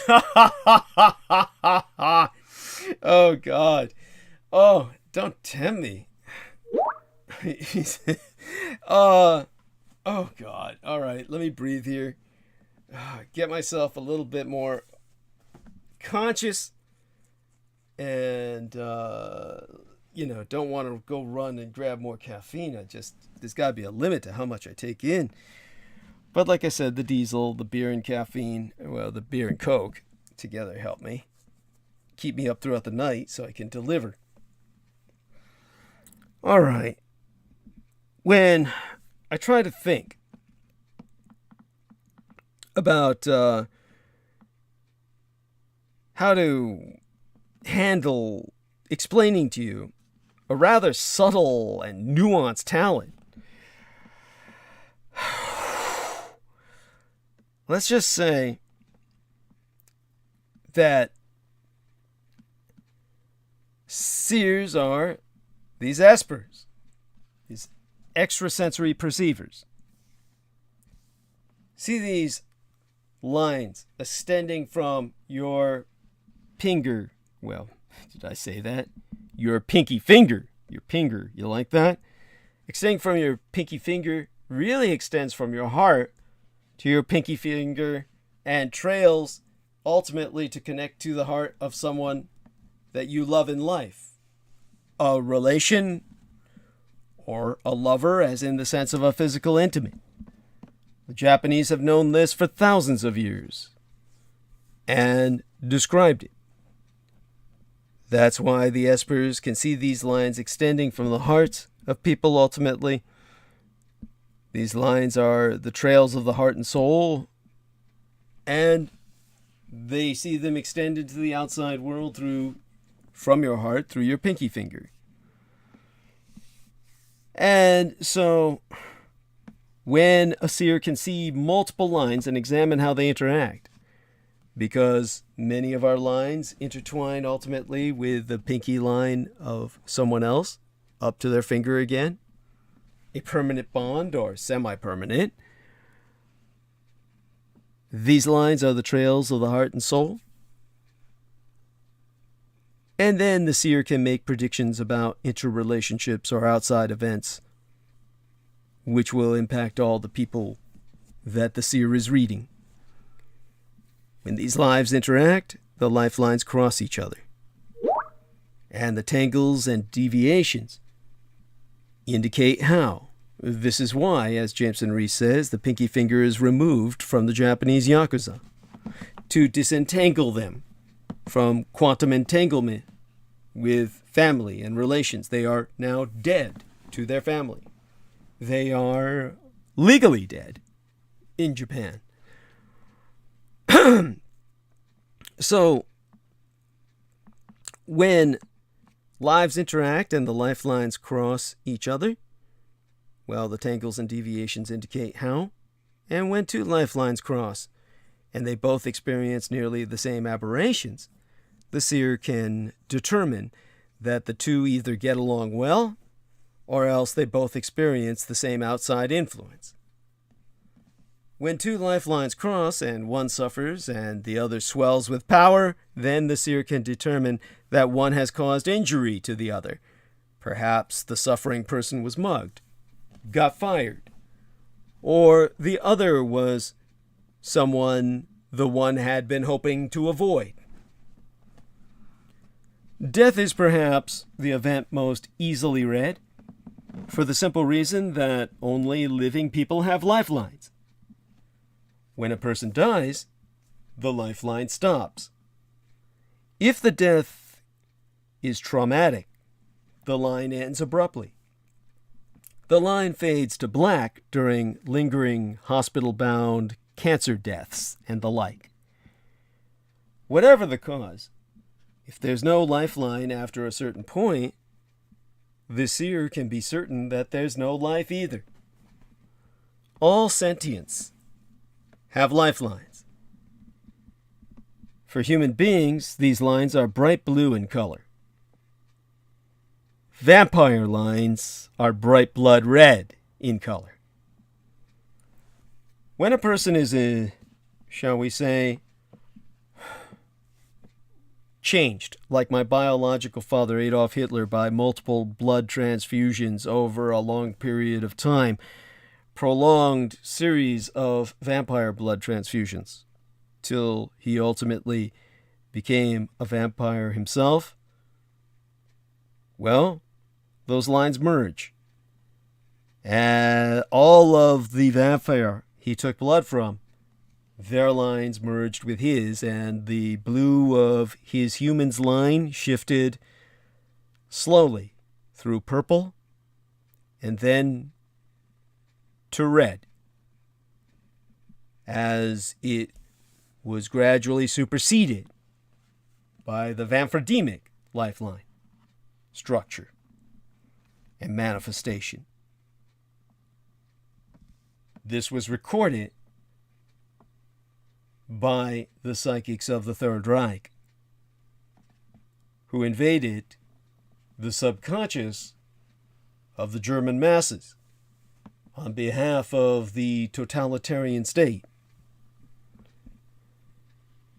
The lines of less intelligent creatures like cats and dogs are much dimmer than those of humans and vampires, and thus they are easily overlooked by most seers. In theory, a seer could read a person's lifeline and those of their descendants all the way to the end of time, or all the way back to time's beginning. Fortunately, in the minds of most seers, ESP skills are not quite that powerful. It wouldn't be much fun to know the future of the planet for all time. There is a constant argument among seers about the permutability of the future. Some seers claim to be able to see multiple future timelines for a person, and argue that each split is indicative of a potential future which will only come to pass if the person being read exercises free choice and causes one or the other to come into existence. Detractors of this theory are those seers who can only see one future timeline. To such seers, the future is immutable, and any attempt to avoid it will somehow cause it to come into existence. In their opinion, the seers which can see multiple lines see the one true future and several other ghost images, which can never come to pass. Multiple line seers maintain that those who see only one line have less flexible a talent, as they are unable to forecast all the possible futures. There is also a third camp I encountered of seers who maintain that such attempts to define the flexibility of the future is an exercise in pointless philosophizing, since trying to make sound predictions based on squiggly blue lines is a vague art at best, and a far cry indeed from a hard science. Regardless of their beliefs in the mutability or unavoidability of the future, seers almost uniformly avoid forecasting their own futures. This has become a bit of a superstition among the espionage circles, as in extrasensory perception, reconnaissance, and intelligence and surveillance. But the basic causes are twofold. The desire to avoid a paradox, and the fear of seeing your own lifeline end 10 minutes down the road. Some seers hypothesize that the shock of seeing your lifeline end 10 seconds from now might be enough to give you a massive cardiac arrest, alone in and of itself. Therefore, realizing the vision, if you see what I mean. Such possibilities alone are enough to prevent the overwhelming majority of seers from attempting auto-divination or foretelling one's own future. So in terms of using this skill, seers tend to be polarized into those who can see the past and those who can see the future. Those who can see into the future are perhaps deemed the most useful, but those who can see the past are in high demand, believe me, as interviewers for high security positions, like every position in any branch, or the branch of your government that deals with espionage. When a seer is, how do I say this? I mean, finding out the, since a reading basically covers time, the facts that seer discovers are much more likely to be important to the people who are sponsoring them. This is getting into some sensitive territory for me. When I worked with a private detective who claimed to have this ability, Gino Tonelli Neely, half Italian, half Liberian. Some would say that makes him half black, but then others would take the Italian into account as, well, that makes him all black, right? That's a joke he had to deal with all his life. But from him I learned that a seer who easily gleans 10 facts for the next 60 seconds of someone's life is not going to prove useful at all. You just can't grab visions from a future that's so immediate and near and have that be meaningful or useful towards anything. You've got to go out more beyond the edges and into the frontier of the fabric of space and time. So even though seers can spot the lines of unknown people as they interact with the lifeline of the person being read by themselves, they cannot trace the lifeline backwards to find out who the person is without considerable effort.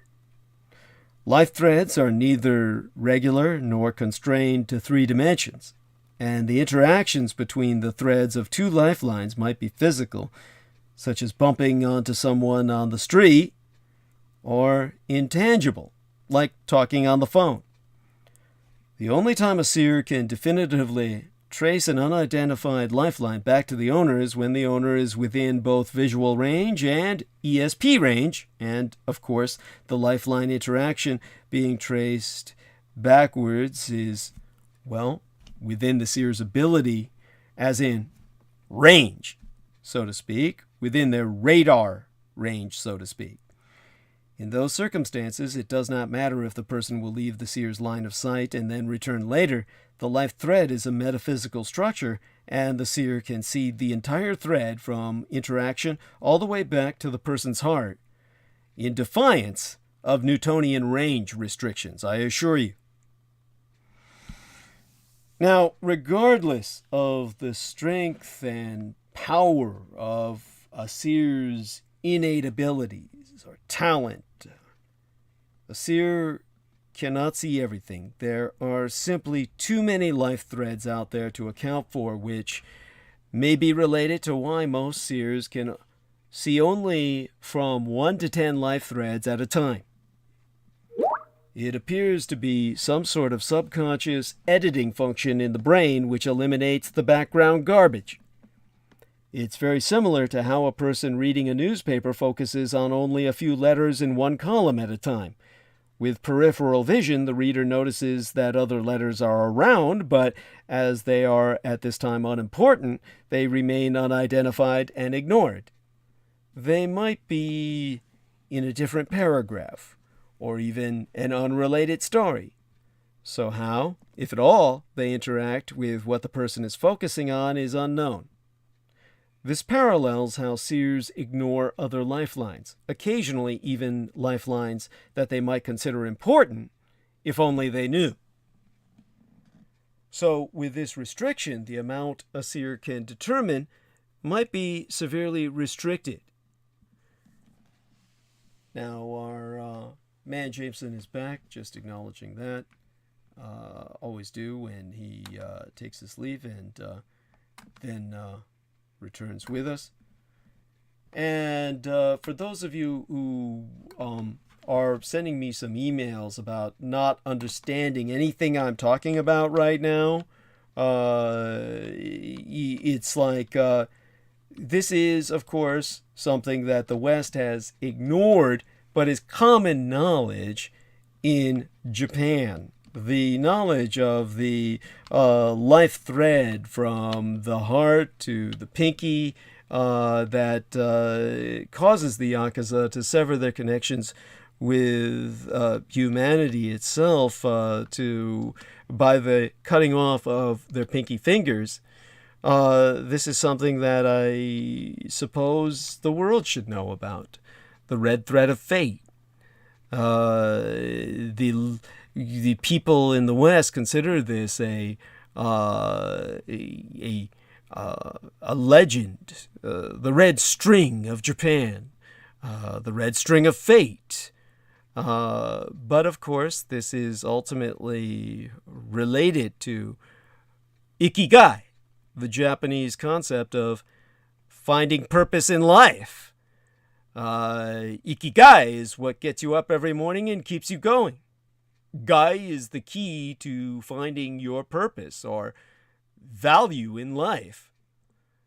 But it all ultimately traces back to your heart thread, something that would be behoove you to know about, and why this isn't simply, how do I say it, taught in schools so that people gain some concept of meaning. I mean, with the questions that I'm getting, what people are essentially asking me at this point is they're asking me about the meaning of life. And of course, it ultimately goes back to kokoro, the Japanese word connecting mind, body, and spirit, which is also driving scientific discovery. You really want to learn about this. I'm sorry, what is it that our man Jameson is saying? Let me see if I can read this. He says that would make school actually fucking interesting if they taught such. I mean, oh my God. What I'm doing right now is I'm like trying to set up almost like a course in life's meaning in order for people to have a grasp in terms of what I'm talking about. Maybe it's necessary that I do this. This is something that I think is when we talk about what the seers are interacting with and what they see and examples that I can give them, this is going to require some explaining. And so he says, I feel bad for them if they can't grasp it. You're pretty clear. Well, maybe not. Obviously, the red thread of fate also referred to the red thread of marriage and other variants. This East Asian belief originating from Chinese mythology. Jameson Reese says, I can see it in my mind clearly. So let's talk about the legend of the red string in Japan, which everybody considers a myth in the West. But basically, everyone's pinky finger is tied to an invisible red string that will lead him or her to another person with whom they will make history. For the Japanese, who know so much and intuit so much more, human relations are predestined by a red string that the gods tie to the pinky fingers of those who find each other in life. And legend has it that the two people connected by this thread will have an important story, regardless of the time, place, or circumstances. The red string might get tangled, contracted, or stretched, as surely often happens, but it can never break. So this so-called legend, so much more aesthetic than that of the twin souls, occurs when it is discovered that the ulnar artery connects the heart with the pinky finger, which is the same reason why in many cultures promises are made by two people crossing their pinkies. So, the thin vein, running from heart to hand, extends through the invisible world to end its course in someone else's heart. But unlike other amorous superstitions, the Japanese reality isn't limited to couples or a single person whom one is destined to find. It speaks of a type of arterial ramification that emerges from a finger toward all those whom we will make history, or all those with whom we will make history, and all those whom we will help in one way or another. For the ontological imagination, the myth of the red string is a way to understand our itinerary of encounters as predetermined plot where couples' relationships, the intimate brushes against someone, And all the little stories we crisscross with others are neither random triumphs nor accidents, but part of a scarlet tapestry whose threads were given to us when we were born, but which we knit ourselves. Now, one Japanese legend tells of an old man who lives in the moon and comes out every night to search among kin spirits to reunite them on Earth, who have something to learn from each other. And when he finds them, he ties a red thread to them so they may find their paths. Thus, our red strings end in someone else. Accepting this, or at least considering it, is a secret consolation. It is as if your steps, stubborn as they may sometimes seem, knew the route and geography of our multiple amorous destinations, and therefore there were no slips or poor decisions, as we so often flagellate ourselves about. That, oh, I'm unlucky in love. I'm just an idiot. Now, there are two memorable moments in cinema that pay tribute to the subtle and mysterious aesthetic of this conductive red string. The first is the film titled Dolls by Takeshi Kitano. The second, titled Sayonara by Joshua Logan. In both, we find out at the end that the couples were united by the red string of destiny, and that everything that occurred before was nothing more than a plot through the root of string that would end up reuniting them. As William Shakespeare said, journeys end in lovers' meeting. The movie Sayonara by Joshua Logan was, of course, one that my father was one of the consultants on. That was one about foreign war brides in Japan and the officers who fell in love with them.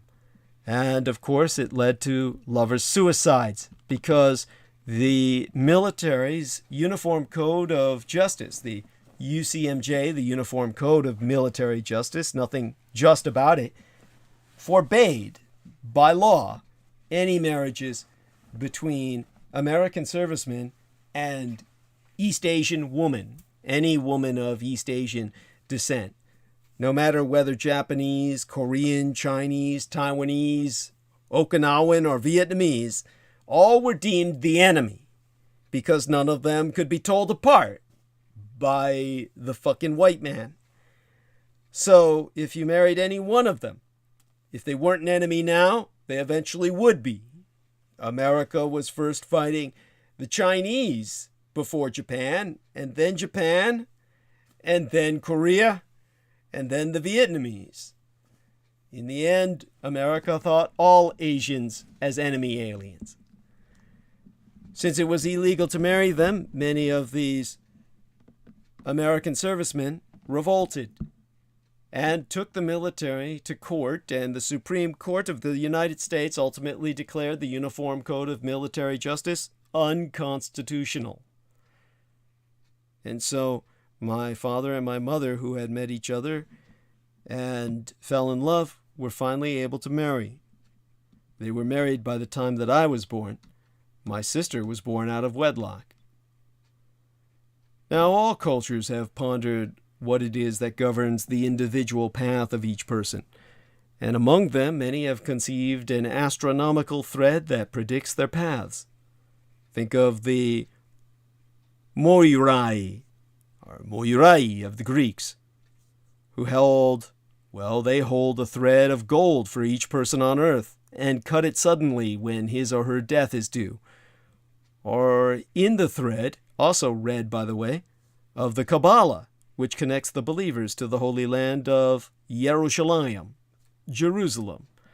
It's logical to think that if life is conceived as a great text from the Latin textus, knitting, connection, the strings are the main material of men to rasterize their daily lives. To lose the thread is now a universal expression to refer to practical or even existential deviation. Thus, the so-called legend of the red thread tells us that within the labyrinth of encounters and shared stories, there is a pre-designed and perfect path, a scarlet string which, like that of Ariadne, connects us with our irrevocable destination, placed at the edge of another string that will also lead to us.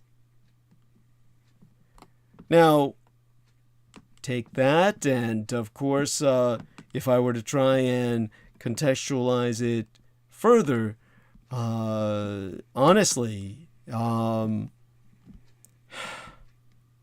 do I say this? Because it's, since time immemorial, all humans have wondered about the meaning of life, right? And in all corners of the world, the search for the ultimate answer has given rise to a variety of philosophical teachings and enchanting legends. But hailing from Japan, the reality of the red strings explains life's mysteries in a way that is both believable and incredibly romantic. If fate really exists, we can only hope that it works in exactly the way the Japanese understand it. So, to clarify this more fully for those of you who are still sending me questions, I don't know why I'm being bombarded with so many questions about this, but it obviously shows that this is important. Close your eyes. Imagine your body grow transparent. Can you picture the endlessly complex network of blood vessels connecting all parts of your body? We owe our existence to these life-giving rivers. Now take note of one rather special channel within this system, the one that connects the heart with your pinky finger. Formed by the ulnar artery, this channel makes your least notable finger a true representative of your heart. For this reason, in many cultures, when two people make a truce or swear a vow, they do it by crossing their pinkies. The Yakuza intentionally cut their pinkies off so as to render themselves heartless. So this thread emanating from the heart doesn't end at the tip of your finger. It continues in the form of an invisible red string, a string the Yakuza attempt to sever to cut their ties with all the world. And this string flows out of your pinky and goes on to intertwine with the red strings of other people, connecting your heart with theirs. Now, two people who are connected in this way are bound together by fate itself. Sooner or later, they are destined to meet, no matter how far apart they live or how much their life circumstances differ. And when that happens, that encounter is certain to profoundly affect both of them. The strings can sometimes stretch and become tangled, which could postpone the fateful meeting, but those ties will never be broken. Now, such a perspective on life and relationships has given birth to holistic philosophy, which states that our vital essence is not confined to the borders of our physical body. Holists declare that we are one with the universe and see the notion of the red string as one of the ways towards understanding this unity. I mean, have you ever found yourself thinking, this person has entered my life for a reason? Well, quite probably you're right. And it must be the case that fate has already guided you to the point where you can bring change into the lives of others. So this philosophy proves that, although we may never realize it, our lives move in a preordained direction, guided by invisible strings that are woven into the fabric of the universe itself. And all the while, the red thread connecting us to our distant soulmates is getting shorter. As the Japanese would say, our world has its share of obstacles, but nothing in it happens by accident.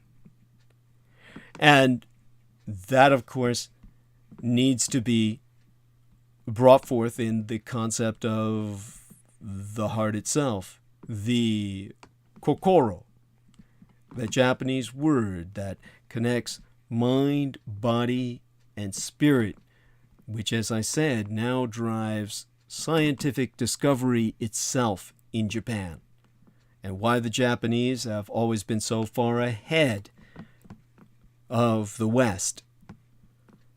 Understand that in Japanese there are 3 words for heart. Shinzō, which refers to the physical organ.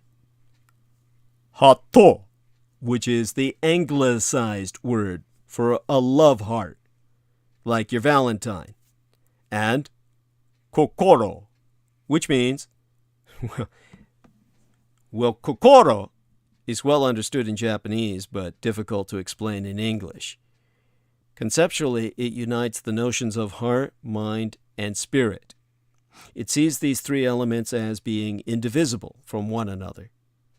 For example, if we say, she has a good kokoro, it means heart and spirit and soul and mind all together. One of the problems of discussing kokoro in English is that by linking words, heart and spirit and mind, with the very connective and, we imply divisions that simply don't exist in Japanese. It would simply be heart, spirit, mind. But in the land of the rising suns culture, the 3 are not intrinsically linked as one. They are one. Think of the Holy Trinity I've told you about, the Father, the Son, and the Holy Ghost. The 3 sphere in the absoluthic realm of Kabbalah. The 3 souls in your triune spirit, where one incarnates again, one ascends or descends to higher or lower vibrational levels, or remains stranded on the Malkuthian plane of this vale of tears, and the other that stays with your body forever. Think of that, apply it here. 3 in 1, the one is all. Researchers are beginning to break down conceptual barriers and explore what artists, writers, mystics, and dreamers of many cultures have long acknowledged: the mysterious tie between heart and mind, kokoro. Exempli gratiae. Scientists in the Japanese Empire consider this concept while working on computer simulations, robotics, primatology, and more.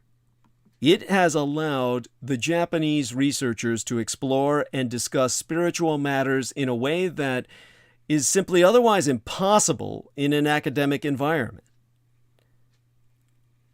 Now, there was Paul Swanson, a professor of humanities at Nanzan University in Japan, who asked, are the familiar Western and some distinctively English concepts of mind, heart, spirit, will, consciousness, soul the best way to describe and divide human experience? Or is a broader and more inclusive concept useful for understanding how humans think and feel? Now, Paul Swanson is a permanent fellow at the Nanzan Institute, if I remember, of Religion and Culture, the NIRC, Nanzan Institute of Religion and Culture, the NIRC, NIRC, which in 1993, while I was still involved in mercenary work, if I remember correctly, began bringing together experts in religion, philosophy, and the sciences. They've aimed since then to break down barriers and connect like-minded areas of knowledge that other academics consider distinct, ultimately attempting to understand the ineffable, the mystery of humanness. Thoughts, feelings, and desires, or will, are all interrelated aspects of what it means to be human, and we would be wise to take all of them and their interrelationship into account in order to understand human experience. Now, if so many of you are asking me for examples, well, in terms of what scientists have been able to contemplate through not believing in a separation of body and mind, learning from the Japanese to think right and unite, body, mind, and spirit, enables one to disambiguate the real difference between man and machine. Tetsuya Sato, director of the Earth Simulator at the Japan Agency for Marine Earth Science and Technology, uses supercomputers to make predictions about natural events like earthquakes and typhoons, as well as global warming. He has thought a lot about kokoro and how it sets human minds apart from computers when it comes to predicting the future of such disasters. Exempli gratiae, humans use stored memories and various judgment criteria to anticipate what may happen, as compared to methodical, mindless machines. However, people's predictions are also mired in desires and clouded by expectation, a problem that computers don't have. But machines also don't have what people do, an element of chaos or unpredictability that enables us to break patterns and boundaries of all kinds. So at one of those NERC conferences, he explained, and if I remember what he said, Tetsuya Sato said something along the lines of, "The human heart is rich in intuition.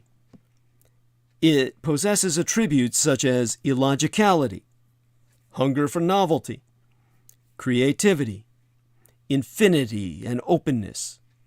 Computer simulation is deterministic, closed. It lacks diversity and is an embodiment of dryness. I believe that this is the decisive difference between computers and human beings." Now, you might argue, how then was it possible for the art-elect to manifest, even though you already know the answer? That's a rhetorical question because so many biological components were integrated into the system in which the art-elect was born, sucked, combed, as they said, from my very own mind, rather my brain. And that, in a sense, is how the art-elect could only have come into being through truly integrated circuitry that integrated the biological with the inanimate, or rather the cybernetic. But we're giving robots hearts in the Empire of Japan. Hashimoto Tsuji, the director of the Humanoid Robotics Institute at Waseda University, dreams of creating robots with a will to live.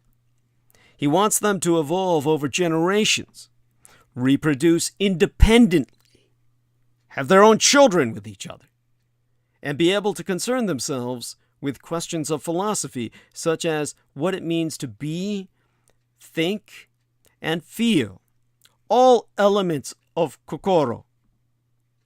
He doesn't envision the female robots having wombs out of which a baby robot will be sloppily born, but rather that the male and female robot, or they're all agendered, so it's a ridiculous concept, just the two robots, no matter what their outward manifestation as produced or molded or presented, in other words, whatever their affect of presentation, male or female, they are genderless, rather that two of them would get together and build a child. In his words, the words of Director Tsuji, a robot that will be able to discuss with us issues such as what is a living being and what is kokoro. So, at another NERC conference, he said that if in the process a robot rebels and hits me with my nose bleeding, I would absolutely rejoice in my heart, thinking, finally, I did it! We've almost made it! This is because a period of rebellion naturally precedes independence. And it also brings to us the connection between all primates.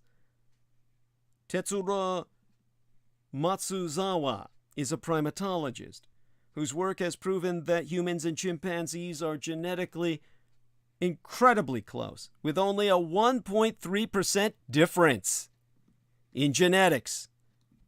He has taught chimps to paint and proved that they develop a personal artistic style, which he knows indicates they have a similar spirit to human beings. Matsuzawa has compared children and chimp paintings to learn about the origins of drawing in human beings, and knows it is possible to study the evolution of the human mind-heart, the kokoro, by getting to know chimpanzees' kokoro. This is what ultimately brings us to Buddhist brains.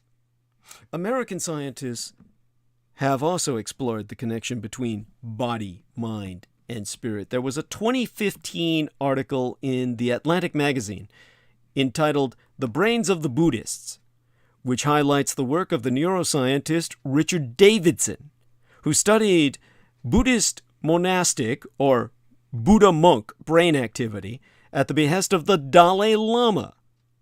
Davidson concluded that compassion activated positive emotion circuitry in the brain and that Buddhist monks were extraordinarily mentally healthy as a result of a cultivated spirit of generosity. And he concluded, the systems in the brain that support our well-being are intimately connected to different organ systems in our body. Compassion is a kind of state that involves the body in a major way. Now, understand that my experience with a lot of these Tibetan Buddhist monks in exile was all of them were trying to get laid by white blondes. And this obviously worked for them, so there's got to be something to it. They were all happy and healthy because they were always getting fucking laid because they always told these white blondes that they were enlightened and that they could share the enlightenment by by meat injection. And there you have it. That's the scam that, Jameson Reese has got to get in on. He says, this totally doesn't make woman look good. Sigh.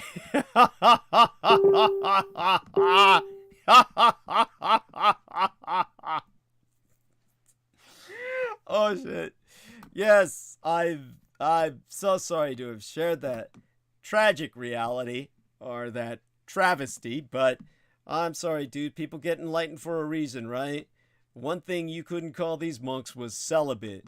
Man, my gang brother Beaver took to actually serving as the driver for the Panchen Lama, or some shit like that. One of these lamas over here in the United States who had escaped from Tibet, and he said everywhere he fucking drove, the son of a bitch, white blondes would come running up. The guy's name was Lama Lodrin, but of course the whites would always slur it, so it always sounded like lowdown. Everywhere he went, white woman with big hair and bouncy tits, with their boobs a-bouncing as they ran towards him, would all come running, Lama Lowdown! Lama Lowdown! Apparently this motherfucker was hung like a horse. Alright. Enough of the ugliness of this. Understand instead that you don't need to be a specialist to understand the implications of kokoro. In fact, you probably already have a sense of it, even if you had no word for it before. So take a moment to reflect on the interconnectedness of all things, and you'll feel your heart, the shinzao one, your physical organ, flutter in response. You know, kind of like a Buddhist monk's dick when he sees that bouncing blonde. All right, this is just, I'm taking it down to the gutter, I know. So this is where I've got to kind of wrap it up so people understand what this means for you. It brings us to ikigai, the Japanese concept of finding purpose in life, and how this age-old ideology can help you find happiness. So, all right, as we continue to be buffeted by the world and all that's going down, there's no better time than now to refocus our energies and really plan out our hopes and goals for the future.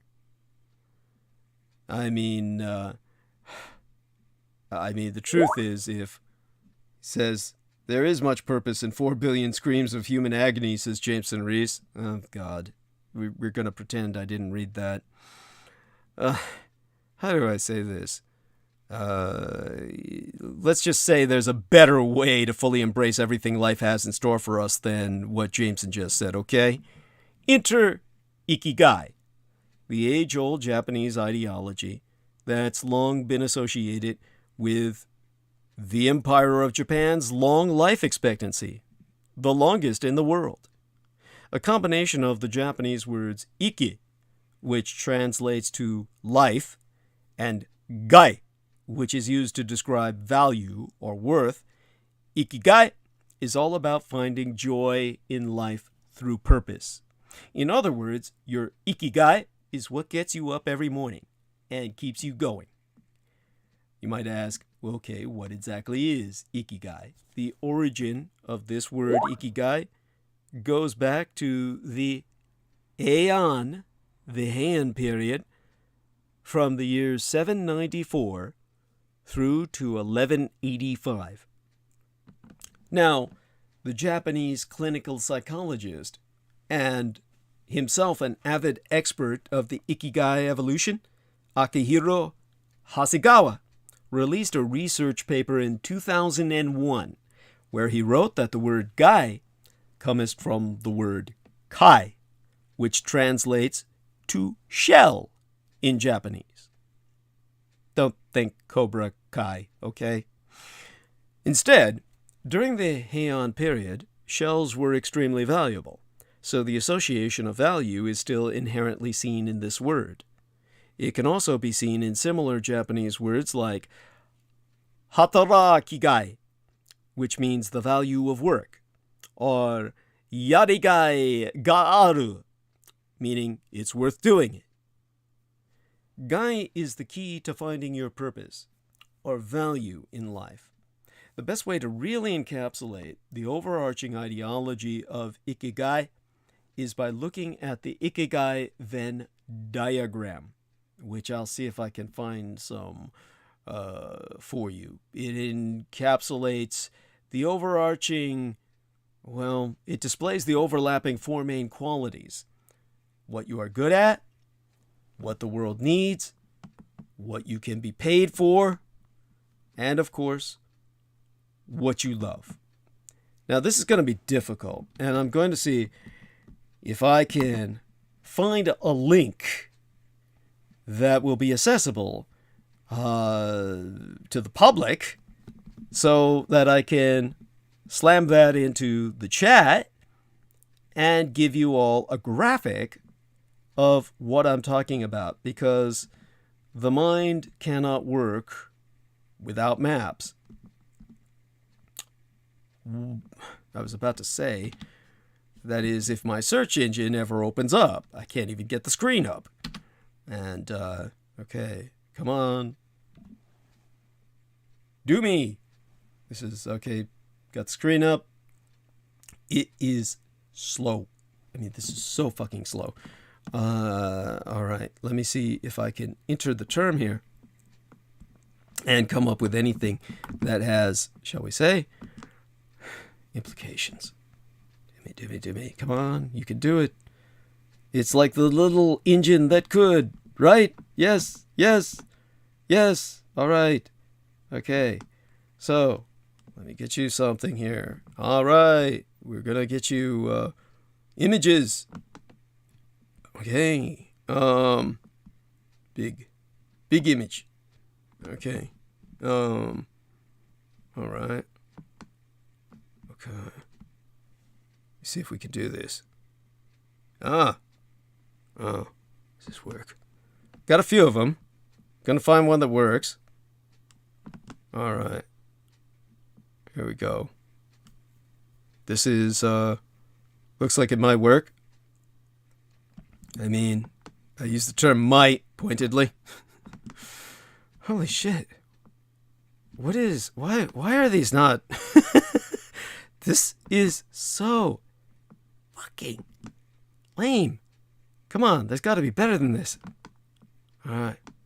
Here we are. All right. This looks like it might be it. All right. Okay. This is cool. Okay. Think we've got it. And, all right. Okay. I can't believe it. I got it. Okay. Here we go. Where is, oh fuck. Chat room. Looking for the chat room. Gotta get back here. Here we go. What is this? The Real Tech Geek says, "Hello, Douglas. How are you? I just updated the YouTube app, and I still don't see Jameson's comments." You mean the one about the 4 million screams? Dude, you ain't missing shit. Why would you want to see that? All right. So we've got it in the chat room. Jameson, you'll have to go there to access this. He says, no, not that one. Laugh out loud. Okay. Now, if everybody hits this, you should be able to hit a graphic of Ikigai, your reason for being. How up there is what you love, what the world needs, what you can get paid for, what you're good at, and they intermingle into passion, mission, vocation, profession, and in the center is Ikigai, the reason you're fucking here. Like the way I said that? Yeah, the reason that your daddy's sperm hit your mom's egg and you were, yes, like Jameson says, drugs, get stoned. That's his meaning in life. That's I'd say it was pathetic, but that's belaboring the obvious. Okay. Getting back to where we were, all right. So, boiling it down to its most basic theory, it's within the crossover of these points of, well, what you are good at, what the world needs, what you can be paid for, and of course what you love. It's within the crossover of those points where Ikigai stands. So, obviously this is important. Many sociologists, scientists, and journalists have researched and hypothesized the usefulness and truth behind this particular phenomenon, and they've come to a number of very interesting conclusions. One particular theory is that Ikigai can make you live longer and with more direction, which is why the Japanese have the longest lifespan in the world. In September of 2017, the popular Japanese TV program Takeshi no Kete no Igaku partnered with a group of scientists to conduct research in the small town of Kyotango in Kyoto, the ancient capital of Japan, a place which prides itself in having a population that has 3 times more residents over the age of 100 compared to the average of the rest of the country. Now, the program wanted to know what commonalities these elderly happy folk, these happy old people had in their daily lives, and so followed 7 people in their late 90s and early 100s around from morning till dawn, doing blood tests and other health checkups. And what they found interesting was that all 7 people had exceptionally high figures of DHEA, a steroidal hormone secreted by the adrenal glands that many believe may be the miracle longevity hormone. Interestingly enough, as the program followed those men and women around, they found one single thing they all had in common, a hobby they practiced every day that they were really into. One woman in her late 90s was seen spending a few hours every day carving Japanese traditional masks. Another man painted, another went fishing daily. And while the correlation between having a hobby you love and the increase of DHEA is yet to be proven scientifically, so far as I know, I haven't followed up on it myself, the program proved that having this one thing that keeps you interested, focused, and gives you a sense of satisfaction in life will boost your youth DHEA hormone, thus leading to a longer and happier life. Now, obviously, if you ask where Ikigai is practiced outside of the Empire of Japan, also Okinawa, the southern island off mainland Japan, or the home islands, is home within the Ryukyu's island chain. The Okinawans form a different nation and race, and they're home to one of the highest ratios of centenarians to population. Okinawa is also a hotbed of Ikigai ideology.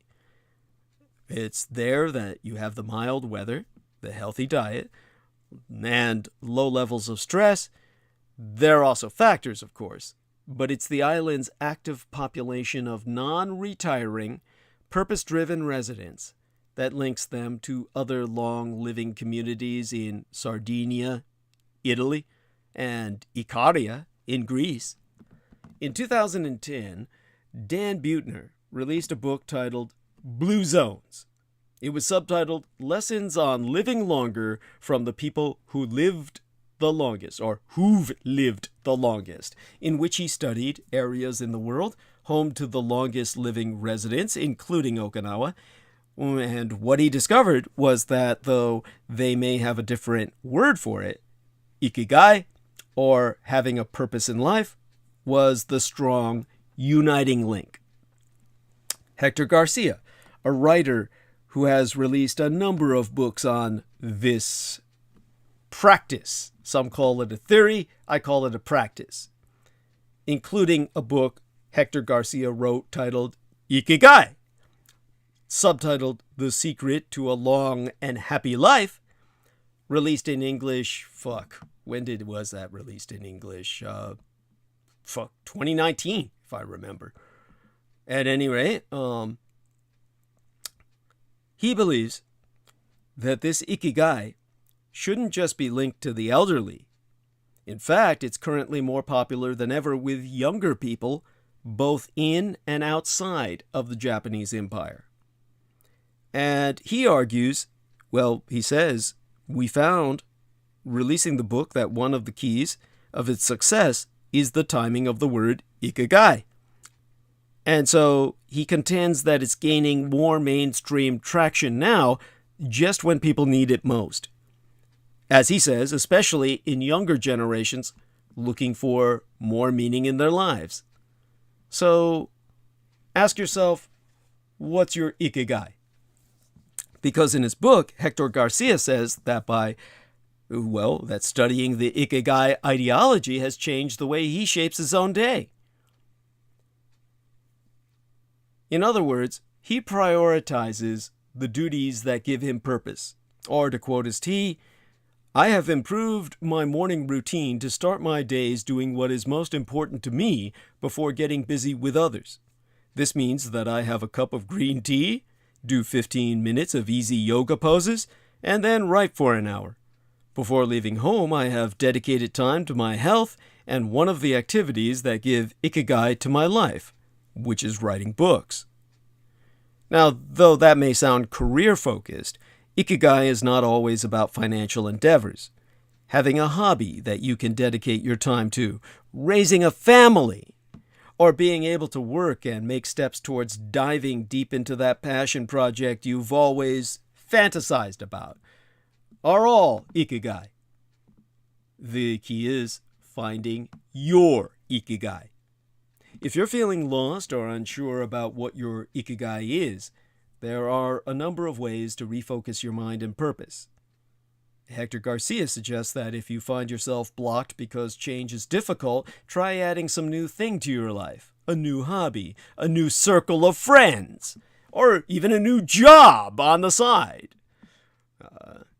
The Tokyo-based neuroscientist, as well as a writer and broadcaster, Ken Mogi, argues in his own 2017 book titled The Little Book of Ikigai, subtitled The Essential Japanese Way to Finding Your Purpose in Life. He contends that it doesn't matter whether you are a cleaner of the famous Shinkansen bullet train, the mother of a newborn child, or a Michelin-starred sushi chef. If you can find pleasure and satisfaction in what you do and you're good at it, congratulations, you have found your Ikigai. And if you feel like you're struggling, Hector Garcia suggests that you gain awareness of the current status of your life. Start by putting together a note of the top 10 things you have spent your time on this week. After writing them down, ask yourself if those things are adding any purpose to your life. You can subdivide by asking yourself 4 questions. Is it something that I love doing? Is it something the world needs? Is it something I'm good at? And finally, is it something I can get paid for? If it's not something you can get paid for, is what you can get paid for a good trade-off for finally or really financially supporting your Ikigai? In other words, perhaps you'll work to support what you love rather than your work being what you love. That should be just as acceptable. If this all feels a little too cemented and you have trouble committing, don't sweat it. Research has uncovered that just like music taste, fashion, and opinions, a person's Ikigai can change and morph with age. So chances are they need a semi-regular checkup. The folks in Takeshi no Kate no Igaku, that television series I was referencing, had all picked on their new hobbies after retirement. And if that's not showing that it's never too late to start enjoying life, I don't know what is. Maybe in 2022, it's time to refocus your New Year's resolutions made 4 months ago and embrace the larger picture, finding your Ikigai. Now, I'm praying all of this helps all of you, and yes, I am now getting the question I actually expected. The question that is actually most immediately relevant. Douglas, you say the seers all see blue threads in human beings, and the red threads are with vampires. But the Japanese talk red threads. What's going on? Yes, very astute. Understand that everything that is considered evil and malevolent in the West is considered good and benevolent in Asia. And everything considered divine in Asia is considered infernal from the blackest depths of hell in the West.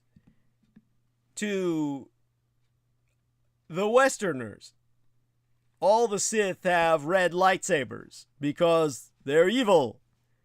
And all the good guys have, well, apparently a rainbow of lightsaber colors if you're Jedi and shit. And it's just stupid as fuck. And I think they finally got over that and maybe changed the whole lightsaber light pattern trip. But I don't think so.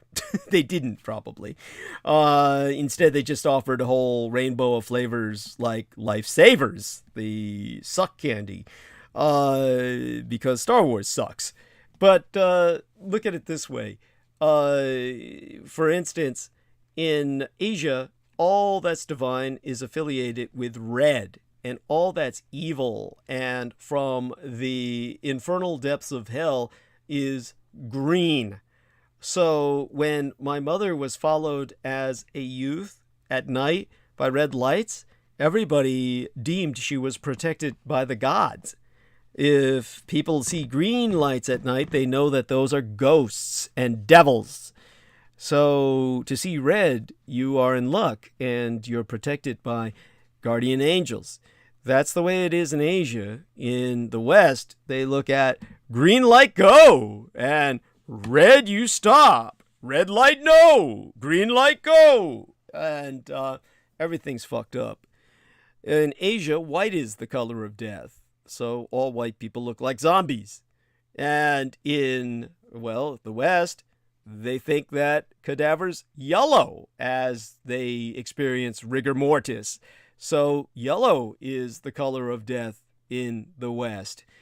So there you have it. These are truly antithetical cultures, truly alien to each other. And yes, these are the Western seers that I'm referencing, and they saw the life threads of human beings as blue. In Asia, the vampire lifelines are blue. Everyone human is red. Does this not make so much more fucking sense? It just goes to show that your culture will filter what you see. So in the West, vampire threads are red, everybody's seen as blue. That's not how I would see it if I were a seer, but thank God I'm not, because if I described what I see, everybody would think I'm seeing vampires everywhere. You know, Americans are totally fucked. I mean, all Westerners are. Okay, let me try and give you an example of such. I mean, I don't know if it's going to make any sense without the backstory, but with the kind of restriction that I described, I mean, I don't know how much you remember of what I described by now that seers actually see, but as I said, basically, the seers, of course, they're seeing the flexibility of the future. As a matter of fact, let me try and recall what one seer told me. And this person was actually of Slavic descent, really a Soviet defector. And he said, when I look at a man, when I try to see into his future, I normally detect a straight blue line extending forward, like a line drawn down a sheet of paper from top to bottom. Call it his line of life, if you wish. From the length of this line, I can work out the length of the man's life. From kinks and deviations which occur in it, I can determine something of future occurrences and how they will affect him. So, here's this Russian defector explaining this to me. And I said, well, what do you see? Referencing myself, of course. And that's when he said, I don't understand it. I don't get it.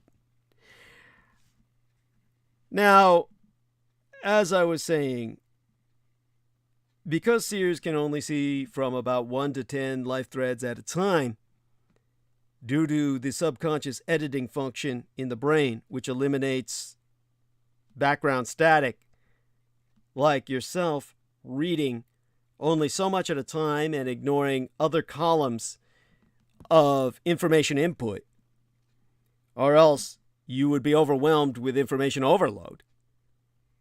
With this restriction, the amount a seer can determine is severely restricted. For example, the defector that I was talking to, when making a reading for another individual that I knew, and I can't give you too much of the backstory here, it would just be violating too many secrets I promised to keep with these people. He could see that the lifelines of most of the people began to terminate with this particular, shall we say, chateau, a place of refuge that was a safe house for people involved in espionage. And because he could see that the lifelines of most of the people began to terminate when he was simply reading the status of that location, well, there was interaction between them, but the interaction appeared to be cooperative as opposed to mutually destructive. So it wasn't like they all took themselves out. Nevertheless, it was obvious that something very bad was about to happen, and many Russians would die, but he couldn't tell what it was that would happen. You might ask, well, why is this? Well, because he couldn't see my life thread, and therefore couldn't read it. And since my lifeline was invisible to him, he couldn't foresee what I was involved with that ultimately led to the destruction of the chateau and the death of everyone in it. In a similar vein, seers can miss the passing lifeline of suicide bombers, assassins, and passers-by by subconsciously or even consciously screening out non-essential life threats. They might overlook a life thread which could cause certain readings to make sense. Although lifelines may be seen to dim with a person's diminishing vitality, they are almost never so faded as to be invisible to a seer. This is because the lifelines are seen as threads of neon color against a perfectly black background, a backdrop so black it defies imagination. And even the faintest of neon lights is still readily visible against such a backdrop. If you ever want to see this deep a black, go on a cavern tour where they shut out the lights underground. Then you'll understand. Similarly, seers can pick up the terminated life threads of dead people as long as the seer can see that particular seer can see the past and the death occurred within the time value of, shall we say, their capabilities, which are measured by a system that I'm not going to go into. It's complicated enough where I don't consciously remember exactly how they measured it or what metric that they used. At that point, we were getting into the science of the measurement of increments that it's similar to asking people, what's your pain level when you enter a hospital? And they give you a scale of 1 to 10. I never considered it helpful enough to even bother to remember. Now, the deceased person's lifeline will seem to be pointing straight to their heart, even at the extreme end of the seer's chronological range. The attachment is blatantly obvious. This would seem to be problematic if the dead person's body were moved, but for some inexplicable reason, it's not the case. Seers believe it is because a person's life threads are not an actual physical path, but rather a metaphysical path. It will always appear to a seer to be pointing at the deceased owner. Whatever the explanation, a seer can pick up the threads of a dead person without pause and make some determination of the person's cause of death, and perhaps even whether foul play was involved.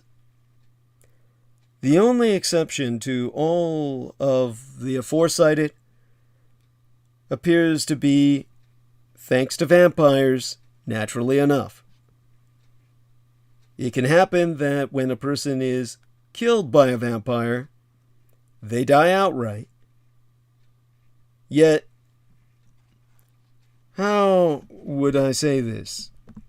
At times, if the vampire is carrying a kind of rabies, which I've explained before, rabid porphyria, at great length, then the person's body is writhing with the life of that rabid bacteria, almost as if it's experiencing undeath after a fashion. So to a seer, the lifeline of the victim of such an event may appear to terminate, then resume after a few days with a slight reddish tinge, until ultimately the body is disposed of, incinerated, or disintegrated, which doesn't usually happen. So that can last for weeks, that reddish tinge effect of this lifeline, which leads to a cadaver. Of course, most seers don't expect lifelines to begin again, so such anomalies are easily missed. I found that out through experience. Now, hopefully that puts the concept of the seer talent into a context that it makes sense. I'd like the Real Tech Geek and Bruce Dallas III and Chris Collins, as well as Jameson Reese, to respond to that and let me know if they comprehend what I'm saying as coherent. Jameson Reese says, yep. Thank you, sir. Okay, if all you other men would join in with feedback, it would be deeply appreciated. With the time we have remaining, holy shit, 10 to 11, 11 to 12, 2.5 hours. Let's try and cover some of these other types of specialists that I dealt with in my time at the Department of Defense. And here is our OBS studio reconnection was successful. We are now registering excellent connection, but it forces me to do a kind of diagnostic. Let me do a diagnostic check on what we've got. And let's see now. I hope... oh gosh, here we are. There we are. Nice big green block. Green is considered positive in the West. In Asia, this would be a red block to show that it's working. In America, or the West, the red means it's going critical and everything is wrong. Condition red, right? So, all right. Let me see. What is that? Okay, just a menu drop. All right, let me see. Get myself a drink here. Rehydrate myself. I mean, really, it's unbelievable. Just the how one thing leads to another. And when I try to recollect such, well, everything has a tangible essence of some sort. Be it spiritual, energetic, physical, or all three. Now, what the Department of Defense classified as sensitives, the talents who were known by that term, those are the espers, or extrasensory perceivers, whose sixth sense is attuned to allow them to perceive some sort of unusual essence. There are sensitives who are attuned to electricity. There are those who are paranormally receptive to heat. There are those who can perceive chemical activity. There can be fine discrimination between types of sensitives as well. A sensitive who can spot radioactive materials can tell if someone has a few kilos of plutonium on them, on their person or around them, in their vehicle, or even trace elements when they're keeping it at home will be carried on their bodies wherever they go. In contrast, someone sensitive to nuclear energy would be able to tell if a few kilos of plutonium were exploded. Neither would be well suited to detect what the other can. There aren't many radioactive materials left a few seconds after a nuclear explosion, but until it is detonated, a bomb emits very little nuclear energy. Whatever it is that they are keyed to, sensitives can detect it. Huge compilations can be detected by attuned sensitives around the globe. Smaller amounts of the proper item can only be detected at short range unless there is little or no interference between the source and the sensitive attuned to it. In this sense, the item or activity to which a sensitive is keyed can be considered to be like mounds, hills, and mountains, as a rough tabulation.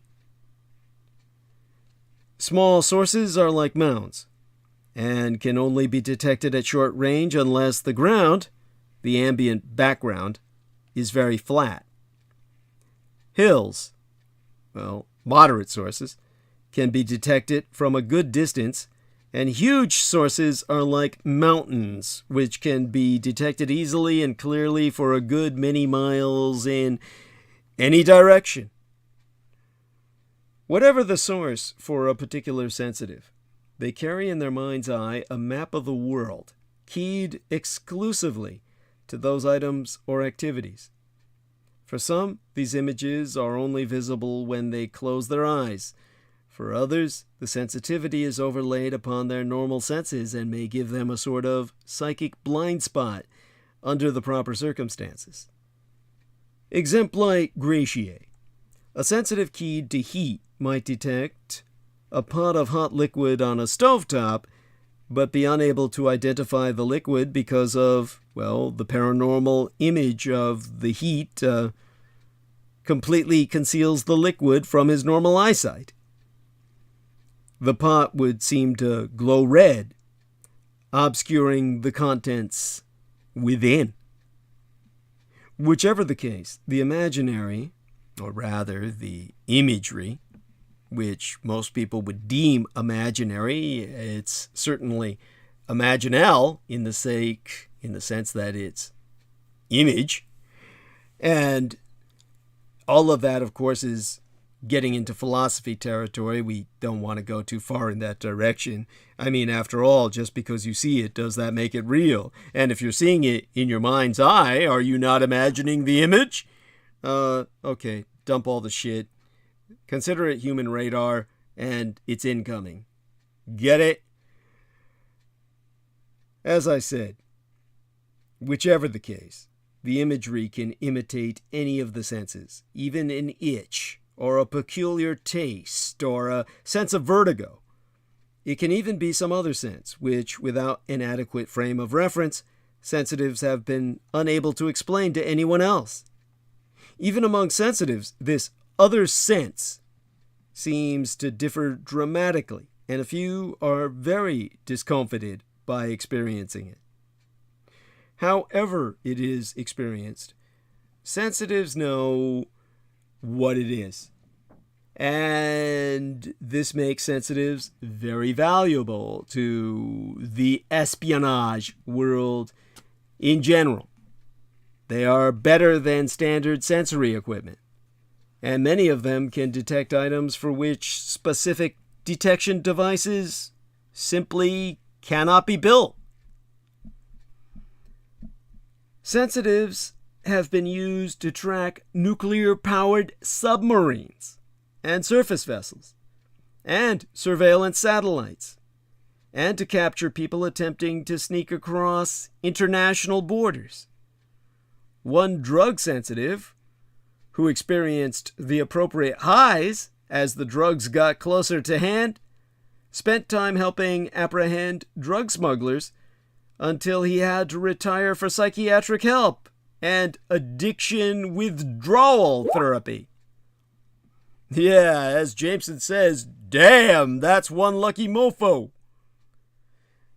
So sensitives are useful tools in the espionage arena and are in high demand, as you would expect.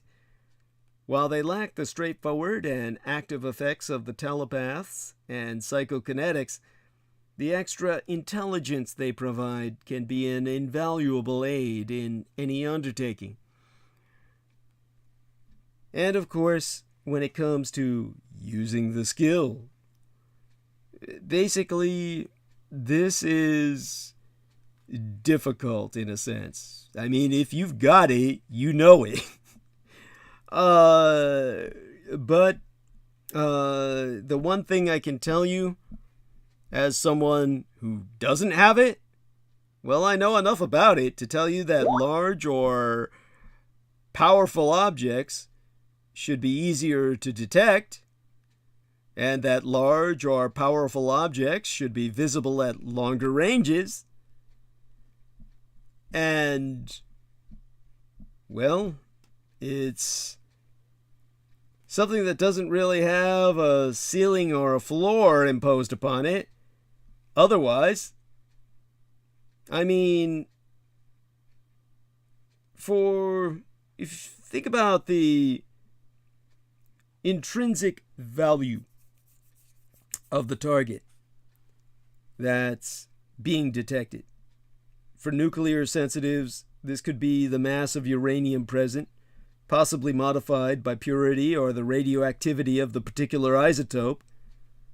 For an ESPer or ESP, or extrasensory perceiver, sensitive to electrical power, it could be the value of the watts produced by the power plant's generators. And, let's put it this way. Some things are just too big to miss.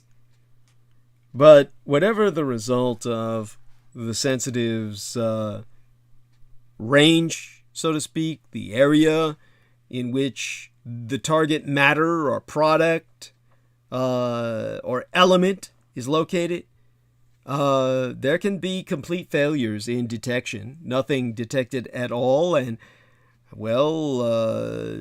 higher definition results, then they can provide more information with higher veracity and detail.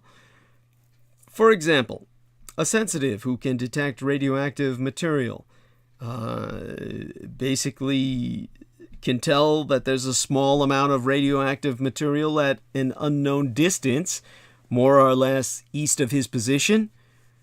Well, if he keeps ranging and scores, he can tell that there's 20 kilos of weapons-grade materials 3.5 kilometers east-southeast of him and 30 meters higher in elevation than where he now stands. That's how good I've seen it work. Even with that level of success, the accuracy of the information depends on the range from the source to the sensitive. This is due to the simple fact that more detail can be gleaned at close range. A sensitive within a kilometer of a submerged nuclear submarine can tell a lot about the radioactive materials on that sub, including being able to disambiguate between the radioactive signatures of the reactor and the missiles, and perhaps even between the missiles themselves. Were that same sensitive to detect the submarine at a range of 10 or 100 kilometers, the extrasensory images of the nuclear materials would blur and merge into one fuzzy impression. Think of looking at trees on a distant mountain. You can tell they're there, but you can't distinguish one from the other. So, all of this depends on, the material or energy that the sensitive is keyed to, and whether the sensitive can detect these items with eyes open or with eyes closed only. For that matter, it's possible that the sensitive uses one of the other senses to detect whatever it is. A sensitive might experience a ringing in the ears, tinnitus, a peculiar taste, like COVID, or a sense of vertigo. It's really a case-by-case basis. And finally, even those sensitives who have to concentrate to use their talent occasionally have the images of their keyed source impinge on their conscience unexpectedly. No matter what kind of trance a nuclear sensitive has to go into to work his talent, he's almost certainly going to notice when he drives past a large thermonuclear plant or passes right next to a terrorist's nuclear bomb. So, hopefully that puts that talent in perspective. again, all feedback is appreciated. This is what brings us to the spotters. Now, our man Jameson has a concept of spotters, and he may be thinking more about recruiters. So I'll do my best to explain that spotters are very similar to sensitives. But whereas sensitives are tuned to natural energies or matter, spotters are able to locate and identify ESP-endowed people. In other words, other espers, or psionically talented individuals, PTIs. For a while, spotters were classified as ESP sensitives or ESP sensitives. But there is enough of a difference that they have been broken out into a separate subclass by most paranormal experts. For one thing, spotters seem to have a more definitive range, although there is still variance depending on the strength of the esper or psi-spy being detected.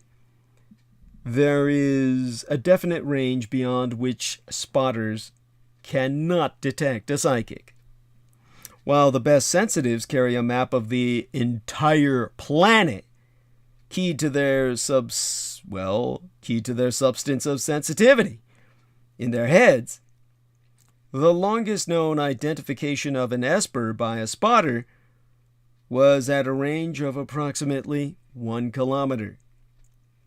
They are also an entirely visually based form of esper, lacking in the flexibility of detection sensations which sensitives have. Furthermore, sensitives detect whatever it is that they are key to. If it's radioactive, for example, it's detected. The sensitive can only tell what sort of radioactive material it is by judgment calls based on the density of its radioactivity and the like. For spotters, however, different ESP auras are distinctly different in appearance. ESP auras may be strong or weak, intense or pale, shaped in different ways, and they come in as many colors as the rainbow, even more. The phanatoscopes, or the speakers for the dead, are bright blue in color. The necromancers, the sorcerers who summon the dead, they would be deep blue mixing with blood red. Other spotters are bright white in appearance. Curiously, the colors of an esper's aura do not manifest themselves in a spotter's mind until the esper is within the spotter's range. One spotter described all humans as having a shimmering gray aura which developed into whatever color and shape was appropriate as the spotter came closer. It is this description that makes most spotters believe that their talent is not simple passive reception, as is the case with sensitives, but instead more of a psychic sonar. The spotter emits, unconsciously, a psychic pulse which gets reflected by every living creature, like a dolphin in the sea, swimming his way around the sea of humanity. The psychically endowed humans reflect the pulse much more strongly, as if the pulse itself gains energy and vitality by rebounding off a psychic power. Other espers are thus bright targets and reflect this pulse as though they were elastic, while most people are dull and absorb much of the energy of the pulse. This theory is supported by the fact that many spotters have their talent hampered by solid objects which intervene between them and other espers. One spotter told 2 other espers. I had to actually enter the house to know you were here. So, to spotters, a person's psychic aura is as unique as their face. With careful study, identification by aura is as exacting as by fingerprint. Even more so, for while an intelligence agent might be able to disguise his face and perhaps even surgically alter his fingerprints, it is impossible to mask the soul, at least at this time. This detection of the soul itself brings us to another advantage spotters have. They can tell whether someone is channeling a dead spirit. The aura of the channeled spirit will override the aura of the thanatoscope, the speaker for the dead, who is allowing the channeling, although the aura of the thanatoscope will still be visible as a sort of halo around the aura of the channeled spirit. In this way, a spotter can tell whether someone is channeling and what type of person is being channeled. The spotters enjoy similar effects when watching those who are vectoring spirits, undergoing hypnotic regression, having out-of-body experiences, and performing other paranormal activities. Spotters are very much in demand in espionage circles, largely because they are wonderful talent scouts, pardon the pun. Most E-branches, or espionage departments, have spotters scouring their big cities looking for the distinctive auras of the psionically endowed. It is no coincidence that Gregor Barovitz, the head of the USSR's, or Union of Soviet Socialist Republics, Agency for the Development of Paranormal Espionage, and, well, Sir Keenan Gormley, if I remember his name correctly, which I probably don't, who headed was the head of Britain's E-branch, were themselves powerful spotters. Now, in terms of using this talent, spotters, unlike most of the ESPers, or extrasensory perceivers, the espers I've described thus far, they have their power active all the time, spotters do. While the so-called shamans and the seers must concentrate to use their paranormal talent, spotters simply have their talent working for them round the clock. Thus, whenever you encounter an ESP-endowed person, if you're a spotter, you can make kind of like a call, check in, detect what type of esper it is. Now, how would I say this? Oh my God. Spotters, you like me talking while I'm yawning? Spotters can, they can also tell vampirism. They can also detect vampirism. Vampire are powerful psychics in their own right, and their minds have a peculiar, indescribable taint, as Westerners perceive it. A sort of psychic fog which conceals the vampire's mind from being exposed by human espers, or psionic agents. Everything a vampire touches with its mind acquires this taint to a lesser extent, and spotters can notice this contamination, as Aquino would call it, easily. So, this taint is visible even if the target has no psionic talent of its own. Finally, spotters can get used to, they can get used to psychic signals in their vicinity, much like people can get used to certain smells or background sounds. But in terms of tuning it all out, that's really what the spotter does in order to maintain their sanity. Okay, if I can try to gird myself to speak about telepaths come to mind, or ultimately the necromancers.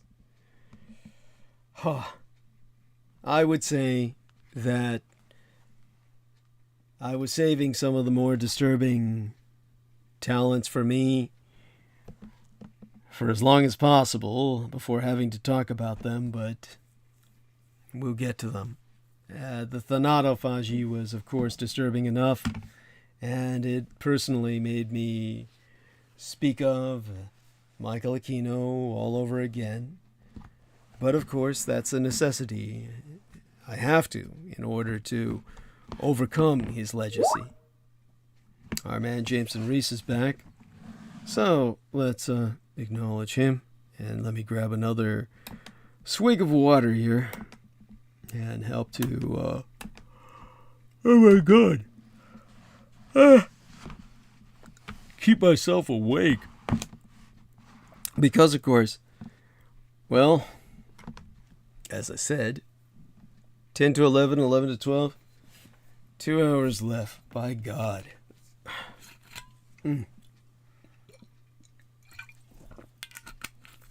How do I do it? Why do I do it? Then the Real Tech Geek says, Star Trek Red Alert! Thank you. Well, apparently he was listening. And, all right.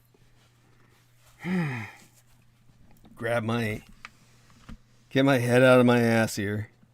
Probably do that if I drink more. Anyhow, mention extrasensory perception to most people, and they will immediately think of mind reading.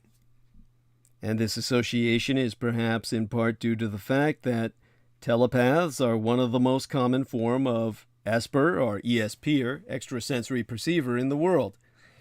People throughout history have had experiences with telepaths, so the association of telepathy and ESP is commonly held.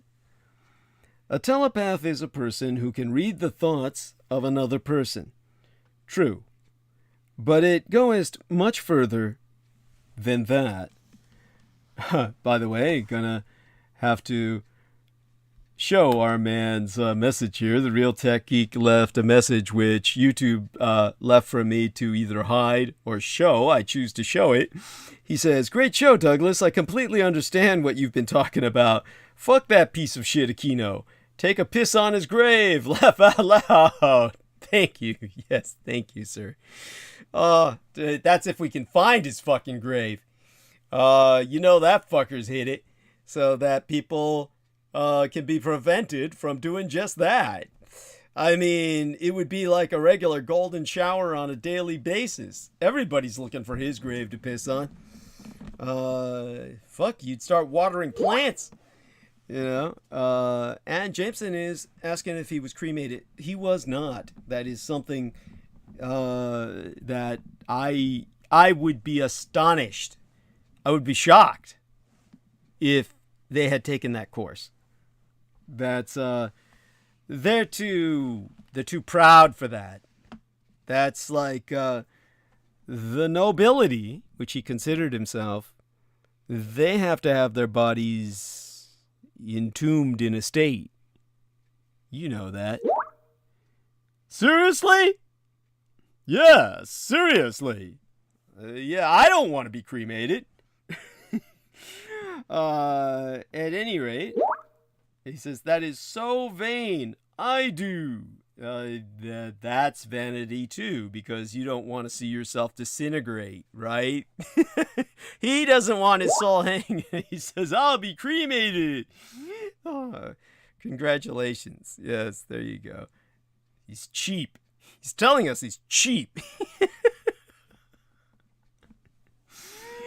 Anyhow, as I was saying, a telepath is a person who, yes, they can read the thoughts of another person, but it goes much further than that. A good telepath can actually probe the living matter of another person's brain, rooting through the person's past history by means of unraveling half-forgotten memories and images long lost to the person himself. A good telepath can do more than raid the active thoughts of a target. He can take a poke around the hidden recesses, like a person in a musty library, or a doctor with a CAT scanner for the soul. And for those of you who don't know, the CAT scan acronym, which, yes, I've forgotten. If I look that up, what the fuck did that stand for again? Computed tomography scan. And CAT, how the fuck did they come up with CAT from that? Jesus fucking... yeah. I mean, how does that equal CAT? That doesn't even make any sense. So the CAT scan. What's the difference then between a CAT scan and a CT scan, which is computed tomography? That's CT. And so, okay, now I've got it. Computed axial tomography. They don't even have that. Come up on the search. Computed axial tomography. So, or rather, computerized axial tomography. That's your CAT scan. So, this is what a true telepath can do with your fucking head. Or rather, the space between your ears. He can access it better than you. As I said, a computerized axial tomography scan of your soul.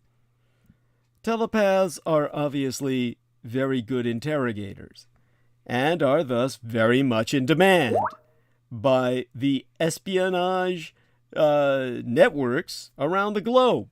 And so Jameson Reese responds by saying, "Damn, I better get a tin hat." This is what reminds me of when I was explaining geomorphology, the shape of the continents, and asking for feedback, and Daniel Arola comes back with, "Yeah, I'm imagining all these continents with them damn fine women, and their shapes are the shaped continents." And I'm like thinking, Jesus Christ, this is where highbrow turns lowbrow with the expression of a single thought from a one-track mind. Thanks. That is like, this is why you get Daniel Arola and Jameson Reese in school, and, you know, the teachers are asking them if they've paid any attention to what was said, and their response is, "Yeah, paying attention to your ass," or "Yeah, paying attention to your tits." Yeah, that's what you'd get between Daniel Arola and Jameson Reese. This is where we're at. Look at the riffraff I surround myself with. And you wonder why I'm always upset. All right. Back on track. Back on thread, to use an apropos term that I mentioned earlier. Where the fuck was I? But basically, yes. Telepaths are so dangerous because they know what weakens your willpower. They are so effective because they can sense the effects their questions have.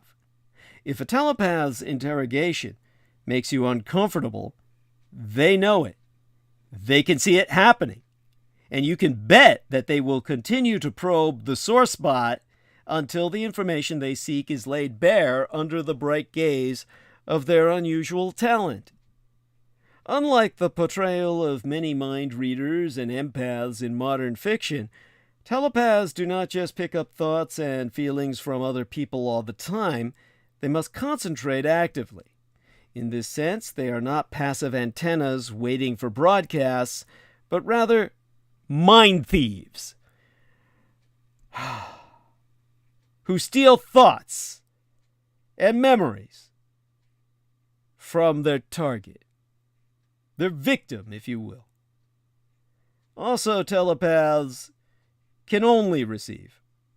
They are not capable of telepathic projection, thank the gods. They cannot make others hear voices in their heads. That's a different talent, which I will have to cover in, if not tonight, in a later transmission. Thus, a telepath cannot relay orders to an agent in the field. Although two telepaths can have a long-distance conversation by reading each other's minds. It's unclear exactly how telepathy works, of course, but it appears to involve the extrusion of a psychic pseudopod, if you will. Isn't that disgusting? An invisible tentacle from the head. This paranormal hand can reach out to the mind of the target and grope, feel around for the information the telepath wants.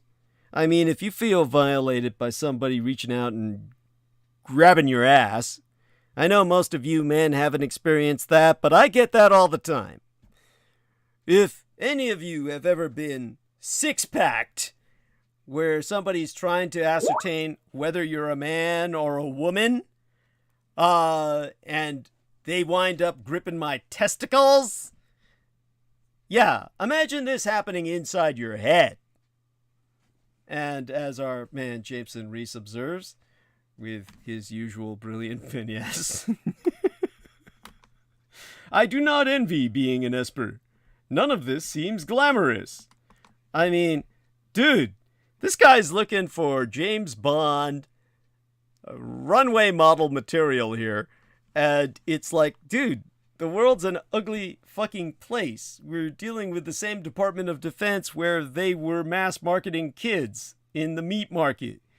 And if children are up for grabs on a meat market, he says, no pyrokinesis or laser eyes? Jesus fucking Christ. Let's get something straight here. When any of these talents are being applied, okay, nobody's eyes turn red, okay? This is not cinema.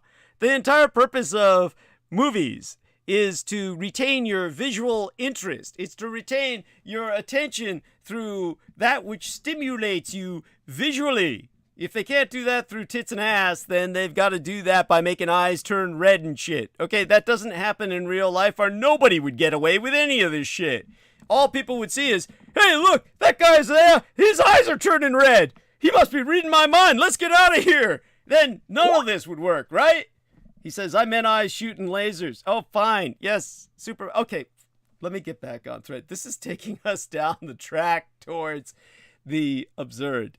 I mean, yes, it's funny. I will admit it. It has its amusements, but all right. If I keep down that path, we'll never get anywhere. Basically, as I said, you know, I've had people when I was in drag who suspected. And this is why my mother taught me to retract my testicles. That, however, does take effort. And, you know, I can do it for some time, but then after a while you let go. And during the holidays, when I'm in drag for fun, I'm not on mission, I'm not really at the vanguard of an extraction, you know, my balls will be left hanging out. And then people are, even if they don't suspect, it's fucking San Francisco and the greater Bay Area, right? Everybody doesn't know whether you're a man or a woman at all. So they want to find out. And before you know it, somebody's squeezing your nuts. And as Jameson says, damn, that sounds painful. Yes, brilliant observation. It's not comfortable. I mean, honestly, there was that time I returned home from my son's wedding. And that was when I was on public transportation in drag. And I swear to God, I was just hoping somebody would finally say it out loud so everybody would just stop squeezing. Just say, it's a boy. But my balls were black and blue by the time I got off of BART, Bay Area Rapid Transit. I swear to God, it is just, fuck these people. I mean, men in particular. They're disgusting. At any rate, such being said, try and get myself together and see what I can do to forget that. Just understand that when it comes to where was I? Telepaths talking to each other, right? You know, they can read each other's minds. That's like human walkie-talkies and shit. That's an invaluable trait to have. If you've got one of them and your other team's got the other, and they can read each other's minds far away, you can coordinate. And as I said, all of this comes back to this, like, paranormal psychic pseudopod emerging from their heads and groping around inside your brain.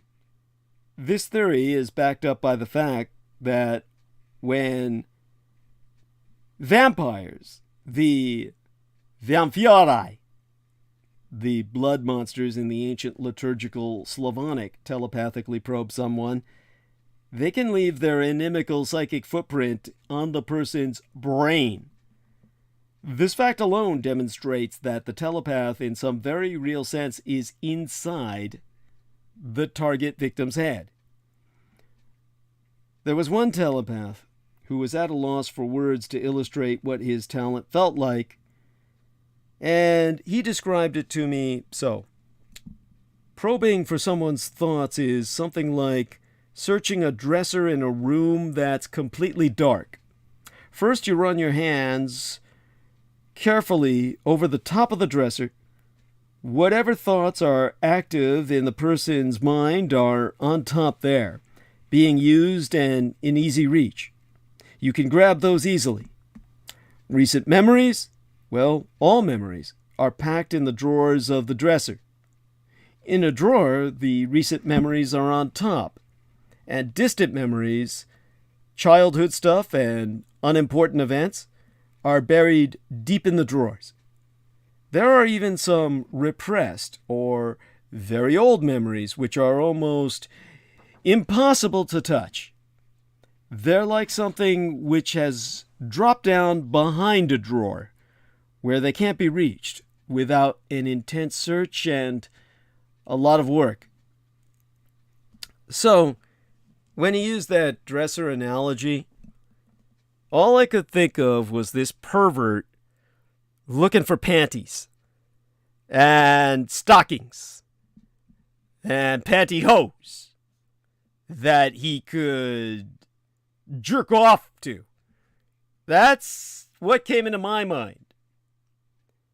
And he must have read that, because then he got all embarrassed. At which point I said, "Huh!" and pointed at him like I knew it. And then he just melted and just turned around and walked away. Well, there you go. Also, to a telepath, reading a person's mind is not like reading a book. It's much more intense and personal. When reading a book, you learn about it. When reading a mind, a telepath lives it. The emotion is real, raw, and powerful as the story itself, not diluted by prose and any suspension of disbelief. The telepath knows not only what the thoughts of the target victim are, but the emotions that drive those thoughts.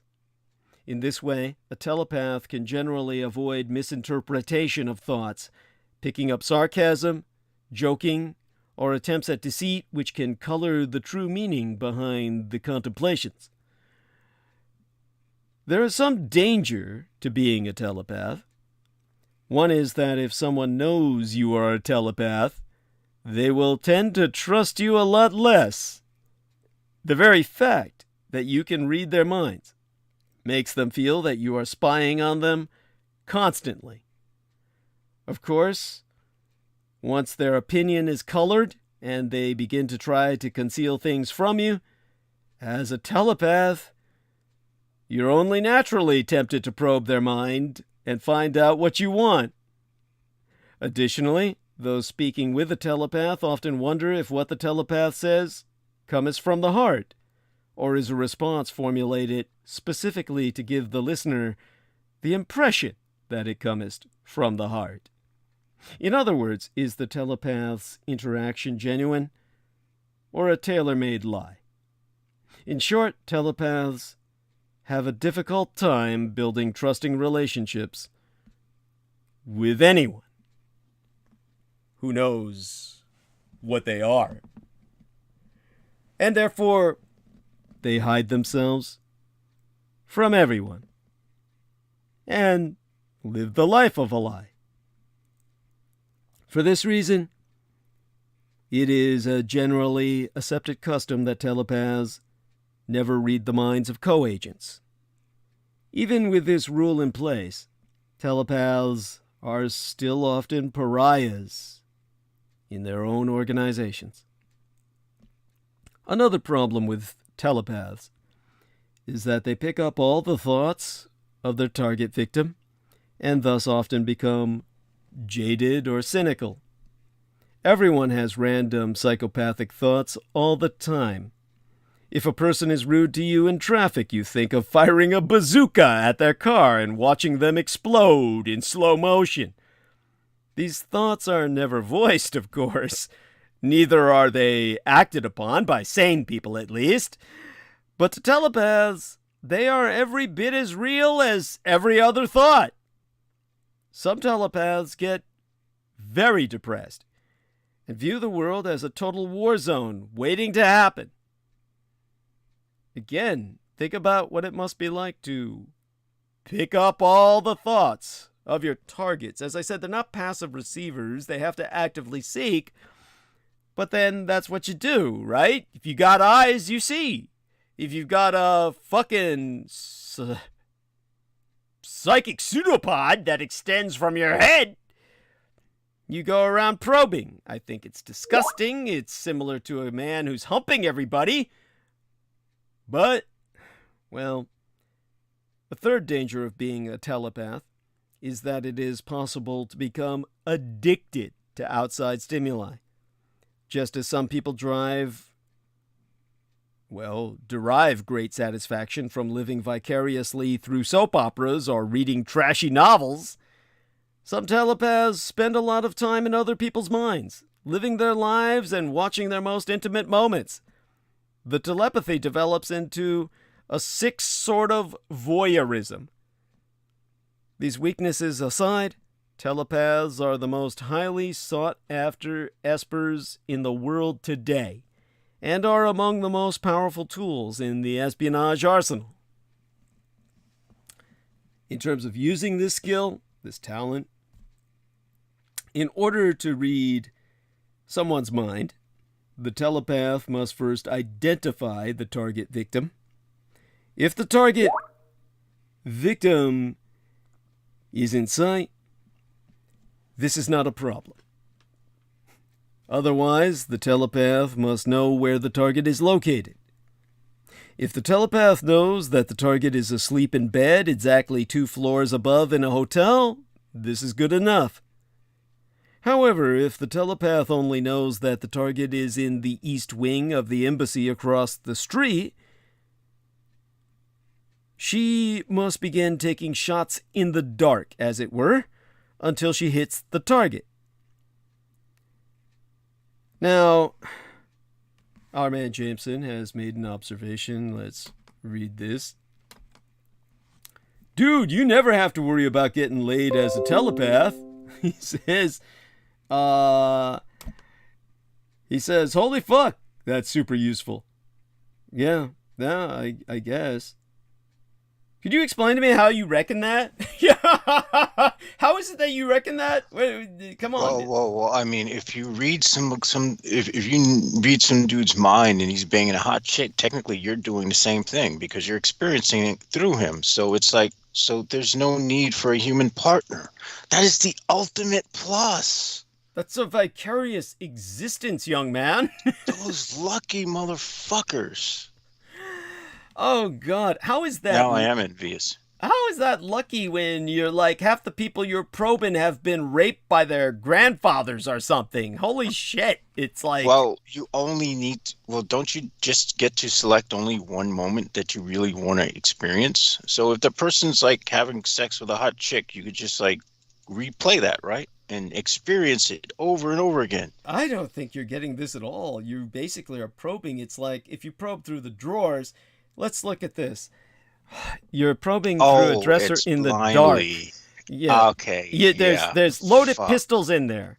There's loaded pistols in there. Okay. There's razors in there. You could slice your hands to ribbons. You could blow your hand off by probing around in the dark and hitting the wrong item. Needles. Imagine, even thread needles. Some chick's dresser has got thread and needles in it, even though almost no one sews anymore. Or worse yet, druggies got syringes, and you prick yourself with that shit, and now you got AIDS. This is like, this is okay. I see what you're saying. Yes. There's no distinction between when or where you're gonna wind up. No. That's fucking shitty. Oh my god, that sucks. Now you're getting it. Yes, life sucks. Yeah, there. Yes. Okay, and you know, once a telepath has a target identified or is casting blindly about for same, then then you've got to use your skill and just kind of probe. And that's, where the luck comes in. And once a telepath has established contact with a target, she has an amount of time, in which to, get in there, right? And in essence, the telepath can research the answers to a number of different questions by continuing to probe using that pseudopod. And, it's a kind of an interrogation of the person's mind without even confronting them. If they succeed, then it's great. If somehow, and this has happened, the target suddenly feels something going on between their ears, in that empty space between, within their skull, that makes finding the information harder. There are time limits because a telepath wears out. It requires energy. So if you're extending your arm and working out, you wear out. And there's only so many pull-ups on the bar that you can perform. So the telepath has only a limited amount of time before they have to let go, withdraw the pseudopod, and rest. But they can receive additional information during their interrogation as well. The surface thoughts of a person are very easily read and are sometimes picked up by a telepath even when the telepath is searching for something different. Remember, thoughts are fluid and holographic in nature, and people think in stream of consciousness. So the information received or perceived may be partly illusory or achingly incomplete when the telepath picks it up. But there you have it. It's kind of like, what about when you run across those? That's got to be frustrating as hell. Probably some telepaths would be bothered enough where they seek the person out and almost confront them so they can see if they can make sense of some of the stray thoughts they ran across. If it were Jameson Reese, he'd be trying to figure out where the guy picked up the hot chick, right? I mean, the use of talent. But this is what brings us back to the necromancer. I think I'm in a deep enough hole of depression where I can finally go there. As I said, there was that tome that Michael Aquino had that basically said it all by its very title, "And the dead shall know no rest." That is something that is the curse of the necromancer, the bane of all who try to rest in peace, that they pursue them and summon them against their will. No dead ever want to be summoned, and bring them forth where they can be exploited. Now I have some incoming message notifications, just taking a quick look at them. See what we got here.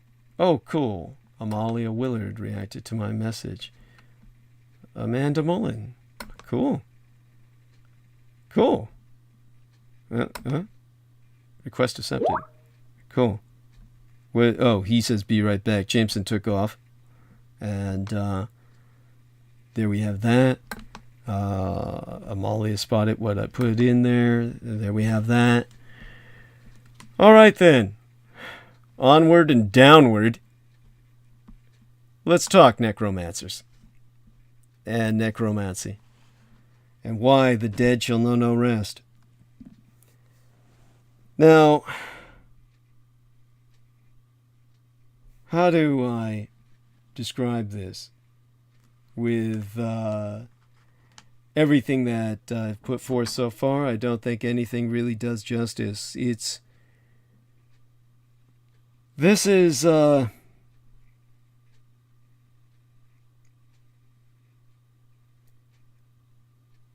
this talent, if you will, more of a unholy skill, allows the abuser to interrogate the dead for their secrets. You might think the thanatophage and the thanatophone got that covered. But the necromancer must focus his mental energies for a good 10 minutes before attempting the task. This makes it more difficult to interrogate cadavers at any time when there is action going on, like police breaking down the door, or even when there is potential for action, where you're girding up for an enemy attack over the trenches and you're trying to interrogate an enemy cadaver. For example, it'll be nigh impossible for necromancers to quickly interrogate someone they've just murdered in an alley, as the police might happen by at any moment. And when the cops come, the last place a necromancer wants to be is in a trance ripping apart a victim. Now, of course, necromancer doesn't need so much of an area of effect or focus, since it's unlikely any of his subjects will be getting up and going anywhere soon. Once the interrogation begins, the necromancer can remain in contact with the dead for an hour. This allows him to be very thorough in his investigations. Unfortunately, his long delay means he cannot interrogate several subjects quickly. Like all necromancers, he's difficult to contact when he's in his trance. Although once his attention is gained, he can slip in and out of his altered necromantic state to receive input from other living accomplices. I know all of this personally because this is what Aquino was training me to do, without needing to become an eater of the dead as himself, without needing to be a natural-born thanatoscope who acts as kind of like a human receiver for those bitching from the other side of the veil. In terms of the thanatophone. Basically, they have a relatively low effect value, in a sense, trusting on their natural charisma to convince the dead to speak with them. Most of them being women, they have more of a charisma than men do. The thanatophones that I worked with, they would have, as I said, kind of an average range, most effectively of 10 meters, 30 feet, allowing them to contact people buried deep below the earth, or even buried beneath small slides. Unfortunately, the ones I knew didn't really have an area of effect, so they had to have a pretty good idea of where the person was buried to be able to contact them effectively. And being so short-ranged, they couldn't necessarily contact people as easily as, well, other mutants that I knew. I'll just call them that. Instead, the female I knew had to meditate for a minute and a half to get into the proper state, and once there, could only expand her consciousness by about a meter a second approximately. There were specialists who actually measured that. Since she only had plans on using her skill during quiet times, this wasn't really a problem. Once she was in contact with a dead person, she could speak with them for 3 hours at a stretch, or even longer. Finally, well, she usually required a component to make initial contact with the dead, like an item which belonged to the deceased, or some sort of personal effect. It would be this tangible item that would help her focus in on the psyche of the person's spirit, its tenuous link to their desires. You know, for family members, close friends, or people she had just killed. And I say that in all seriousness. This was very easy to arrange and only merited, a quick effort of searching the person's body. But at the same time, this made it virtually impossible for her to contact Mozart, King Tut, George Washington, or John Fitzgerald Kennedy. And while she could purchase a small scrap of a scarf of Elvis Presley's with relative ease, it would still be expensive and might be a fraud. In short, for anyone outside her circle of friends or victims, this component requirement of hers, this crutch, it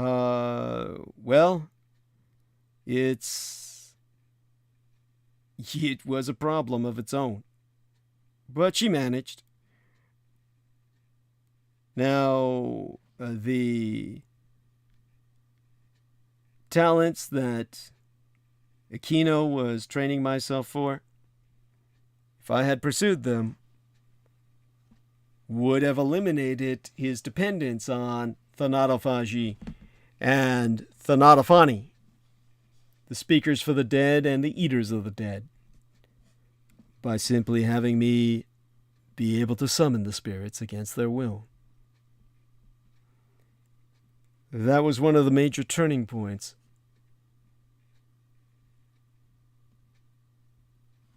That motivated myself to maneuver against him.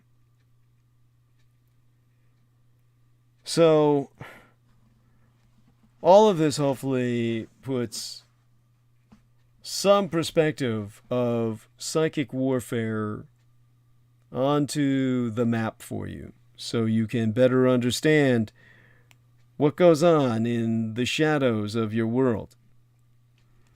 As for my seeing that Our Lady Amelia Willard was still up, maybe I should take advantage of this moment to try and see if she wants to come on. Or, go back to talking about Shinto, if that's something that we can go forward with. So here we are. Let's see if I can catch her there. Oh, would you like to come on?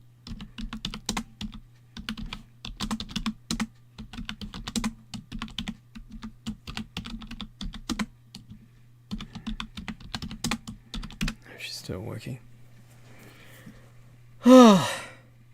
Now, Shinto is a complex subject, and that could keep us occupied easily for an hour and a half. And our man, Jameson Reese, says he's back, and that's appreciated, of course. I may even ask him to break myself. So I asked Amalia Willard if she wanted to come on, because I saw that she was up earlier. And so we'll see if she responds. If she doesn't respond, that's fine too. And then I'll go on with talking about Shinto to help people get a grasp of that.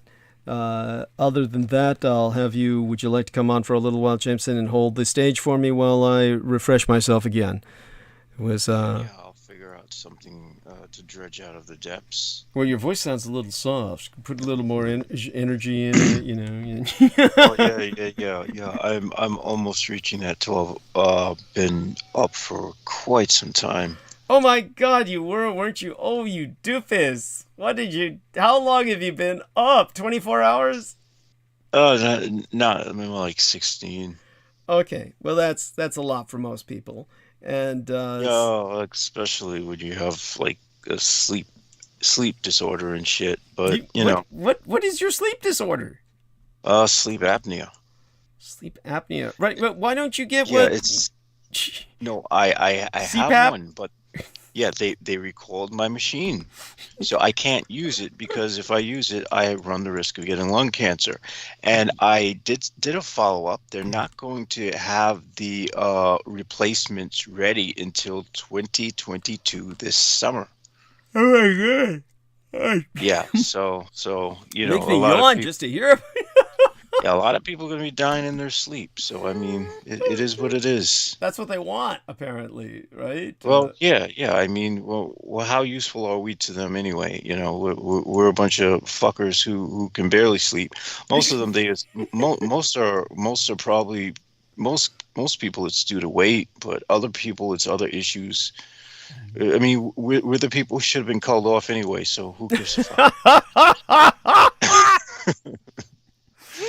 Oh shit! All right, let me go refresh myself. I'll grab another Coke. Fill it with some more PBR to get the diesel fuel that keeps me running. We got approximately. Let me take a look at the fucking live stream here. And, you got like an hour and 19 minutes. An hour and 19 minutes. So. I'm sure you can take us through at least 10 minutes, and by the time I'll go through the hour and 9 minutes after that, and start into the subject of Shinto. I think I've covered the majority of talents that I ran across myself and what the government bothered to classify, but understand there are many more psychic abilities. Pyrokinesis, the ability to start fire. Be. Yes. Of course.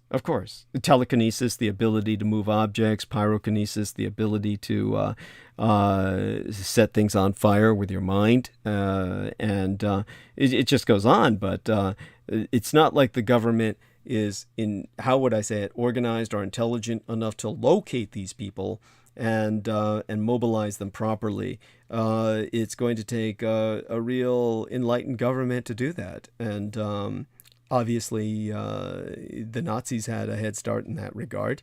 And again, that's one thing that the Americans were preparing for, that if the Unterlanders ever invaded the surface world, one of their weapons that the Americans were prepared to expect were simply members of their society with enormous psychic capability that could stop machines or sunder that which is solid with their very minds. So now that'd be an interesting ability, the ability to glitch machines and shit. That sounds interesting. Well, as I said, this is what some of the Japanese who have been in Ukraine have been doing, and helping the Ukrainians in that sense when they volunteered to enlist with them. I brought that up in the transmission before tonight's. So Yeah, I noticed they took there's something of the Russians went on fire. Fuck, how do I forget these things? Because I reviewed the transmission actually before today, but it's like I all I do go ahead it's and talk amazing. about that while I go refresh myself for a few minutes. Yeah, bring that up. I'll go mute. Thank you. Yeah. Well, yeah. With all the things I do, it's a miracle that I can remember anything. It's a miracle that I have a self left. There was this one dude I knew who had been doing like triple C's for a while, and he had lapsed into a complete psychosis where he was just doing just bizarre shit. And I honestly think at this point I've been doing this stuff longer than he did. And another guy I knew who I feel bad turning this stuff on to him at all. He wound up because he was going in the same substance abuse program. So I introduced the stuff to him, and he only did it once. He did it like a few times before he wound up having a seizure, and he wound up lapsing into a psychosis as well. So yeah. Then again, he had he was bipolar, so he had like a different set of circumstances already. As for the other guy did everything, every drug imaginable. But I mean, he was huffing out there, when we used to hang out in Union Square. And that huffing that's some dangerous shit. Geez, regretfully did it once, and I was like, no, this is not working. I mean, you feel messed up. It's not something fun though. Yeah, so how I've even retained sanity for this long. In fact, you could say I'm an esper when it comes to a certain drug. I don't know. I don't even know if such a thing exists, but people who have an affinity for certain substances, that would be an interesting psychic ability. People who are enhanced by doing their particular drug of choice. Of course, I'm not someone who glorifies drugs because, yeah, I'm supposed to be getting clean and sober. So, yeah, it's fuck. I mean, how is anyone expected to really, really be clean and sober in a realm such as this? It's a lonely place. It's a very dark place. And the idea of finding, I don't know, that blissful thing that I guess the people in Okinawa have and whatnot, I honestly don't see myself finding that. But it would be nice, no doubt. But the likelihood is just damn near impossible. Oh my gosh, why am I not able to pull up that link that Douglas had? Oh yeah, the Ikigai. Yeah, I it does not seem like I'm ever likely to find something like that. So what I can do for the meantime is, rather than bore you guys with how much I think existence sucks, and try to convince you all to join the Infernal Legions, and we can just decompose life rather than come back. Although there does seem to be some brilliance to the idea of creating a sort of device to die horribly and painfully, like the guillotine. That's actually quite an interesting idea, because then you would, rather than splitting off into 3 different things, you would just literally become like etched into a place. That's actually quite brilliant, honestly speaking. Although the idea of suicide is horrifying to me, That's really fucking brilliant. My idea would be to try to preserve the ego after death so that it's not stuck by its body. Hence the whole point of cremation. There's no body to be stuck by, especially if your ashes are scattered. And then there's also the fact of the idea of making it so that that which would go to hell and that which would reincarnate, you prevent that reincarnation cycle by trying to hold all that stuff together after death while maintaining an ego. I figure you could become something where you would be afforded all the powers of the idea is based on whatever your soul is. If you're lucky enough to be a walk-in of something supernatural, you can maintain all that powers.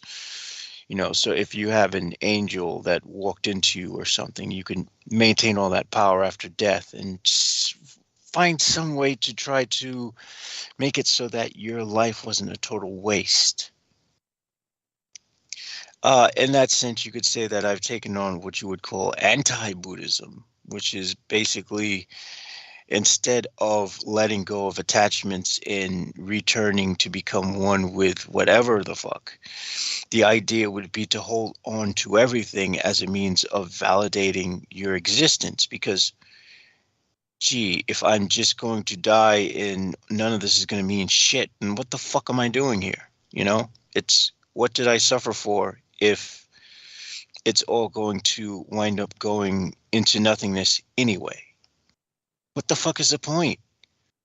So the idea of diabolism is to say, well, fuck that shit. I just want to have control of what happens to me after death. Rather than splitting into 3 pieces, why don't I hold everything together and find some way of using this to become something more powerful and human, aka something infernal like a demon?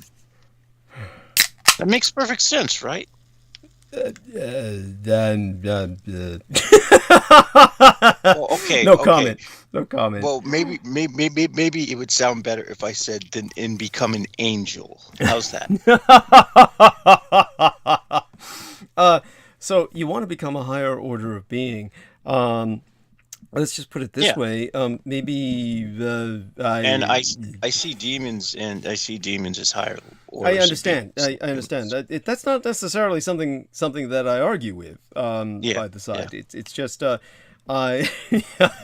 it's one of these things that I'm trying not to encourage. Shall we say, rash thoughts or action, or it's an interesting.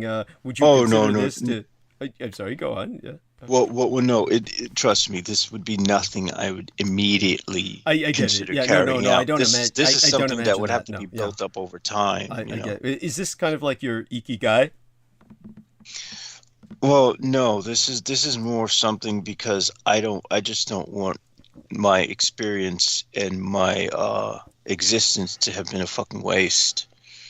And if I break up into 3 pieces, all I've suffered, all I've learned is going to be for naught. You're not understanding it. You're not really grokking or grasping the reality of this. You don't break into 3 pieces.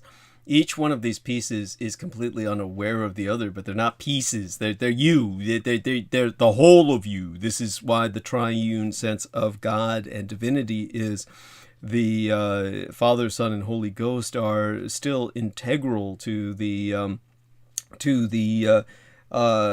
whole. And so if you take a look at, say, for instance, what I said about Kabbalah, and when I mentioned the Kabbalah in the past and talk about all of the, when you talk about the Kether, the crown, Bina and Chokmah on either side of that crown, Bina being understanding, Chokmah being wisdom, and these are the yin and yang of the absoluthic, the archetypal world, the world of God. Understand that all 3 of those is insubstantial without the other. They do not exist independently per se, really. And so neither do your three souls. They really are not fragmented into three pieces, where rather each one is your whole self. It is simply trilocation. And instead of bilocation, it's trilocation. One ascends or sinks or... But see, that's the problem, is that they wouldn't be conscious of each other. I want them to be conscious of each other. Well, then you'd just be you as you are now. That's the entire point, to remain that way. But to be able to change certain things, And after death. It's like, well, it's interesting that you want to become more active after death than in life. I'm powerless in this life. Well, you're not powerless in this life. And, not powerless, but not as powerful as I would want to be. Well, it doesn't necessarily get any better when you die. No, of course not. And that's the problem, because death is a process in which you have no power over. And it's nature overpowering you. There is a fact. There is a fact that when we commune with our ancestors in Asia, we understand and appreciate that the dead are mighty and they're powerful. So when we pray to our ancestors and our ancestors come to help, they can be powerful indeed. You can become more powerful with death. And I won't have any descendants. So that idea has no meaning to me. I want to separate from creation. And of course, we see a lot of Aquino in that thought process. Not that he ever had. But not in the same way he did it. I understand. No. Not to become something that's completely anti-godly, but to just become whole. Mm-hmm. And without returning. Why should I have to give this back?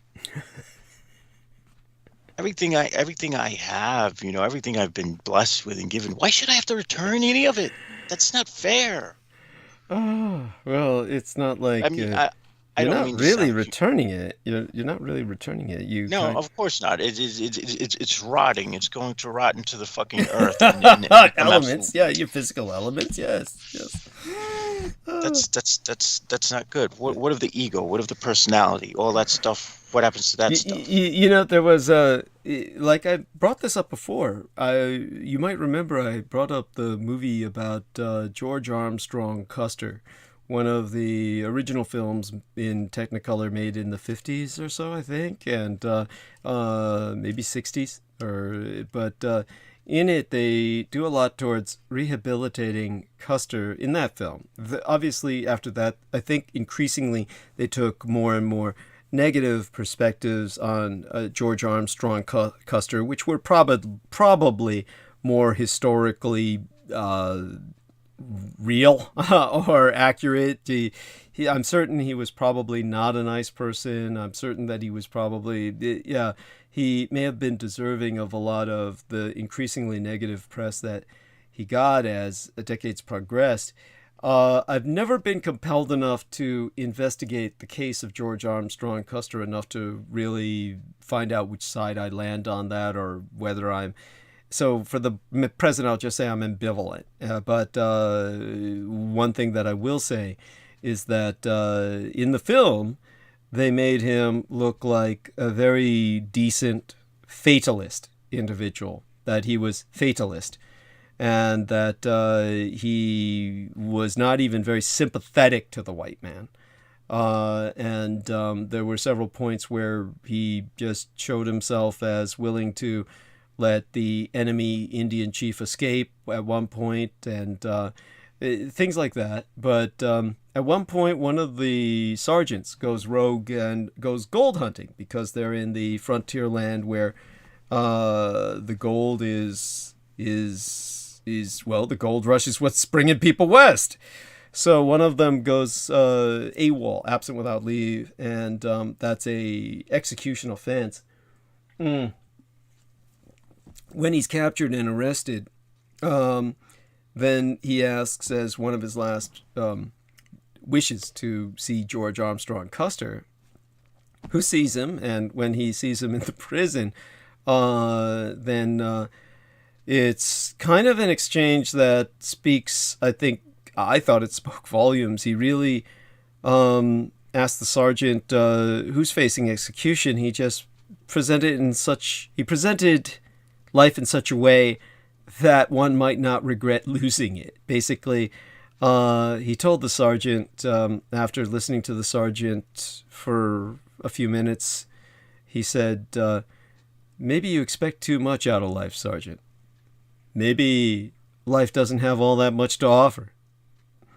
Now, that's something that we could all use to put things into perspective. It's certainly, we're kind of indoctrinated to think that we need to have great expectations. Now, I have great expectations. I'm not going to lie. But I'll tell you that there's certainly wisdom in that line and that attitude that for many people, maybe a lot of people shouldn't have great expectations. To be quite honest, I have no expectations for life. Well, you seem to have a lot of expectations in death. Exactly. That's the entire point. To use the time I have in this life to create something after death that I suppose very few have done. Oh, okay. I don't even know why I think it's possible. I don't know if I think it's possible. Well, people do attack people after death. There are such things as revenants and poltergeists, and I mean, it's like, you know. But what I desire is like just pretty. I don't know what the fuck I desire. All I can say is I don't want this template to go to waste. You know, if there is an incarnation or whatever, I would like that incarnation to have this knowledge, this experience, and to be able to just build upon this even more. Well, and to be as physically endowed and attractive and shit, you know, but just not be as fucked up. Well, Troy Bellamy says, other ways. Troy Bellamy says, J-Mo, get that. He says, J-Mo, better get that CPAP. It will help you sleep better. So isn't there an option? Don't you have an option for, you know, I mean, certainly you could tell a doctor. I don't have any options at this moment because Philips isn't the only company that's recalled them. This has gone on all over the place. How does it that Penny Bradley gets the Percy back? I don't think I don't know what I don't know what her situation is. And I'm not sure that ask. Why'd you ask her? I mean, well, we talked about it. We talked about it on the broadcast. She said that hers isn't affected by the recall. Okay, but how did she get it? I mean, look, she's basically on some kind of healthcare stuff. She's on some program. It's not like she bought it. She had to get it like prescribed, and it was given to her through this welfare program. So ask her how it's done. So I mean, granted, she's in California and you're in New York. I got mine through Medicaid as well, but this is the one I got. Right, and it's fucked up. And so if you went to a doctor and said, yeah, this is fucked up, I need a new one, he should be able to prescribe you something that they can send you right away. I mean, that makes sense to me. Give it a try. Yeah, give it a try. I mean, she is idea. She's in California, you're in New York, so the state systems will be slightly different. You know, granted, there's a federal program both of you are involved with, that I am also involved with, which is Medicare, right? That's the federal one, right? I think. Yeah. Then I'm gonna need to recontact those people who I asked to stop giving me notifications. Yeah. About getting the resupplies. Okay, so I got my work cut out for me with that. In the meantime, I will try to. I don't know what the fuck I can do. Well, as far as sleep's concerned, I got no problem going to sleep. Okay. The sleep is just not as high quality when I wake up. Mm-hmm. Were you ever using the CPAP and it was okay? Yeah, for a while I was using it, and then I was using the medical marijuana stuff, Okay. And when I ran out the medical marijuana stuff, I started using it again, and then CPAP gate happened, and it was like, oh fuck. But what about the medical marijuana? I mean, don't you qualify to get that monthly? That shit costs so much fucking money. It's not funny. But they write prescriptions. You can get it, right? I mean, just no, at least get the no. It prescriptions. It doesn't work like that. What happens is you see a doctor. They give you the license here in New York. Mm-hmm. So once I would have to get a new license, of course, and I'd have to see that guy again. Like, why do they call it a license? You're not selling it. Why do they call it a license? No, you have to get a license to buy it. Then when you buy it, you need to be put in some system when you go to one of these spots that sells it. And when they sell it to you, you're paying quite a bit of money for it. It's not as good a deal as buying $25 for like a little baggie of weed. Although it'll last longer than a little baggie of weed, of course. But it's okay. It's just I don't want to do business out here. I hate this place. So it's just like I don't want to go deeper into. Fuck it. I'll accept death. I don't want to live that long anyway. I mean, that's the whole thing. And so even learning about this thing, the ikigai, I'm like, why the fuck would I want that? That's just gonna that's gonna have me fucking alive here longer than I want to be here. I don't want to be here longer than I have to be here. I mean, fuck. If I die in the next 4 years, I'd be happy. Oh my god. Die in the next 4 years, I would say that I lived longer than I expected to be here. So honestly, I expected to be dead at 27. To be perfectly honest. Yeah, the magic number, yes, that Our Lady was talking about, JoJo. When I made it to 28, I was like, all right, well, maybe this isn't so bad because at least I'm not getting at least I don't have the fucking Cho trying to rape me every day of the night in my sleep.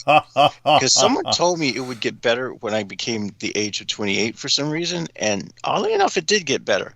And the person who told me it would get better was another magician. So obviously there is something to this. You must have experienced it. Yeah. I'm not the only person who goes into the occult who experiences this stuff. Obviously, this is like a rites of passage or something. If you start to become a practitioner, the Cho are gonna like initiate you in some weird fucking way, and once that's done, things will get better. I'm not as angry, but I still do have that sort of nihilism where I don't see things getting better, and it's like, okay, you have to get up and make it better. It's like, I'll do that once I get stoned enough to feel like I'm ready to get up and do shit. Oh my god. Oh, that's so there we have that. Kind of a cycle going on there. Well, it's a happy start to the morning, folks. Yeah, and a day in which you'll spend most of it sleeping, I presume. I would hope for your sake. I'm probably going to wind up at within 5 hours. And within 5 hours of being awake, there's going to be that long period of, dosing up. And after dosing up, then there's there's like the 2 hours of laying in bed waiting for it to hit and finally peak, because I don't want to be speaking to anyone online when I'm peaking, because that's when I fuck communication up really badly. I can imagine. Okay. Yes. Thank you for sharing this incredible facts. That's quite the lifestyle. Okay, so love you dearly like a son, JMO, and thank you for holding the stage while I refreshed myself. Now, maybe I should finish this Coke before I get into because I always like to rinse my mouth after finishing the Coke, before getting into Shinto. Depends on what kind of Coke you're talking about. Yeah, this is the liquid one, unfortunately, with the PBR in it to add the beer so that I get the diesel effect. That fuels me throughout the night. But such being said, what I can do is I can start talking right now, and then when I finish the Coke, I can ask you to break me for a second while I go gurgle. But yes, let's talk a bit about state Shinto so people have an understanding of how the Japanese cope with these extra cosmic threats that are now unleashed upon the earth by the cults of chaos that have essentially overtaken the Allied world and result in the kind of crap you see going on in Ukraine with that sick old man, Vladimir Putin. So when it comes to Shinto in Japan, it's been in Japan since the indigenous religion of Japan, really. So it only became known as Shinto with the importation of Buddhism in the 6th century of the Christian calendar. It's known by a more ancient term, Kami no Michi, the way of the gods. And that's how it really should be referenced in many cases. Of course, few can actually pinpoint when Shintoism first arose in Japan, but it easily predates the arrival of Buddhism. Shinto is believed to date many centuries back, at least to the middle of the first millennium before Christ. And at that time, the first agrarian societies settled on the Japanese archipelago and began to push out the first settlers of Japan, the Caucasian Ainu peoples. The Caucasoid Ainu were gradually pushed ever further north into Hokkaido. So Kami no Michi, in its original form, encompassed a whole range of practices including nature worship, shamanism, fertility cults, divination, and worship of famous heroes. The animist aspect of the religion worships the forces of nature as divine. The divinity is embodied as kami, gods which exist within the rocks, the trees, the mountains, the sea. Kami inhabit all things, both living and inanimate, the greatest inhabiting the sun and the moon and other celestial or celestial forces. In ancient times, when the Japanese were pure and in tune with nature, they could see the multitude of spirits glimmering within every animal and plant, each having a unique voice with which to speak. And over time, only the shamanesses maintained this rapport with the kami, and eventually could only do so within the sanctity of dedicated shrines on sacred places of power.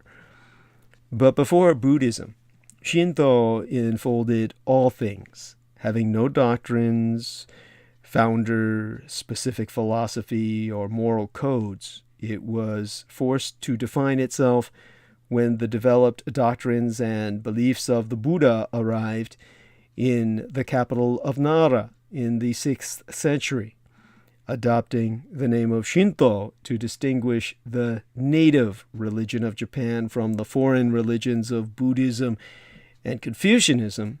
It nonetheless gradually became a syncretic faith, embracing Buddhist deities and rituals into its own traditions. And Buddhist temples and Shinto shrines shared the same compound around sacred sites.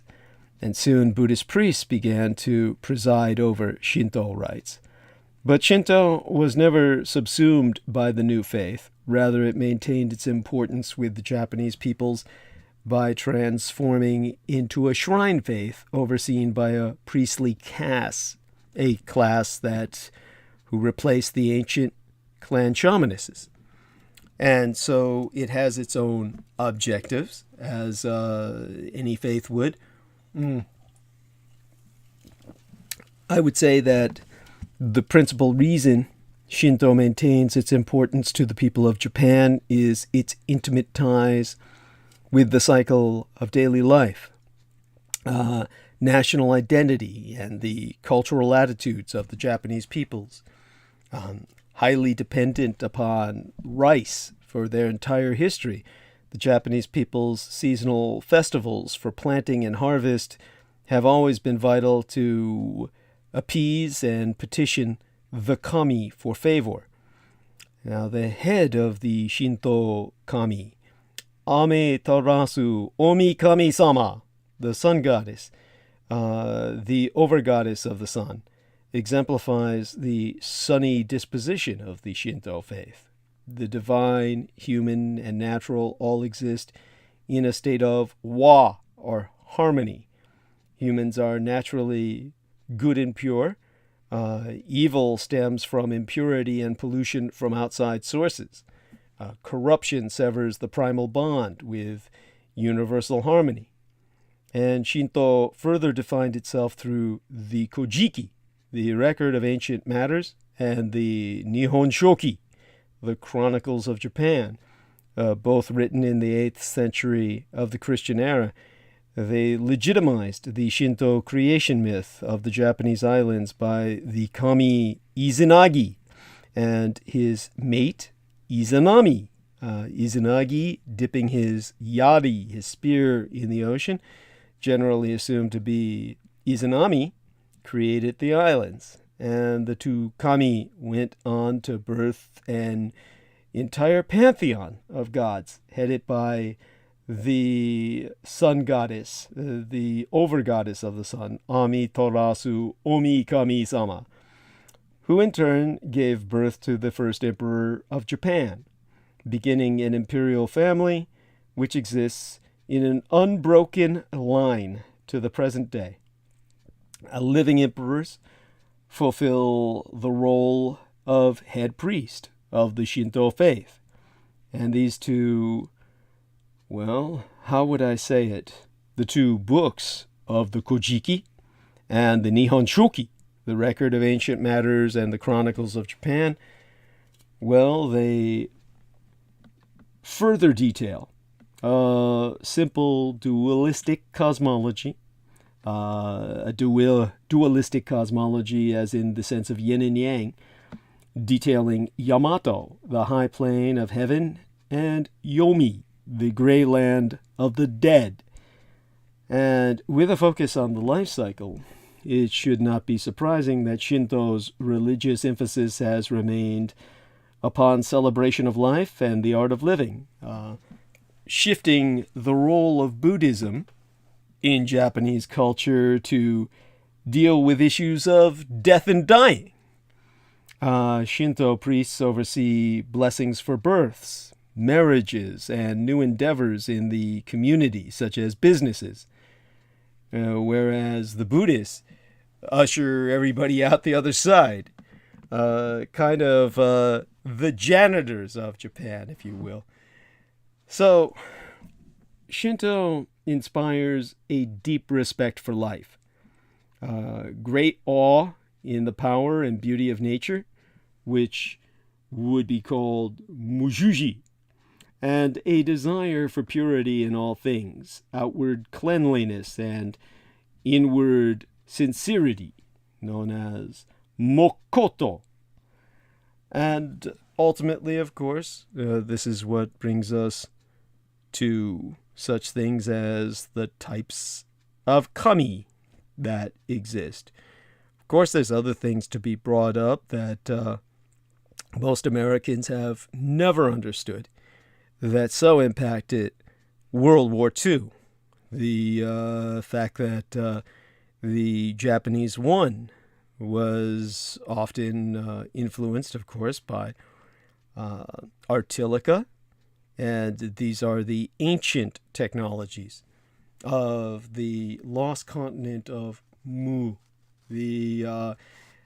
Some Americans mistake this for Lemuria simply because Mu on its own sounds rather dysphonic, meaning it doesn't sound good. It sounds like a cow looing, yes?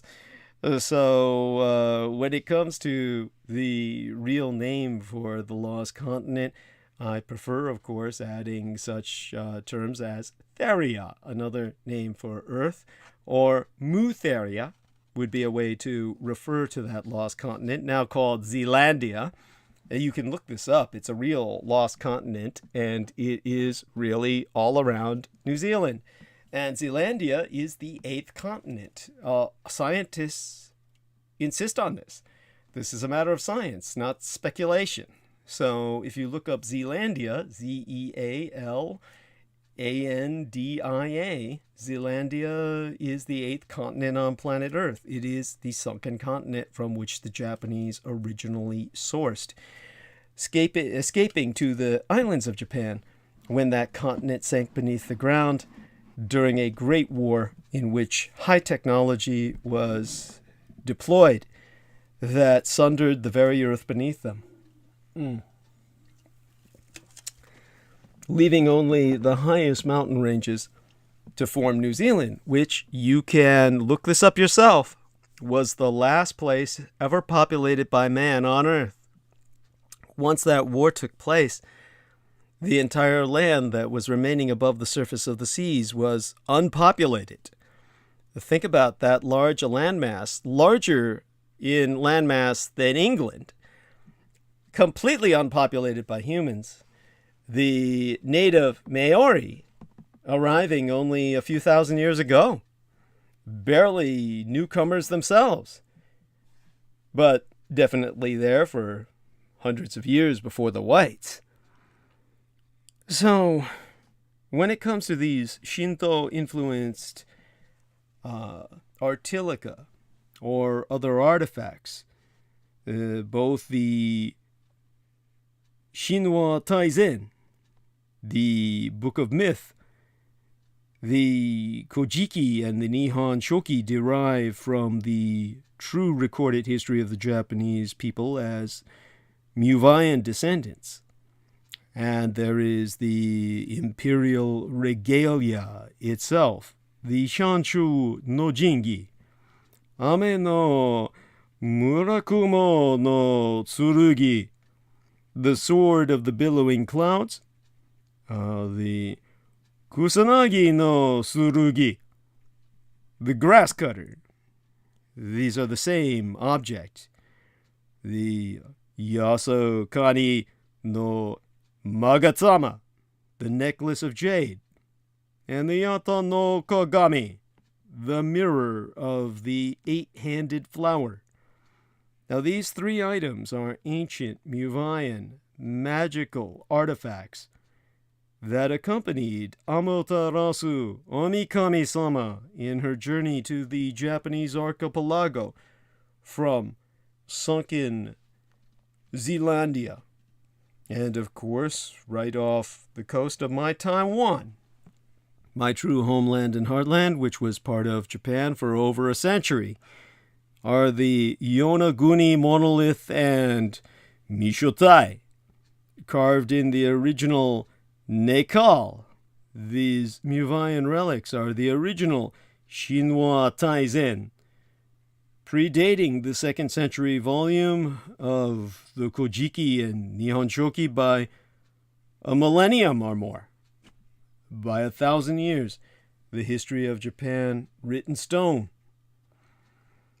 Now, in terms of the types of kami that people have asked about and exactly what they, because everybody gets confused. For instance, I've brought up the subject before about the Daikaiju, or the greater cryptids, which refer to Godzilla or King Kong or these various other creatures.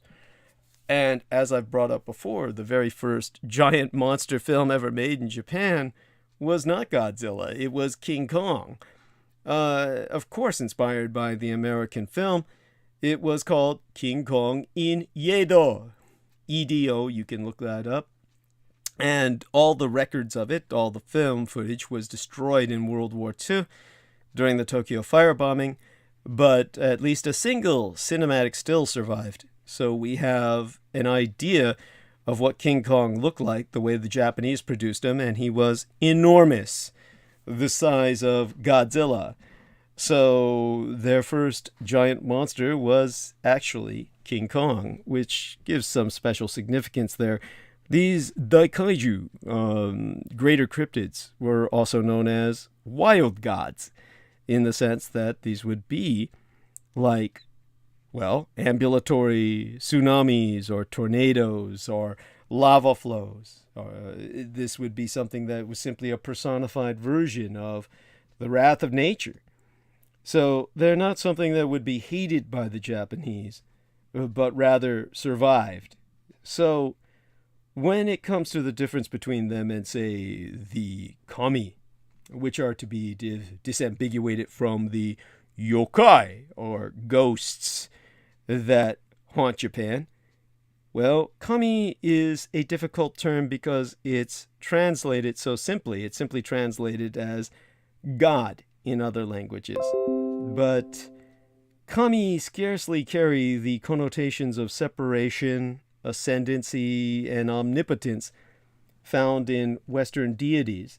Put quite simply, kami embody a force or spirit to anything extraordinary, awe-inspiring, or sacred. It is said that every person on earth can trace their lineage ultimately back to a kami. Thus, all humans are children of the kami.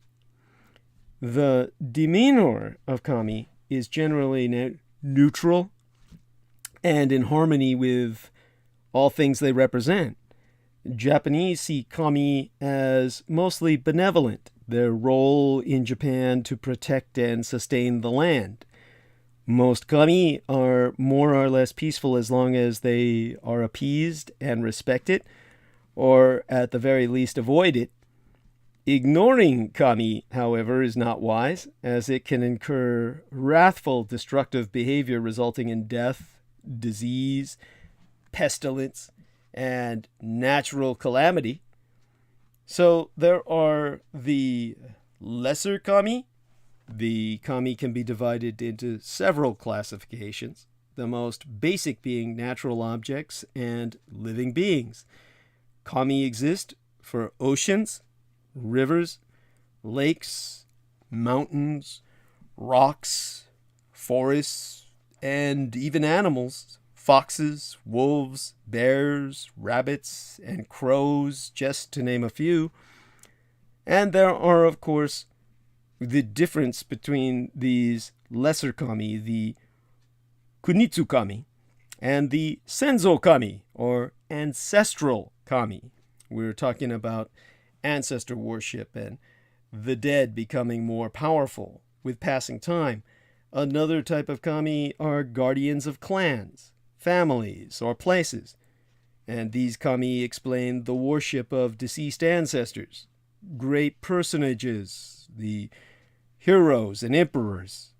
And some, of course, have speculated that this ancestor worship was incorporated into Shinto after Chinese Taoism and other mainland influences arrived in Japan, which I have no real anthropological argument with. I remember it's, for some reason, Koreans will consistently emphasize that the Japanese derive from the Korean peninsula and ultimately have much Korean genes in them, as if this were, they continually emphasize this as if it's going to piss Japanese off. And I can never understand why. It's like, why do they expect that to bother us, that we would be somehow related to them? But this is kind of part of the peculiar, and I would think rather perverse, dysfunctionality that has developed in Northeast Asia. The Koreans view the Japanese as racist, elitist, and yet there are Koreatowns all over Japan. And the Japanese, of course, do make them renew their passports, even though they've been there for generations. But, hey, it's like, this is how the Japanese have maintained themselves, and I really don't understand why, if it's worked this long, it needs to change. So then there are, of course, the greater kami, the Amatsu kami. And this third type of kami personify abstract concepts such as fertility, weather, and war. The kami such as Amiterasu Omi Kami-sama, the sun goddess, her brother Susanoo wo, the storm god, the Thor of Japan, Hachiman, the god of war, the Mars or Ares of Japan, and others, they fill the Japanese pantheon. And of course, there is a mythos of their origins. Well, I could go into that. There is, of course, a lazy and derivative approach, or I could get a bit more detailed. Rather, I think it's more important to concentrate right now, while I have some wherewithal of coherency, on the nature of kami. As ethereal entities, kami are composed purely of willpower and life force. A kami who tries to affect the physical world must expend his or her own essence, something which regenerates only with worship. The original Muvayan warsorers and sorcerers, and sorceresses and warceresses, they could not have foreseen that their kami forms would come to rely on, well, willpower and ki, a kind of breath, like life force, like chi in qigong, or the ka of the Egyptians. The West would interpret it as orgone. And this is how the kami regenerate, life force as fuel. They unintentionally became, in some sense, vampiric entities, though I don't view that in a negative sense, and neither should you. But then again, I am a vampire.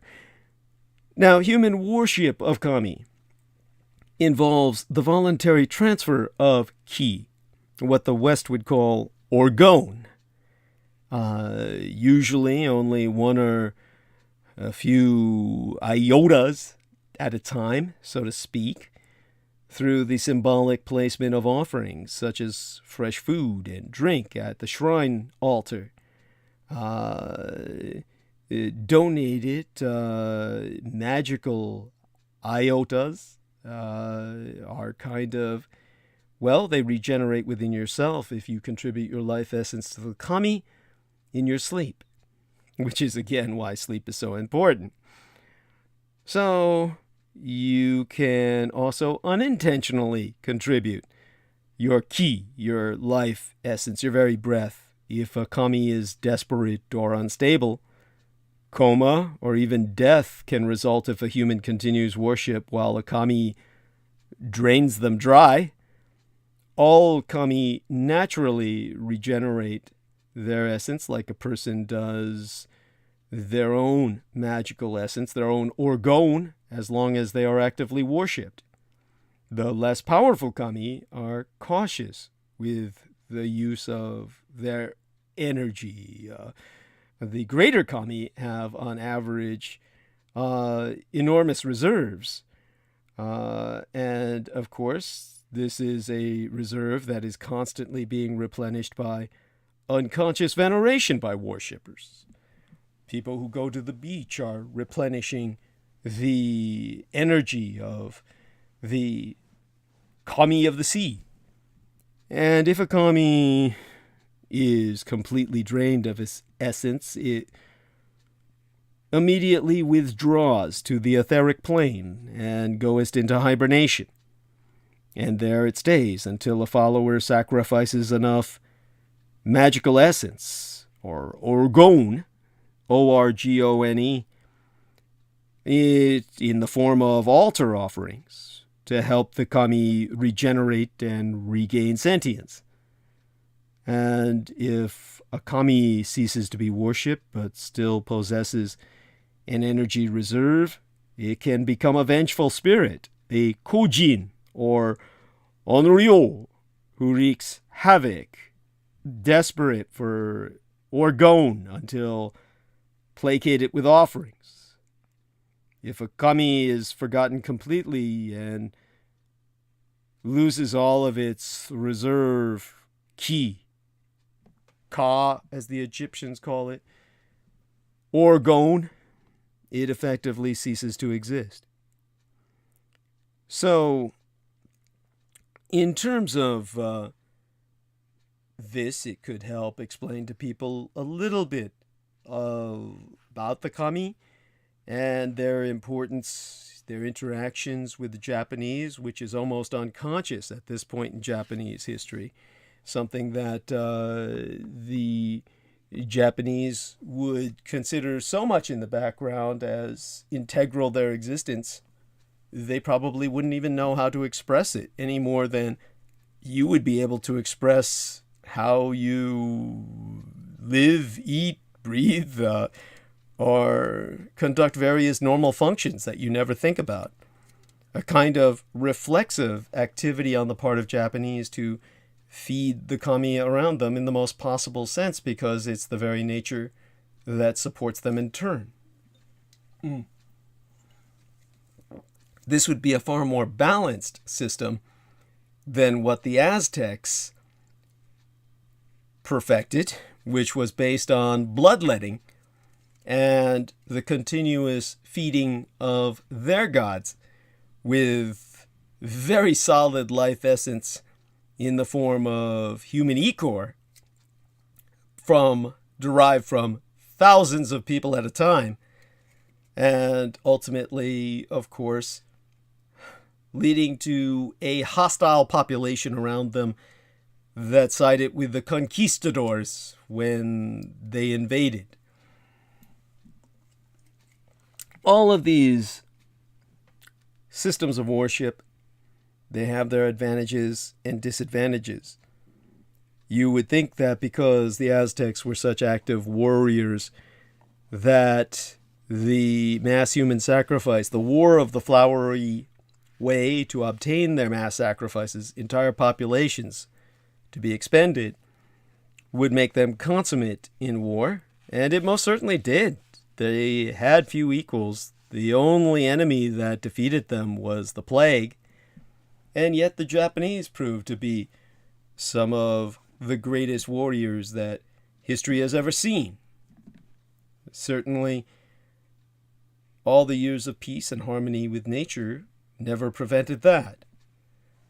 So I'm going to ask Jameson to come on. Hopefully he's awake for a few minutes so I can rinse my mouth of the taste of this Coke, and then come back to try and finish off a little bit of tonight's dive into this area of cosmology, which is one of the few hopes humanity has against the anti-gods, and therefore, ergo, perforce, must become a global religion as equal to Buddhism and Islam.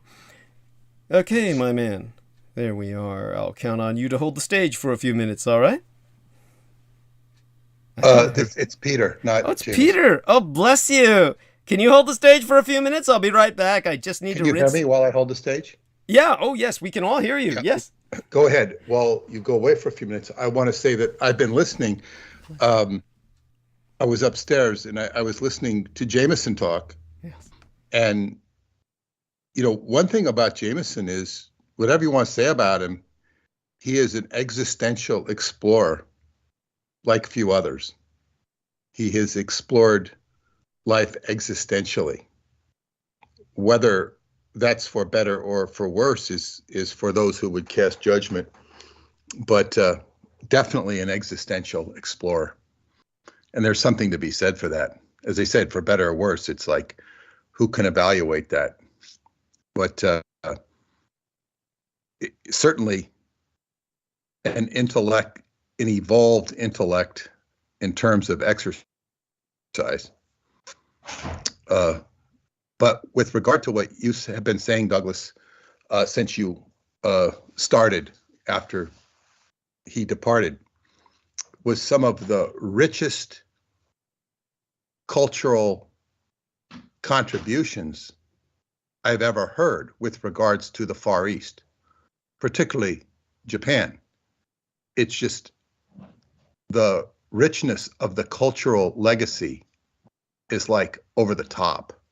And just from an academic reference point, because I don't know what all these academics that write about Japan write about when it's not just straight disinformation, when they're trying to talk about the history. Western academics, even Eastern academics, I don't know what Japanese academics say about their own place, because it's in a language that is not really accessible. But in terms of the West, it's incredibly culturally rich, and just from a completely academic perspective, without getting into the more esoteric stuff we discussed. So it's just what a contribution to culture. And I remember when I was in the European Asian Studies class in high school, and we went to the Dy-Cum-Museum in Golden Gate Park, and we went to the Eastern Wing where they had the East, and almost everything was exclusively Indian. Of Asia was India. They did have pottery from this dynasty and that dynasty, from the Chinese. Very little Japanese stuff, but it was as if the rich culture of Chinatown and San Francisco were boycotting the Dy-Cum-Museum in San Francisco. I don't know that they were, or that they weren't interested, but they did have fine pottery that went back thousands of years and all that sort of thing. But so that was just, what you have to offer is is incredible. And then when you start to integrate the actual theological dynamics of Japanese and Mu or Zealandia, it becomes all the more interesting with those three treasures. This is something that I really need to go back and listen to again to get the essence of what you were saying. All of this stuff is integrated into the culture. And I remember reading it was actually a book that I had in doing a report. My report was on Japanese mythology. Oh, wow. When was this? This is in 1969. Oh, wow. Fabulous. And it was in May of 1969. But it was a big gray book at the library in Davis, which was just a short walk from the high school. And but it was a very obtuse book. It was very hard with all these names you weren't familiar. I would have had an easier time with Hindu mythology with all their Pramabama, Gama, Gama, Gama, Gama, Gabba, Gabba, yes. Yeah, I would have much easier time with that. And that stuff throws me off because the names are so complicated and convoluted from a Western perspective, not necessarily from their perspective. And I think it's convoluted from their perspective too, but go on. It might be. But being that there's just so much rich or complicated history in India, probably more complicated history than in any of the other Asian continents. I think so, yes. Domains. But the Japanese stuff, it was like, it was very hard. And I put together a report. I remember I got an A for the class, but the report was like, it was really like I was out there in just pure abstraction land. Consequently, I don't remember any of it.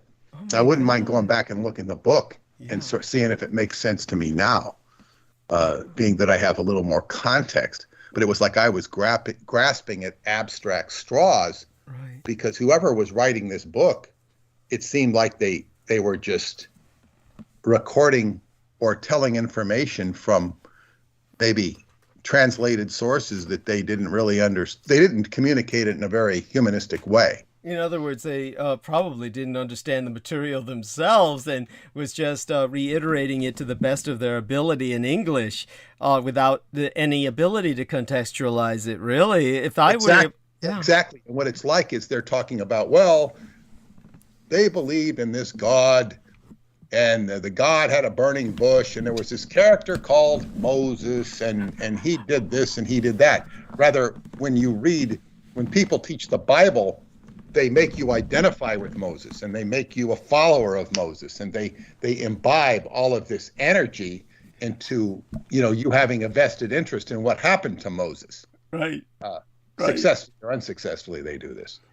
But yes. in too many cases, successfully. But yes. So when it came to this Japanese stuff, it's an obscure culture, and it's just like, what the hell are they talking about? It's like they're wrestling.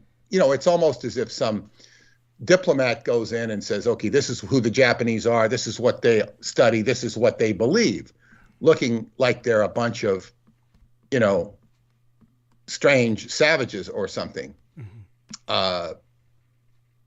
Because it's just like, it's very abstract. So what you're saying adds, authenticity and a living spirit to the legends. Thank you. And that's what those legends are. They are the what's remnant of history. Yes. So this is very, as I say, culturally rich and intriguing, at least if you're trying to understand the Orient, because these are the dynamics that are still in force. Yes. And it's fascinating. So here's we're talking about your contribution. Oh, bless you. But who's gonna? But we live in a culture right now that's not even appreciative of too much cultural in general. Yeah. And one thing I didn't get to say last night was that I read somewhere, or somebody posted somewhere, who had talked. I know, it was John Rappaport, mm-hmm. the journalist, right, who studies viruses and all sorts of stuff. Mm-hmm. He was saying that, I think he talked to George Carlin just before he died, and George Carlin had commented on how his audiences were now, he could see that they were all drugged up. And he was seeing a downgrade or degeneration in his audiences, in terms of the energy of his audiences. So sad. And I thought that was very, very sad. Right. And very telling. Yes. But I would also say that most of his audiences, I assume, were baby boomers. Yeah. Yeah. That's what I would assume. Yes. And so, that is, it's like, you can really go deep six yourself by focusing on all of the negativity in the world, because there's enough negativity to take you down all the way. Yes. And to have a polarized position against humanity, mm-hmm. or away from humanity, like Jameson does. And of course, I suffered the same thing when I was young, because who can relate to this world? It's so difficult. It's so challenging. And the ultimate, in my estimation, is you have to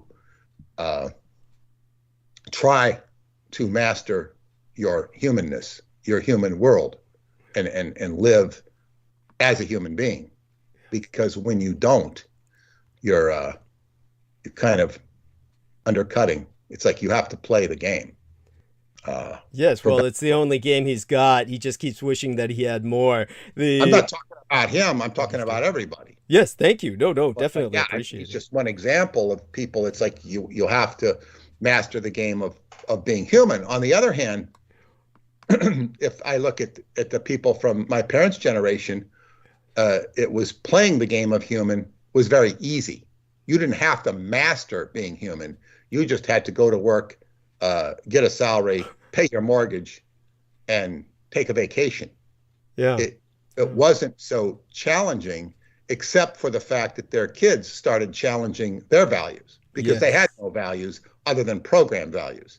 It's true. It's true. And so, believe me, you have no idea how much I deeply appreciate what you say. And they were very hurt and embittered by their children in that generational conflict, because they had felt that they had done so hard to work by these values that their children didn't comprehend or appreciate. But the reality is they really didn't do all that much work. Anybody who refers to the so-called greatest generation as the greatest does not take into account how little the war impacted the United States per se, and how they came home to this incredible prosperity, and that the prosperity enabled people to pretty much do whatever they wanted.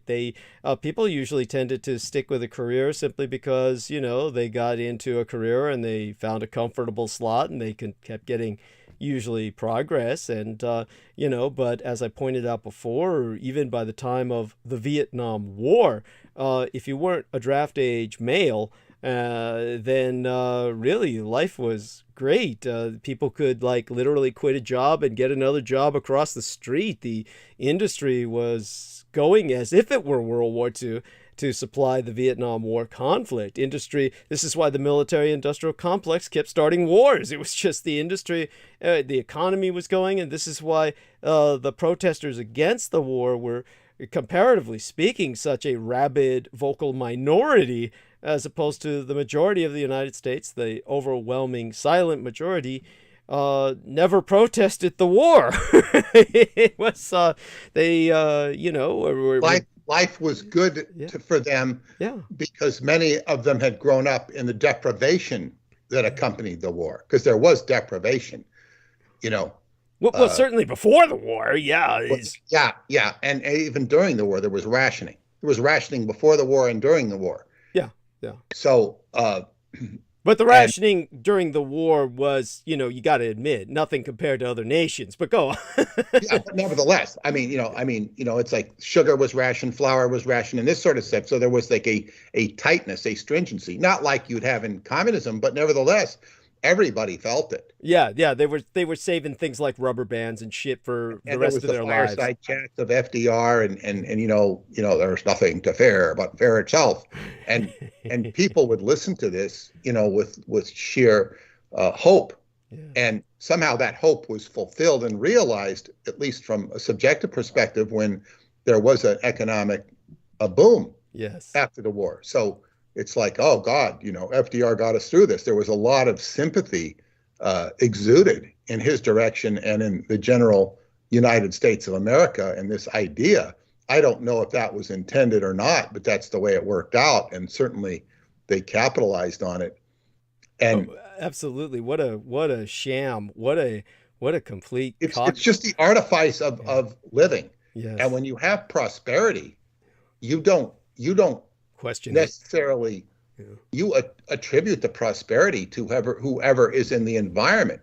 That's the quarterback who just threw 4 interceptions, but we just won the Super Bowl. Oh God, I'll remember him forever. It's like, he was screwing the team, but we won.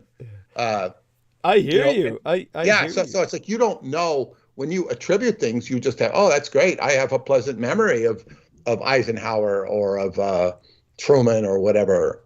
Actually, Chicago, the rock group Chicago wrote a song about Harry Truman. Did they really? Oh yeah. I mean, you should listen to it, but with a puke bowl next to you. But that's incredible. I had no idea. Yeah. That's so funny. It's nostalgia for the days of Harry Truman. What's the title of that song? Oh, it shouldn't be hard to find.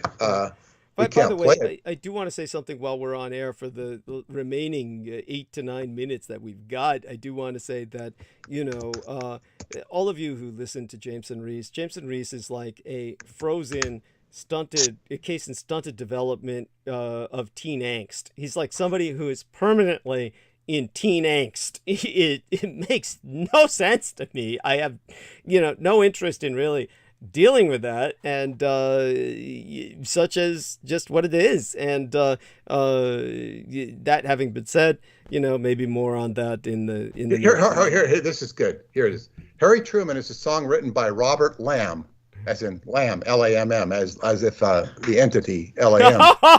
The Crowleyite, yeah.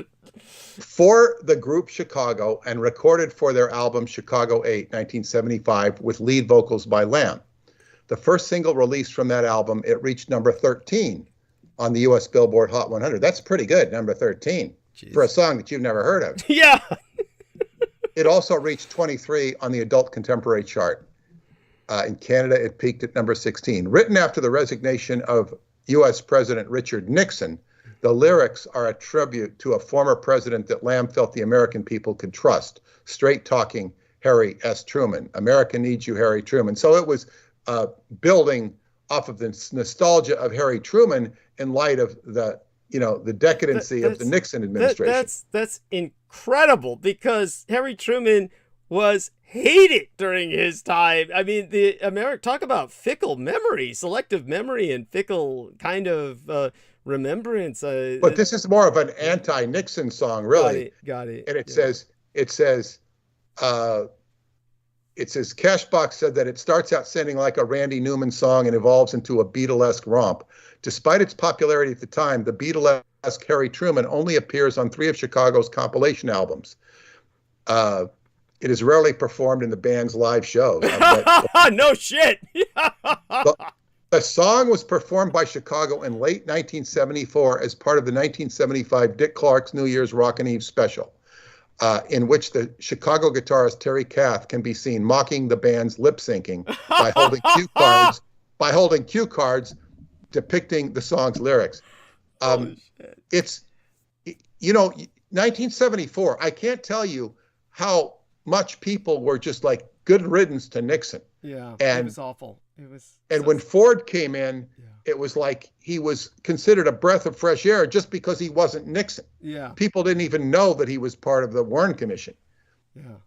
No, I hear you. It was like definitely a different world. Now, in the last few minutes we have remaining, I do want people to remember that Skybooks USA is where you will purchase the Roswell Deception. Make certain to direct everyone you can to Skybooks USA. There's no .com after that, right? It's just Skybooks USA, right? SkyBooksUSA.com.